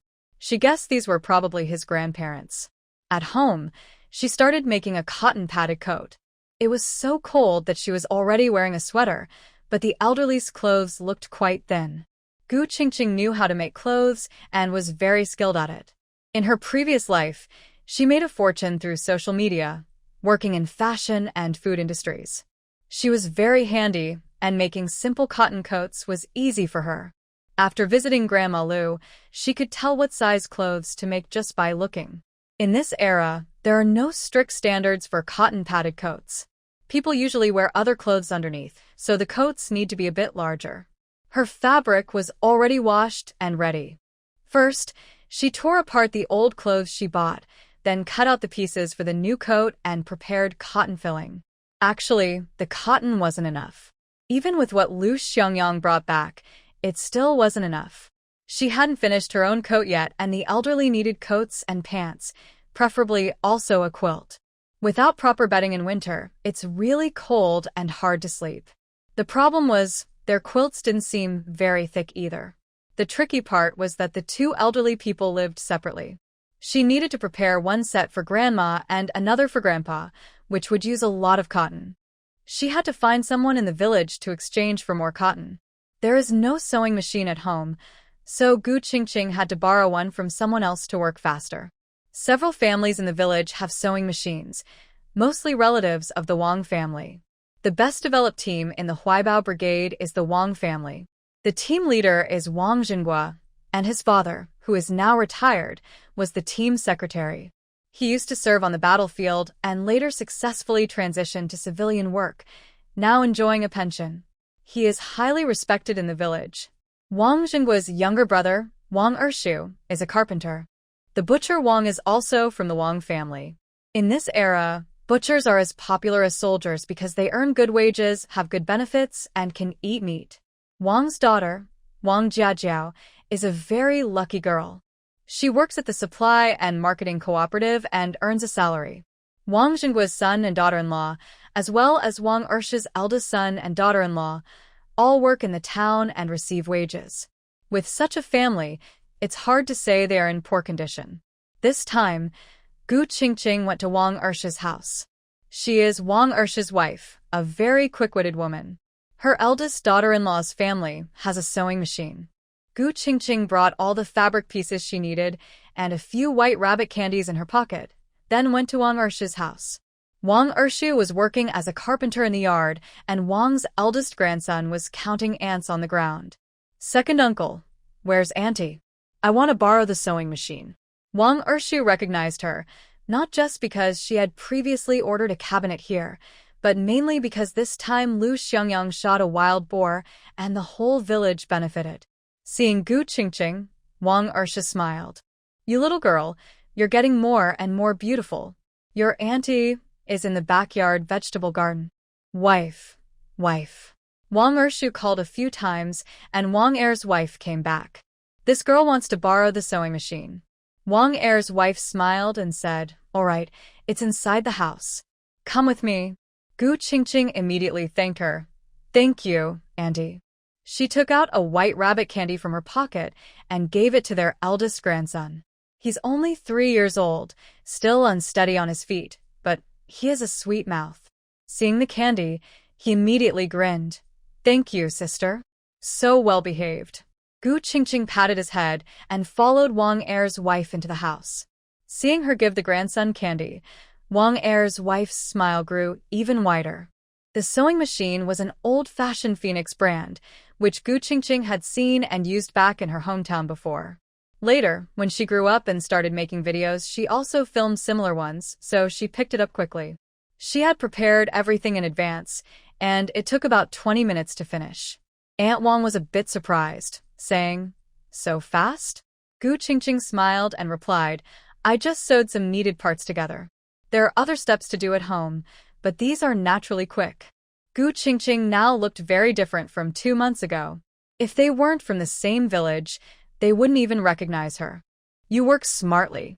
Lu Jiqing is a rare good young man. In the future, you'll have a happy life and enjoy good days. Thank you, Auntie. I will live well. By the way, do you have any extra quilts at home? Winter is coming, and I need many daily supplies. If you have some, I can exchange things with you. Aunt Wang's eyes moved slightly.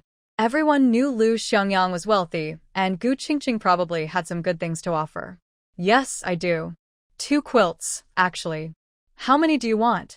Gu Qingqing's eyes lit up. Can I see them first? If possible, I want them all. Aunt Wang immediately took her to see the quilts. They were in the old couple's room, and she took them out for Gu Qingqing to look at. These are from when your second uncle, and I used them. Very clean. We just aired them out these past few days. You can use them right away. They're not very old, still quite new. One weighed about 4 jin, the other 6 jin. The 4 jin quilt was a bit older, about 40 to 50% new, while the 6 jin one was better, around 60% new. Their family was well off, so they had these. Some families couldn't afford such things, and just spread some straw on the kong to sleep. Aunt Wang was a very clean person, and her home reflected that. Many rural people nowadays didn't pay much attention to cleanliness, and hygiene habits were much worse than in later years.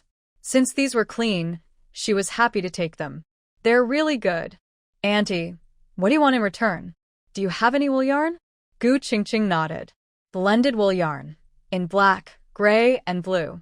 I want the black one. Aunt Wang thought for a moment and smiled, saying, I know your family has a lot of pork. How about I give you some pork in exchange? Gu Qingqing weighed the value. All right, I'll give you a jean and a half of yarn, 2 jean of wild boar meat, and 10 big white rabbit milk candies. How does that sound? This far exceeded Aunt Wang's expectations. She smiled and said, "Girl, you're so generous. You don't need to give so much. Life isn't easy for you either." Gu Qingqing smiled and said, "Auntie, don't be polite." The wild boar meat was brought back from the mountains by Brother Liu. He was lucky to find it, and it didn't cost much. As for the milk candies, just consider them a treat for Debeo. Kids can't run around outside in winter, so they like to eat sweets. Debeo is their family's eldest grandson. Aunt Wang grinned widely and said, "Your girl really knows how to talk." Gu Qingqing smiled innocently and replied, "Oh, Auntie, I mean it. I'm still young, and life in the village isn't easy. I really appreciate your care. This means, in the future, if she supports her, she can give her more benefits." Aunt Wang understood. As the sister-in-law of the team leader, she had many people trying to flatter her, and she was used to it. But this girl in front of her really surprised her. She hadn't realized before how clever this girl was. Aunt Wang became interested, chatted with Gu Qingqing for a while, and then let her take the things home. "Come visit my house when you have time." "Okay. You go ahead now. I'll send the things to you later." Gu Qingqing left, and Aunt Wang couldn't help but laugh out loud. Uncle Wang was puzzled and asked, "What are you laughing at? Why did you seem so close to that girl just now? What did you talk about inside?" Aunt Wang chuckled and said, "Just chatting casually. I'm laughing because this girl is lucky and smart. Just watch, the old Li family will regret it someday." Gu Qingqing returned to the youth station with the items and handed the woolen pig meat and milk candies to Aunt Wang.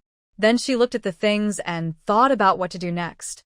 The quilt was just a simple cotton pad. Aunt Wang's family was well off, so they put it on the Kong bed, with a sheet on top. But this wouldn't be suitable for Grandpa Liu and Grandma Liu. Most of the quilts used by everyone were cotton pads, some wrapped in cloth on the outside, like a blanket. For example, Lu Xiangyang's and her own quilts were both wrapped in cloth. Grandma Liu definitely couldn't use new fabric. Where would she find so much old cloth? Gu Qingqing stood at the door, looking at Lu Xiangyang's set of sheets and quilt cover hanging on the line, and stroked her chin. Using her grandson's belongings, Grandpa and Grandma wouldn't mind. Hee. So, Gu Qingqing took apart Lu Xiangyang's sheets, quilt cover, and all the fabric on the quilt. Xiangyang had good conditions and was quite particular, so his quilt had a fabric cover with an extra sheet on top and was washed and changed often. The items hanging on the line were the ones he just finished washing. The quilt was taken out to be sun-dried. Now, everything has been dismantled by Gu Qingqing. She cut all the fabrics into different sizes and shapes, then added some new cloth she had, and pieced everything together. To save time, she went again to Aunt Wang's house. The sewing machine was fast, and Gu Qingqing quickly finished making the fabric covers for the quilts, similar to the duvet covers, so they could be removed and washed later. In just over an hour, Gu Qingqing returned home, working very quickly. She made 2 quilts and a small vest for Grandma Liu. It was almost dark by then. Lu Xiangyang and Wang Yu came back, but they didn't bring much firewood, mostly sent to Grandpa Liu. "What's for dinner tonight?" Wang Yu asked, the most concerned about this. Gu Qingqing was still making the small vest and replied, "Fried meat. Su Guobiao is cooking, it should be ready soon." Wang Yu was surprised. "Su Guobiao? You didn't make it?" Gu Qingqing said, "I'm making a cotton coat for Grandma Liu. I don't have time to cook." Wang Yu looked at what she was holding but said nothing. Xiangyang looked over, and Gu Qingqing smiled as she pulled him inside the house. She pointed at the 2 quilts on her bed and asked, "Do you recognize these?" Xiangyang saw the various pieces of fabric sewn together in different colors and sizes, and his eyes twitched. "Where did you get so many scraps of cloth?" Gu Qingqing raised her eyebrows and smiled brightly. "Don't you recognize them?" Take a closer look. "Don't they look familiar?" Xiangyang looked again, but still shook his head. "Ha ha ha." Gu Qingqing suddenly burst out laughing. "Don't you think this looks a lot like your bed sheet and duvet cover?" Xiangyang was stunned, examined carefully, and then realized that several pieces of fabric looked the same, just different sizes and placed differently. That fabric did look somewhat familiar. Gu Qingqing laughed and said, "See? It's your bed sheet and duvet cover." I took them apart and reassembled them. You wouldn't recognize them, and others definitely wouldn't either. Xiangyang curled his lips, thinking that the pieces had been so thoroughly dismantled that even his parents wouldn't recognize them. His previous bedsheet and duvet cover were plain-colored, but this new set looked like it was made from various old fabrics stitched together. Gu Qingqing sighed. There's no choice. Using all new fabric would be too obvious, and I don't have enough old fabric. Plus, I was worried Grandma might dislike using old cloth from other families. The things her grandson uses, she definitely won't mind. The few old clothes I bought earlier, I took apart and put underneath. The clothes-fitting parts are made from your bed sheets, duvet covers, and a few pieces of new fabric I bought. Lu Xiangyang looked at them and confirmed that they are all patched together from different fabrics. However, the bottom side is clearly more worn out, while the top side looks much neater. Even though they are patched, each piece of fabric is larger, which makes sense. Gu Qingqing said, the fabric you can use, but the cotton inside can't. These two mattresses are exchanged from Aunt Wang's family. They are quite clean, about 50 to 60% new, so they are okay for now. Gu Qingqing finished with a small vest in her hand and said to Lu Xiangyang, this vest is filled with new cotton, and the lining is also new fabric. The outer layer is made from one of your shirts and a bed sheet. It's not enough, so I took apart your clothes. Your clothes and bed sheets, whether new or old, are fine to use. I'll make you a new one when I have time. Lu Xiangyang watched her do all this and felt his heart soften. In just half a day, she arranged everything so thoughtfully and quickly, showing she put real effort into it. He didn't regret raising this girl. He reached out and gently rubbed Gu Qingqing's little head, sincerely saying, thank you. Gu Qingqing smiled and looked up at him. Why are you being so polite? You treat me well too.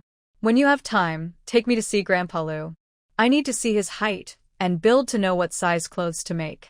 Lu Xiangyang nodded and agreed. That night, Lu Xiangyang carried his quilt and bedding back home. Since his own couldn't be used, he had to share Wang Yu's. Luckily, Wang Yu had more than one quilt. Seeing the bare quilt, Wang Yu asked in surprise, what happened to this? Qingqing took it apart to make it for my grandparents. Their place isn't good with new ones. Wang Yu nodded. Did you ask her to do that? Lu Xiangyang suddenly felt a bit proud. No, I didn't say anything. After she came back from the cow shed, she took the initiative. She spent an afternoon finding 2 quilts, all patched with fabric, and even made a small vest for my grandma. Inside is new cotton, but the outer fabric is made from my old clothes, so it doesn't stand out. Oh. Wang Yu looked a little confused, seeming not to understand why Lu Xiangyang was saying so much. His rough mind didn't care about those details. Seeing Wang Yu not responding, Lu Xiangyang felt a little disappointed. He wanted to show off a bit, but it seemed like no one was interested in listening. Late at night, Lu Xiangyang delivered blankets and clothes to Grandpa Lu and Grandma Lu. It was so dark that they couldn't see clearly. The next morning, Grandma Lu saw the blankets and realized how thoughtful that young girl was. She had only heard about it yesterday from her grandson, but seeing it herself was a different feeling altogether. The weather was getting colder, but luckily, although the temperature had dropped in recent days, the sunshine was still bright. Many people were gathering firewood to prepare for winter, but Gu Qingqing stayed at home, busy making clothes. She made a small vest for Grandpa Lu, 2 quilts for the elderly, using old fabric for the covers. She also made cotton-padded jackets and pants for the 2 elders and added her own wool coat, black pants, and knitted wool trousers. She had been working overtime these days and finally finished all these items, her eyes almost tired out. Recently, she completed a coat made from the checked wool fabric that Lu Xiangyang bought her. It had a dull collar, a detachable hood, a slim fit, and medium-sized lantern sleeves, very girly elements. It looked especially good on her, now 18 years old. She wore black pants underneath, with hand-knitted woolen trousers inside, and her new leather shoes that Lu Xiangyang bought her. They were warm leather shoes with fur inside. She added insoles and wore thick socks. Her long hair was braided into 2 pigtails, tied with red ribbons. She looked like a lively young girl. Gu Qingqing jumped around the room happily, excited. There's a saying that at 18, girls like to wear black to look mature, while 40-year-old women prefer pink to look younger. Looking at herself in the mirror, she actually wanted to tie a bow on her braids. It might look a bit old-fashioned or trendy, but that's okay. In this era, being a little old-fashioned is fashionable. Her face had become fairer, her eyes big, and her hair was no longer dull and straw-like. It had turned black and shiny. In about 3 months, she had completely transformed. She had grown taller, which made her very happy. Gu Qingqing carried her small basket and stomped out the door in her big leather shoes. Just as she closed the door, she heard the bicycle bells outside the youth station. Someone was calling out, "Lu Xiangyang, your package. Wang Yu, your package. Song Meng, Li Yuqing, your packages. Su Dongmei, Zhang Jiejie, your letters. Shirlei, your letter." Everyone who heard their names hurried outside. Those who didn't hear their names also came out to see what was happening. They had packages. Sure, here is the improved and translated version. It must be that the family sent something over. Gu Qingqing was just in the yard. When she heard the noise, she immediately went over, arriving first. "Where is Lu Xiangyang's package? Give it to me." The delivery person looked at the young girl in front of him, full of surprise and curiosity. "Are you looking for Lu Xiangyang's package?" "Yes." The delivery person's face, which was stiff from the cold wind, now showed a very expressive look. Who are you to him? Gu Qingqing thought for a moment about how to reply. "I'm his sister." The delivery person pretended to be serious. "Nonsense. When did Lu Xiangyang have a sister?" "Gu Qingqing. You should let him come and get it himself." Lu Xiangyang, your package is here." The delivery person loudly called inside the youth camp, eager to rush in and find Lu Xiangyang. "He's out, not at home," Gu Qingqing said. The crowd came out and gathered at the door. Everyone was surprised by Gu Qingqing's outfit. "Oh my, so beautiful. Qingqing, where did you buy this? The county department store?" This was asked by Song Meng. Several young women stared intently at Gu Qingqing, each with different feelings. A girl with some freckles looked at Gu Qingqing with envy and jealousy. "This coat must cost over 100 yuan. And your sweater underneath is new too. Was it the big red one you knitted before? The wool yarn, 20 yuan a pound. Those leather shoes on your feet are at least 20 or 30. Lu Xiangyang really spoils you." Her tone was full of bitterness. Su Dongmei's family wasn't well off, and she couldn't afford such clothes. Seeing the girl who used to be worse off than her now dressed so well made her feel a sharp contrast, almost breaking her mood. Her words further provoked Zhang Jiejie and Yang Chunhong. Zhang Jiejie looked at her with hatred. "Are you just so wasteful? Brother Lu's money didn't come from the wind. Why are you spending his money like that?" Gu Qingqing rolled her eyes. "Whether I spend his money or not has nothing to do with you. If he wants to give me money, he can. If he doesn't want to, I can't get it anyway. Don't feel jealous and tell Lu Xiangyang. If you have the guts, tell him not to give me any money." You. Today, since Lu Xiangyang wasn't home, Zhang Jiejie's courage grew. She was about to rush forward in anger. Wang Yu coughed a few times. "Can you girls stop arguing? It's so pointless. Every time we meet, you argue. If you want to wear pretty clothes, just go buy them yourself." Who's stopping you? "And you, Zhang Jiejie, you're always the one causing trouble. I didn't ask you for money, so stop meddling in others' affairs." Zhang Jiejie felt humiliated, angry, and wronged. The others looked embarrassed. If they could afford it, they wouldn't need to push Gu Qingqing aside here. The postal worker watched the scene unfold, feeling curious and excited. Wow. This girl really has a connection to Lu Xiangyang. That strange man only just moved from the countryside, and he already has such a little fairy? The postal worker's gossiping eyes looked at Wang Yu, winking and making faces, eager to hear more. But unfortunately, Wang Yu, being careless and straightforward, didn't understand these hints. He thought he was just confirming Gu Qingqing's identity, so he said directly, "No need to doubt. Let me introduce her. Her name is Gu Qingqing. From now on, I can give her Lu Xiangyang's packages." The postal worker. Wow. What a shocking secret. Should he go back and tell his friends? But he was a bit scared.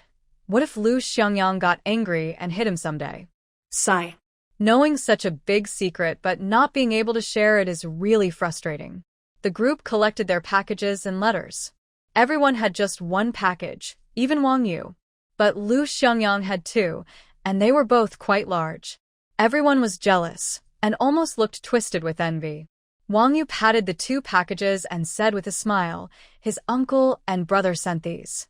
Probably because it's getting cold, they sent him some cotton clothes and blankets. Gu Qingqing helped Wang Yu carry the packages back. After placing them down, Wang Yu looked at Gu Qingqing and asked, "Why do I feel like you've grown taller?" Gu Qingqing puffed up proudly, "I'm still young. Growing taller is pretty normal at my age, right?" Until now, Gu Qingqing hadn't deliberately mentioned her age, and no one had asked. Wang Yu, ruining the moment, said, "Girls usually stop growing at 15 or 16. You'd better grow quickly, or you'll be too short." Gu Qingqing. "I want to punch your stupid face. You won't grow. You're already short." Gu Qingqing was so angry she threw her package down and turned to leave, stomping loudly in her shoes. Wang Yu was stunned. "Hey, why are you leaving? Girl, what are we having for lunch?" "None of your business." Wang Yu. His temper was rising. He felt like Lu Xiangyang a little. Gu Qingqing carried her small basket toward the supply store. It hadn't snowed yet, but many people in the village were busy preparing for winter, collecting firewood and foraging for wild vegetables. At this moment, Gu Qingqing could still see people carrying baskets to dig wild vegetables. Not just the vegetables, even the roots of wild plants are willing to be taken home. She is really lucky to have met Lu Xiangyang, so she doesn't have to worry about food or drink and can wear new clothes.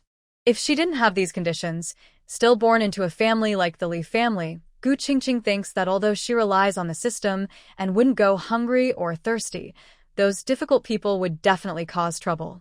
Now that the weather is cold and everyone is free, Gu Qingqing guesses that the Li family will arrive soon. There aren't many people in the supply and marketing cooperative, and even fewer are buying things.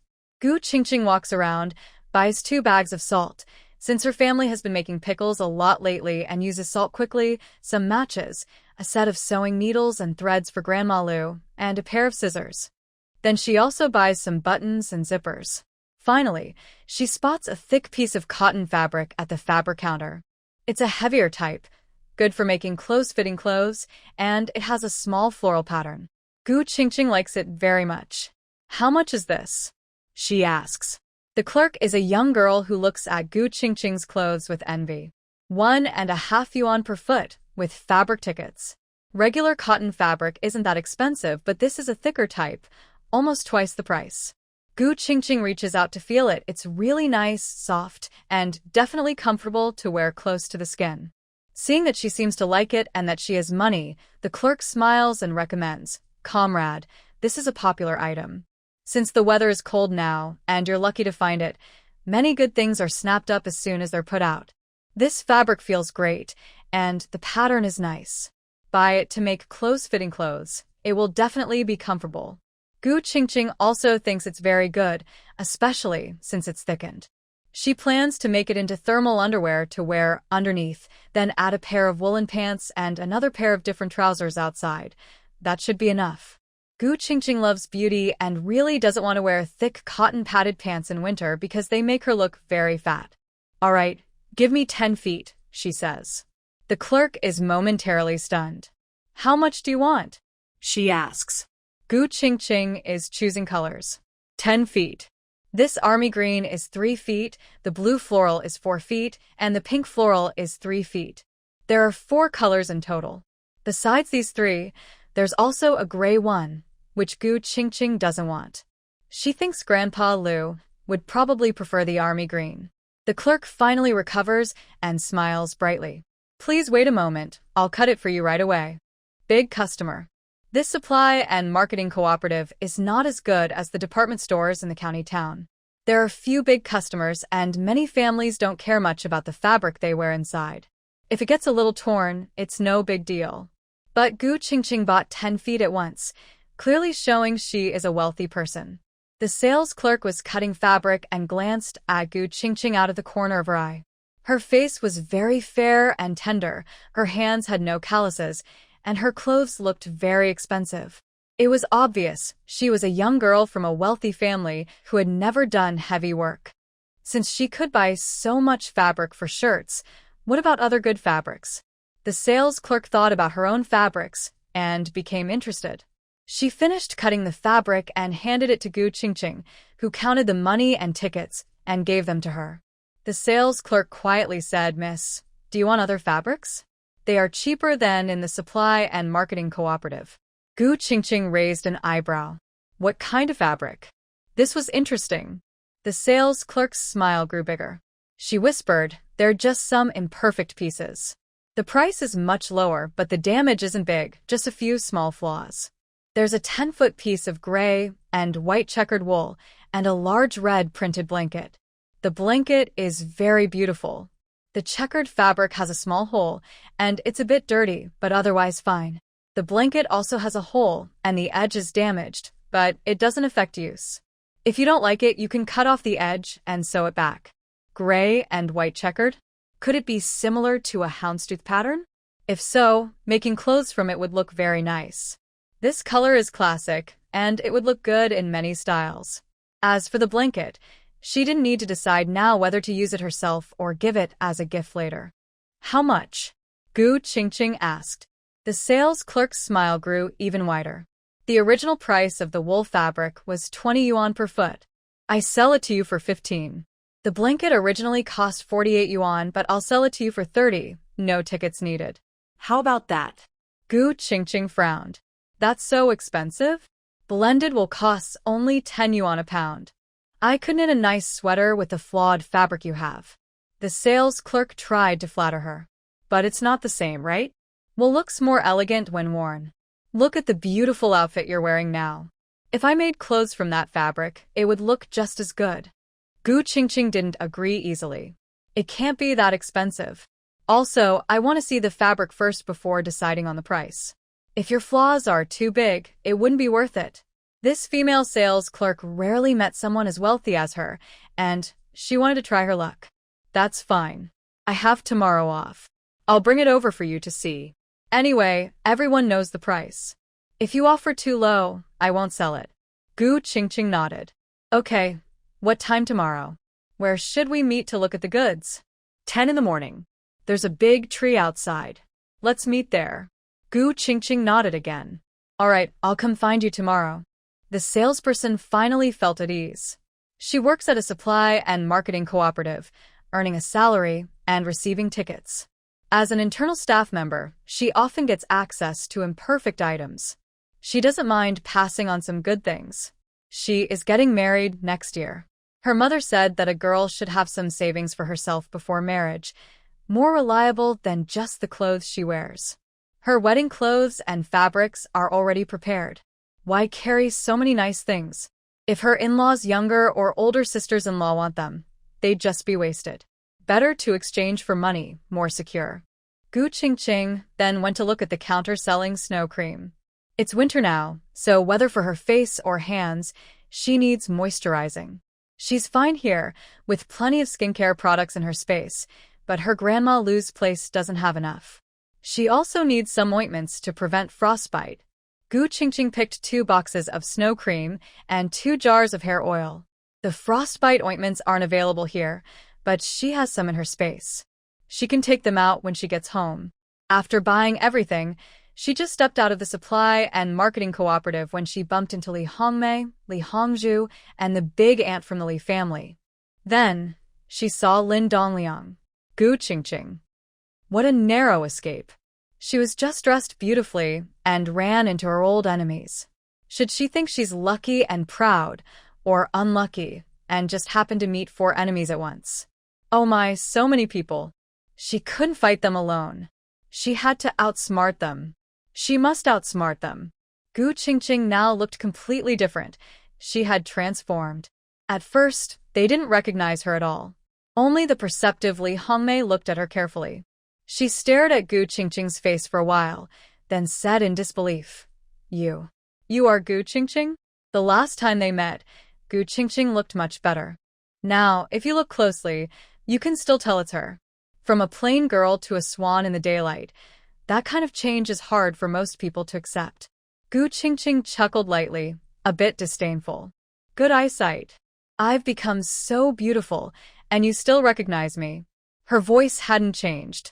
Gu Qingqing has a very nice voice, with that soft, delicate quality typical of young girls. In the past, Li Qingqing from the Li family, even when she was tortured and looked terrible, her voice still sounded beautiful. This made the girls in the Li family feel jealous. The Li family is a proper royal family. Most of the family members are rough and uneducated. Only a few of the third generation have gone to school. Among them, only a few are educated. But there is one person who is different, Li Qingqing's mother. She looks like a city girl, very beautiful. She has studied, even attending a famous university.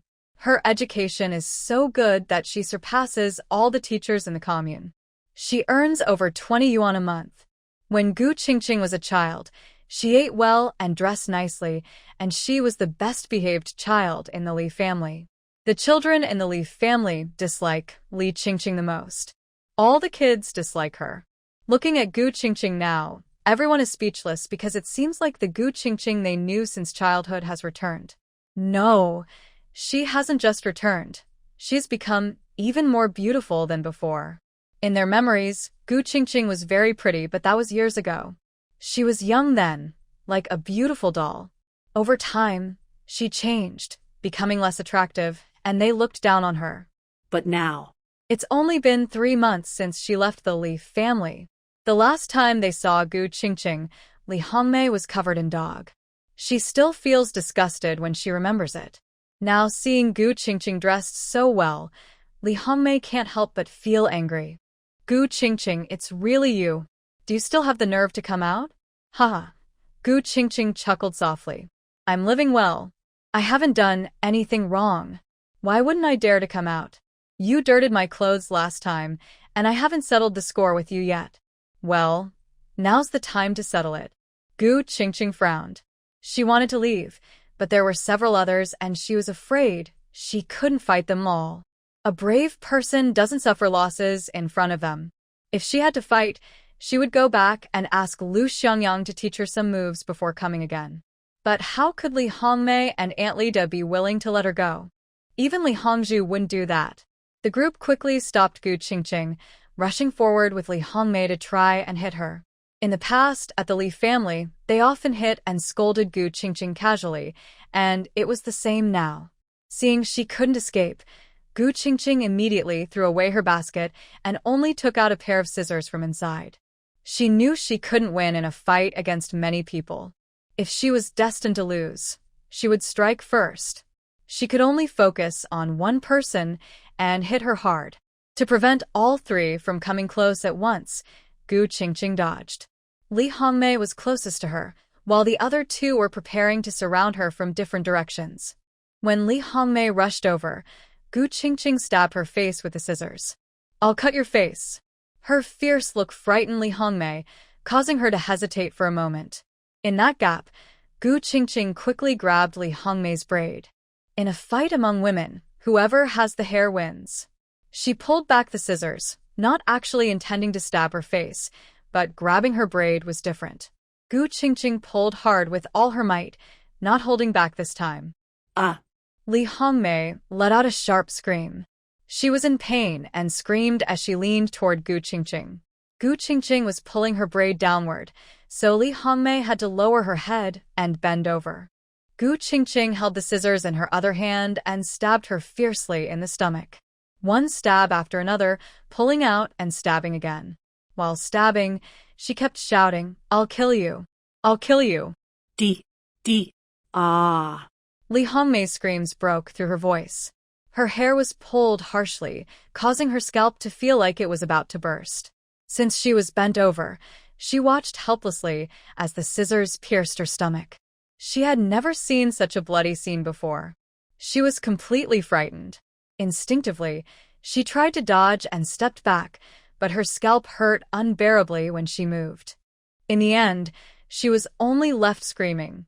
In the face of intense pain and fear, she had no ability to fight back. Her whole body was weak.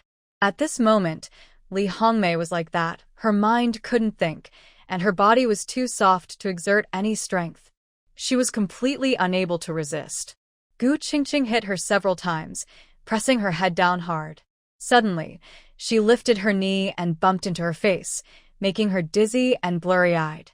Finally, she kicked her stomach fiercely and shouted angrily, "Go away." The sound of her big leather shoe hitting was very loud and painful. With a loud bang, she pushed Li Hongmei back several steps, causing her to fall heavily to the ground. At this moment, Uncle Li's wife and Li Hongzhu, who had been stunned in fear, finally reacted. "Hongmei, big sister." They both forgot about Gu Qingqing and rushed toward Li Hongmei. They hurried to check her stomach.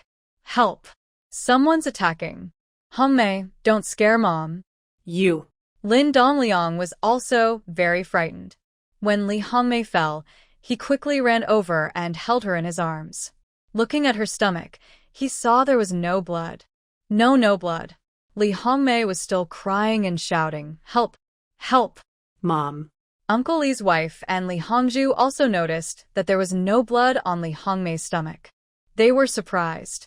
They lifted her shirt to check and saw only a small wound, not a fatal injury. The three of them. Meanwhile, after kicking Li Hongmei, Gu Qingqing quickly moved to the side, picked up her basket and ran away. Many items in her basket fell out as she threw it down. She hurriedly grabbed the remaining things and stuffed them into her basket. She didn't care about the snow cream or sewing needles bouncing away. She just ran. Uncle Li's wife and Li Hongzhu realized they had been tricked and were furious. Their hearts ached for Gu Qingqing. They immediately chased after her. "That brat, I will kill you today." Uncle Li's wife was really angry. She had hurt her daughter twice today. How could she tolerate it? Gu Qingqing ran so fast that she didn't notice and accidentally bumped into someone coming from the opposite direction.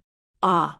With a sudden screech of brakes, Gu Qingqing's head hit Lu Xiangyang's chest. What a hard chest. She even hurt her forehead. She looked up and her eyes lit up. Brother Lu. He was so tall. Gu Qingqing had to tilt her head back to see his face clearly. Lu Xiangyang still held the handlebar of his bicycle with one hand and grabbed Gu Qingqing's arm with the other to help her stand steady. "Are you okay?" When Lu Xiangyang arrived, Gu Qingqing immediately felt less afraid. He opened his mouth and said, it's nothing." After calling out twice, he finally reacted and immediately started to complain, "Brother Lu, they want to kill me. I'm so scared." He looked frightened, grabbing his arm and hiding behind him. Lu Xiangyang. At this moment, Uncle Li and Hongzhu Li caught up. Lu Xiangyang was still sitting on his bicycle, holding the handlebar with one hand and shielding Gu Qingqing behind him with the other. He moved his long leg and shifted the bicycle, positioning it perfectly to block Uncle Li and Hongzhu Li. "What are you two trying to do?" Lu Xiangyang's voice was very cold, especially when dealing with ill-intentioned people. Someone trained since childhood and who has been on the battlefield. Once they show their presence, ordinary people can't handle it. Uncle Li and Hongzhu Li were startled. "Let go. That little brat dares to kill. I must teach her a lesson today." Uncle Li reached out to grab Gu Qingqing, but Lu Xiangyang swung his bike to block him. "What are you doing?" Uncle Li couldn't reach her and stomped in anger. Lu Xiangyang sneered. "You come to hit me and then ask what I'm doing? What? Do you want to fight me or go back and call your man to fight me?" Uncle Li was not tall, but he was a bit sturdier than most people. If fighting someone else, he wouldn't be afraid, but facing Lu Xiangyang, who was taller than many men and looked tough, he didn't dare to fight. He didn't dare to do anything. "Stop meddling. That little brat dared to hurt my daughter. What's wrong with me hitting her? Women fighting and you, a man, want to interfere?" Lu Xiangyang said coldly, "The person hitting me tells me not to interfere? Are you a bit crazy? If women can fight, then I'll find a bunch of women to beat up your daughter. Can your daughter's father also not interfere?" Others might react differently to this, but Gu Qingqing felt something was strange when she heard this. "Your daughter's father? Boss, do you treat me like your daughter? Did she start it and try to kill us? My cousin was hurt by her. She was holding scissors and trying to kill someone. Hongzhuo Li was seeing Lu Xiangyang up close for the first time. She had heard that the new Lu Jiqing was very handsome and from a very good family background, but she had never seen him in person before. Now she finally saw clearly. Previously, Gu Qingqing was sold, and she was even happy about it. When the Li family went to the Knowledge Youth Station, the adults went, but the children did not. The brothers who could fight went along to support her, but the girls did not go, so they missed out. At this moment, Li Hongzhu felt more and more upset. A girl who used to be bullied and looked down upon was now married so well. How could she feel balanced inside? Li Aunt immediately agreed, saying, "Yes, she was trying to hurt my daughter. I want to avenge my daughter, and you can't stop me. Step aside." Clearly, she couldn't focus on the main point. Seeing that these people couldn't be reasoned with, Lu Xiangyang changed the subject. "Is your daughter okay now? 3 or 4 people chasing a girl and shouting that someone wants to kill you. If someone really wanted to kill you, would you still have the courage to chase after them and send them to be killed? Your Li family is really arrogant. You shamelessly sold your daughter for 300 yuan and even signed a separation letter. Now you're bothering us again. Are you trying to blackmail us? What is your daughter's name?" Before anyone could speak, Gu Qingqing suddenly shouted. Her name is Li Hongmei. She is the eldest sister of the Li family. The person next to her is her fiancé, Lin Dongliang. He's from this town. Lin Dongliang's father is Lin Guozhu, and his parents are textile factory workers. Lin Dongliang was supposed to be my fiancé. My mother made the engagement when she was alive. My mother used to be a commune teacher, the most beautiful young teacher, Gu Laosher. When my mother passed away, the Lin family backed out of the engagement and even got together with my cousin. When I was working at the Li family, Lin Dongliang often came to visit my cousin, Li Hongmei. Now they're almost getting married. Gu Qingqing kept talking rapidly, revealing everything like a machine gun. Nowadays, fighting is not a big deal, especially among women. Most people are uneducated and lack legal awareness. They just rely on who has the stronger fist. This isn't like 30 years later, when lying on the ground could get you money. Although she shouted about killing earlier, everyone could see that Li Hongmei had no blood on her, so they knew she only had scissors to scare people. There was no need to explain further. Sister fights like this are very common and don't attract much interest because they are so ordinary. It's far less exciting than scandalous news. In the countryside, there isn't much entertainment, so watching others is everyone's favorite pastime. The Li family is well known in 10 nearby villages because they have so many family members, especially many men. Many people envy their large and lively family. Teacher Gu was also famous in the commune back then because she was very beautiful. When Gu Qingqing mentioned this, everyone suddenly remembered. Yes, I remember. When Teacher Gu was still here, she said she had arranged her daughter to marry into the Lin family. She even gave us wedding candies at that time. I remember it was white rabbit milk candies. I've only eaten that once in my life, and it was given by Teacher Gu. Is this Teacher Gu's daughter? I heard she was treated worse than a pet dog by the Li family, but now she looks so handsome. You don't understand, do you? That girl suffered a lot in the old Li family. A few months ago, they sold her to some educated youth in the city. It's that guy who pushes a bicycle. After 3 months with the educated youth, she changed completely. Could the Lin family regret again? Well, they don't want a beautiful young wife like that, but prefer someone like Li Hongmei. No wonder they regret it, ha. I think the older sister is deliberately causing trouble. She relied on her family's influence to her sister's fiancé and even turned her into a plain duck. Now that her sister has become so beautiful, she must feel threatened. That's why she's picking fights. Definitely. They haven't even married yet. If the fiancé flies away, who will she complain to? As Gu Qingqing made this fuss, the mood shifted. Everyone started teasing Li Hongmei and Lin Dongliang instead. No one paid attention to the fight between Gu Qingqing and Li Hongmei anymore. Grandma Li finally got worried because it concerned her daughter's reputation. The act of stealing her sister's fiancé was really shameful. You. Clearly you seduced the future brother-in-law out of jealousy for your sister. You and your mother were both flirtatious when you were young. Shut up. Lin Dongliang isn't even half as good-looking as my brother Lu, and he's not as rich. I wouldn't even bother to compare him to my brother Lu. With his lousy attitude, how dare he say, I seduced him? Grandma, your ability to tell lies with your eyes wide open is truly impressive. Do you even believe this nonsense yourself? If I did him, it would be my brother Lu. Why would I go after him when I have such a good brother? You're really good at flattering yourself. Ha ha ha. Everyone burst into laughter. I believe that. Ha ha ha. Yes, yes, yes, I believe it too. She definitely wouldn't flirt with her brother-in-law, huh?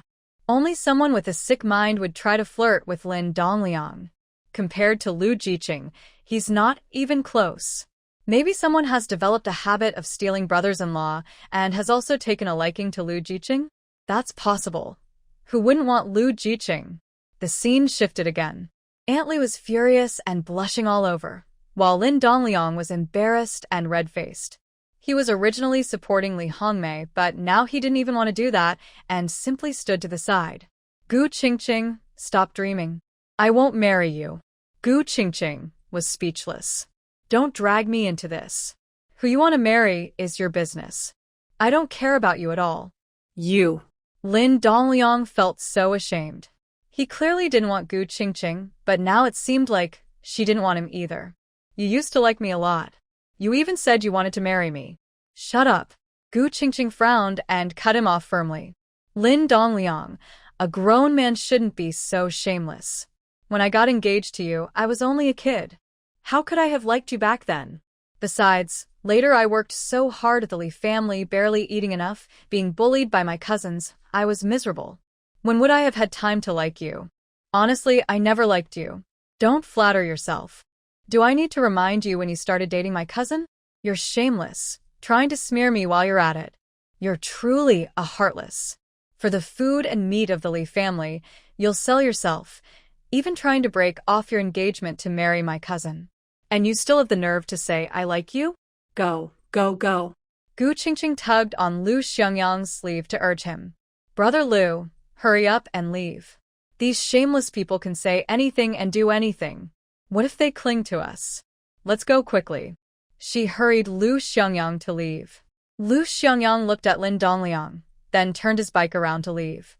Gu Qingqing quickly ran back to pick up the 2 jars of snowflower cream and hairy oil she had missed earlier, threw them into her basket, and hurried toward Lu Xiangyang, worried that Lin Dongliang might catch up if she was too slow. Lu Xiangyang rode his bike, Gu Qingqing jumped on, and they quickly rode away. Once they left, Aunt Li had nothing more to argue about and could only stand there, scolding their backs to vent her anger and try to save her daughter's reputation. Gu Qingqing is feeling very happy right now, as she has taken revenge once again and feels very satisfied. Although she is not the original owner, she has all the memories of the original, and those memories are in her mind. She feels very connected to them. In the past, when reading a novel, she would wish to jump into the story to help the protagonist when they were being bullied and to teach the bullies a lesson. Now, experiencing it herself, Gu Qingqing wins the fight.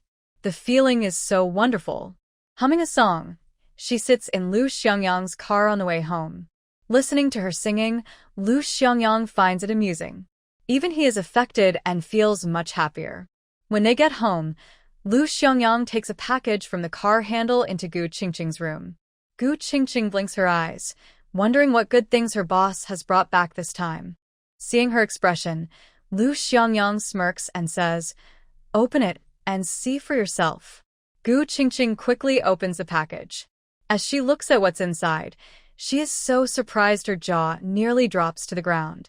There is a bag of cotton, a bag of walnuts, a bag of red dates, a small bag of goji berries, and a bag of various seasonings. There are 10 jin of rice, about 5 jin of flour, a bag of dried sweet potatoes, a bag of noodles, 2 cans of milk powder, 2 cans of malted milk, a bag of walnut crisps weighing about 2 jin, another bag of sandwich cookies also around 2 jin, a bag of sugar, a bag of brown sugar, a big white rabbit milk candy, and 2 clay pots. These clay pots are the kind that can be used on the stove for cooking soup. Some families without large iron pots even use these for cooking. It seems there is something inside one of the clay pots. Gu Qingqing opens it and is immediately stunned. Inside, there is a large piece of beef. This person actually has beef. In another clay pot, she finds lamb meat. There are also some lamb chops wrapped in old newspaper, along with a lamb leg. Lastly, there is a big bag of sweet potato vermicelli. The beef weighs about 10 jin, and the lamb chops are already cut into smaller pieces, about 10 jin as well. They are cut in the middle, so they are short lamb ribs. Seeing her surprised expression, Lu Xiangyang laughs and says, "There are also 2 locks in the corner. Do you need them?" Gu Qingqing rummages around and finds the 2 locks in the corner of the package. Yes. I really need them. With so many good things, she must lock them up. Lu Xiangyang smiles, knowing that this girl likes to hide things. He specifically brought her 2 extra locks. The small snacks are for you to eat, especially the milk powder and malted milk. Eat them all. Don't hold back, or your body might not recover anytime soon. Gu Qingqing was so touched she didn't know what to say to thank the boss. She lifted her small head and looked at Lu Xiangyang with a sincere expression. "Boss, what would you like to eat for lunch?" I'll go make it right now. Seeing her eager and respectful attitude, Lu Xiangyang felt even happier. "Cook some rice and make beef hot pot." Got it. Lu Xiangyang went to return his bicycle, while Gu Qingqing quickly rinsed the rice and started cooking, preparing a beef hot pot for the boss. She had beef, Chinese cabbage, and vermicelli. Although she didn't have hot pot seasoning, she had plenty of other spices and some chili oil she had made earlier, which should work well. She also had hot pot seasoning in her space, but she didn't dare take it out because some ingredients inside were things she didn't have now. She was afraid Lu Xiangyang might suspect. Later, when she found a good opportunity, she planned to find an excuse to get some ingredients and even make her own hot pot base. Looking at the chili oil she had previously prepared, she thought, this will come in handy now. She put the rice on the stove to cook. It was plain white rice, and Gu Qingqing wouldn't cook it in the big pot outside. Cooking rice takes time, and she still planned to make the hot pot inside the house. These days, beef was very rare. Cows were important workers, so they were precious. How many cows could be slaughtered? So it was better not to let outsiders know what she was doing. Gu Qingqing lit another small stove. This stove was small, similar to a hot pot base, placed on the table with some charcoal inside. In winter, it could also be used for heating. She placed a pot on top, added spices to fry and release aroma, then simmered the hot pot broth. Once it was ready, she removed the large spices to ensure the boss's dining comfort. She took out all the ingredients that might be unpleasant or hard to eat. Finally, she added some pickled peppers, tasted the broth, and found it quite good. She added a bit of well water from her space, making the flavor even fresher. Gu Qingqing was happy. Though she didn't have hot pot seasoning, the taste was still excellent. She thought, I'm really talented. She sliced the beef thinly and added it to the hot pot. The side dishes available now weren't as rich as in later times, so she did her best to prepare. There was Chinese cabbage, sweet potato vermicelli, potato slices, winter melon slices, and some wild mushrooms and wood ear fungi she had picked from the mountain and soaked earlier. Now was the perfect time to use them. By then, the rice was cooked. Gu Qingqing first added some vegetables to the hot pot to boil, then went to call Lu Xiangyang and Wang Yu to eat. As soon as they reached the door, Wang Yu smelled something delicious. Hey, girl, what tasty food are you making? Gu Qingqing was just taking out a slightly flattened clay pot from inside. It was small, a bit larger than a casserole, perfect for hot pot. Come in quickly, it's almost ready to eat. Seeing the hot pot, Wang Yu was instantly stunned, especially when he saw the beef inside. His eyes widened like a cow's. Beef hot pot? Gu Qingqing placed the cleaned casserole on the table and said to the two of them, Yes. Beef hot pot. Hurry up and pour the contents into the casserole. I'll cut some pig's head meat. Wang Yu was so excited he almost lost his sense of direction. Oh my goodness. Old Lu, you're amazing. You got beef? Hurry up, let's eat. The iron pot cooked quickly, but since it was placed on a small stove on the table, it looked too big. So, they transferred everything into the small casserole, making it look like a proper hot pot. Lu Xiangyang scooped rice into a bowl. Gu Qingqing sliced some pig's head meat, added some seasoning, and mixed it well before bringing it to the table. She placed the pig's head meat directly in front of Lu Xiangyang, her eyes shining with anticipation. Try it. See how it tastes. This was the first time he was eating pig's head after it was braised. Lu Xiangyang took a bite and the texture. He looked up at the young girl in front of him, truly surprised. How could someone from such a family have such skills? This was the best pig's head meat he had ever tasted. It was incredibly fragrant, with excellent texture. He couldn't quite describe how, but there was no strange smell at all, better than the master chefs he had eaten from before. How is it? Gu Qingqing asked eagerly. Wang Yu couldn't wait to start eating, already grabbing chopsticks. Gu Qingqing saw Lu Xiangyang smile, his black eyes full of joy. She knew he was very satisfied. Wow, it's so delicious. Girl, your cooking is amazing, truly magical. Wang Yu cheered happily, taking a bite and quickly grabbing more to eat. The hot pot was also very tasty. Lu Xiangyang found it quite astonishing. He hadn't given Gu Qingqing many seasonings, so how did she make such flavorful food? It was simple ingredients, but the broth was rich and fragrant. The taste was even better than those master chefs in the state-run restaurants in Beijing he had eaten before. The girl had magical hands. Lu Xiangyang stopped worrying and ate heartily. If he didn't hurry, Wang Yu would finish everything.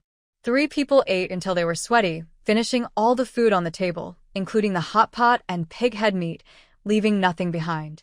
Wang Yu was full and pacing in the yard to digest. Gu Qingqing went to wash the dishes. Lu Xiangyang returned to his room to check the 2 packages sent back today. They were from his uncle and older brother. When he opened them, most of the clothes were for winter and some blankets. Grandpa and Grandma were also here. They must be worried that the cold weather means they don't have enough warm clothes and blankets. Lu Xiangyang took out a blanket, a few worn sweaters and pants, 2 old padded jackets, a new military coat, an old military coat, and 2 pairs of old cotton shoes. The new military coat was sent by his brothers, while the old ones were their previous clothes. After he sent them a letter, he asked them to send their old clothes back. The packages also included 2 pieces of cured meat, about 10 jin, around 5 kilograms, which Lu Xiangyang recognized as wild boar meat. There were 2 dried wild chickens, 2 dried rabbits, a can of malted milk, a bag of brown sugar, 10 jin of rice, 10 jin of flour, 10 jin of cornmeal, and, surprisingly, 2 cans of fruit. Among the clothes, there was a small package with a remittance slip, various tickets, and a letter. The remittance was 300 yuan, and the tickets were military ration tickets, which are very useful. As for the wild game, his brothers probably caught it in the mountains or traded for it. Lu Xiangyang opened the letter.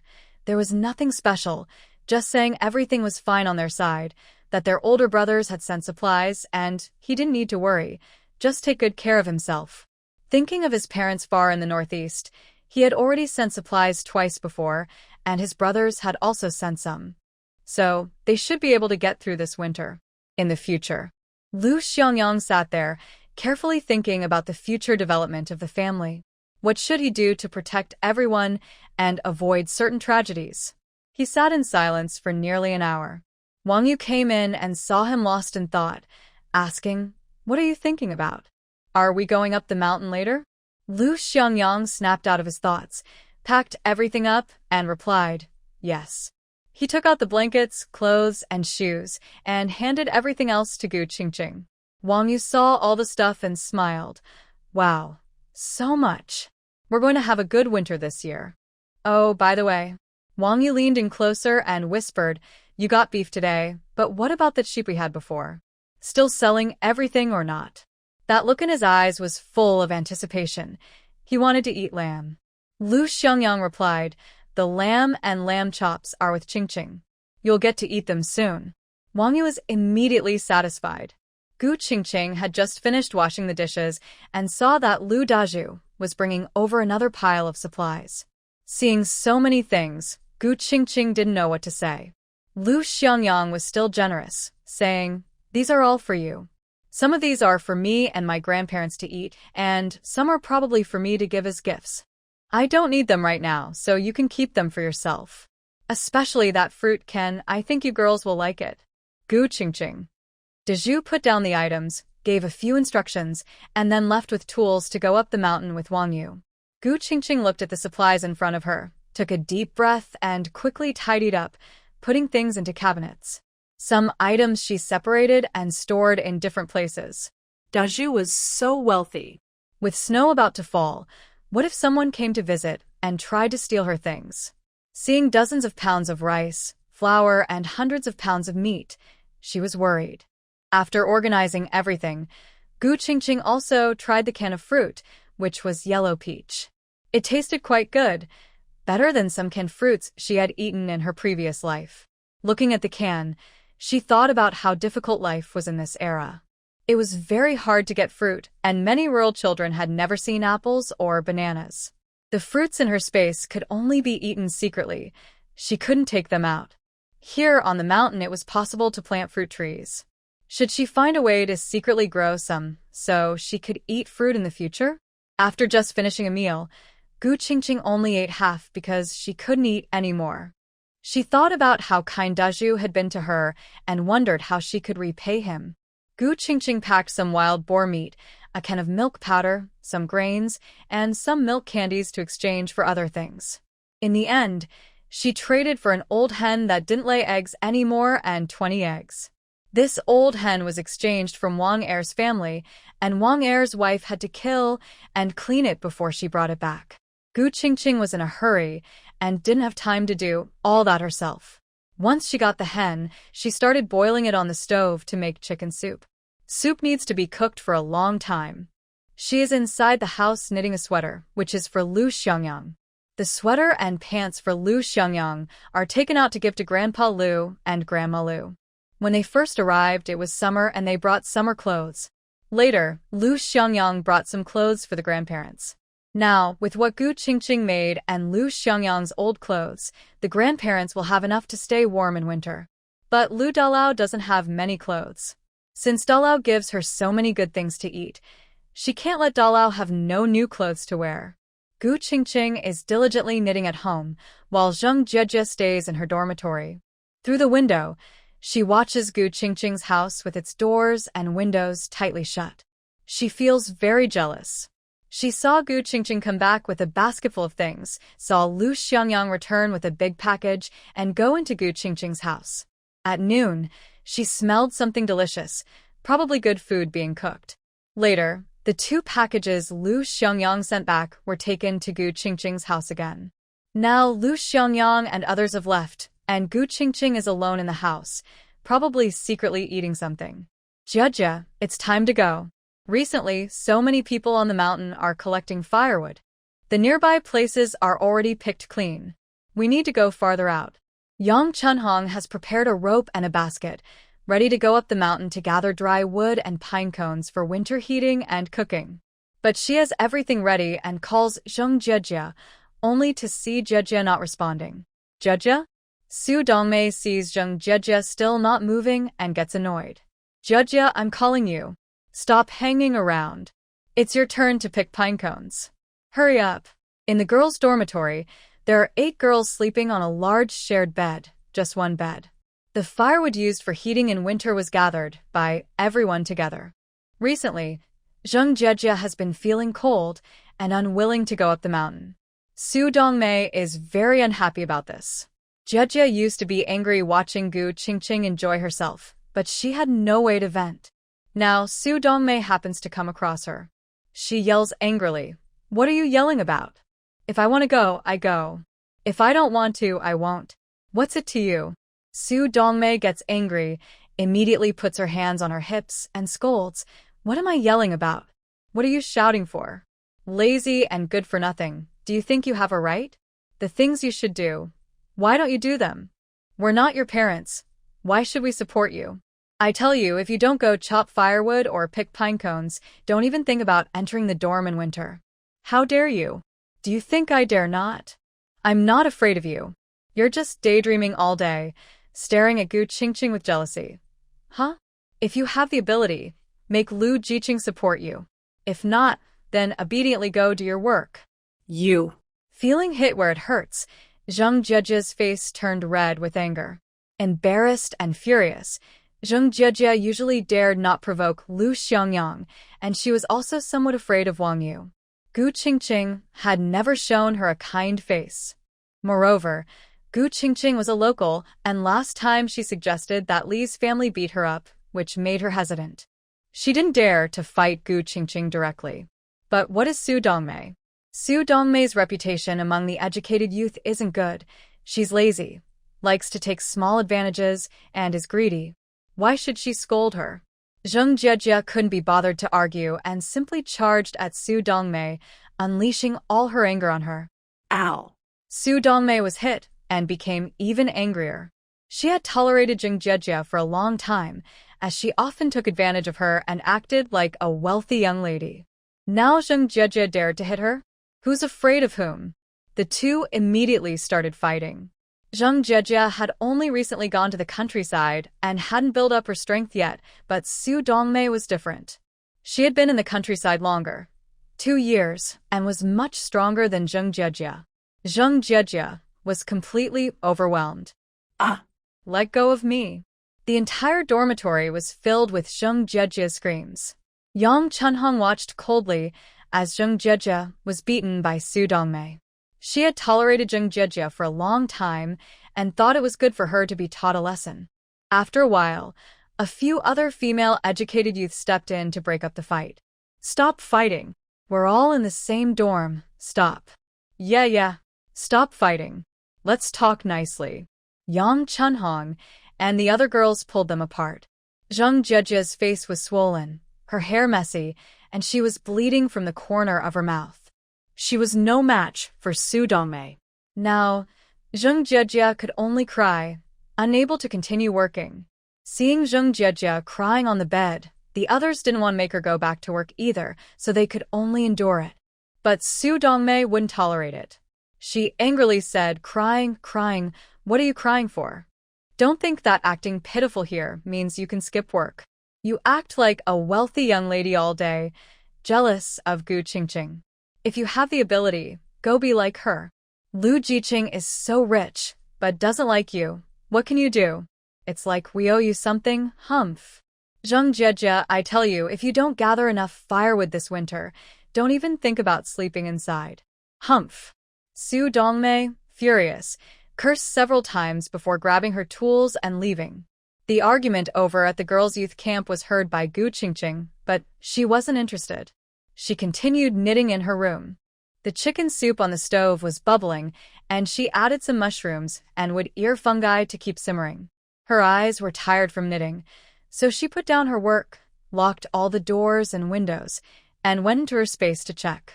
In her space, she now had a variety of grains and vegetables, all the results of her hard work recently. A new patch of wheat was ripe, though the rice fields were still smaller because rice farming takes many steps. There were also many ripe fruits. Gu Qingqing took a basket to pick some.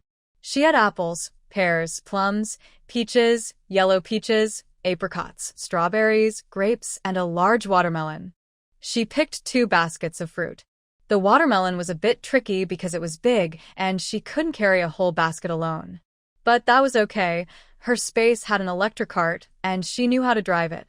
After working for a while, Gu Qingqing took some peaches, apricots, grapes, and strawberries to the small building, then moved a big watermelon over. She cut it open, and the bright red inside looked delicious just by its color. She couldn't wait and grabbed a big spoon to scoop out a large piece and put it in her mouth. The sweet, fragrant taste made her smile happily. It was so delicious. So sweet. Looking at the piles of fruit in front of her, Gu Qingqing hugged half of the watermelon and ate while feeling a bit regretful. She couldn't take these fruits outside, or she would let Big Brother Lu try some. He would definitely like them. Next year, she planned to grow some in the vegetable gardens so Big Brother Lou could enjoy them too. After eating some watermelon, she started washing the apricots to make dried apricots. This was a long process, boiling, drying, and more. Gu Qingqing thought that since she had already done so much, doing just a little more would be a waste of time. So, she went to pick 2 more baskets of apricots. They needed to be washed, pitted, marinated with sugar, boiled, and finally baked in the oven. It looked simple but was actually quite tiring. She couldn't finish it all in a short time. While marinating the apricots, she also went to collect eggs from her chickens. Her chickens had started laying eggs, and there were quite a few. After working so long, Gu Qingqing didn't have much money saved, only a few thousand yuan. Most of the money she had was quickly spent on buying these poultry and other supplies. She now has 5,000 chickens, 3,000 ducks, 2,000 geese, 30 pigs, 10 sheep, and 2 cows. These are all her possessions. In her space, whether chickens or ducks, they lay eggs very well. Gu Qingqing is now collecting eggs so quickly that she almost can't keep up. Currently, the supplies in her space are enough, and she doesn't plan to add anything more. She will focus on saving money to upgrade. After upgrading, the space's time will increase, which is meaningful for her. Otherwise, no matter how many supplies she has, since the space's time is synchronized with the outside world, she alone can't manage everything. After spending over 2 hours collecting more than 3,000 eggs, Gu Qingqing was exhausted and decided to return to her small house. She washed some eggs and placed them in a large rice cooker to boil tea eggs. At this time, she had time to put the fruits into the space supermarket for sale. Making dried fruit all at once would be too late, so she decided to sell some first. The fruits are sold by weight, and she doesn't need to package them herself, which saves her effort. Apples are 5 yuan per gene, pears 3 yuan, plums 6 yuan, strawberries 8 yuan, and grapes 5 yuan. Gu Qingqing looked at these prices and felt she was losing money. In her memory, apples usually cost several yuan, and strawberries are 20 or 30 yuan. Why are these so cheap? Because the system is at a beginner level? She had no choice but to accept it. She couldn't control the prices and could only let the system set them. After listing the fruits, her apricots were almost ready. She put them in a pot to cook for a while, then took them out to drain the water and baked them in the oven. While waiting, she put the cooked rice and porridge on the shelves. There was only 1 pot of rice and 1 pot of plain rice porridge, mainly to diversify the food options. The rest was mushroom and vegetable porridge. Yes, her mushrooms are now edible. A bowl of plain rice porridge costs 1 yuan, and a bowl of mushroom and vegetable porridge costs 2 yuan. She listed all the food items and cooked another batch. At this moment, Gu Qingqing was too tired and quickly drank a glass of tap water to recharge. After resting for a while, she left the space. The items cooking and in the oven had timers set, so she would handle them later in the evening. It was already 4 in the afternoon. The Rolex watch that Lu Xiangyang gave her earlier was still with her. She hadn't returned it and kept it for easy access to the time. The chicken soup is already cooked. Gu Qingqing tasted it. It smells very good. In this era, poultry is raised entirely on grains and free-range, so the flavor is truly different from those raised on feed in later generations. Even so, Gu Qingqing added some well water from the space, hoping Grandpa Lu and Grandma Lu would enjoy good health and longevity. The chicken soup was ready, so she set it aside. Gu Qingqing took out some beef and then looked through her cabinet for various ingredients. She realized her efforts over the past period were not wasted. Her stock was not only abundant, but also diverse. At this moment, it shows the advantage of her habit of hoarding supplies. She remembered her previous life in the big city, where she had a double-door fridge and 2 upright freezers filled with frozen foods and her stored ingredients. Her home also had a special room for storing supplies: rice, flour, cooking oil, toilet paper, tissues, laundry detergent, and other daily essentials, all bought in boxes and never running out. Now, in the 1970s, if she didn't have so much, people might dislike her. But she only has 2 cabinets of supplies. What's that? Gu Qingqing took out a jar of bean paste, about 5 jin, around 2.5 kilograms, which she had exchanged with the village aunties earlier.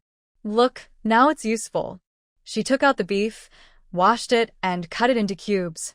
The soaked shiitake mushrooms were also diced. With chili and various seasonings, Gu Qingqing prepared to make some beef sauce. Homemade, with enough ingredients, it would definitely taste good. With so much oil, the fried beef and chili had a very strong aroma.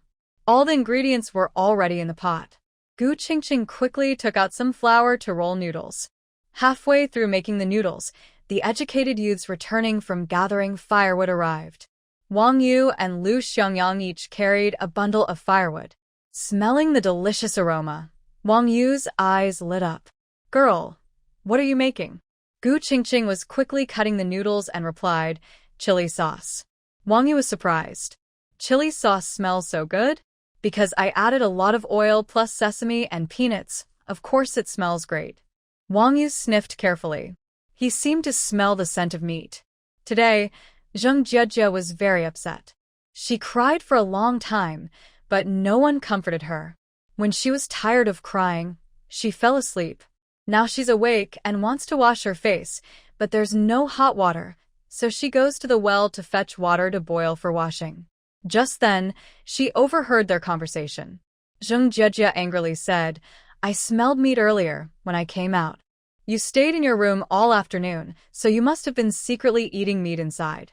At this moment, Gu Qingqing just finished preparing the noodles and was sorting out some sour beans to wash. Her previously pickled sour beans were now ready to eat. Hearing what Zheng Jiejie said, Gu Qingqing rolled her eyes, carried a basin to the water well, and said, "Brother Lu has plenty of wild boar meat. If I want to eat meat, I can do so openly. Why do I need to sneak around to eat it?" This was true, but because it was true, it hurt even more. Fighting also has its rules. It's clear that the boys helped Zheng Jiejie a little more because Zheng Jiejie is much prettier than Su Dongmei. In this situation, Zheng Jiejie, who had been unable to beat Su Dongmei before, finally managed to land a hit. It felt so good that Zheng Jiejie took the opportunity to hit her several more times, not willing to let go. She was not at all willing to stop. Su Dongmei, who is not someone to be bullied easily, was furious when she saw this. "What are you doing? Let go. Is she having an affair with you? Helping her like this? I tell you, if anyone dares to touch me again, I will immediately report you for harassment." The boys were so scared they didn't dare to pull her away anymore. Su Dongmei, angry, shouted at the girls who hadn't joined the fight, "Are you all dead? Don't you see these men taking sides? Why don't you come up and help? This nasty woman spends her days pretending to be a lady at home, taking advantage of us with her food and supplies. The firewood isn't just mine. Everyone has a share. If she finds out she doesn't have to do anything, these men will still defend her, and she'll get to eat for free." What will you do about that? The other girls. Su Dongmei was like a machine gun, attacking indiscriminately, scolding anyone she could. After finishing with the girls, she turned and yelled at the young men, "You all think she's pretty and want to help her, right? Want to protect her? If you're so capable, take her home and raise her. If she doesn't want to work, give her food. If she doesn't want to gather firewood, go help her gather it. Maybe she doesn't like you. She's jealous and envious of Gu Qingqing, even dreaming about criticizing Gu Qingqing. Besides Lu Jiqing, you guys are nothing in her eyes." The young men. Seeing that all the young men and women were silenced by her scolding, Su Dongmei suddenly felt very powerful. She straightened her chest proudly, puffed up her chest, and with her hands on her hips, she said to Zheng Jiejie, "Come on. No one's helping you now. Weren't you just fighting fiercely? Want me to fight with you again?" Zheng Jiejie felt extremely humiliated. Su Dongmei's words made her seem like a woman who was easily taken advantage of, as if she was only interested in Lu Xiangyang's money. The worst part was, Su Dongmei said all this while Lu Xiangyang was right there, but he didn't say a word to defend her. Su Dongmei's arrogance made her feel disgusted. Lu Xiangyang's indifference made her feel wronged. Gu Qingqing. That was what made her hate her. Zheng Jiejie was trembling with anger, unsteady on her feet, and leaned against the nearby stove to steady herself. She supported herself on the stove to avoid falling. At that moment, her hand touched the water scoop placed on the stove. The bucket of boiling hot water was nearby. Jiejie almost didn't think, grabbed a water scoop and quickly poured a full scoop of water towards Su Dongmei. As she poured, the water in the scoop splashed out. However, although she was heading towards Su Dongmei, the hot water she spilled was actually directed at Gu Qingqing. And it was aimed straight at her face. Qingqing. Gu Qingqing was holding a bowl, serving food, when suddenly Lu Xiangyang pulled her back. She lost her balance and staggered several steps. The bowl in her hand flew out and shattered on the ground with a loud crash. Lu Xiangyang held onto Gu Qingqing with one hand, and with the other, he raised his arm to block.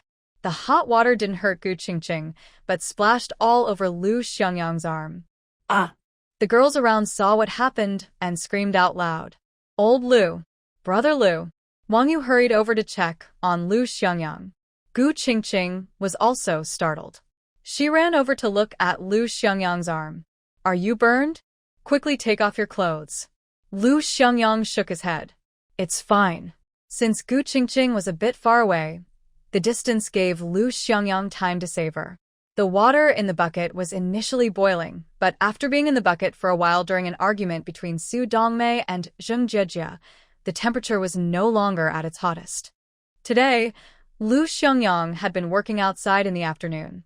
He was in a good mood, not too cold in winter, so his clothes weren't thick.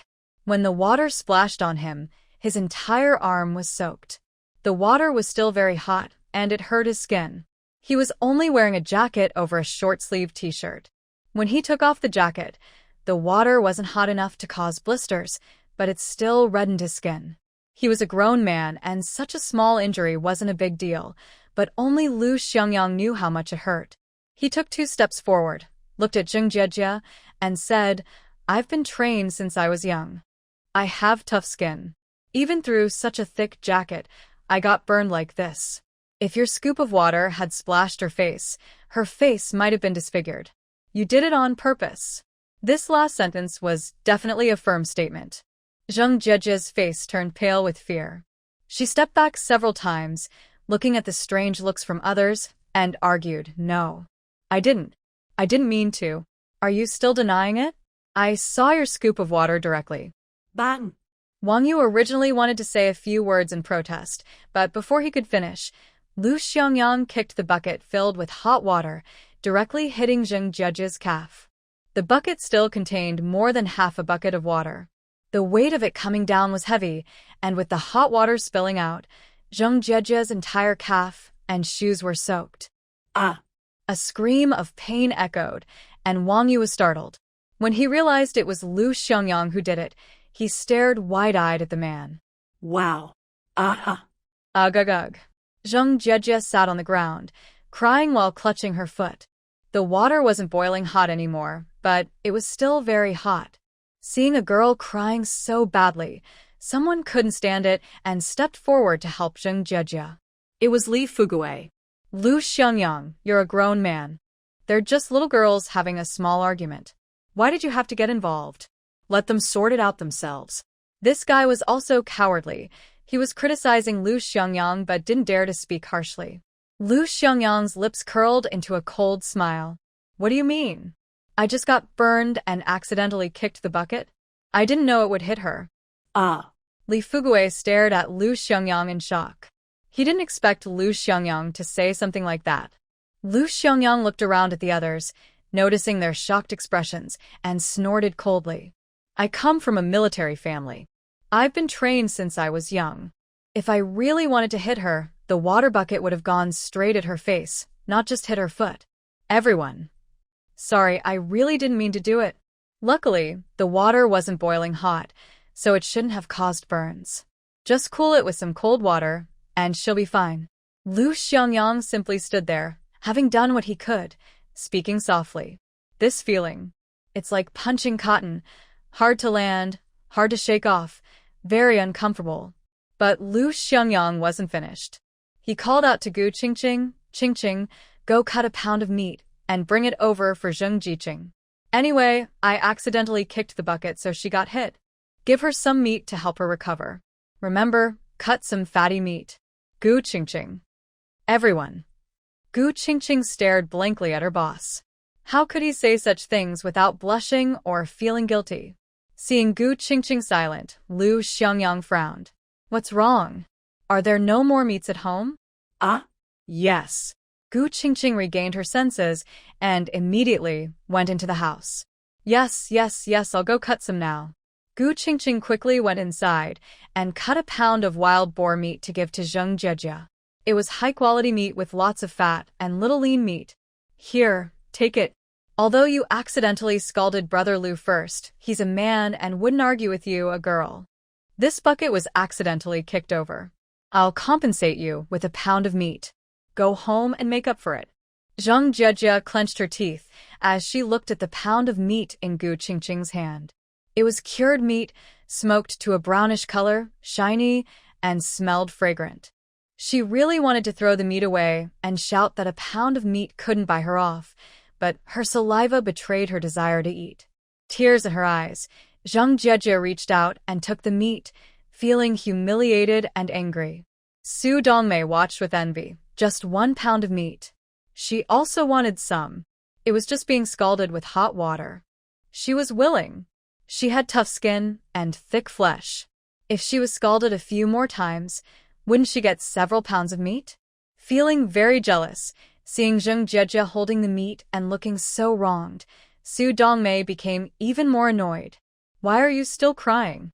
You were the one who went to scald Lu Jiqing first. He already compensated you with a pound of meat. What more do you want? It's just a small injury. The villagers wouldn't care. Not even a pound of meat, maybe just 2 eggs, and that's considered a good deal. Stop acting so innocent after getting the benefit. Gu Qingqing. Everyone. Zheng Jejia gritted her teeth, glaring at Su Dongmei, clutching the pound of meat, feeling even more humiliated. Lu Xiangyang looked at Su Dongmei and said, I accidentally knocked over Su Jiqing's hot water earlier. I asked Qingqing. He paused, then turned to Gu Qingqing. Did I see you rolling out noodles just now? Gu Qingqing nodded. Yes. Then, give a handful of noodles to Su Jiqing as an apology. Gu Qingqing. Okay. Su Dongmei didn't expect to gain anything, and her eyes immediately lit up like a 3,000-watt bulb. Her face was full of smiles. Really? Oh, that's so kind of Su Jiqing. Just a bucket of hot water, and he's such a good person. Just accidentally knocking over my bucket of water and compensating me with a handful of noodles, unlike some people who take my firewood to heat water and then argue with me. Humph. Gu Qingqing went inside and grabbed a handful of freshly made noodles. They were made from pure white flour, kneaded carefully for a long time. Very elastic. Thinking for a moment, she found a piece of cowhide paper, wrapped the noodles, and took them to Su Dongmei. Su Dongmei smiled warmly as she took the item, lifted a corner to look, and found it was made of pure white noodles. She immediately beamed with joy, showing her teeth, and said to Lu Xiangyang, Lu Jiqing, you're so polite and generous. If you need anything from me in the future, just ask. I work quickly. Her smile was very flattering, which made Zheng Jejia grit her teeth even more. Su Dongmei didn't care about Zheng Jejia's feelings. She deliberately snorted at her and gave her a look of disdain. Then she picked up a water bucket to fetch water. She decided not to take a bath and instead would cook noodles to eat directly. The problem was settled. Lu Xiangyang then said to Gu Qingqing, go get a new bowl and serve the food. I'm hungry. Okay. Gu Qingqing obediently ran to get a bowl and serve the food. After she finished scooping all the sour beans from the pot, she saw that Lu Dezhu had already cleaned up the broken bowl and the remaining sour beans with a broom. She rinsed the used pot, carried the plate of food, and followed Lu Xiangyang and Wang Yu back to the house. People in the yard still sat there without moving, including Zheng Jejia, who sat silently with tears in her eyes, holding a piece of meat. Everyone was silent. The chaos was quietly resolved thanks to Lu Xiangyang's resourcefulness. Only Su Dongmei happily felt she had gained a big bargain, a bag of pure white noodles. It was enough for her to have a filling meal tonight. She thought it was a great deal. Seeing Zheng Jiejia still sitting there crying, she couldn't stand it anymore. Why are you crying? It's just a pound of meat. Do you think you're so precious? You maliciously wanted to ruin Gu Qingqing's face, and she's lucky to get a pound of meat in compensation. If it were me, I'd skin you alive. Everyone looked at the shiny cured meat in Zheng Jiejia's hand, feeling a bit confused. Should they envy her or be angry? But everyone knew that she had only been scalded with hot water. It wasn't a big deal. If this had happened in the village, those people would probably wish Lu Xiangyang had scalded them a few more times. Today, whether Zheng Jiejia was at fault first or Lu Xiangyang intentionally scalded her, giving her a pound of meat as compensation was already very generous. Thanks to Lu Xiangyang's resourcefulness, he resolved the issue without leaving any evidence behind. In this era, people were conservative. It was very shameful for a man to hit a woman. Of course, it was only considered shameful if he hit someone else's woman. Today, if Lu Xiangyang does not come forward with something to settle the matter, it could become a big problem or leave a hidden risk. If someone digs up the past later, it might affect him. But now, that won't happen. Everyone suddenly didn't know what to say, feeling it was natural or that there was nothing left to say. They all dispersed. Yang Chuanhong's heart remained restless for a long time. Li Fugui was furious with jealousy. He wasn't jealous that Zheng Jiejia got some meat, nor that Su Dongmei received a bowl of noodles for a bucket of water. He was jealous of Lu Xiangyang, jealous that he could easily produce such valuable things to silence others, jealous that Lu Xiangyang could act without caring about consequences. Li Yuqing, Song Meng, and the wealthy young man Jiang Nan, who was an educated youth, said nothing and left the yard first. Su Dongmei hummed a song and specifically went back inside to cut some meat slices and add them to her noodles. Inside, Wang Yu sat opposite Lu Xiangyang, laughing so hard that his shoulders shook. Lu Xiangyang looked at him speechlessly. Is it that funny? Ha ha ha. Wang Yu burst into loud laughter, pounding the table and stomping his feet. He tried to keep his voice down so it wouldn't sound too loud and seem arrogant, but his expression was exaggerated. His face was flushed, turning red up to his neck. Old Lu, you're simply hilarious, Wang Yu said through his laughter. Gu Qingqing was cooking noodles, with a constant smile on her face. Since following Lu Xiangyang, she truly felt protected. He kept his promises when he said he would protect her. He really did. In her past life, Gu Qingqing, who was unloved by her parents, was the first time a man truly protected her. In her previous life, she lived to 40. She had dated before, but when she had no money, people looked down on her as too strong and not gentle enough, materialistic. When she had money, they still looked down on her as too strong, not gentle enough, and too old. She didn't even know what kind of luck she had. She had always been independent and strong, never taking advantage of men, and in the end, she didn't miss out on anything good. Along the way, she did meet good men. As her strength grew, the men she encountered were better and better. But they all seemed to belong to others. They were married. Why did she attract trouble? Why was heaven so unfair to her? In her 30s, she finally let go and focused solely on making money. At 39, she reached a dead end in her studies and outlook on life. Unable to improve further, she thought about having a child. Just then, a space suddenly appeared, and she started preparing supplies. A year later, she traveled through time. Now, Lu Xiangyang was the first man she had ever met like this. She had to admit, feeling protected by someone was really nice. She was so happy. She boiled noodles in chicken soup, then added some chopped green onions, which made the aroma very strong. The beef sauce was already cooked and stored in a small jar. The fragrant beef sauce, a dish of pickled green beans, and chicken soup noodles made up their dinner tonight. When she smelled the aroma, Wang Yu's attention was immediately drawn. Seeing the beef sauce served, he quickly tasted it and smiled happily. It smells so good. Little sister, it's great to have you. I feel like I've gained weight recently. Lu Xiangyang glanced at him. You have gained weight, indeed. Maybe I should take you out for exercise every day, or you'll definitely gain more weight this winter. Wang Yu.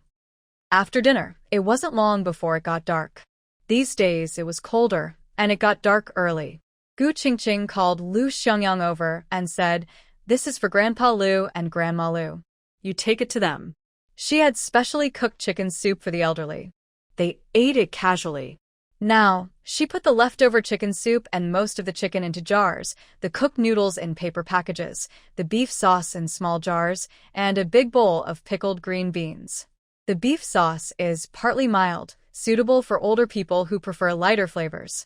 I separated some of the milder sauce. The pickled green beans are the best for appetite. Take it to them so they don't have to eat only cabbage and radishes all the time. Once they finish, I'll make something else. She also took out the fabric she bought today and said to Lu Xiangyang, "This fabric is for Grandma Lu. I can't make close-fitting clothes myself, but since Grandma Lu can sew, you can let her make her own. I've prepared scissors, needles, and thread. Also, I brought some snow cream and hair oil. It's very cold, so these will keep her skin from drying out." Gu Qingqing packed everything carefully. Finally, she took out 20 eggs. Lu Xiangyang looked at what she was holding and felt very happy that Gu Qingqing was so thoughtful. The portions of chicken soup and noodles were quite large. Lu Xiangyang raised an eyebrow. "That's a lot?" Qingqing was smiled and said, "This is a big hen I specially traded for in the village. I didn't want a smaller one. Grandpa and Grandma eat together, so it's hard to let them eat alone. With so many people, we need to prepare more. The noodles, Grandpa and Grandma can eat their fill, and the rest can be shared among everyone. These are all professors, artists, and similar people. Taking care of them isn't a problem for Qingqing, and since there are so many, Grandpa Lu and Grandma Lu also need to spend time with them. It's impossible for everyone to eat separately." Lu Xiangyang also thinks this way. He knows how capable those people are. Some have made big contributions. If he can, he will help take care of them. But right now, he's not sure how well those people get along with his grandparents, so he doesn't want to take everything on himself. It seems he needs to visit more often and build some relationships. "I'll deliver it later," Qingqing nodded. "Okay, then I'll knit a sweater." It's almost bedtime. Xiangyang Lu saw that the sweater she was knitting was black and clearly a size larger, definitely not for herself. He asked, "Grandpa and Grandma already have enough winter clothes?" "My brothers sent some over. They'll be fine. As long as they don't freeze in winter, it's enough. Having too many isn't good either." Qingqing didn't look up and explained, "This isn't Grandpa Lu's. It's for you." Xiangyang Lu was surprised. "I have a cotton-padded jacket and a military coat." Qingqing looked at him and didn't understand what he meant. A cotton-padded jacket is a cotton-padded jacket, and a military coat is a military coat. Your clothes are for Grandpa and Grandma, right? You can't just wear cotton-padded jackets and military coats. You need to wear other clothes inside, and they need to be washed too. Xiangyang Lu didn't say anything. Qingqing continued knitting. Clothes should be replaced gradually, old and new. If you keep wearing old clothes until they're worn out or torn, then everything will need to be replaced at once. That's too much to do all at once. This year, I'll knit you a sweater and wool pants. Next year, another set. The year after, I'll add some more. That way, you'll always have something to wear. Winter weather is bad, and clothes take time to dry after washing. Since I have so much yarn, knitting a couple more sets isn't a problem." The room was dimly lit. Qingqing sat on the kong, a traditional heated bed, holding the sweater. Her hands moved quickly as she knitted, talking to him without raising her head. Xiangyang Lu rarely experienced this kind of atmosphere. At least, he had never experienced it himself. But in his memory, he had seen them before. His grandfather and grandmother, father and mother, uncles and aunts often had such long, rambling conversations. No matter how tired they were from work outside, someone was always there to talk with them when they returned. They had a home, they had children. A big family had its lively moments, while a small family had its warm, cozy times. But he really had never experienced this. In his past life, he lived for decades, but until he died, He was alone. In the early years, there were family members with him, but later, they were gone. Grandparents were sent away, his father was demoted, uncles lost their jobs or were also demoted. Their 3 brothers kept their jobs but struggled to get by and faced many hardships. His cousins also faced tough times. Without support from their elders, even if they kept their jobs at first, they were later pushed out and couldn't return to their peak days. Their family had few girls. The Liu family only had the 3 brothers, and the uncle's family only had 3 girls. One sacrificed herself, and the other 2 married into other families, enduring years of silence and patience. And him? He spent the first half of his life working for the family, and the second half living alone in loneliness. Liu Xiangyang stood in the house, looking at Gu Qingqing, his mind filled with memories of family elders. Suddenly, he wondered, what about this life? Could it be different? Would he get married and have children? If so, what would those days be like? He thought for a long time but couldn't find an answer. There were still so many things waiting for him to do, so many people waiting for him to help. In his past life, he had no time or chance to marry. It seemed it would be the same in this life. I'll go now. You should sleep early. You can knit your sweater during the day. This light bulb is too dim and bad for your eyes. Gu Qingqing looked up, glanced at the yellowish light, and nodded in agreement. Yes, this bulb is indeed dim. It's hard to see things at night. She didn't know exactly how many watts the bulb was, but it was definitely yellowish, and it made seeing at night very difficult. She usually did her reading in the space, used to the bright lights of the modern world. The dim light of the 70s was hard for her to handle. Liu Xiangyang looked up and said, I'll find a brighter one for you in a few days. Gu Qingqing's eyes lit up. The boss always kept his promises. She quickly nodded, okay. I'll cook something delicious for you then. Liu Xiangyang also smiled. Every time this girl showed her gratitude, she had a routine. She would cook him something tasty. That night, after everyone had gone inside and nearly gone to sleep, Liu Xiangyang quietly left with some things. The next morning, Gu Qingqing opened the door and was surprised by the cold air outside. So cold. It's snowing. Suddenly, it started snowing heavily, covering the ground in white, and everything around was frozen. Gu Qingqing exhaled, and her breath turned into white mist. When she went to wash her face and brush her teeth with hot water, she had just finished tidying up for breakfast when Liu Xiangyang came out. Seeing her so early, he was a bit surprised. It's snowing so heavily. Why are you up so early? He's used to waking up early. Today, he got up before Gu Qingqing. He had already finished getting ready and was about to leave. Gu Qingqing blinked. I got up to make breakfast. Why are you up so early? Do you have something to do? Liu Xiangyang nodded, standing at the door, leaning against the doorframe with his arms crossed, smiling as he looked at her. I'm going to the city later. Is there anything you want me to bring back? Gu Qingqing thought for a moment, looked around the house carefully, but couldn't think of anything she needed. Liu Xiangyang is very wealthy. Even without her own space, she doesn't lack anything here. After thinking, Gu Qingqing said, maybe. Could you bring me a few containers? Small jars or big clay pots? Glass bottles would be great too, so I can store things easily. And when you send food out, no matter how much you send, I won't worry about not having a pot to cook in later. Liu Xiangyang. Thinking back, every time he took food to his grandparents, the containers he used never came back. The clay pot from last night was left for his grandparents because they didn't have one. The old bowls he used before were hidden in a water bucket when he went out so others wouldn't see, but when he returned, there were eels in the bucket, and he had nowhere to put them, so he didn't take them back. Liu Xiangyang nodded. If you need, just go buy them at the supply store. I'll bring some back when I go out next time. Have you run out of money? Gu Qingqing immediately shook her head. no. Liu Xiangyang raised an eyebrow. You bought so many things at the supply store yesterday. Do you still have money? Gu Qingqing really still had some, but not much. Liu Xiangyang stepped inside, casually closed the door, then took out a stack of money and some notes from his pocket, handing them to Gu Qingqing. Gu Qingqing. Seeing that she didn't move, Lu Xiangyang asked. What's wrong? Gu Qingqing was very curious. Boss, what did you do before? Why are you so rich? Although she didn't count, just by looking, it was at least 200 yuan. That's a lot of money. Lu Xiangyang looked at the money in his hand. Before I went to the countryside, I worked for about 10 years and saved all my wages. Plus, I received money from my parents and siblings. Gu Qingqing. She stared in shock at Lu Xiangyang. He looked so young, probably just over 20. He had worked for 10 years? You've worked for 10 years? How old are you? Lu Xiangyang, 24. Gu Qingqing.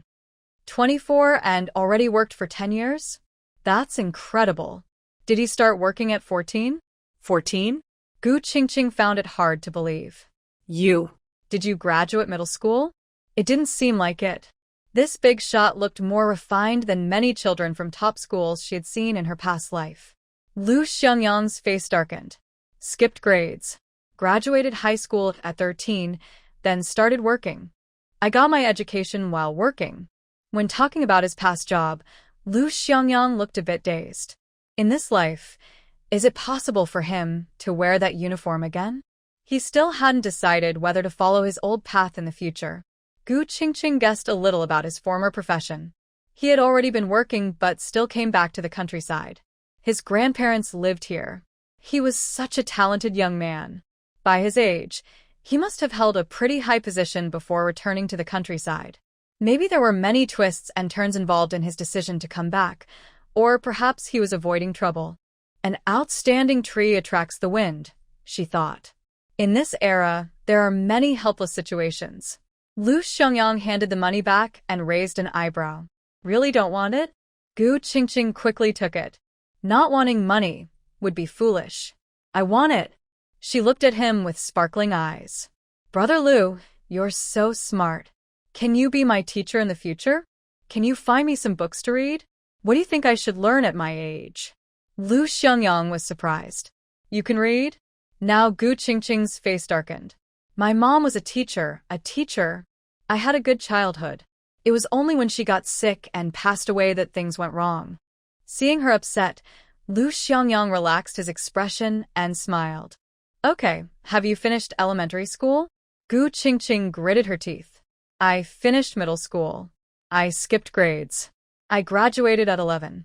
If I had been able to go to school normally, I could have graduated high school at 13. But later, I lost the chance to go to school. Still, I completed all my high school courses. The original owner was really smart, having skipped grades many times.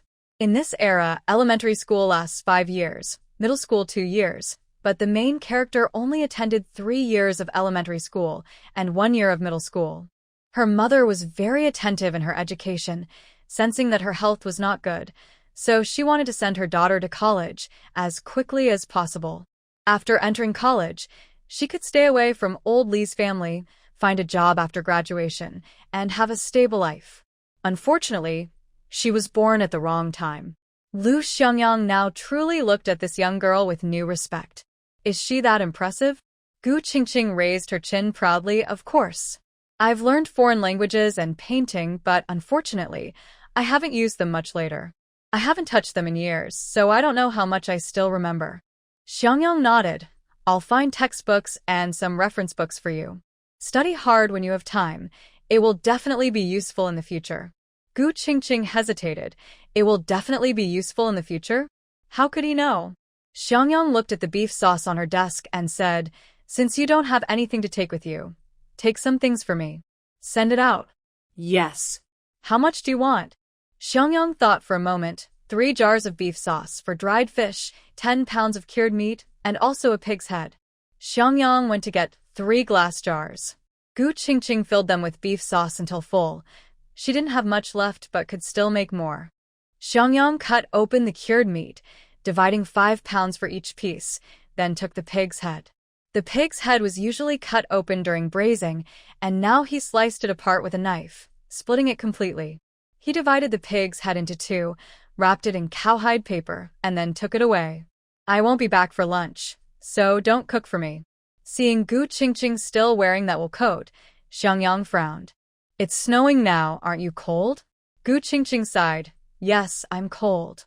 I haven't had time to make a cotton-padded jacket yet. Who knew the weather would change so quickly, and it would snow suddenly? Xiangyang thought about how the girl had been busy making quilts and clothes for his grandparents, and now she was knitting sweaters. It seemed she hadn't made many clothes herself. Earlier, the weather wasn't too cold, so she made this outfit, but now it suddenly turned cold, and she didn't even have time to get her cotton jacket. If you're cold, stay inside and keep the stove warm. Gu Qingqing obediently nodded. Don't worry. I will take good care of myself. Lu Xiangyang left, and the yard remained quiet. The weather was too cold, so everyone started sleeping in late. Many people were eating only 1 or 2 meals a day, some saving food, and even eating just once daily. Most of their time was spent sleeping. Gu Qingqing closed the doors and windows and entered the space. After the supplies in the space became abundant, her earning speed increased noticeably. Eggs cost 1 yuan each, whether boiled or steamed. The chickens she raised now lay about 3,000 eggs a day, almost all of which she boiled. Just from eggs alone, she earned about 3,000 yuan daily. As her takeaway shop stock grew, she felt the sales of her products pick up. Gu Qingqing put all the boiled eggs on the shelves, along with rice porridge, and other items she prepared last night before leaving the space. Her rice was running low. Growing rice was not as simple as growing wheat. She still had plenty of flour, but recently she used more rice. This time, she only cooked 2 large pots of mushroom and vegetable porridge and didn't use rice. Today, she planned to use flour. She took out her kneading machine and started making dough to prepare for steamed buns. While waiting, she washed a large batch of sweet potatoes. All the sweet potatoes had ripened. She had a machine, so she dug up all the sweet potatoes from the field, but didn't have time to bring them back. Many still lay in the field. She washed some and put them in the oven. The big oven could bake many at once. The price for roasted sweet potatoes was 5 yuan per jean, half a kilogram, much cheaper than in her memory of the previous life, where in big cities they sold for over 10 yuan per jean. Even the basic system understood this. After setting everything up, Gu Qingqing went to pick eggs, which she did almost every day. Once she finished collecting all the eggs, it was almost time. She ate a little, washed her face, applied skincare, and left the space. Outside, it was still snowing heavily. But she had arranged to meet the shop assistant from the commune, so she had to go. She found a set of warm underwear in the space. She wore it inside, then put on her bright red sweater, followed by a down vest. Finally, she put on her checked coat, which covered her clothes underneath. She stuck warm packs on her lower back, stomach, and thighs, feeling much better. Gu Qingqing put on her leather shoes, opened an umbrella, and went out. At the entrance of the supply and marketing cooperative, saleswoman Zhang Xiaohong was already waiting.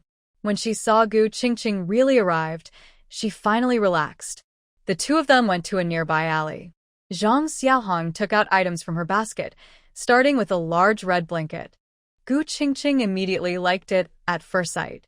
Although, in later times, this pattern might seem a bit old-fashioned, big, bold peony flowers, a rustic style. Items from this era are very practical. Even with peony designs, they don't look overly tacky. The blanket's quality is really good. It feels soft to the touch, and the color is very bright. Such vibrant colors are rare in this period. Gu Qingqing likes bright colors like this. Look, isn't it beautiful? The color is really nice, quite rare, she said. Gu Qingqing nodded. What about the damaged parts? Zhang Xiaohong helplessly pointed out the torn area. There was a small hole on the side, but it wasn't big. For such a large blanket, sewing it up a little wouldn't be noticeable. Another imperfection was at the end of the blanket, about 10 centimeters long, somewhat torn, as if worn out or chewed by mice. It couldn't be repaired there, but it could be cut shorter and rehemmed, so it wouldn't matter. There was also a piece of checkered cloth, exactly the gray and white pattern Gu Qingqing wanted, very suitable for young women to wear. After inspecting, she found a small area where the color was blurred, 2 holes, a damaged corner, and 2 dirty spots. These flaws made it a defective item, but the price was cheap. Seeing that she liked it, Zhang Xiaohong smiled and said, I'm not lying, right? This is really good stuff. Although it has flaws, they aren't serious. Wool originally costs 20 yuan per foot. I'm only charging you 15. This blanket originally costs 48 yuan, but I'll sell it to you for 30. How about that? Gu Qingqing naturally didn't want to pay such a high price. In the supply and marketing cooperative, whether something is considered defective often depends on the seller's judgment. Sometimes, even minor issues are labeled as defective, which affects the price greatly. These items, when Zhang Xiaohong gets them, are rarely sold at this price. Maybe even less than half of this price. Gu Qingqing said, if you really want to sell, I'll tell you this. If you think of me as an easy target, forget it. Since I can afford this price, it means I have other channels. There's no need to buy a damaged piece to patch together, right? Zhang Xiaohong looked unhappy. She thought this young girl, who looked quite young, would be easy to talk to. So, what do you want? The wool costs 8 yuan per foot. I'll take all of it. The blanket is 20, both for 100 yuan. How about that? Zhang Xiaohong's cheeks twitched with anger. She had never seen such bargaining. Although she was offered a lower price than this, the difference from her initial asking price was too big. No, that's not okay. I'd lose money.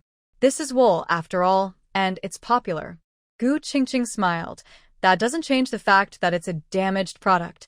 People who buy this kind of fabric aren't short of money and wouldn't spend it on defective material. Plus, your piece has many problems. You'll have to cut some parts when you go back, which will affect the whole fabric. Clothes need to be sewn together, not from a single piece. Anyone can see it's not perfect. Who would spend so much on a garment with issues? Zhang Xiaohong still wasn't willing to give up. Add 10 more yuan, and I'll sell it to you. Gu Qingqing frowned. No, 2 pieces for 100. More than that isn't worth it. Your wool has so many flaws, the price you got isn't high, only 8 yuan. Zhang Xiaohong still hesitated and argued for a while. Gu Qingqing grew, a bit annoyed.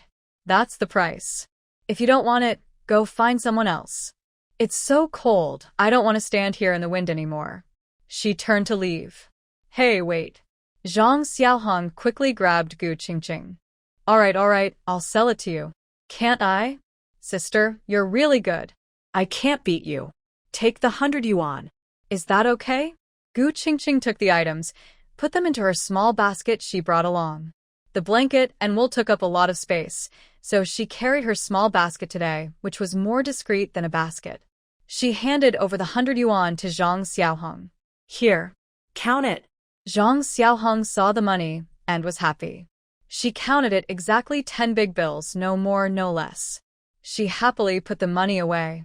It's so cold. I'll go back first. If I find good stuff later, I'll come to you. The snow and wind still blew strongly. Gu Qingqing carried her small basket and headed toward the youth commune. Along the way, almost no one was around. So good a chance, she took the opportunity to visit Aunt Pang's house. Aunt Pang, of course, is a slightly chubby woman. These days, those who are somewhat overweight usually come from wealthier families. Gu Qingqing bought 2 old hens that no longer lay eggs, watched Aunt Pang kill them and pluck their feathers, then left for the time being. Aunt Pang was very happy. It's so cold, you should go home first. When I finish, I will send it to you. In this era, as long as someone has good things, the women are very warm-hearted. Gu Qingqing smiled and said, Thank you so much, Aunt. After leaving Aunt Pang's house, she turned a corner and almost bumped into an elderly lady coming from the opposite direction. Gu Qingqing looked closer and was stunned. Old Lady Li? She is the grandmother of the original owner. Old Lady Li was wearing a worn-out thick cotton coat, carrying no umbrella, only a big hat, and was hurrying over here.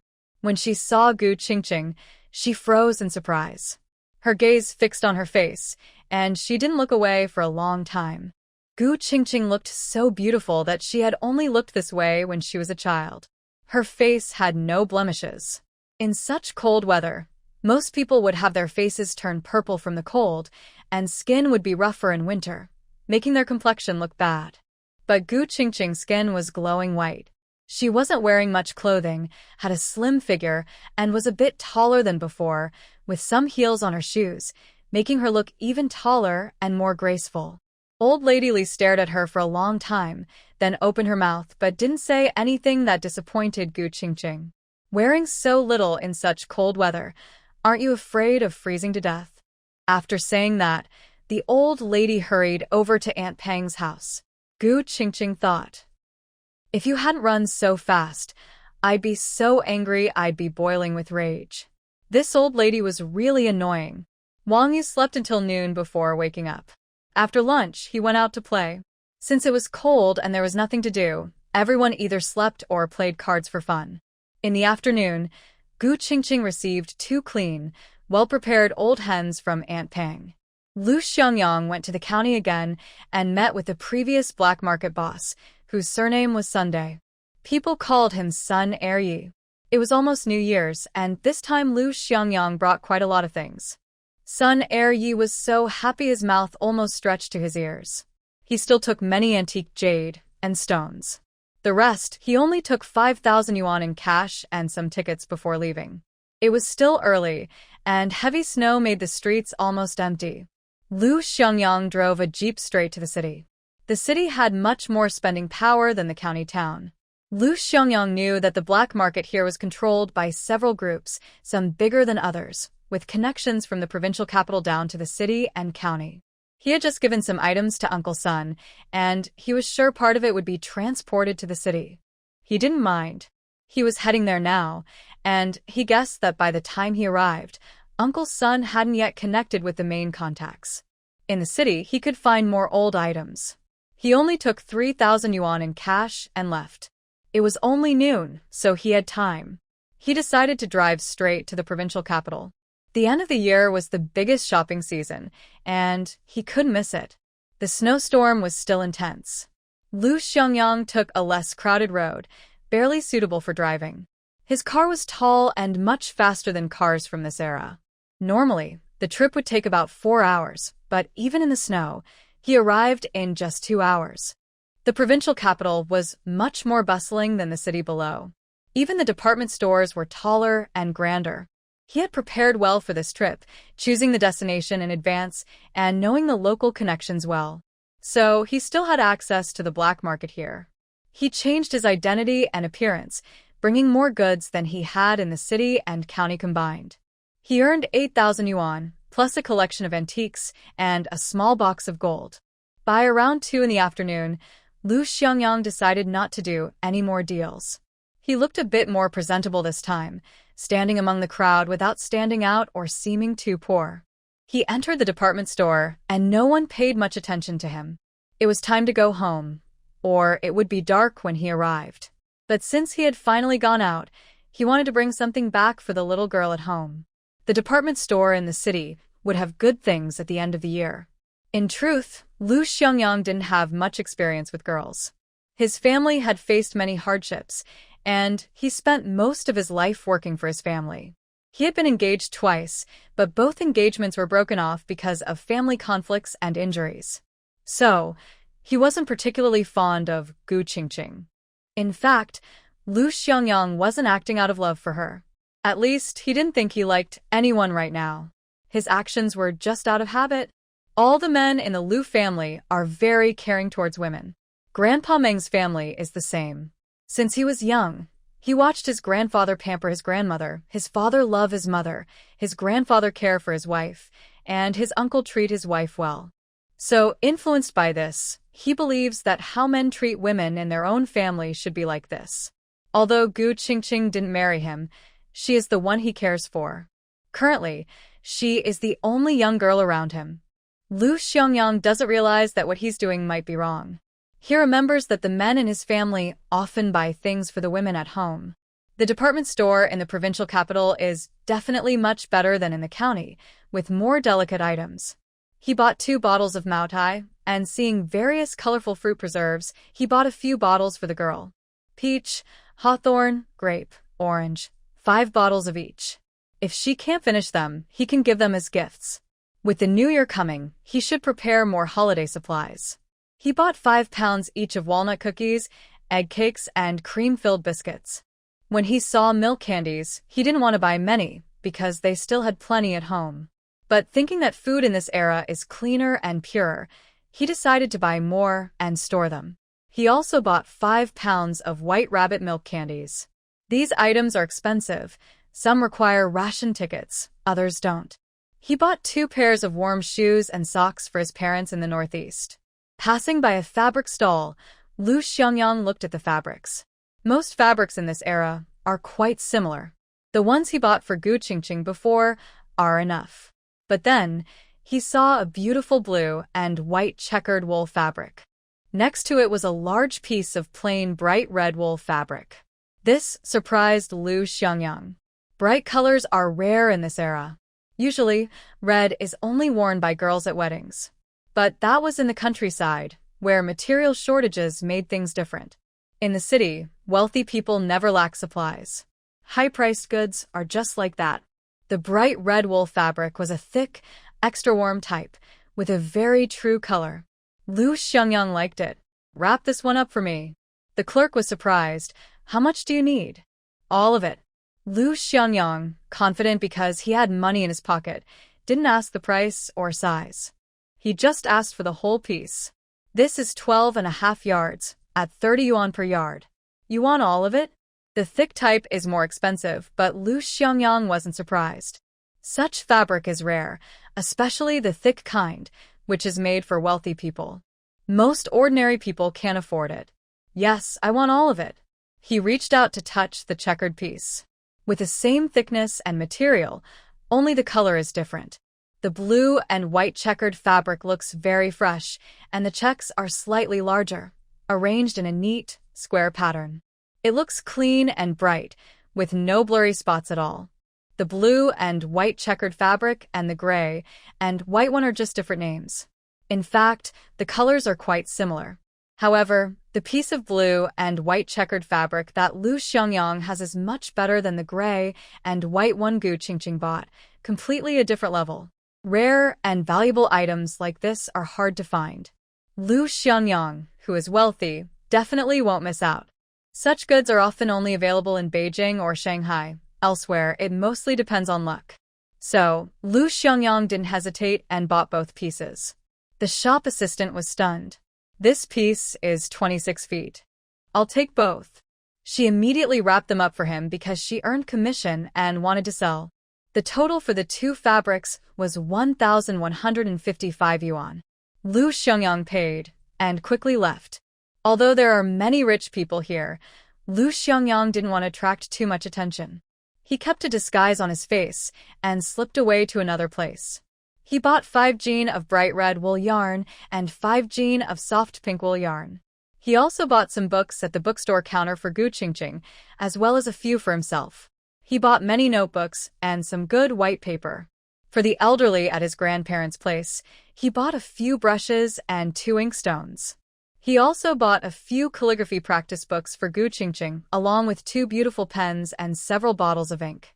Thinking about how dim the lights in Gu Qingqing's room were, he bought 2 brighter bulbs and also replaced the ones in his own room. He bought 2 desk lamps as well. Finally, he bought some dried seafood. As the year-end approached, although this is inland, dried seafood is still available and relatively diverse. He bought a lot of seaweed, dried shrimp, shrimp shells, fish glue, shark fins, dried squid. He didn't buy any preserved meats because his family already had plenty. He quickly stopped and left the department store with 2 big bags of goods. He spent a lot this time, but Lu Xiangyang didn't mind. With his special skills, making money was easy. With caution, there was no problem at all. Driving away, he reached a less crowded area and deliberately changed into a more ordinary outfit. This wasn't to pretend to be poor, mainly to make it easier to hide. When he returned to the Huaihua Brigade's youth commune, it was already past 7 in the evening. It was completely dark outside. The young people had already washed up and gone to bed. Lu Xiangyang listened outside the yard to make sure there was no movement. Everyone was inside. Only then did he quietly enter. Gu Qingqing was inside, knitting a sweater. She knew Lu Xiangyang hadn't come back yet and had been waiting for him. When she heard the knocking, she called out, "It's me." Even though the voice was soft, Gu Qingqing recognized it immediately and hurried to open the door. Lu Xiangyang was covered in snow and wind. "Big brother Lu," Gu Qingqing called out, but before she could say more, she saw Lu Xiangyang carrying 2 huge packages into the house. She froze in surprise. Could it be? Was it really what she thought? Lu Xiangyang brushed the snow off himself and stomped his feet before closing the door. Is there anything to eat? He had been traveling all day. Driving at night was difficult, especially as the snow was falling more heavily. When he reached the county town, the roads were bad. Near the Huaihua Brigade, he didn't dare drive, not even ride a bike. He had taken a small path back. He was completely frozen. Gu Qingqing quickly told him to sit on the kong, a traditional heated bed. Yes, yes. Sit down and warm up. I'll cook some noodles for you. Her house was warm because she had heated the kong, so as soon as he entered, Lu Xiangyang felt the warmth. He took off his shoes. The snow outside was thick, and after walking through it, snow had soaked into his shoes and reached his ankles. His shoes were soaked through, and his feet were frozen. Gu Qingqing saw this and quickly brought out a basin for washing his feet. The steel pot was full of hot water, and she poured half a basin for him. First soak your feet, and then you'll eat. She also poured hot water into a basin for washing his face, handed him a towel, and placed everything on the kong. Only then did she go to cook the noodles. Sitting on the warm kong with his feet soaking in hot water, and with hot water in the basin in front of him, Lu Xiangyang washed his face and hands. His whole body gradually warmed up. Gu Qingqing was quick. The lamb soup was prepared earlier. With the sudden cold weather, lamb soup was the best for warming up. She had had lamb hot pot with Wang Yu at noon, and, tonight, she cooked lamb soup with some noodles. Since Lu Xiangyang hadn't come back, Gu Qingqing kept his portion aside. She added some chopped green onions to the noodles, then took out some chili sauce and sliced some pig head meat to make a cold dish, placing it in a small dish. The noodles were ready, so she served a bowl and took it to Lu Xiangyang. There was a small table on the kong, perfect for sitting and eating comfortably. A warm lamb soup with plenty of lamb inside, topped with chopped green onions. The noodles she makes are always very chewy, and now, as she eats, her mouth is filled with a rich aroma. Along with the perfectly braised pork head and her homemade chili sauce, Lu Xiangyang feels very comfortable eating. There are a few pieces of meat in the package. Take them out and put them away. I'll send some dried goods in a few days and keep the rest for yourself. Lu Xiangyang is busy eating noodles. Hearing this, Gu Qingqing goes to unpack the package herself. When she sees what's inside, even though she already knew Lu was quite wealthy, she is still stunned. This is too rich. In this era, it really exceeds her imagination. It's the 1970s. This year is 1972. Even after the new year, it's only 1973. Is her imagination limited by poverty? Suddenly, she remembers her previous world, where a certain male actor's wife was born into a noble family from the Qing dynasty. By the 1980s, she was worth $1 billion. Rumors said she owned shops on a street in Beijing. She used to follow entertainment news about her in her past life. Now, thinking about it, could it really be true? Indeed, poverty limits her imagination. In the 1980s, her parents still couldn't afford enough food. The things in the package are even more than what Lu Xiangyang bought at the department store in the provincial capital. There are 30 jin of white flour, 20 jin of rice, 20 jin of cornmeal, and 10 jin each of fresh pork, beef, and mutton. Lastly, about 3 jin of ribs. Gu Qingqing looks at the pure white flour, shiny rice, and the bright yellow, finely ground cornmeal. She helplessly quirks her mouth. The boss is so rich, he's not even hiding it. She's never seen Lu Xiangyang bring home coarse grains before. Currently, they are eating coarse grains supplied by Wang Yu. The 10 jin of pork and 3 jin of ribs were bought from the black market by Lu Xiangyang. Pork in this era is more fragrant because it's not fed with feed. Poultry meat is much better than in later generations. He specifically bought some for storage. He still has over 20 jin of pork and more than 10 jin of ribs. The beef sauce is very tasty. You should cook a little more, and before the new year, I'll send a few bottles to my brothers. Gu Qingqing nods. Okay. Lu Xiangyang has no other instructions. Just take care of the rest. Those snacks are for you to eat, no need to save. Gu Qingqing feels very happy. The boss is so kind. He went on a business trip and still brought her snacks? So happy. She must show her appreciation. Seeing the canned goods, walnut pastries, and egg cakes, she felt so happy her heart was bubbling. Lu Xiangyang was very thoughtful. Although he should be her boss, she often felt like he was treating her like a daughter. The egg cakes smelled very good. Gu Qingqing took a bite and said, "Wow, this tastes amazing." The young girl immediately squinted her eyes with a big, sweet smile. She sat down on the bed, right across from Lu Xiangyang. "This smells so good. The egg flavor is strong. You should try some." The cake, already a bit squished and deformed in her bag, still tasted fine. Gu Qingqing handed a piece to Lu Xiangyang. He reached out and took a piece to try. It really was delicious. Watching Gu Qingqing happily eating across from him, Lu Xiangyang suddenly understood why men in the past liked to buy things for the women in their families. The joy of sharing food was truly irresistible. A bowl of lamb noodles was quickly finished, and Lu Xiangyang felt warm all over. But at this moment, the room was cozy and warm. Gu Qingqing was busy nearby, and the air seemed to carry a faint, pleasant scent, her unique fragrance. Her room was very clean, and so was the bed.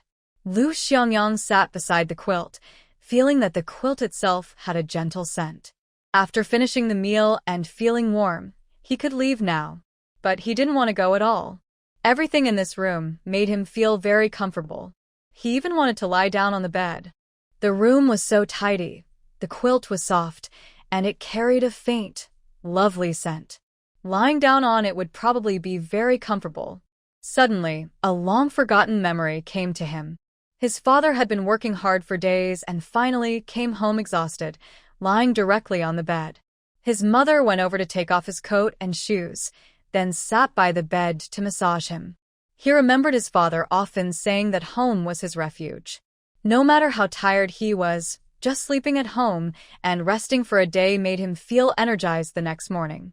At that moment, Gu Qingqing brought a hot water bottle to heat some water for him. "Lift your feet." Lu Xiangyang took his feet out, and Gu Qingqing added hot water to the basin. "Stay in there a little longer. When your feet are warm, your whole body will feel warmer. It's so cold outside and the temperature suddenly dropped. It's easy to get sick." His feet went back into the hot water, and Lu Xiangyang didn't rush to leave. Gu Qingqing continued to pack her things and was surprised to find several pots in the package, 2 different-sized clay pots and a small stainless steel pot. She immediately smiled. When she reached for the fabric and yarn, her breathing grew heavy. "Did you buy so many more? This checkered fabric is so beautiful." Even under the dim evening light, she could see the colors were very true, much better than the piece she and Zhang Xiaohong bought. Seeing her smiling face under the light, Lu Xiangyang felt very relaxed. He enjoyed watching her carefully pick through her things, showing surprise with each item. "I saw it and bought it casually. If you like it, keep it to make clothes. If you don't use it all, store it away. You can also give it as a gift or exchange it for something else." He noticed that the girl liked to stockpile things and often traded items in the village, so he wanted to prepare some useful gifts for her. Gu Qingqing held the checkered fabric, loving it so much she couldn't put it down. "Wow, it's even thicker than I thought."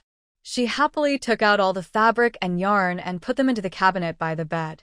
When she took out the lamp, books, pens, and notebooks, her affection for Lu Xiangyang deepened. He was so thoughtful, rare among men to be so attentive and caring about those around him. These things made her happier than the big packages of dried seafood and snacks. Seeing her like it, Lu Xiangyang smiled as if chatting casually. "Here's a lamp for you. I use one myself. Pick a few books you like. Both pens are for you. I don't have many left. As for those calligraphy brushes and white paper, keep one for yourself, and I'll take the rest to my grandparents." Gu Qingqing chose her favorite and kept it. She looked around and realized there was no good place in the room to put these things. She didn't have a desk. Lu Xiangyang noticed this and said, "Looks like I need to ask Uncle Wang to make a desk. Since winter is slow, you can read more and practice writing. No matter how much you learn, good handwriting is always helpful and harmless." Gu Qingqing nodded happily, making Lu Xiangyang's heart soften completely. The water in the basin had cooled again. He felt warmer now, but after being outside in the cold wind for so long, he still felt cold in his bones. The warm room made him reluctant to leave. He lifted his legs. Seeing this, Gu Qingqing quickly brought a towel to wipe his feet. He dried the water off and sat cross-legged on the bed, not moving. Gu Qingqing's mind was focused on the supplies and didn't think there was anything wrong. Seeing Lu Xiangyang sitting there, she took the quilt from the bed and wrapped him up. "There's no stove in the other room. It's very cold. Cover yourself for a while first, and once you're warm, you can go back." The girl leaned over, wrapping herself in the quilt. A faint fragrance filled the air, and Lu Xiangyang didn't expect her to cover him with the quilt, allowing him to stay here. Gu Qingqing continued to pack her things. Lu Xiangyang stayed behind naturally. The heavy snow outside had soaked his cotton-padded jacket, so he had already taken it off. Now he was only wearing a sweater and an outer coat, wrapped in the quilt. The bed was warm, and it was very comfortable. Watching her pack little by little, it was clear that the 2 cabinets were no longer enough. The cabinet on the bed wasn't very big, and her clothes, bedding, personal items, plus their rice, flour, and oil, added up to quite a lot. It seemed he needed to make her a desk and some small cabinets, or maybe a big wardrobe. As Lu Xiangyang thought about this, his eyelids started to droop. After a day of traveling outside, he was truly exhausted. When Gu Qingqing finished packing and looked up, she saw Lu Xiangyang wrapped in the quilt, leaning against the head of the bed, asleep. He was probably exhausted. After all, he had been outside all day in such cold weather. It wasn't easy. Gu Qingqing was not a little girl. She had fought hard in her past life and knew how difficult it was to survive on one's own. Lu Xiangyang kept bringing back so many things. In this material scarce era, it must have been very hard for him. Seeing him leaning there, her freshly washed feet were exposed outside. She gently walked over, intending to straighten the quilt and tuck his feet inside. But just as she reached out to pull the quilt, his suddenly extended hand pressed her down onto the bed. Ugh. She didn't even have time to scream before a strong hand grabbed her neck. In that moment, Gu Qingqing felt the danger of death. Those large, powerful hands seemed capable of breaking her neck with just a little more force. Lu Xiangyang sensed someone nearby. Half asleep but alert by habit, he instinctively reacted. He grabbed Gu Qingqing, one hand holding her arm, the other pinching her neck. He moved his legs slightly to pin her legs down. Gu Qingqing's upper body was pressed against the bed, completely controlled, unable to move. Her neck was very sore from being pinched so hard. The strong pressure scared Gu Qingqing, and she didn't dare move. She knew that struggling would only make Lu Xiangyang more alert. So she lay quietly, not moving, because at this moment, being harmless was the safest choice for her. Lu. Brother Lu. Her voice was strained from the tight grip on her neck. Xiangyang woke up suddenly and immediately released his hand when he saw what he had done. "Are you okay?" He looked at his hand and realized he had been dreaming. He was safe in the youth station's house, and the girl in front of him meant no harm. She wasn't an enemy from the dream. Gu Qingqing slowly sat up, carefully saying, "I saw you sleeping, and your foot was sticking out. I wanted to pull the blanket over your feet. I meant no harm." Xiangyang took a deep breath. "Don't be afraid. I just had a bad dream. It was a reflex. I didn't hurt you, did I?" Gu Qingqing shook her head. Her neck still hurt a lot, and he had been very forceful. "Did you used to have training in this kind of situation? Dreaming of enemies?" Xiangyang looked at her silently and only said, "That was a long time ago." He clearly didn't want to say more. He took off the blanket, got up, and put on his shoes. "I'm going back now. You rest well." Hey. Gu Qingqing quickly jumped off the bed. "Your shoes are wet. I'll get you a clean pair." "No need." Xiangyang simply slipped his feet into the already soaked shoes, grabbed his cotton jacket, and was about to leave. The books and calligraphy practice sheets can stay here. I'll come back tomorrow to pick them up. Gu Qingqing went to add some cold water into the steel basin, which was just the right temperature. She said to Xiangyang, "Wang Yu probably doesn't have hot water now. If you need to wash up, take this." Xiangyang, who loved cleanliness, had been on the move all day. Although it was cold, he would still sweat and needed to freshen up. He appreciated Gu Qingqing's thoughtful care very much. He carried the steel basin away. "Sleep early."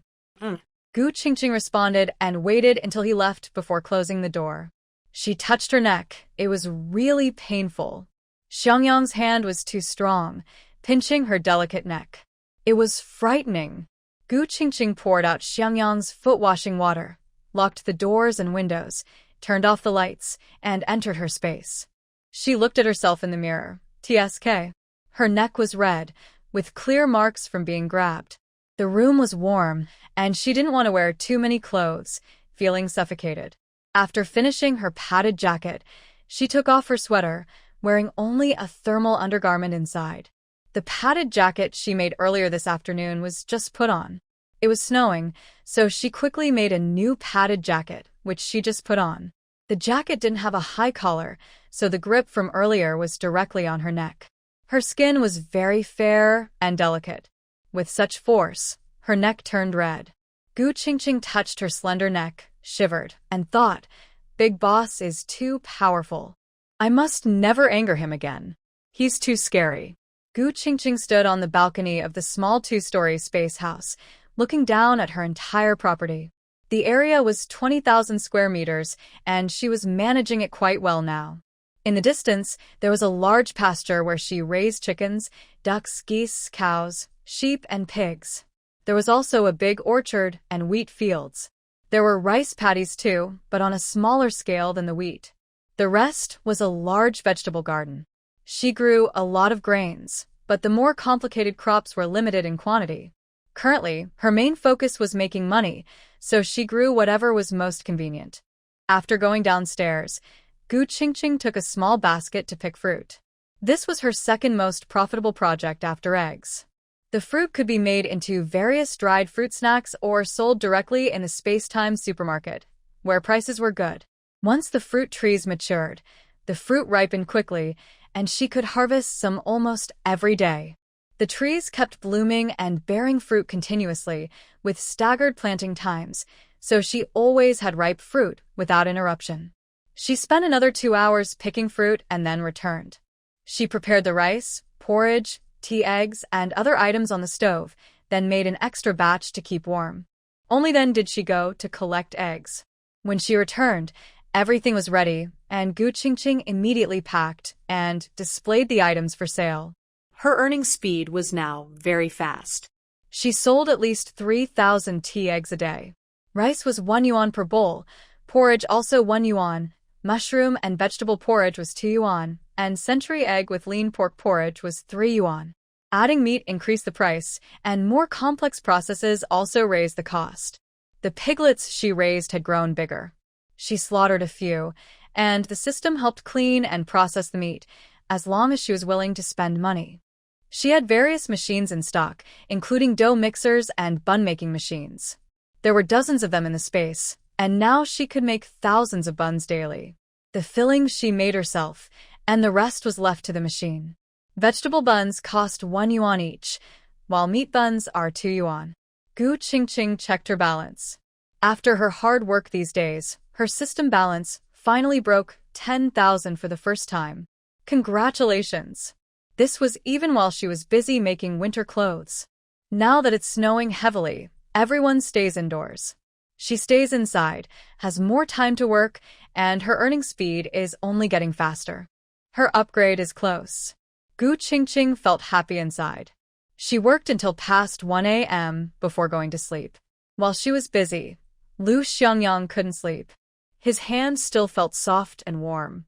He didn't know what was happening to him. He didn't mean to hurt the girl's neck earlier, but now he kept thinking about her delicate neck and soft skin. He felt a little strange about himself. Had he not been around women for a long time? Thinking about his past life, He had been busy with his career and probably hadn't been close to many women. Now, this girl was only 18. Having lived through 2 lives, Lu Xiangyang thought he was a bit weird. He quickly pushed the images out of his mind and tried to sleep. Unfortunately, Wang Yu was snoring loudly nearby, which made it harder for him to rest. The next morning, Gu Qingqing got up to make breakfast. Outside, the snow was still falling. In such cold weather, most people hadn't gotten up yet. To save food during winter, many families ate only 2 meals a day, and some even only 1.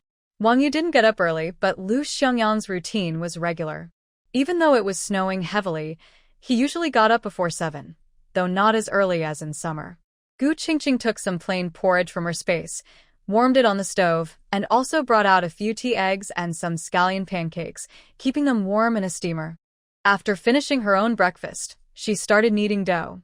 Since Lu Xiangyang had brought back so many things yesterday, she definitely wanted to make some food. She planned to make buns and dumplings.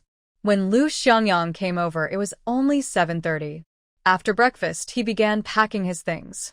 He took some flour, cut some lamb, added some seasonings, and prepared a set of books, brushes, and ink to take to his grandparents' house.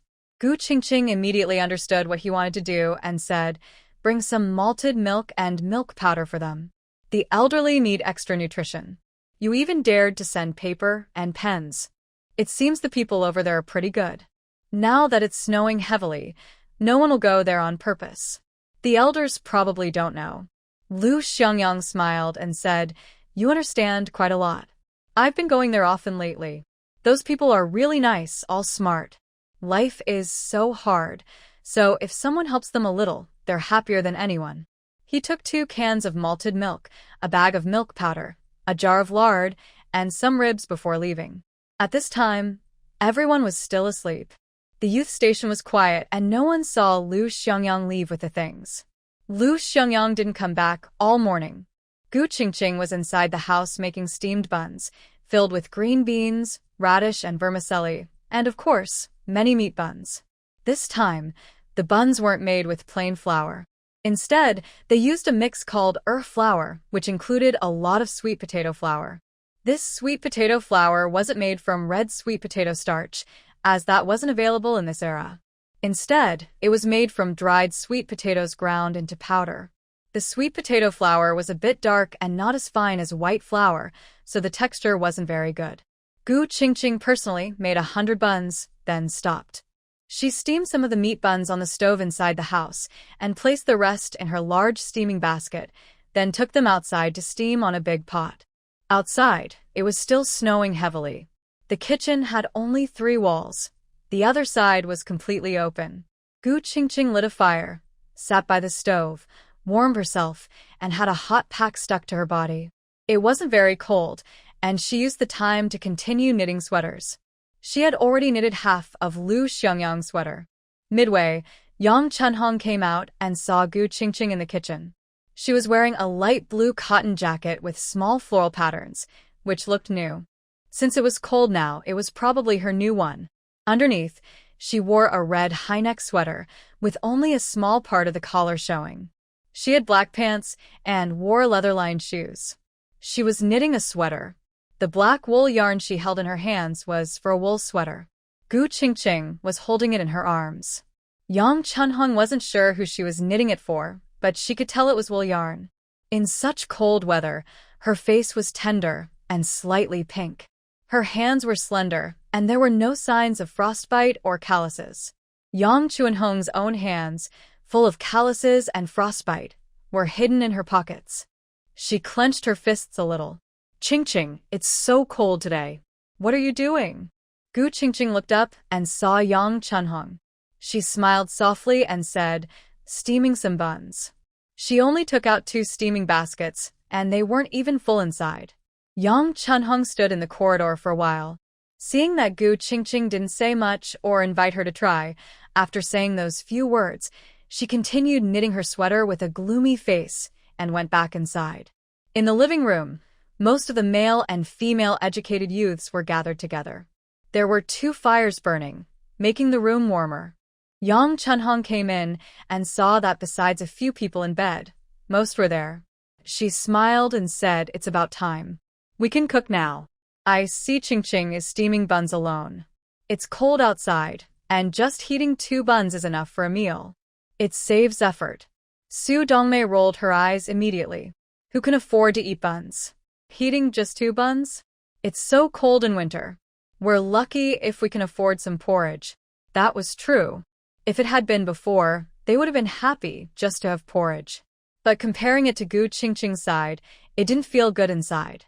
Li Fugui crossed his arms and sat by the fire, looking curiously at Shirley and Su Guobiao. He asked, "What exactly does Lu Jiji's family do? How are they so rich?"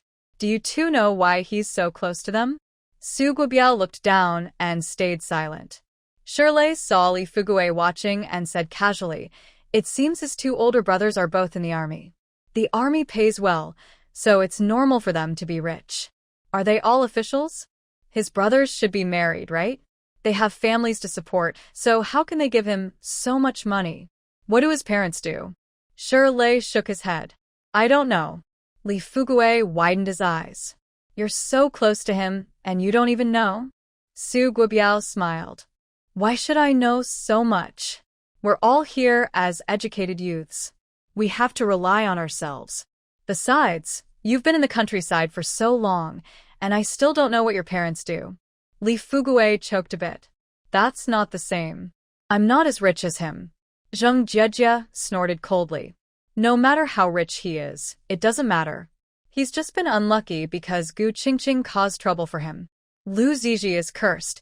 He just arrived and Gu Qingqing already clung to him." Wu Dajuan laughed. "Getting tangled up with Gu Qingqing is bad luck, but what if she tangled with you?" The several male educated youths immediately exchanged knowing smiles. Zheng Jiejie was annoyed and said, "What do you mean?" Wu Dajuan smiled warmly and asked, "Just asking, Zheng Jiqing is from the city, so she's probably different from Gu Qingqing." Although he said they were different, his smile made Zheng Jiejie feel uncomfortable. Yang Chunhong saw the conversation drifting away and brought it back, saying, "Everyone, say a few words. It's time to cook. Gu Qingqing's steamed buns smell so good. Why not go and smell the aroma?" Li Fugui looked into the yard and said, "If you can't eat it, why smell? It might ruin your appetite for your own meal later. It's still early, and there's no rush to cook lunch. Why eat so much in winter? Wasting food." After speaking, he stood up and said, "I'm going to the outhouse." He left, and the others continued their casual conversations. When Li Fugui came out, he saw most of the educated youths in the house earlier, and the others who lived alone were in their own rooms. In the yard, only Gu Qingqing was in the kitchen. She was very beautiful, with fair skin and nice features. Even in the city, Li Fugui had never seen such a pretty girl. She was just a girl from the countryside. Li Fugui crossed his arms and walked over with a smile. Steaming buns didn't take long. By now, Gu Qingqing's buns were ready.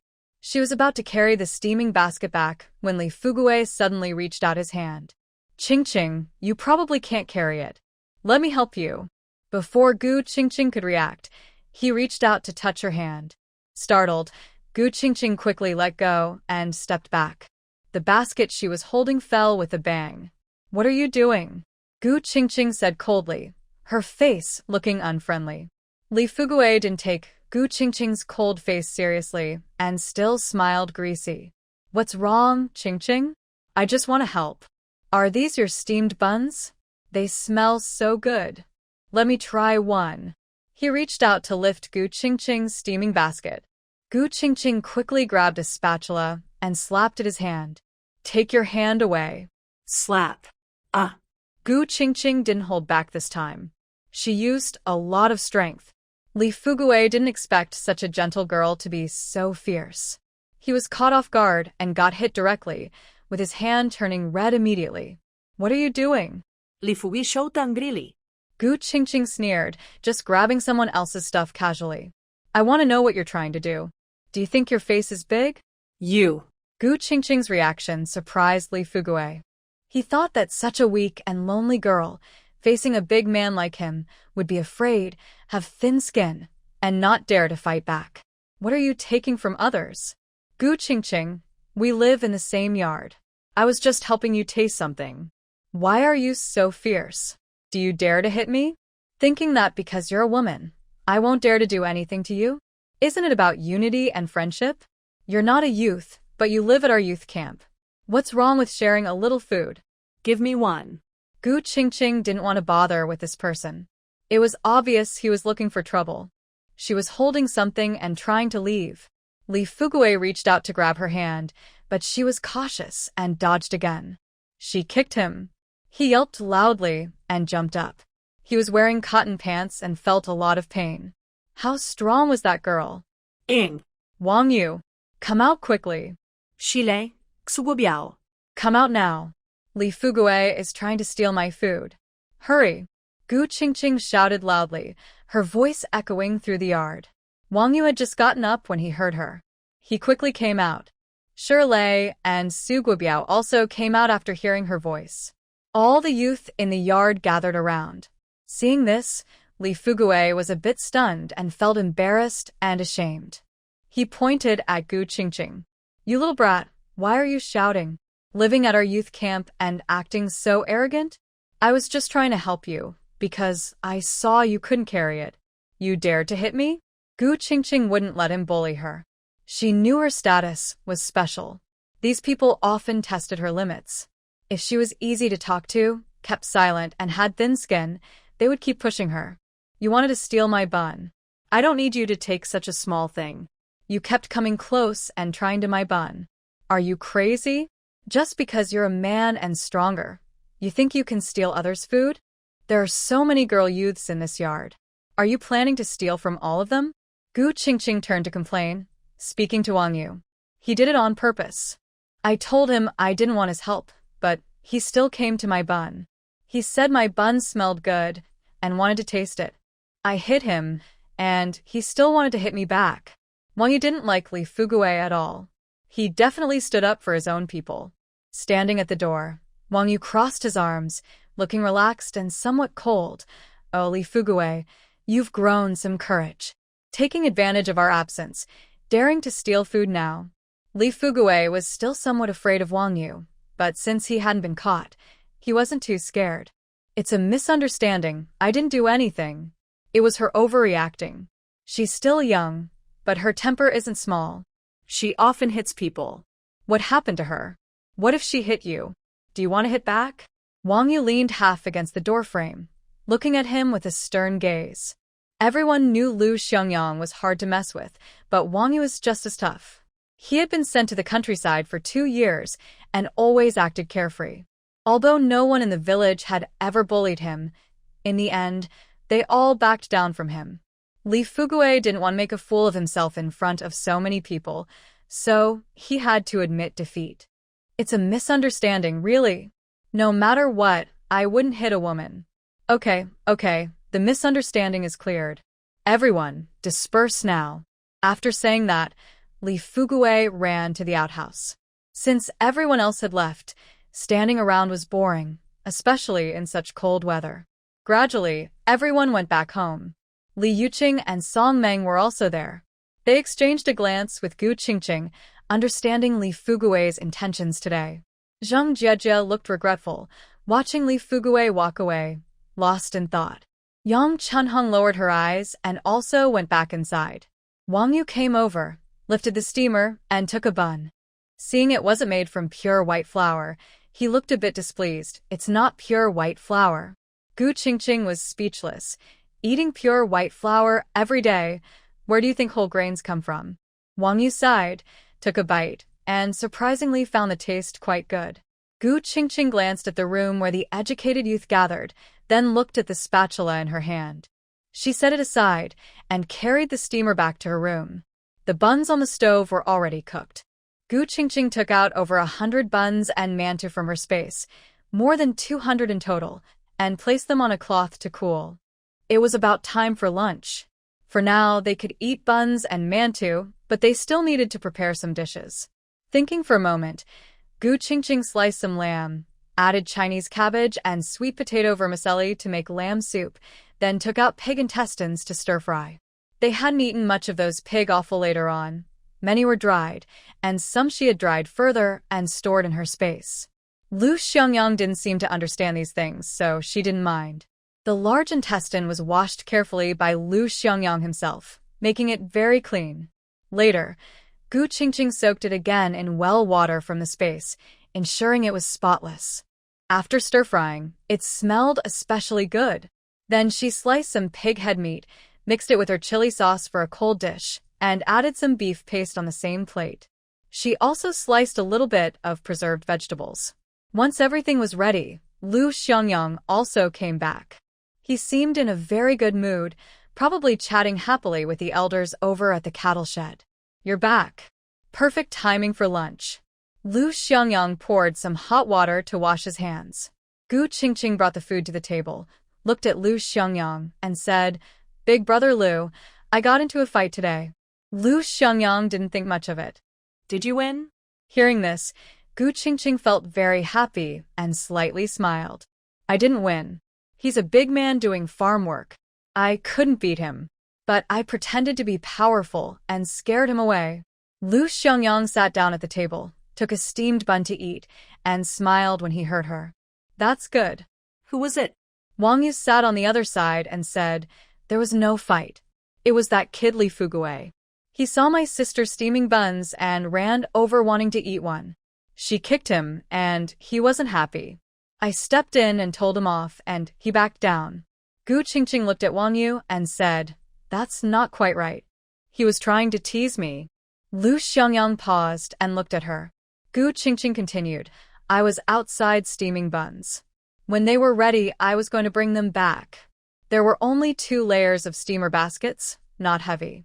He came up and tried to touch my hand, saying he wanted to help carry the basket.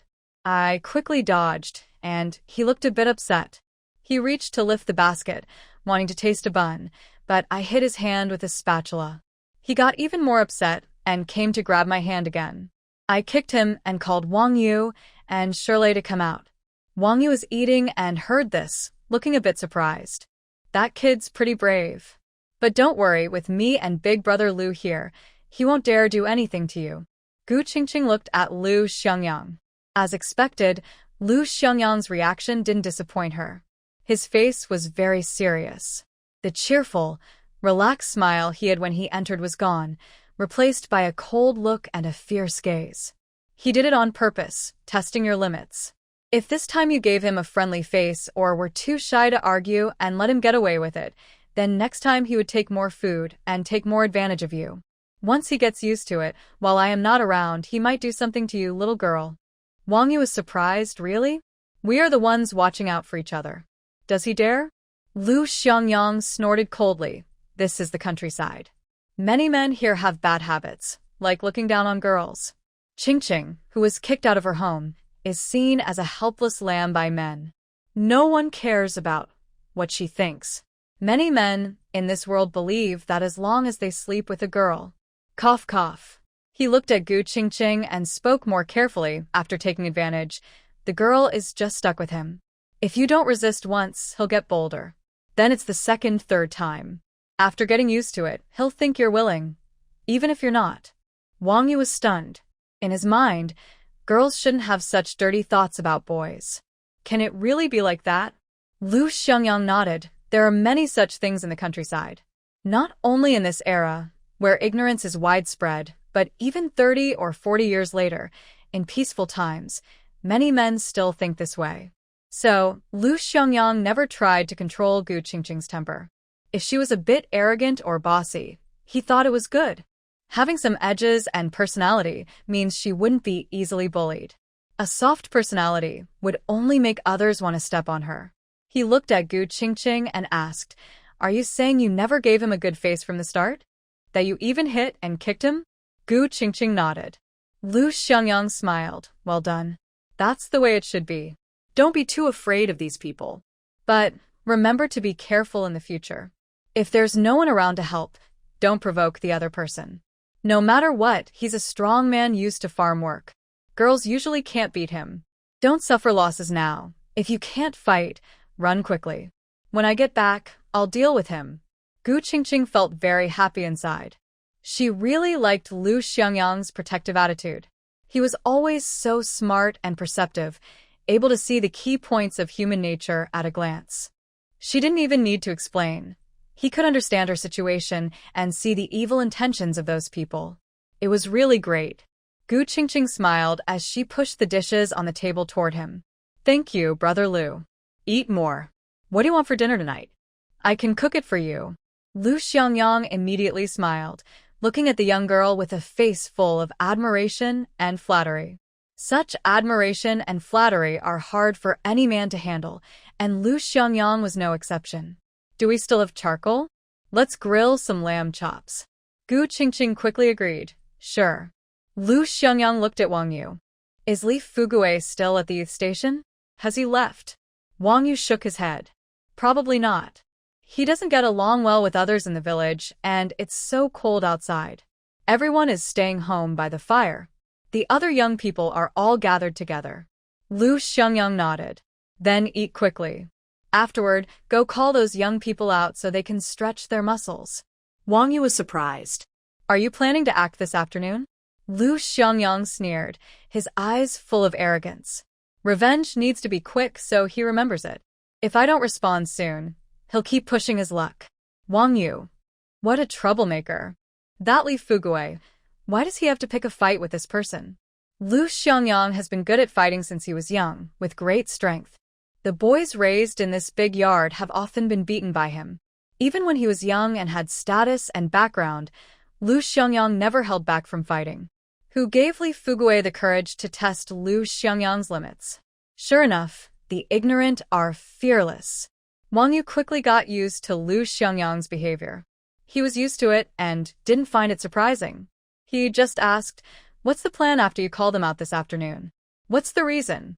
What will you do? Lu Xiangyang looked outside and said, there's so much snow outside. Let's play snowball fights in the backyard. Wang Yu twitched his mouth. Be careful. Li Fugui is just an ordinary person. He's not as tough as us kids from the big yard.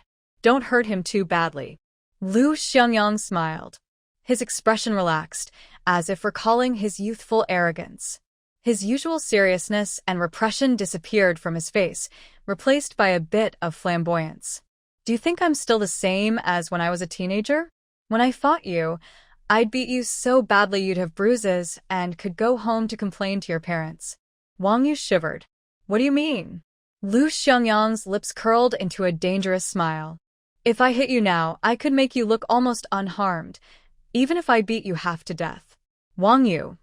Can't mess with him. The food was very tasty and satisfying. Lu Xiangyang ate happily, thinking about how he would beat Li Fugui in the afternoon. At the same time, he looked at the girl beside him. She was very beautiful, becoming more beautiful over time. Now, it was hard to imagine that she used to look so tired and plain when she was with him.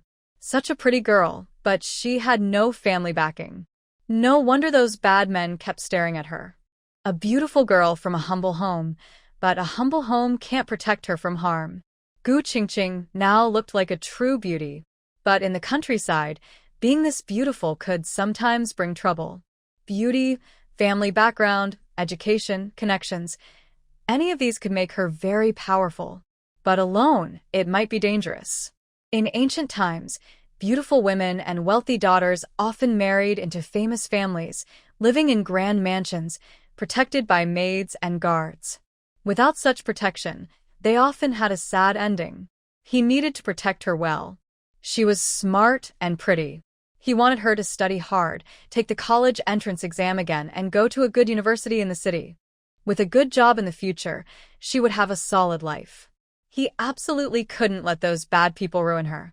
No matter how beautiful she was, Lu Xiangyang could protect her. If he couldn't, then maybe no one else could either. Thinking of this, Lu Xiangyang suddenly frowned, feeling something was off. He had thought his family hadn't recovered yet, and his future was uncertain. How come now he was so confident he could protect Gu Qingqing?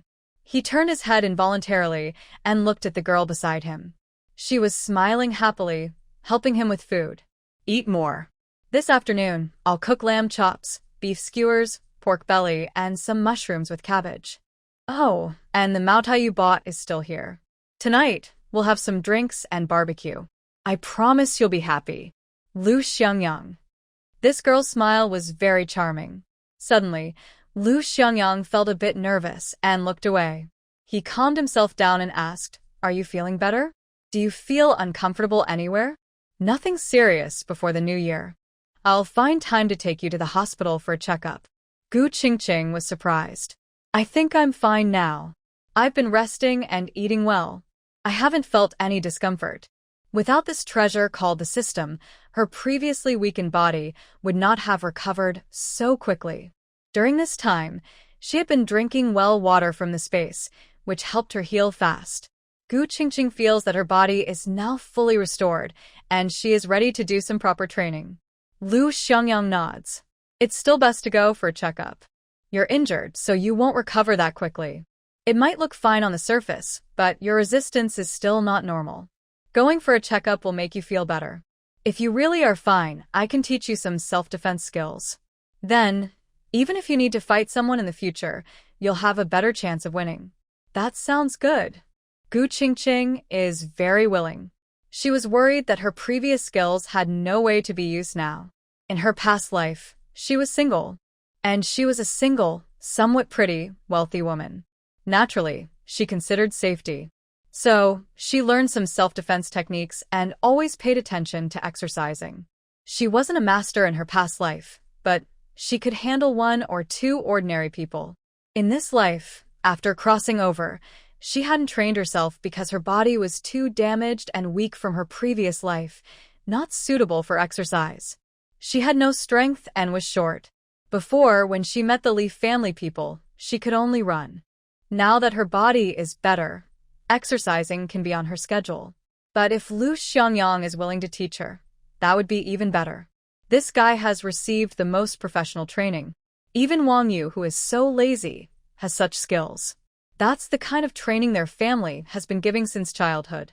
She didn't have the chance to learn these in her past life. Now, lucky for her, Lu Xiangyang is willing to teach her. She will definitely learn well. Yes, yes. I will definitely learn seriously. Wang Yu on the other side mutters, "Girl, don't get too happy too early. His training is tough, no one is spared. Even grown men have been brought to tears by him." Gu Qingqing. Is it that scary? Even though Gu Qingqing has lived through 2 lives, she has never seen a true expert. She looks at Lu Xiangyang with bright eyes. "Brother Lu, how many people can you fight alone?" Lu Xiangyang smiles slightly, but doesn't answer. Wang Yu says, Even all the men in our youth village combined can't beat him." Lu Xiangyang raises an eyebrow. "Do you think I'm that weak in your eyes?" Wang Yu rolls his eyes helplessly. All right. "Actually, even all the men in our village combined can't beat you." Gu Qingqing didn't believe it. Impossible. Even if he can fight, a person's strength is limited. There's so many men in the village. If they all attack together and press you to the ground, you definitely won't be able to get up. Wang Yu gave her a look that said, "You're so naive. You know such a simple truth. Do you think he wouldn't know? How could he let anyone get close?" Gu Qingqing. Lu Xiangyang saw that Gu Qingqing wasn't speaking and thought she was scared. After all, he had grabbed her neck last night. He was pretty strong then. Now she was wearing a high-neck sweater and he wondered if she was hurt. Don't listen to him boast. Actually, I'm not that scary. I just trained since I was a kid, so I can fight a little. Gu Qingqing blinked. Why are you so modest? Being able to fight is great. Very impressive. She really thought she was impressive. As a hard-working woman striving upward, Gu Qingqing admired others' excellence and really wanted to be outstanding herself. Lu Xiangyang was silent. He thought he might have scared the girl, but now it seemed she was quite brave. Gu Qingqing asked, "When will you teach me?" "After we go for a checkup and confirm you're fully recovered." Gu Qingqing's smile never faded. Someone who isn't close to her treating her so well was truly rare. After lunch, Gu Qingqing tidied up the dishes. Lu Xiangyang put down his bowl and pulled Wang Yu out. Gu Qingqing watched as they went to the room where the young workers gathered. She washed the dishes and within 10 minutes, she heard sounds. Outside was lively. A group of young workers came out talking and laughing, heading to the backyard. She also saw Wang Yu and Shirlei, Suguobiao, arm in arm, chatting happily. She even saw Lu Xiangyang pass by her and raise an eyebrow at her. Gu Qingqing's heart was pounding with excitement. She wanted to go see the fun. She wanted to see how the big boss would handle things. Soon, the backyard was filled with cheerful noise. Men and women were playing snowball fights. Gu Qingqing knew Lu Xiangyang wouldn't start hitting people right away, so she waited inside the house for a while. After 10 minutes, the atmosphere in the backyard was lively. She quickly locked the door and went outside to watch. The backyard was large. Besides a few small vegetable patches in the corners, the rest was open space. With all the heavy snow these days, the ground was thickly covered.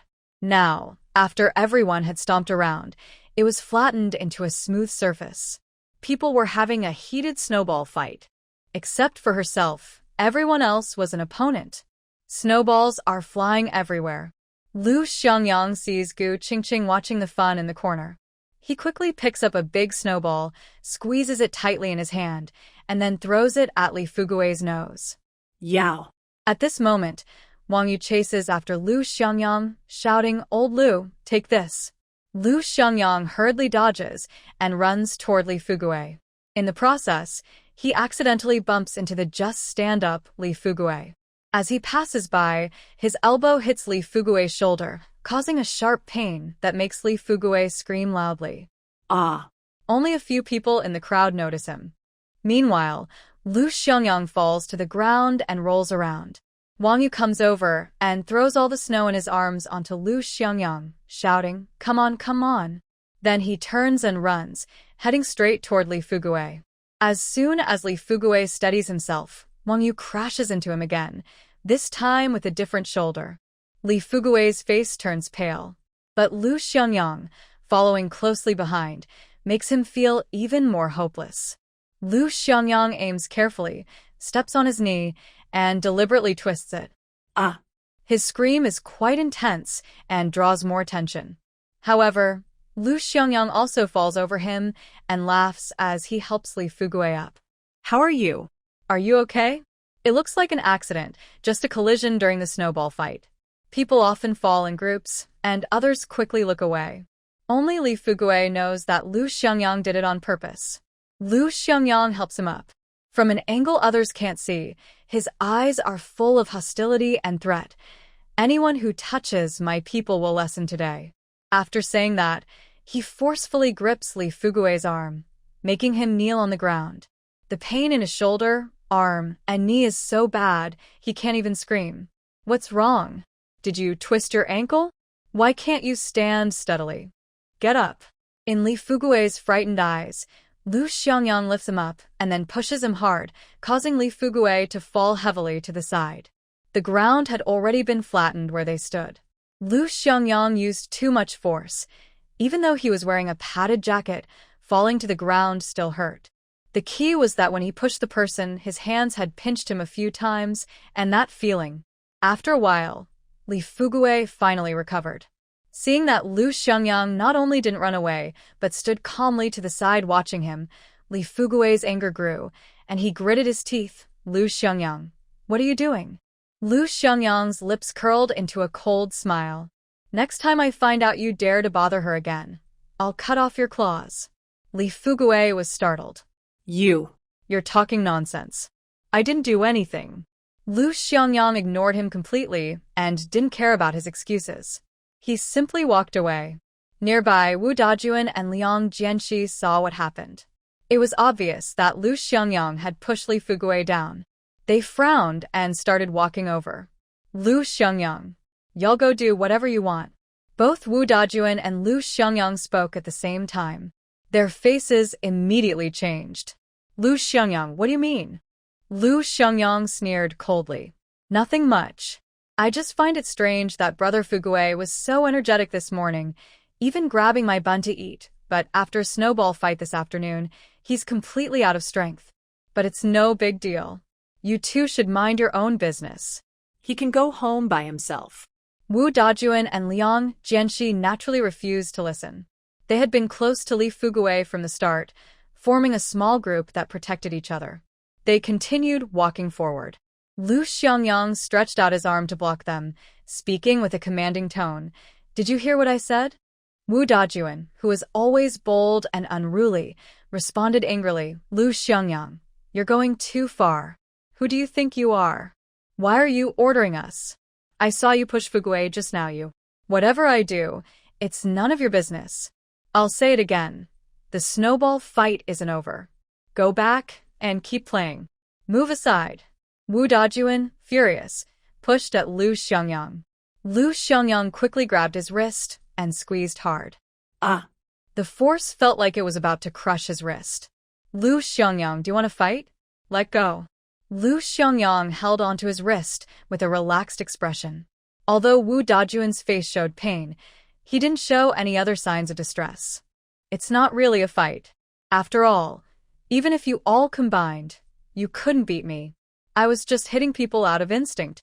Some folks are blind and have bad intentions toward me, so I had to teach them a lesson.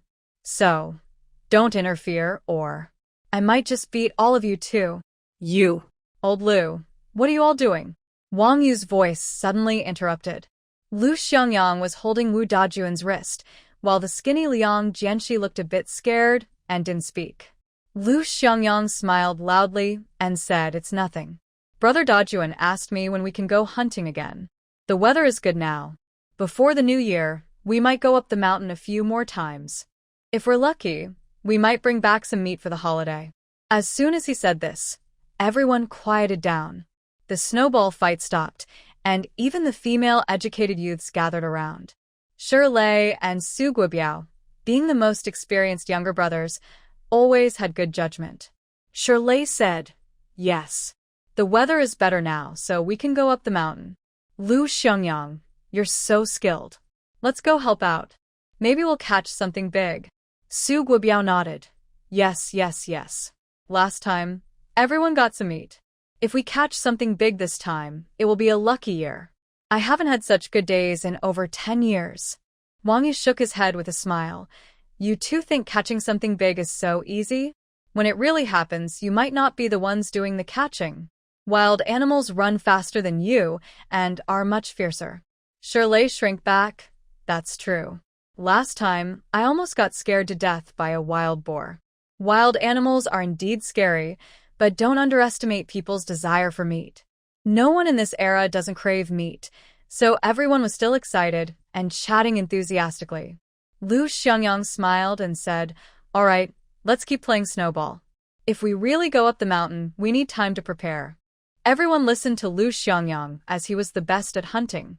No one dared to ignore him. They resumed their snowball fight, filling the backyard with laughter and lively chatter. Wu Dajuan was furious and felt deeply humiliated. He thought Lu Xiangyang was hurting his pride and looking down on him. "This is too much. He's threatening us." Why?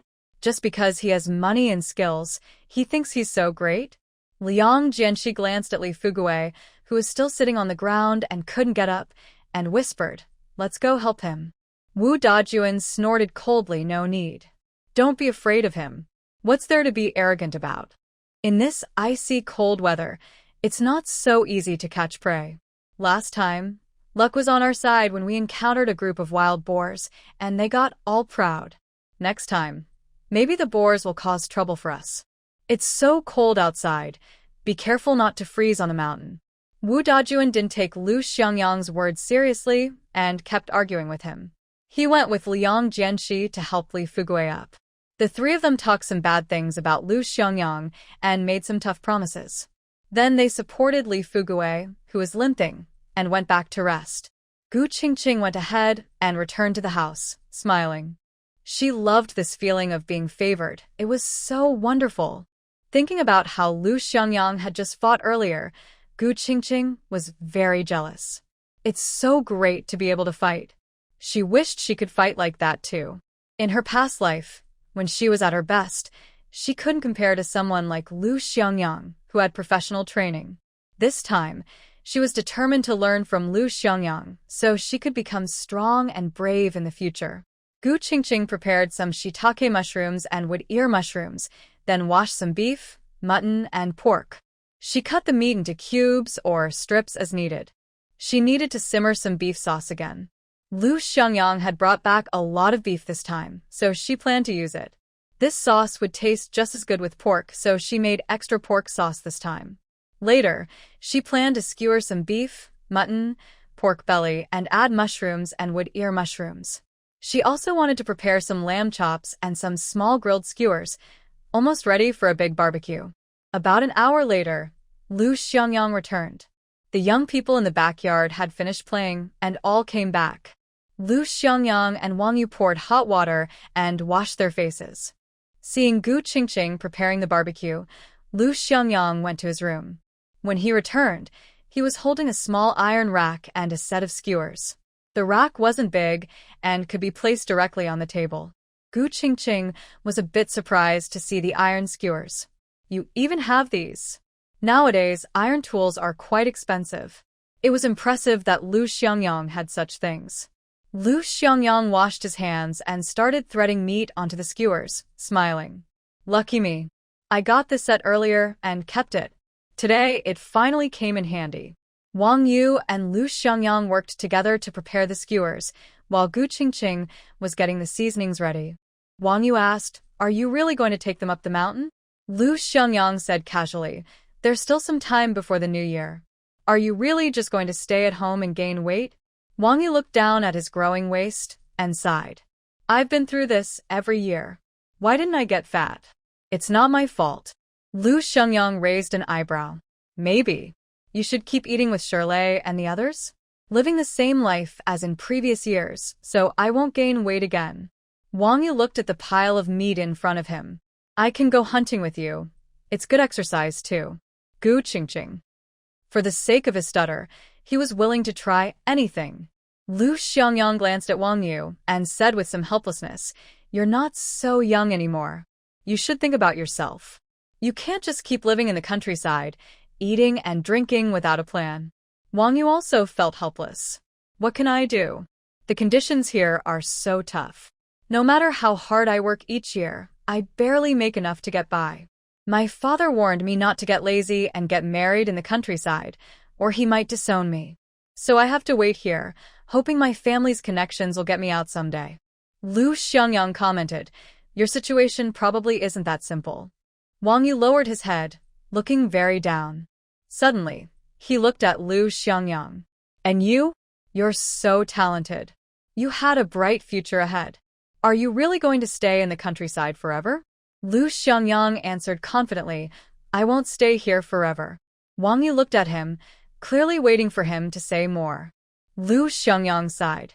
This time, Gu Qingqing could hear a sense of helplessness in his tone. "I won't stay here forever, but I probably can't go back soon. The Lu family has developed too well and is attracting too much attention. If I go back wearing that suit again, it might not be a good thing." In his previous life, the Lu family followed a certain path. Family elders sacrificed themselves to protect the jobs and futures of a few children. But in the end, they didn't succeed. He fought hard for half his life and finally managed to rebuild the Lu family and establish a firm footing. In this life, he chose a different path from the start. His uncle's family was protected, and his grandparents were sent away. His parents moved to the northeast.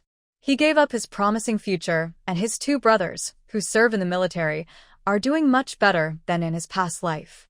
In his previous life, the Lu family's choices were, as everyone guessed, saving their genius at all costs. As long as he didn't fall, the Lu family could rise again. And indeed, they did.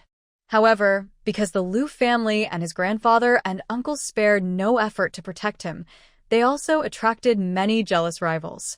Various forces united to suppress him, fearing he might rise up. In his past life, Grandpa and Grandma suffered a great. Shortly after moving to the countryside, they passed away due to illness. On his parents' side, they also worked too hard and fell ill, and when they returned to Beijing, their health worsened. They didn't live long after that, and also passed away. This life is completely different. Under his arrangements, Grandpa and Grandma moved to the Huaihua Brigade, where the living environment is better.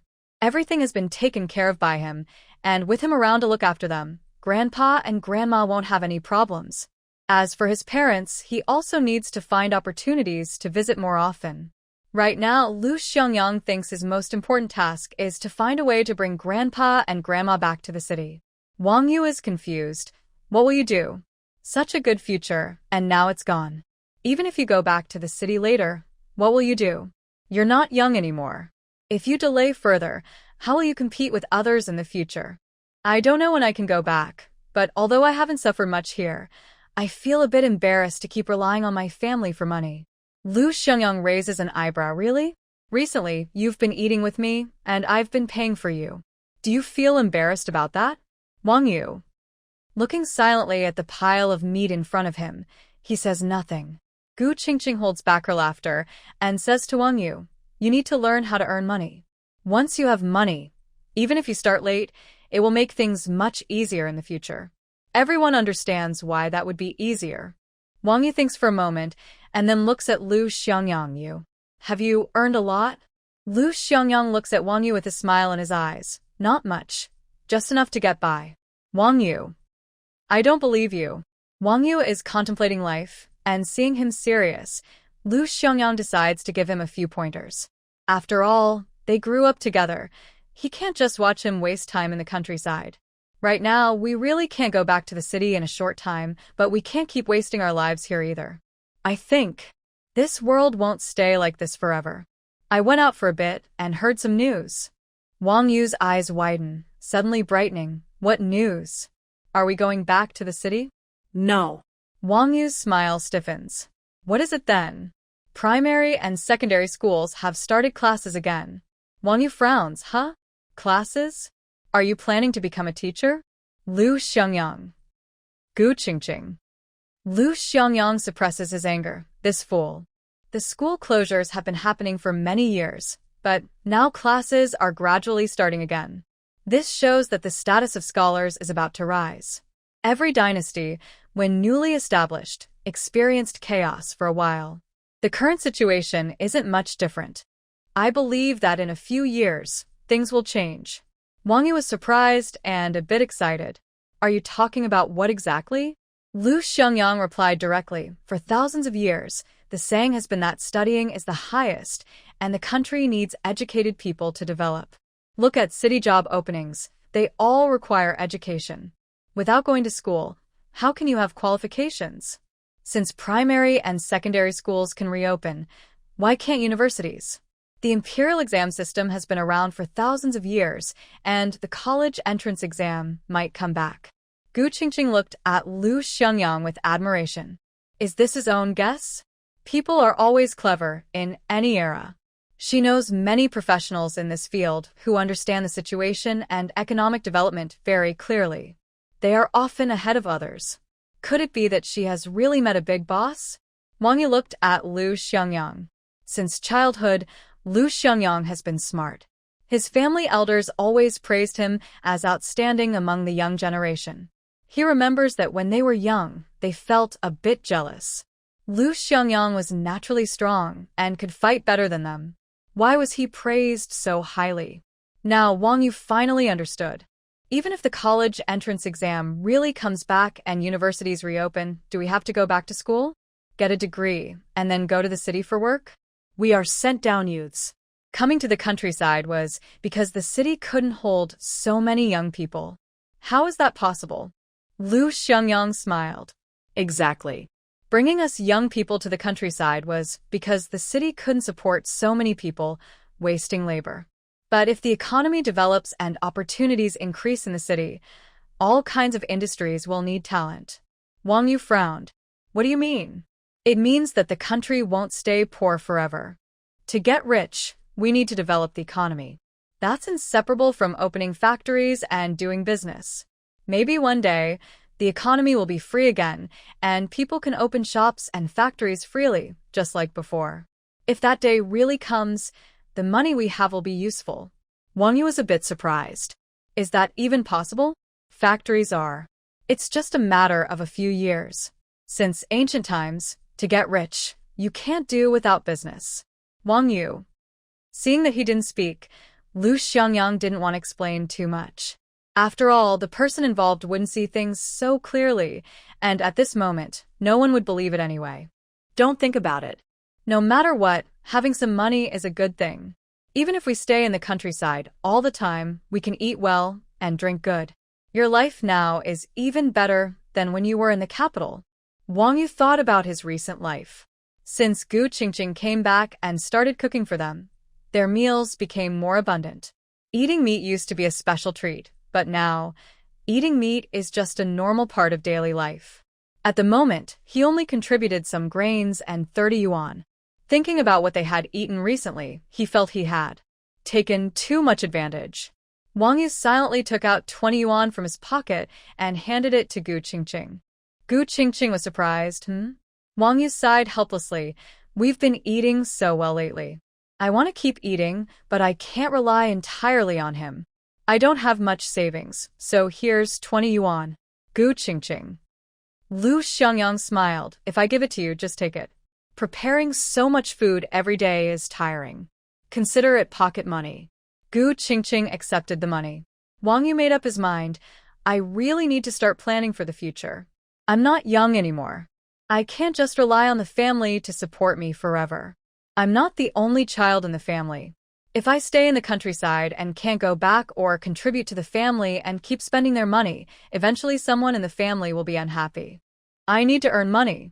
It's the end of the year now and game animals must be selling well. Old Lu, let's work together. In these deep mountains, there are many things. If we go in just the two of us without anyone else, we can definitely find good stuff. Lu Xiangyang nodded. That's right. It's good to know how to make money. We can't waste the whole winter. In a few days, we'll take a few people to patrol the outskirts, gather some small things. Next time, just the two of us will go into the mountains, and before the new year, we aim to make a good profit. Wang Yu nodded. All right, let's do that. The two of them sat there roasting meat skewers. After everything was ready and it was still early, they decided to go back first. It wouldn't be appropriate for two grown men to stay in the girls' room for too long. By the way, what happened to Li Fugui? Wang Yu asked. Lu Xiangyang was washing his hands and sneered when he heard this. He was in so much pain for 7 days, he couldn't sleep, and it takes about half a month to fully recover. Wang Yu stared in shock. You were so ruthless? Lu Xiangyang turned back and raised an eyebrow. Is that all? Do you forget how I used to beat you until you couldn't get out of bed? Wang Yu. Before leaving, Lu Xiangyang told Gu Qingqing that Li Fugui I dealt with. But these kinds of poor bullies have one trait. They don't hurt their bones or muscles. They're not afraid of anything. I was pretty harsh this time, but they might not really be scared. They might even come back to get you. Be careful during this time. Don't go alone. If they try to hurt you, run away quickly. If they show any interest in you, tell me immediately. I'll handle him. If they keep causing trouble, he would find a way to get rid of them. Gu Qingqing nodded. got it. I'll be careful. Lu Xiangyang and Wang Yu left, while Gu Qingqing sat inside weaving a sweater. When evening came, she started roasting lamb chops for Lu Xiangyang. These needed to be cooked while eating, so Gu Qingqing first roasted some and set them aside. Later, Lu Xiangyang and Wang Yu really drank a little wine, chatting as they ate. That night, Gu Qingqing entered her space and was busy until late at night before coming out to sleep. She slept very well, but Li Fugui was suffering. His backside hurt, his waist hurt, his legs hurt, and his shoulders and arms were sore too. Whether lying on his back or side, he couldn't get comfortable. His whole body ached, and he kept changing positions, which made him sleep poorly all night. By morning, his eyes were swollen from lack of sleep. It felt like his body had been run over by a car. She didn't know how Lu Xiangyang managed it, but his bones ached without him even crying out. He could only endure it slowly. In the next few days, it was sunny every day. Although the temperature kept dropping, it didn't snow again. Gu Qingqing finally finished knitting her sweater and gave it to Lu Xiangyang. That morning, Lu Xiangyang got up and put on the new sweater. New sweaters are always warmer than old ones. It was pure black and high-necked, just like Gu Qingqing's own. That was very rare in this era. The pattern was also quite different from typical styles at the time, looking quite complicated. Lu Xiangyang wore a shirt underneath and put on the sweater outside. He adjusted it, touched it, and even looked at himself in a mirror. Wang Yu was about to get up and decided to follow Lu Xiangyang to the deep mountains. He didn't dare to stay in bed anymore. He got up early to move around, so he wouldn't be clumsy. Seeing Lu Xiangyang's sweater, he pursed his lips. "Did that girl knit this for you? I saw her holding a sweater and knitting it, and I thought it was her own. You don't lack clothes, and she's making one for you, no waste." Lu Xiangyang slightly smiled. She said clothes should always be ready. "This year she's making me a new sweater, next year a different one, and the year after that more. That way, I always have new clothes to wear and don't need to worry about changing or washing them. If I wait until all my clothes are too old to wear, I'll have to replace everything at once, including the laundry. It would be too busy. Preparing new clothes each year ensures I won't get cold." Wang Yu felt a bit sad, touching his own sweater that had been worn for years. "Mine is also old. Could she make me a new one too?"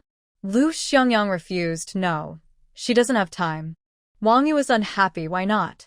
"She has nothing to do now." Lu Xiangyang wasn't in a hurry to wear his coat.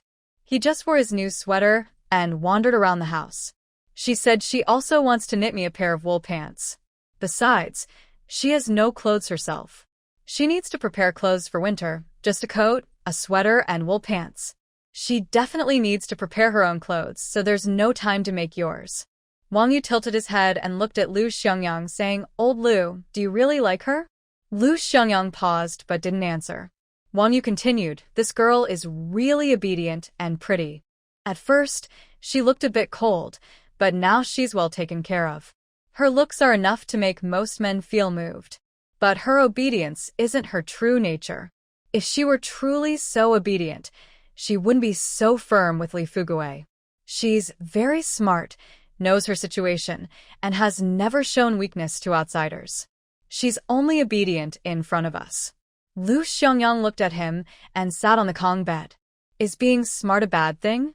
Even if she's a girl, being clever isn't a flaw." Wang Yu nodded. "That's true. Being smart is good for everyone, regardless of gender. I just want to tell you, she's from the countryside, with a rural household registration. If you marry her and want to move back to the city later, it will be very difficult. The children will have rural household registration. Yes, if you really want to bring her into the city, it's possible. But are you sure she can adapt to life in Beijing? Many young women in the courtyard want to marry you. If you bring her from the countryside, the women in the city might tear her apart." Li Xiangyang smiled and said, "You just said she's smart, so how can you be sure it was someone else who tore her apart, instead of her tearing others? Zheng Jiejia is from the city and has been bothering her, but she hasn't been able to do anything to her." Wang Yu rolled his eyes and said, "What's Zheng Jiejia?" "Just a loudmouth. In Beijing, those people have power or influence." "What does Gu Qingqing have?" Li Xiangyang looked at Wang Yu with a sarcastic smile and said, "It seems you forgot one thing." "What?" "Those girls like my power and future. If I were still the kind of person they fought over to marry, it means the Lu family is still strong and my future is bright. That makes me Gu Qingqing's biggest supporter. If I weren't, it would mean I have no value anymore and those girls wouldn't be interested in me." Wang Yu. The atmosphere instantly became tense. Wang Yu fell silent, not knowing what to say.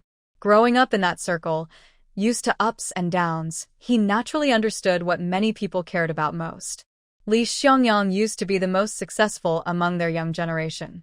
Everyone in Beijing would use him as an example when educating their children. Back then, many girls chased after him, calling him brother, and he had many friends. But now? His future is gone, and he's working on farms in the countryside. Wang Yu suddenly smiled, with a hint of sadness in his smile. "When I was in Beijing, many girls chased after me too. Now, not a single one. And you? How glorious it was back then. It's been a few months now. Has any girl written you letters?" Li Xiangyang smiled and said no. Wang Yu also chuckled. Who would have thought? "You've come to this. TSK. I've been here for 2 years, and I guess those girls who once wanted to marry me have already forgotten me. Li Xiangyang said indifferently. Just keep it to yourself. There's no need to worry about it. I never planned to marry them anyway. Not bothering me is fine. Wang Yu looked at him, a bit confused about what he was really thinking. Forget about those people. What are your plans for Gu Qingqing? Not much. Just taking care of her for now. Later, I'll send her to the city and find her a job. Wang Yu suddenly leaned in closer. You're so good-looking.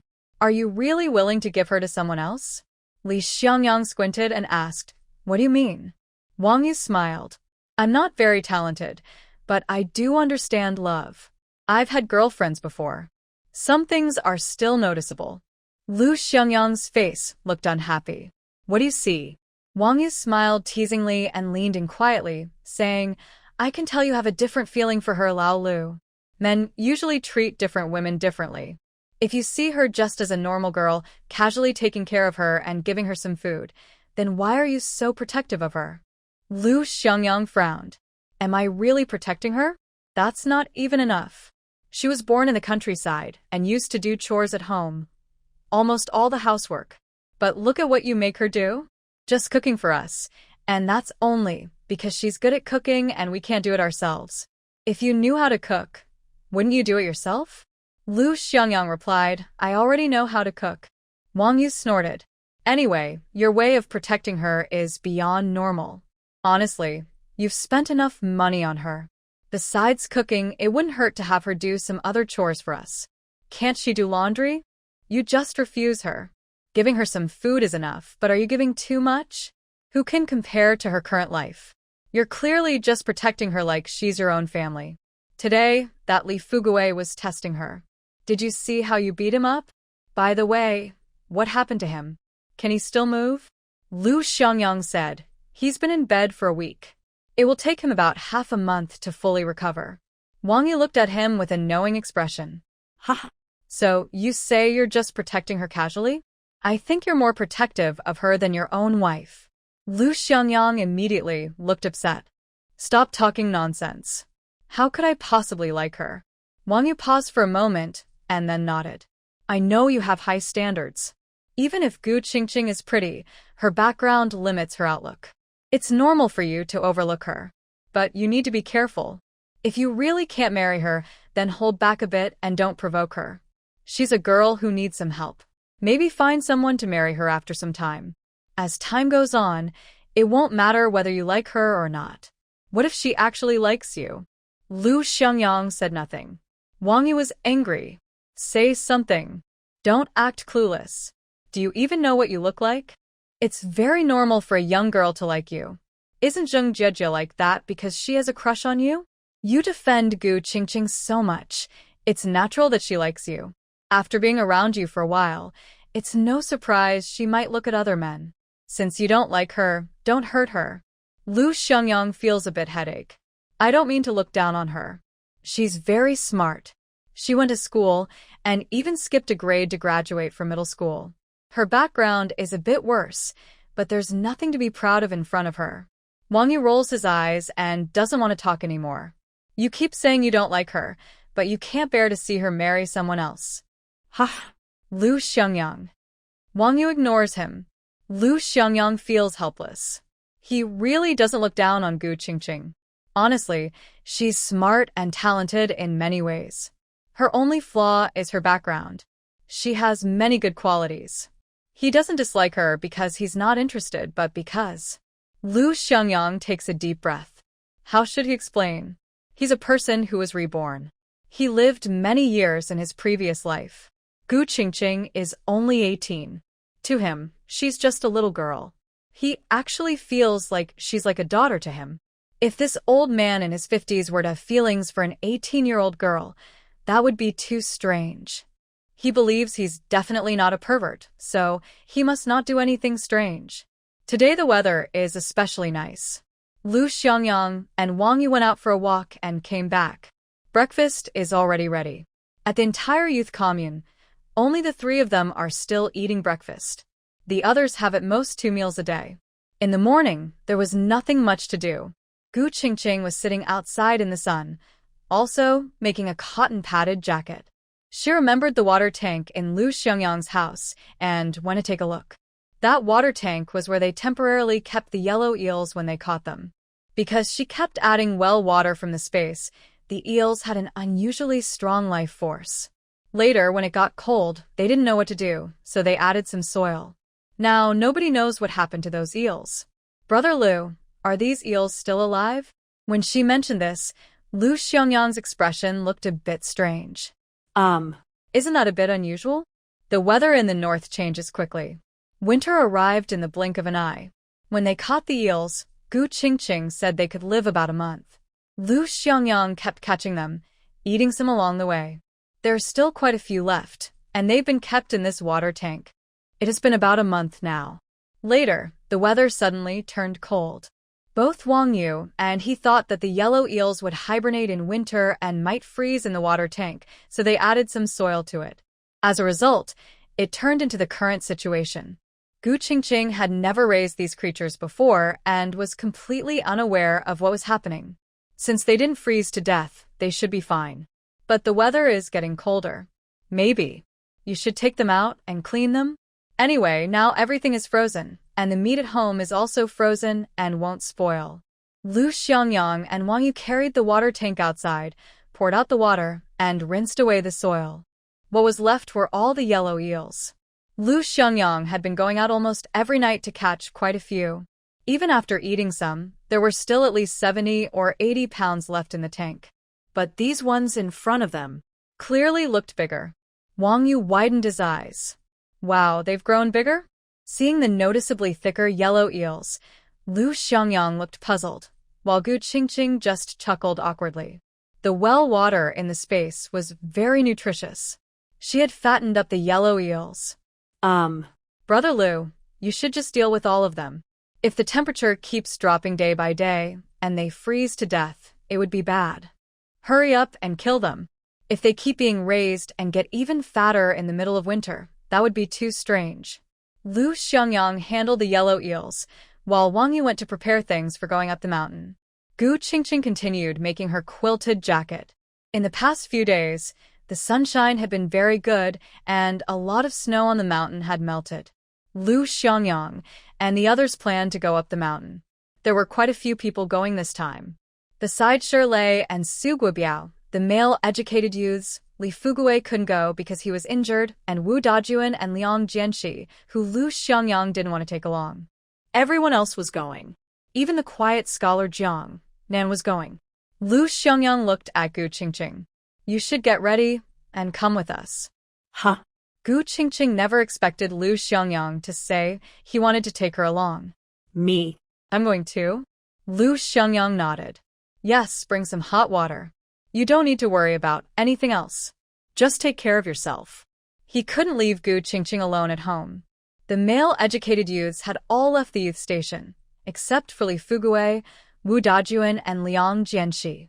If they left Gu Qingqing alone at this time, what if something happened? The boys had all the pots and utensils. Gu Qingqing didn't need to bring anything. She just filled a pot with hot water and carried it on her back. Everyone else was male, and she was the only girl. Some of the young men felt a little unhappy, thinking that bringing Gu Qingqing along was troublesome.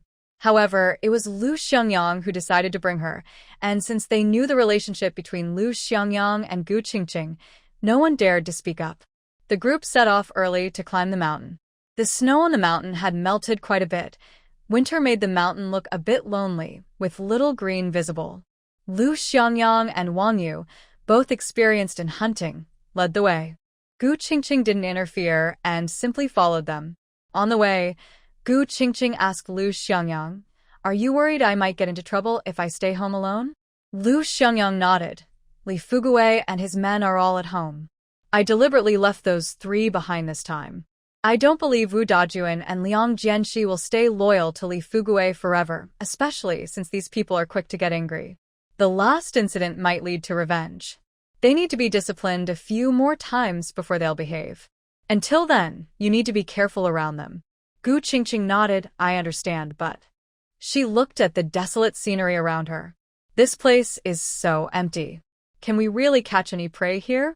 With so many people, if some are missing, It won't be enough for everyone. She knew Lu Xiangyang's real purpose for bringing these people out was to establish authority. Without a reason to follow, why would they listen? In her space, she had some wild animals. Maybe she could find a chance to release a few. Lu Xiangyang looked around, constantly paying attention to the signs in the environment. Don't worry too much. The area is rich in resources and not many people hunt here. It should be fine. Just stay close to me and don't wander off. Gu Qingqing nodded, okay. She kept close to Lu Xiangyang as they watched everyone set traps. She didn't need to do anything, just stay in line. After so many days of snow, the snow had just melted, and many small animals came out to find food. The mountain was filled with the calls of wild chickens, and rabbits were easier to catch in the snow.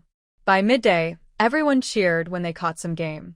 They ate their packed dry food for lunch. Seeing that they hadn't caught much, Gu Qingqing thought about taking some from her space.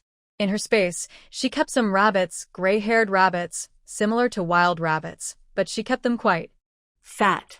If I release them, can you stay away from me? Otherwise, you'll be noticed. The system's voice was still tempting. Yes, of course. The system is very powerful, even more powerful than your husband. Whatever you want to do, this system can handle it. Gu Qingqing was happy and asked, how far can it go? Right now, you're still at the beginner level, so only within 10 meters. If you want it to go farther, you need to pay more.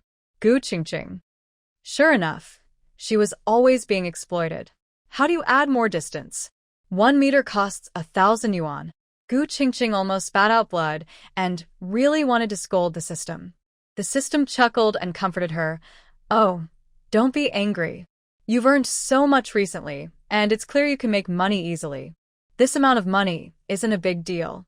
How about we try for 100 or 80 meters? Gu Qingqing. She held back her anger for a long time and finally calmed down. If distance costs money, then how much the item is doesn't matter, right? Yes, it does.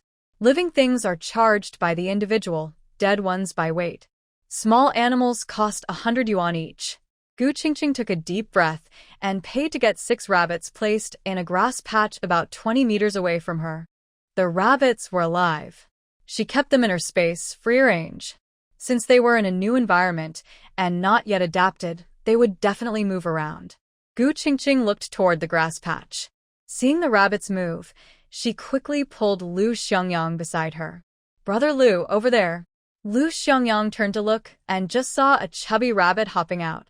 He immediately ran over, followed by Wang Yu, to prevent the rabbit from escaping. Because Lu Xiangyang was fast enough, he caught the silly rabbit easily. Wang Yu rushed over, about to comment on how fat the rabbit was, but then he saw more rabbits in the grass and shouted loudly, "Come quickly." Everyone hurried over. The small rabbits, startled, ran in all directions. But in the space, they had no natural predators and no wild animal instincts. They were just frightened by so many people approaching, but their speed was limited. A group of people rushed to catch them and quickly caught all 6 rabbits. Oh my goodness! These rabbits are so fat. Lu Xiangyang weighed one of the rabbits in his hand. This one probably weighs 5 or 16. Wang Yu looked around the grass patch and pawed at the ground. Is there a rabbit nest here? So many big rabbits. Let's look around. They searched nearby, but found nothing after a long search. The ground was trampled, and the grass was flattened, making it impossible to see any original traces. Nope. If there's nothing, then so be it. 6 rabbits are already lucky. Yes, these rabbits are so fat they must have a lot of fat and oil. Everyone happily caught the rabbits and kept looking at them. A group of people placed the rabbits in the middle to study them. They had never seen this rare breed before. Wang Yu smiled and said, "It's rare to see such fat ones in the middle of winter." Gu Qingqing sat quietly aside, nibbling on her biscuit, keeping her skills hidden. After resting for a while, in the afternoon, Lu Xiangyang found some tracks. He led a group of people to follow them. They waited a long time and finally caught a big catch. This time they caught a group of wild pheasants. They scattered a lot of grain to attract so many. In the end, everyone worked together and used a net to catch them all. There were about 10 or so plus the rabbits, enough to share. Seeing this, Gu Qingqing felt relieved. She no longer needed to secretly take out prey. She decided not to take risks anymore. The group worked until evening before returning home, bringing back 16 wild pheasants and 9 rabbits. Then, Lu Xiangyang chased after foolish roe deer. There were 9 boys in the dorm, excluding Li Fuguei, Wu Dajuan, and Liang Jianxi, leaving 6. Plus Jiang Nan, that makes 7. Should they split the items equally? Of course not. Although Lu Xiangyang wanted to bring them in, he wouldn't give them everything for free. Each of you can choose one, either a wild pheasant or a rabbit. Pick your own. The remaining ones will go to me and Wang Yu. The atmosphere suddenly became silent. With so many prey, they thought they would share equally.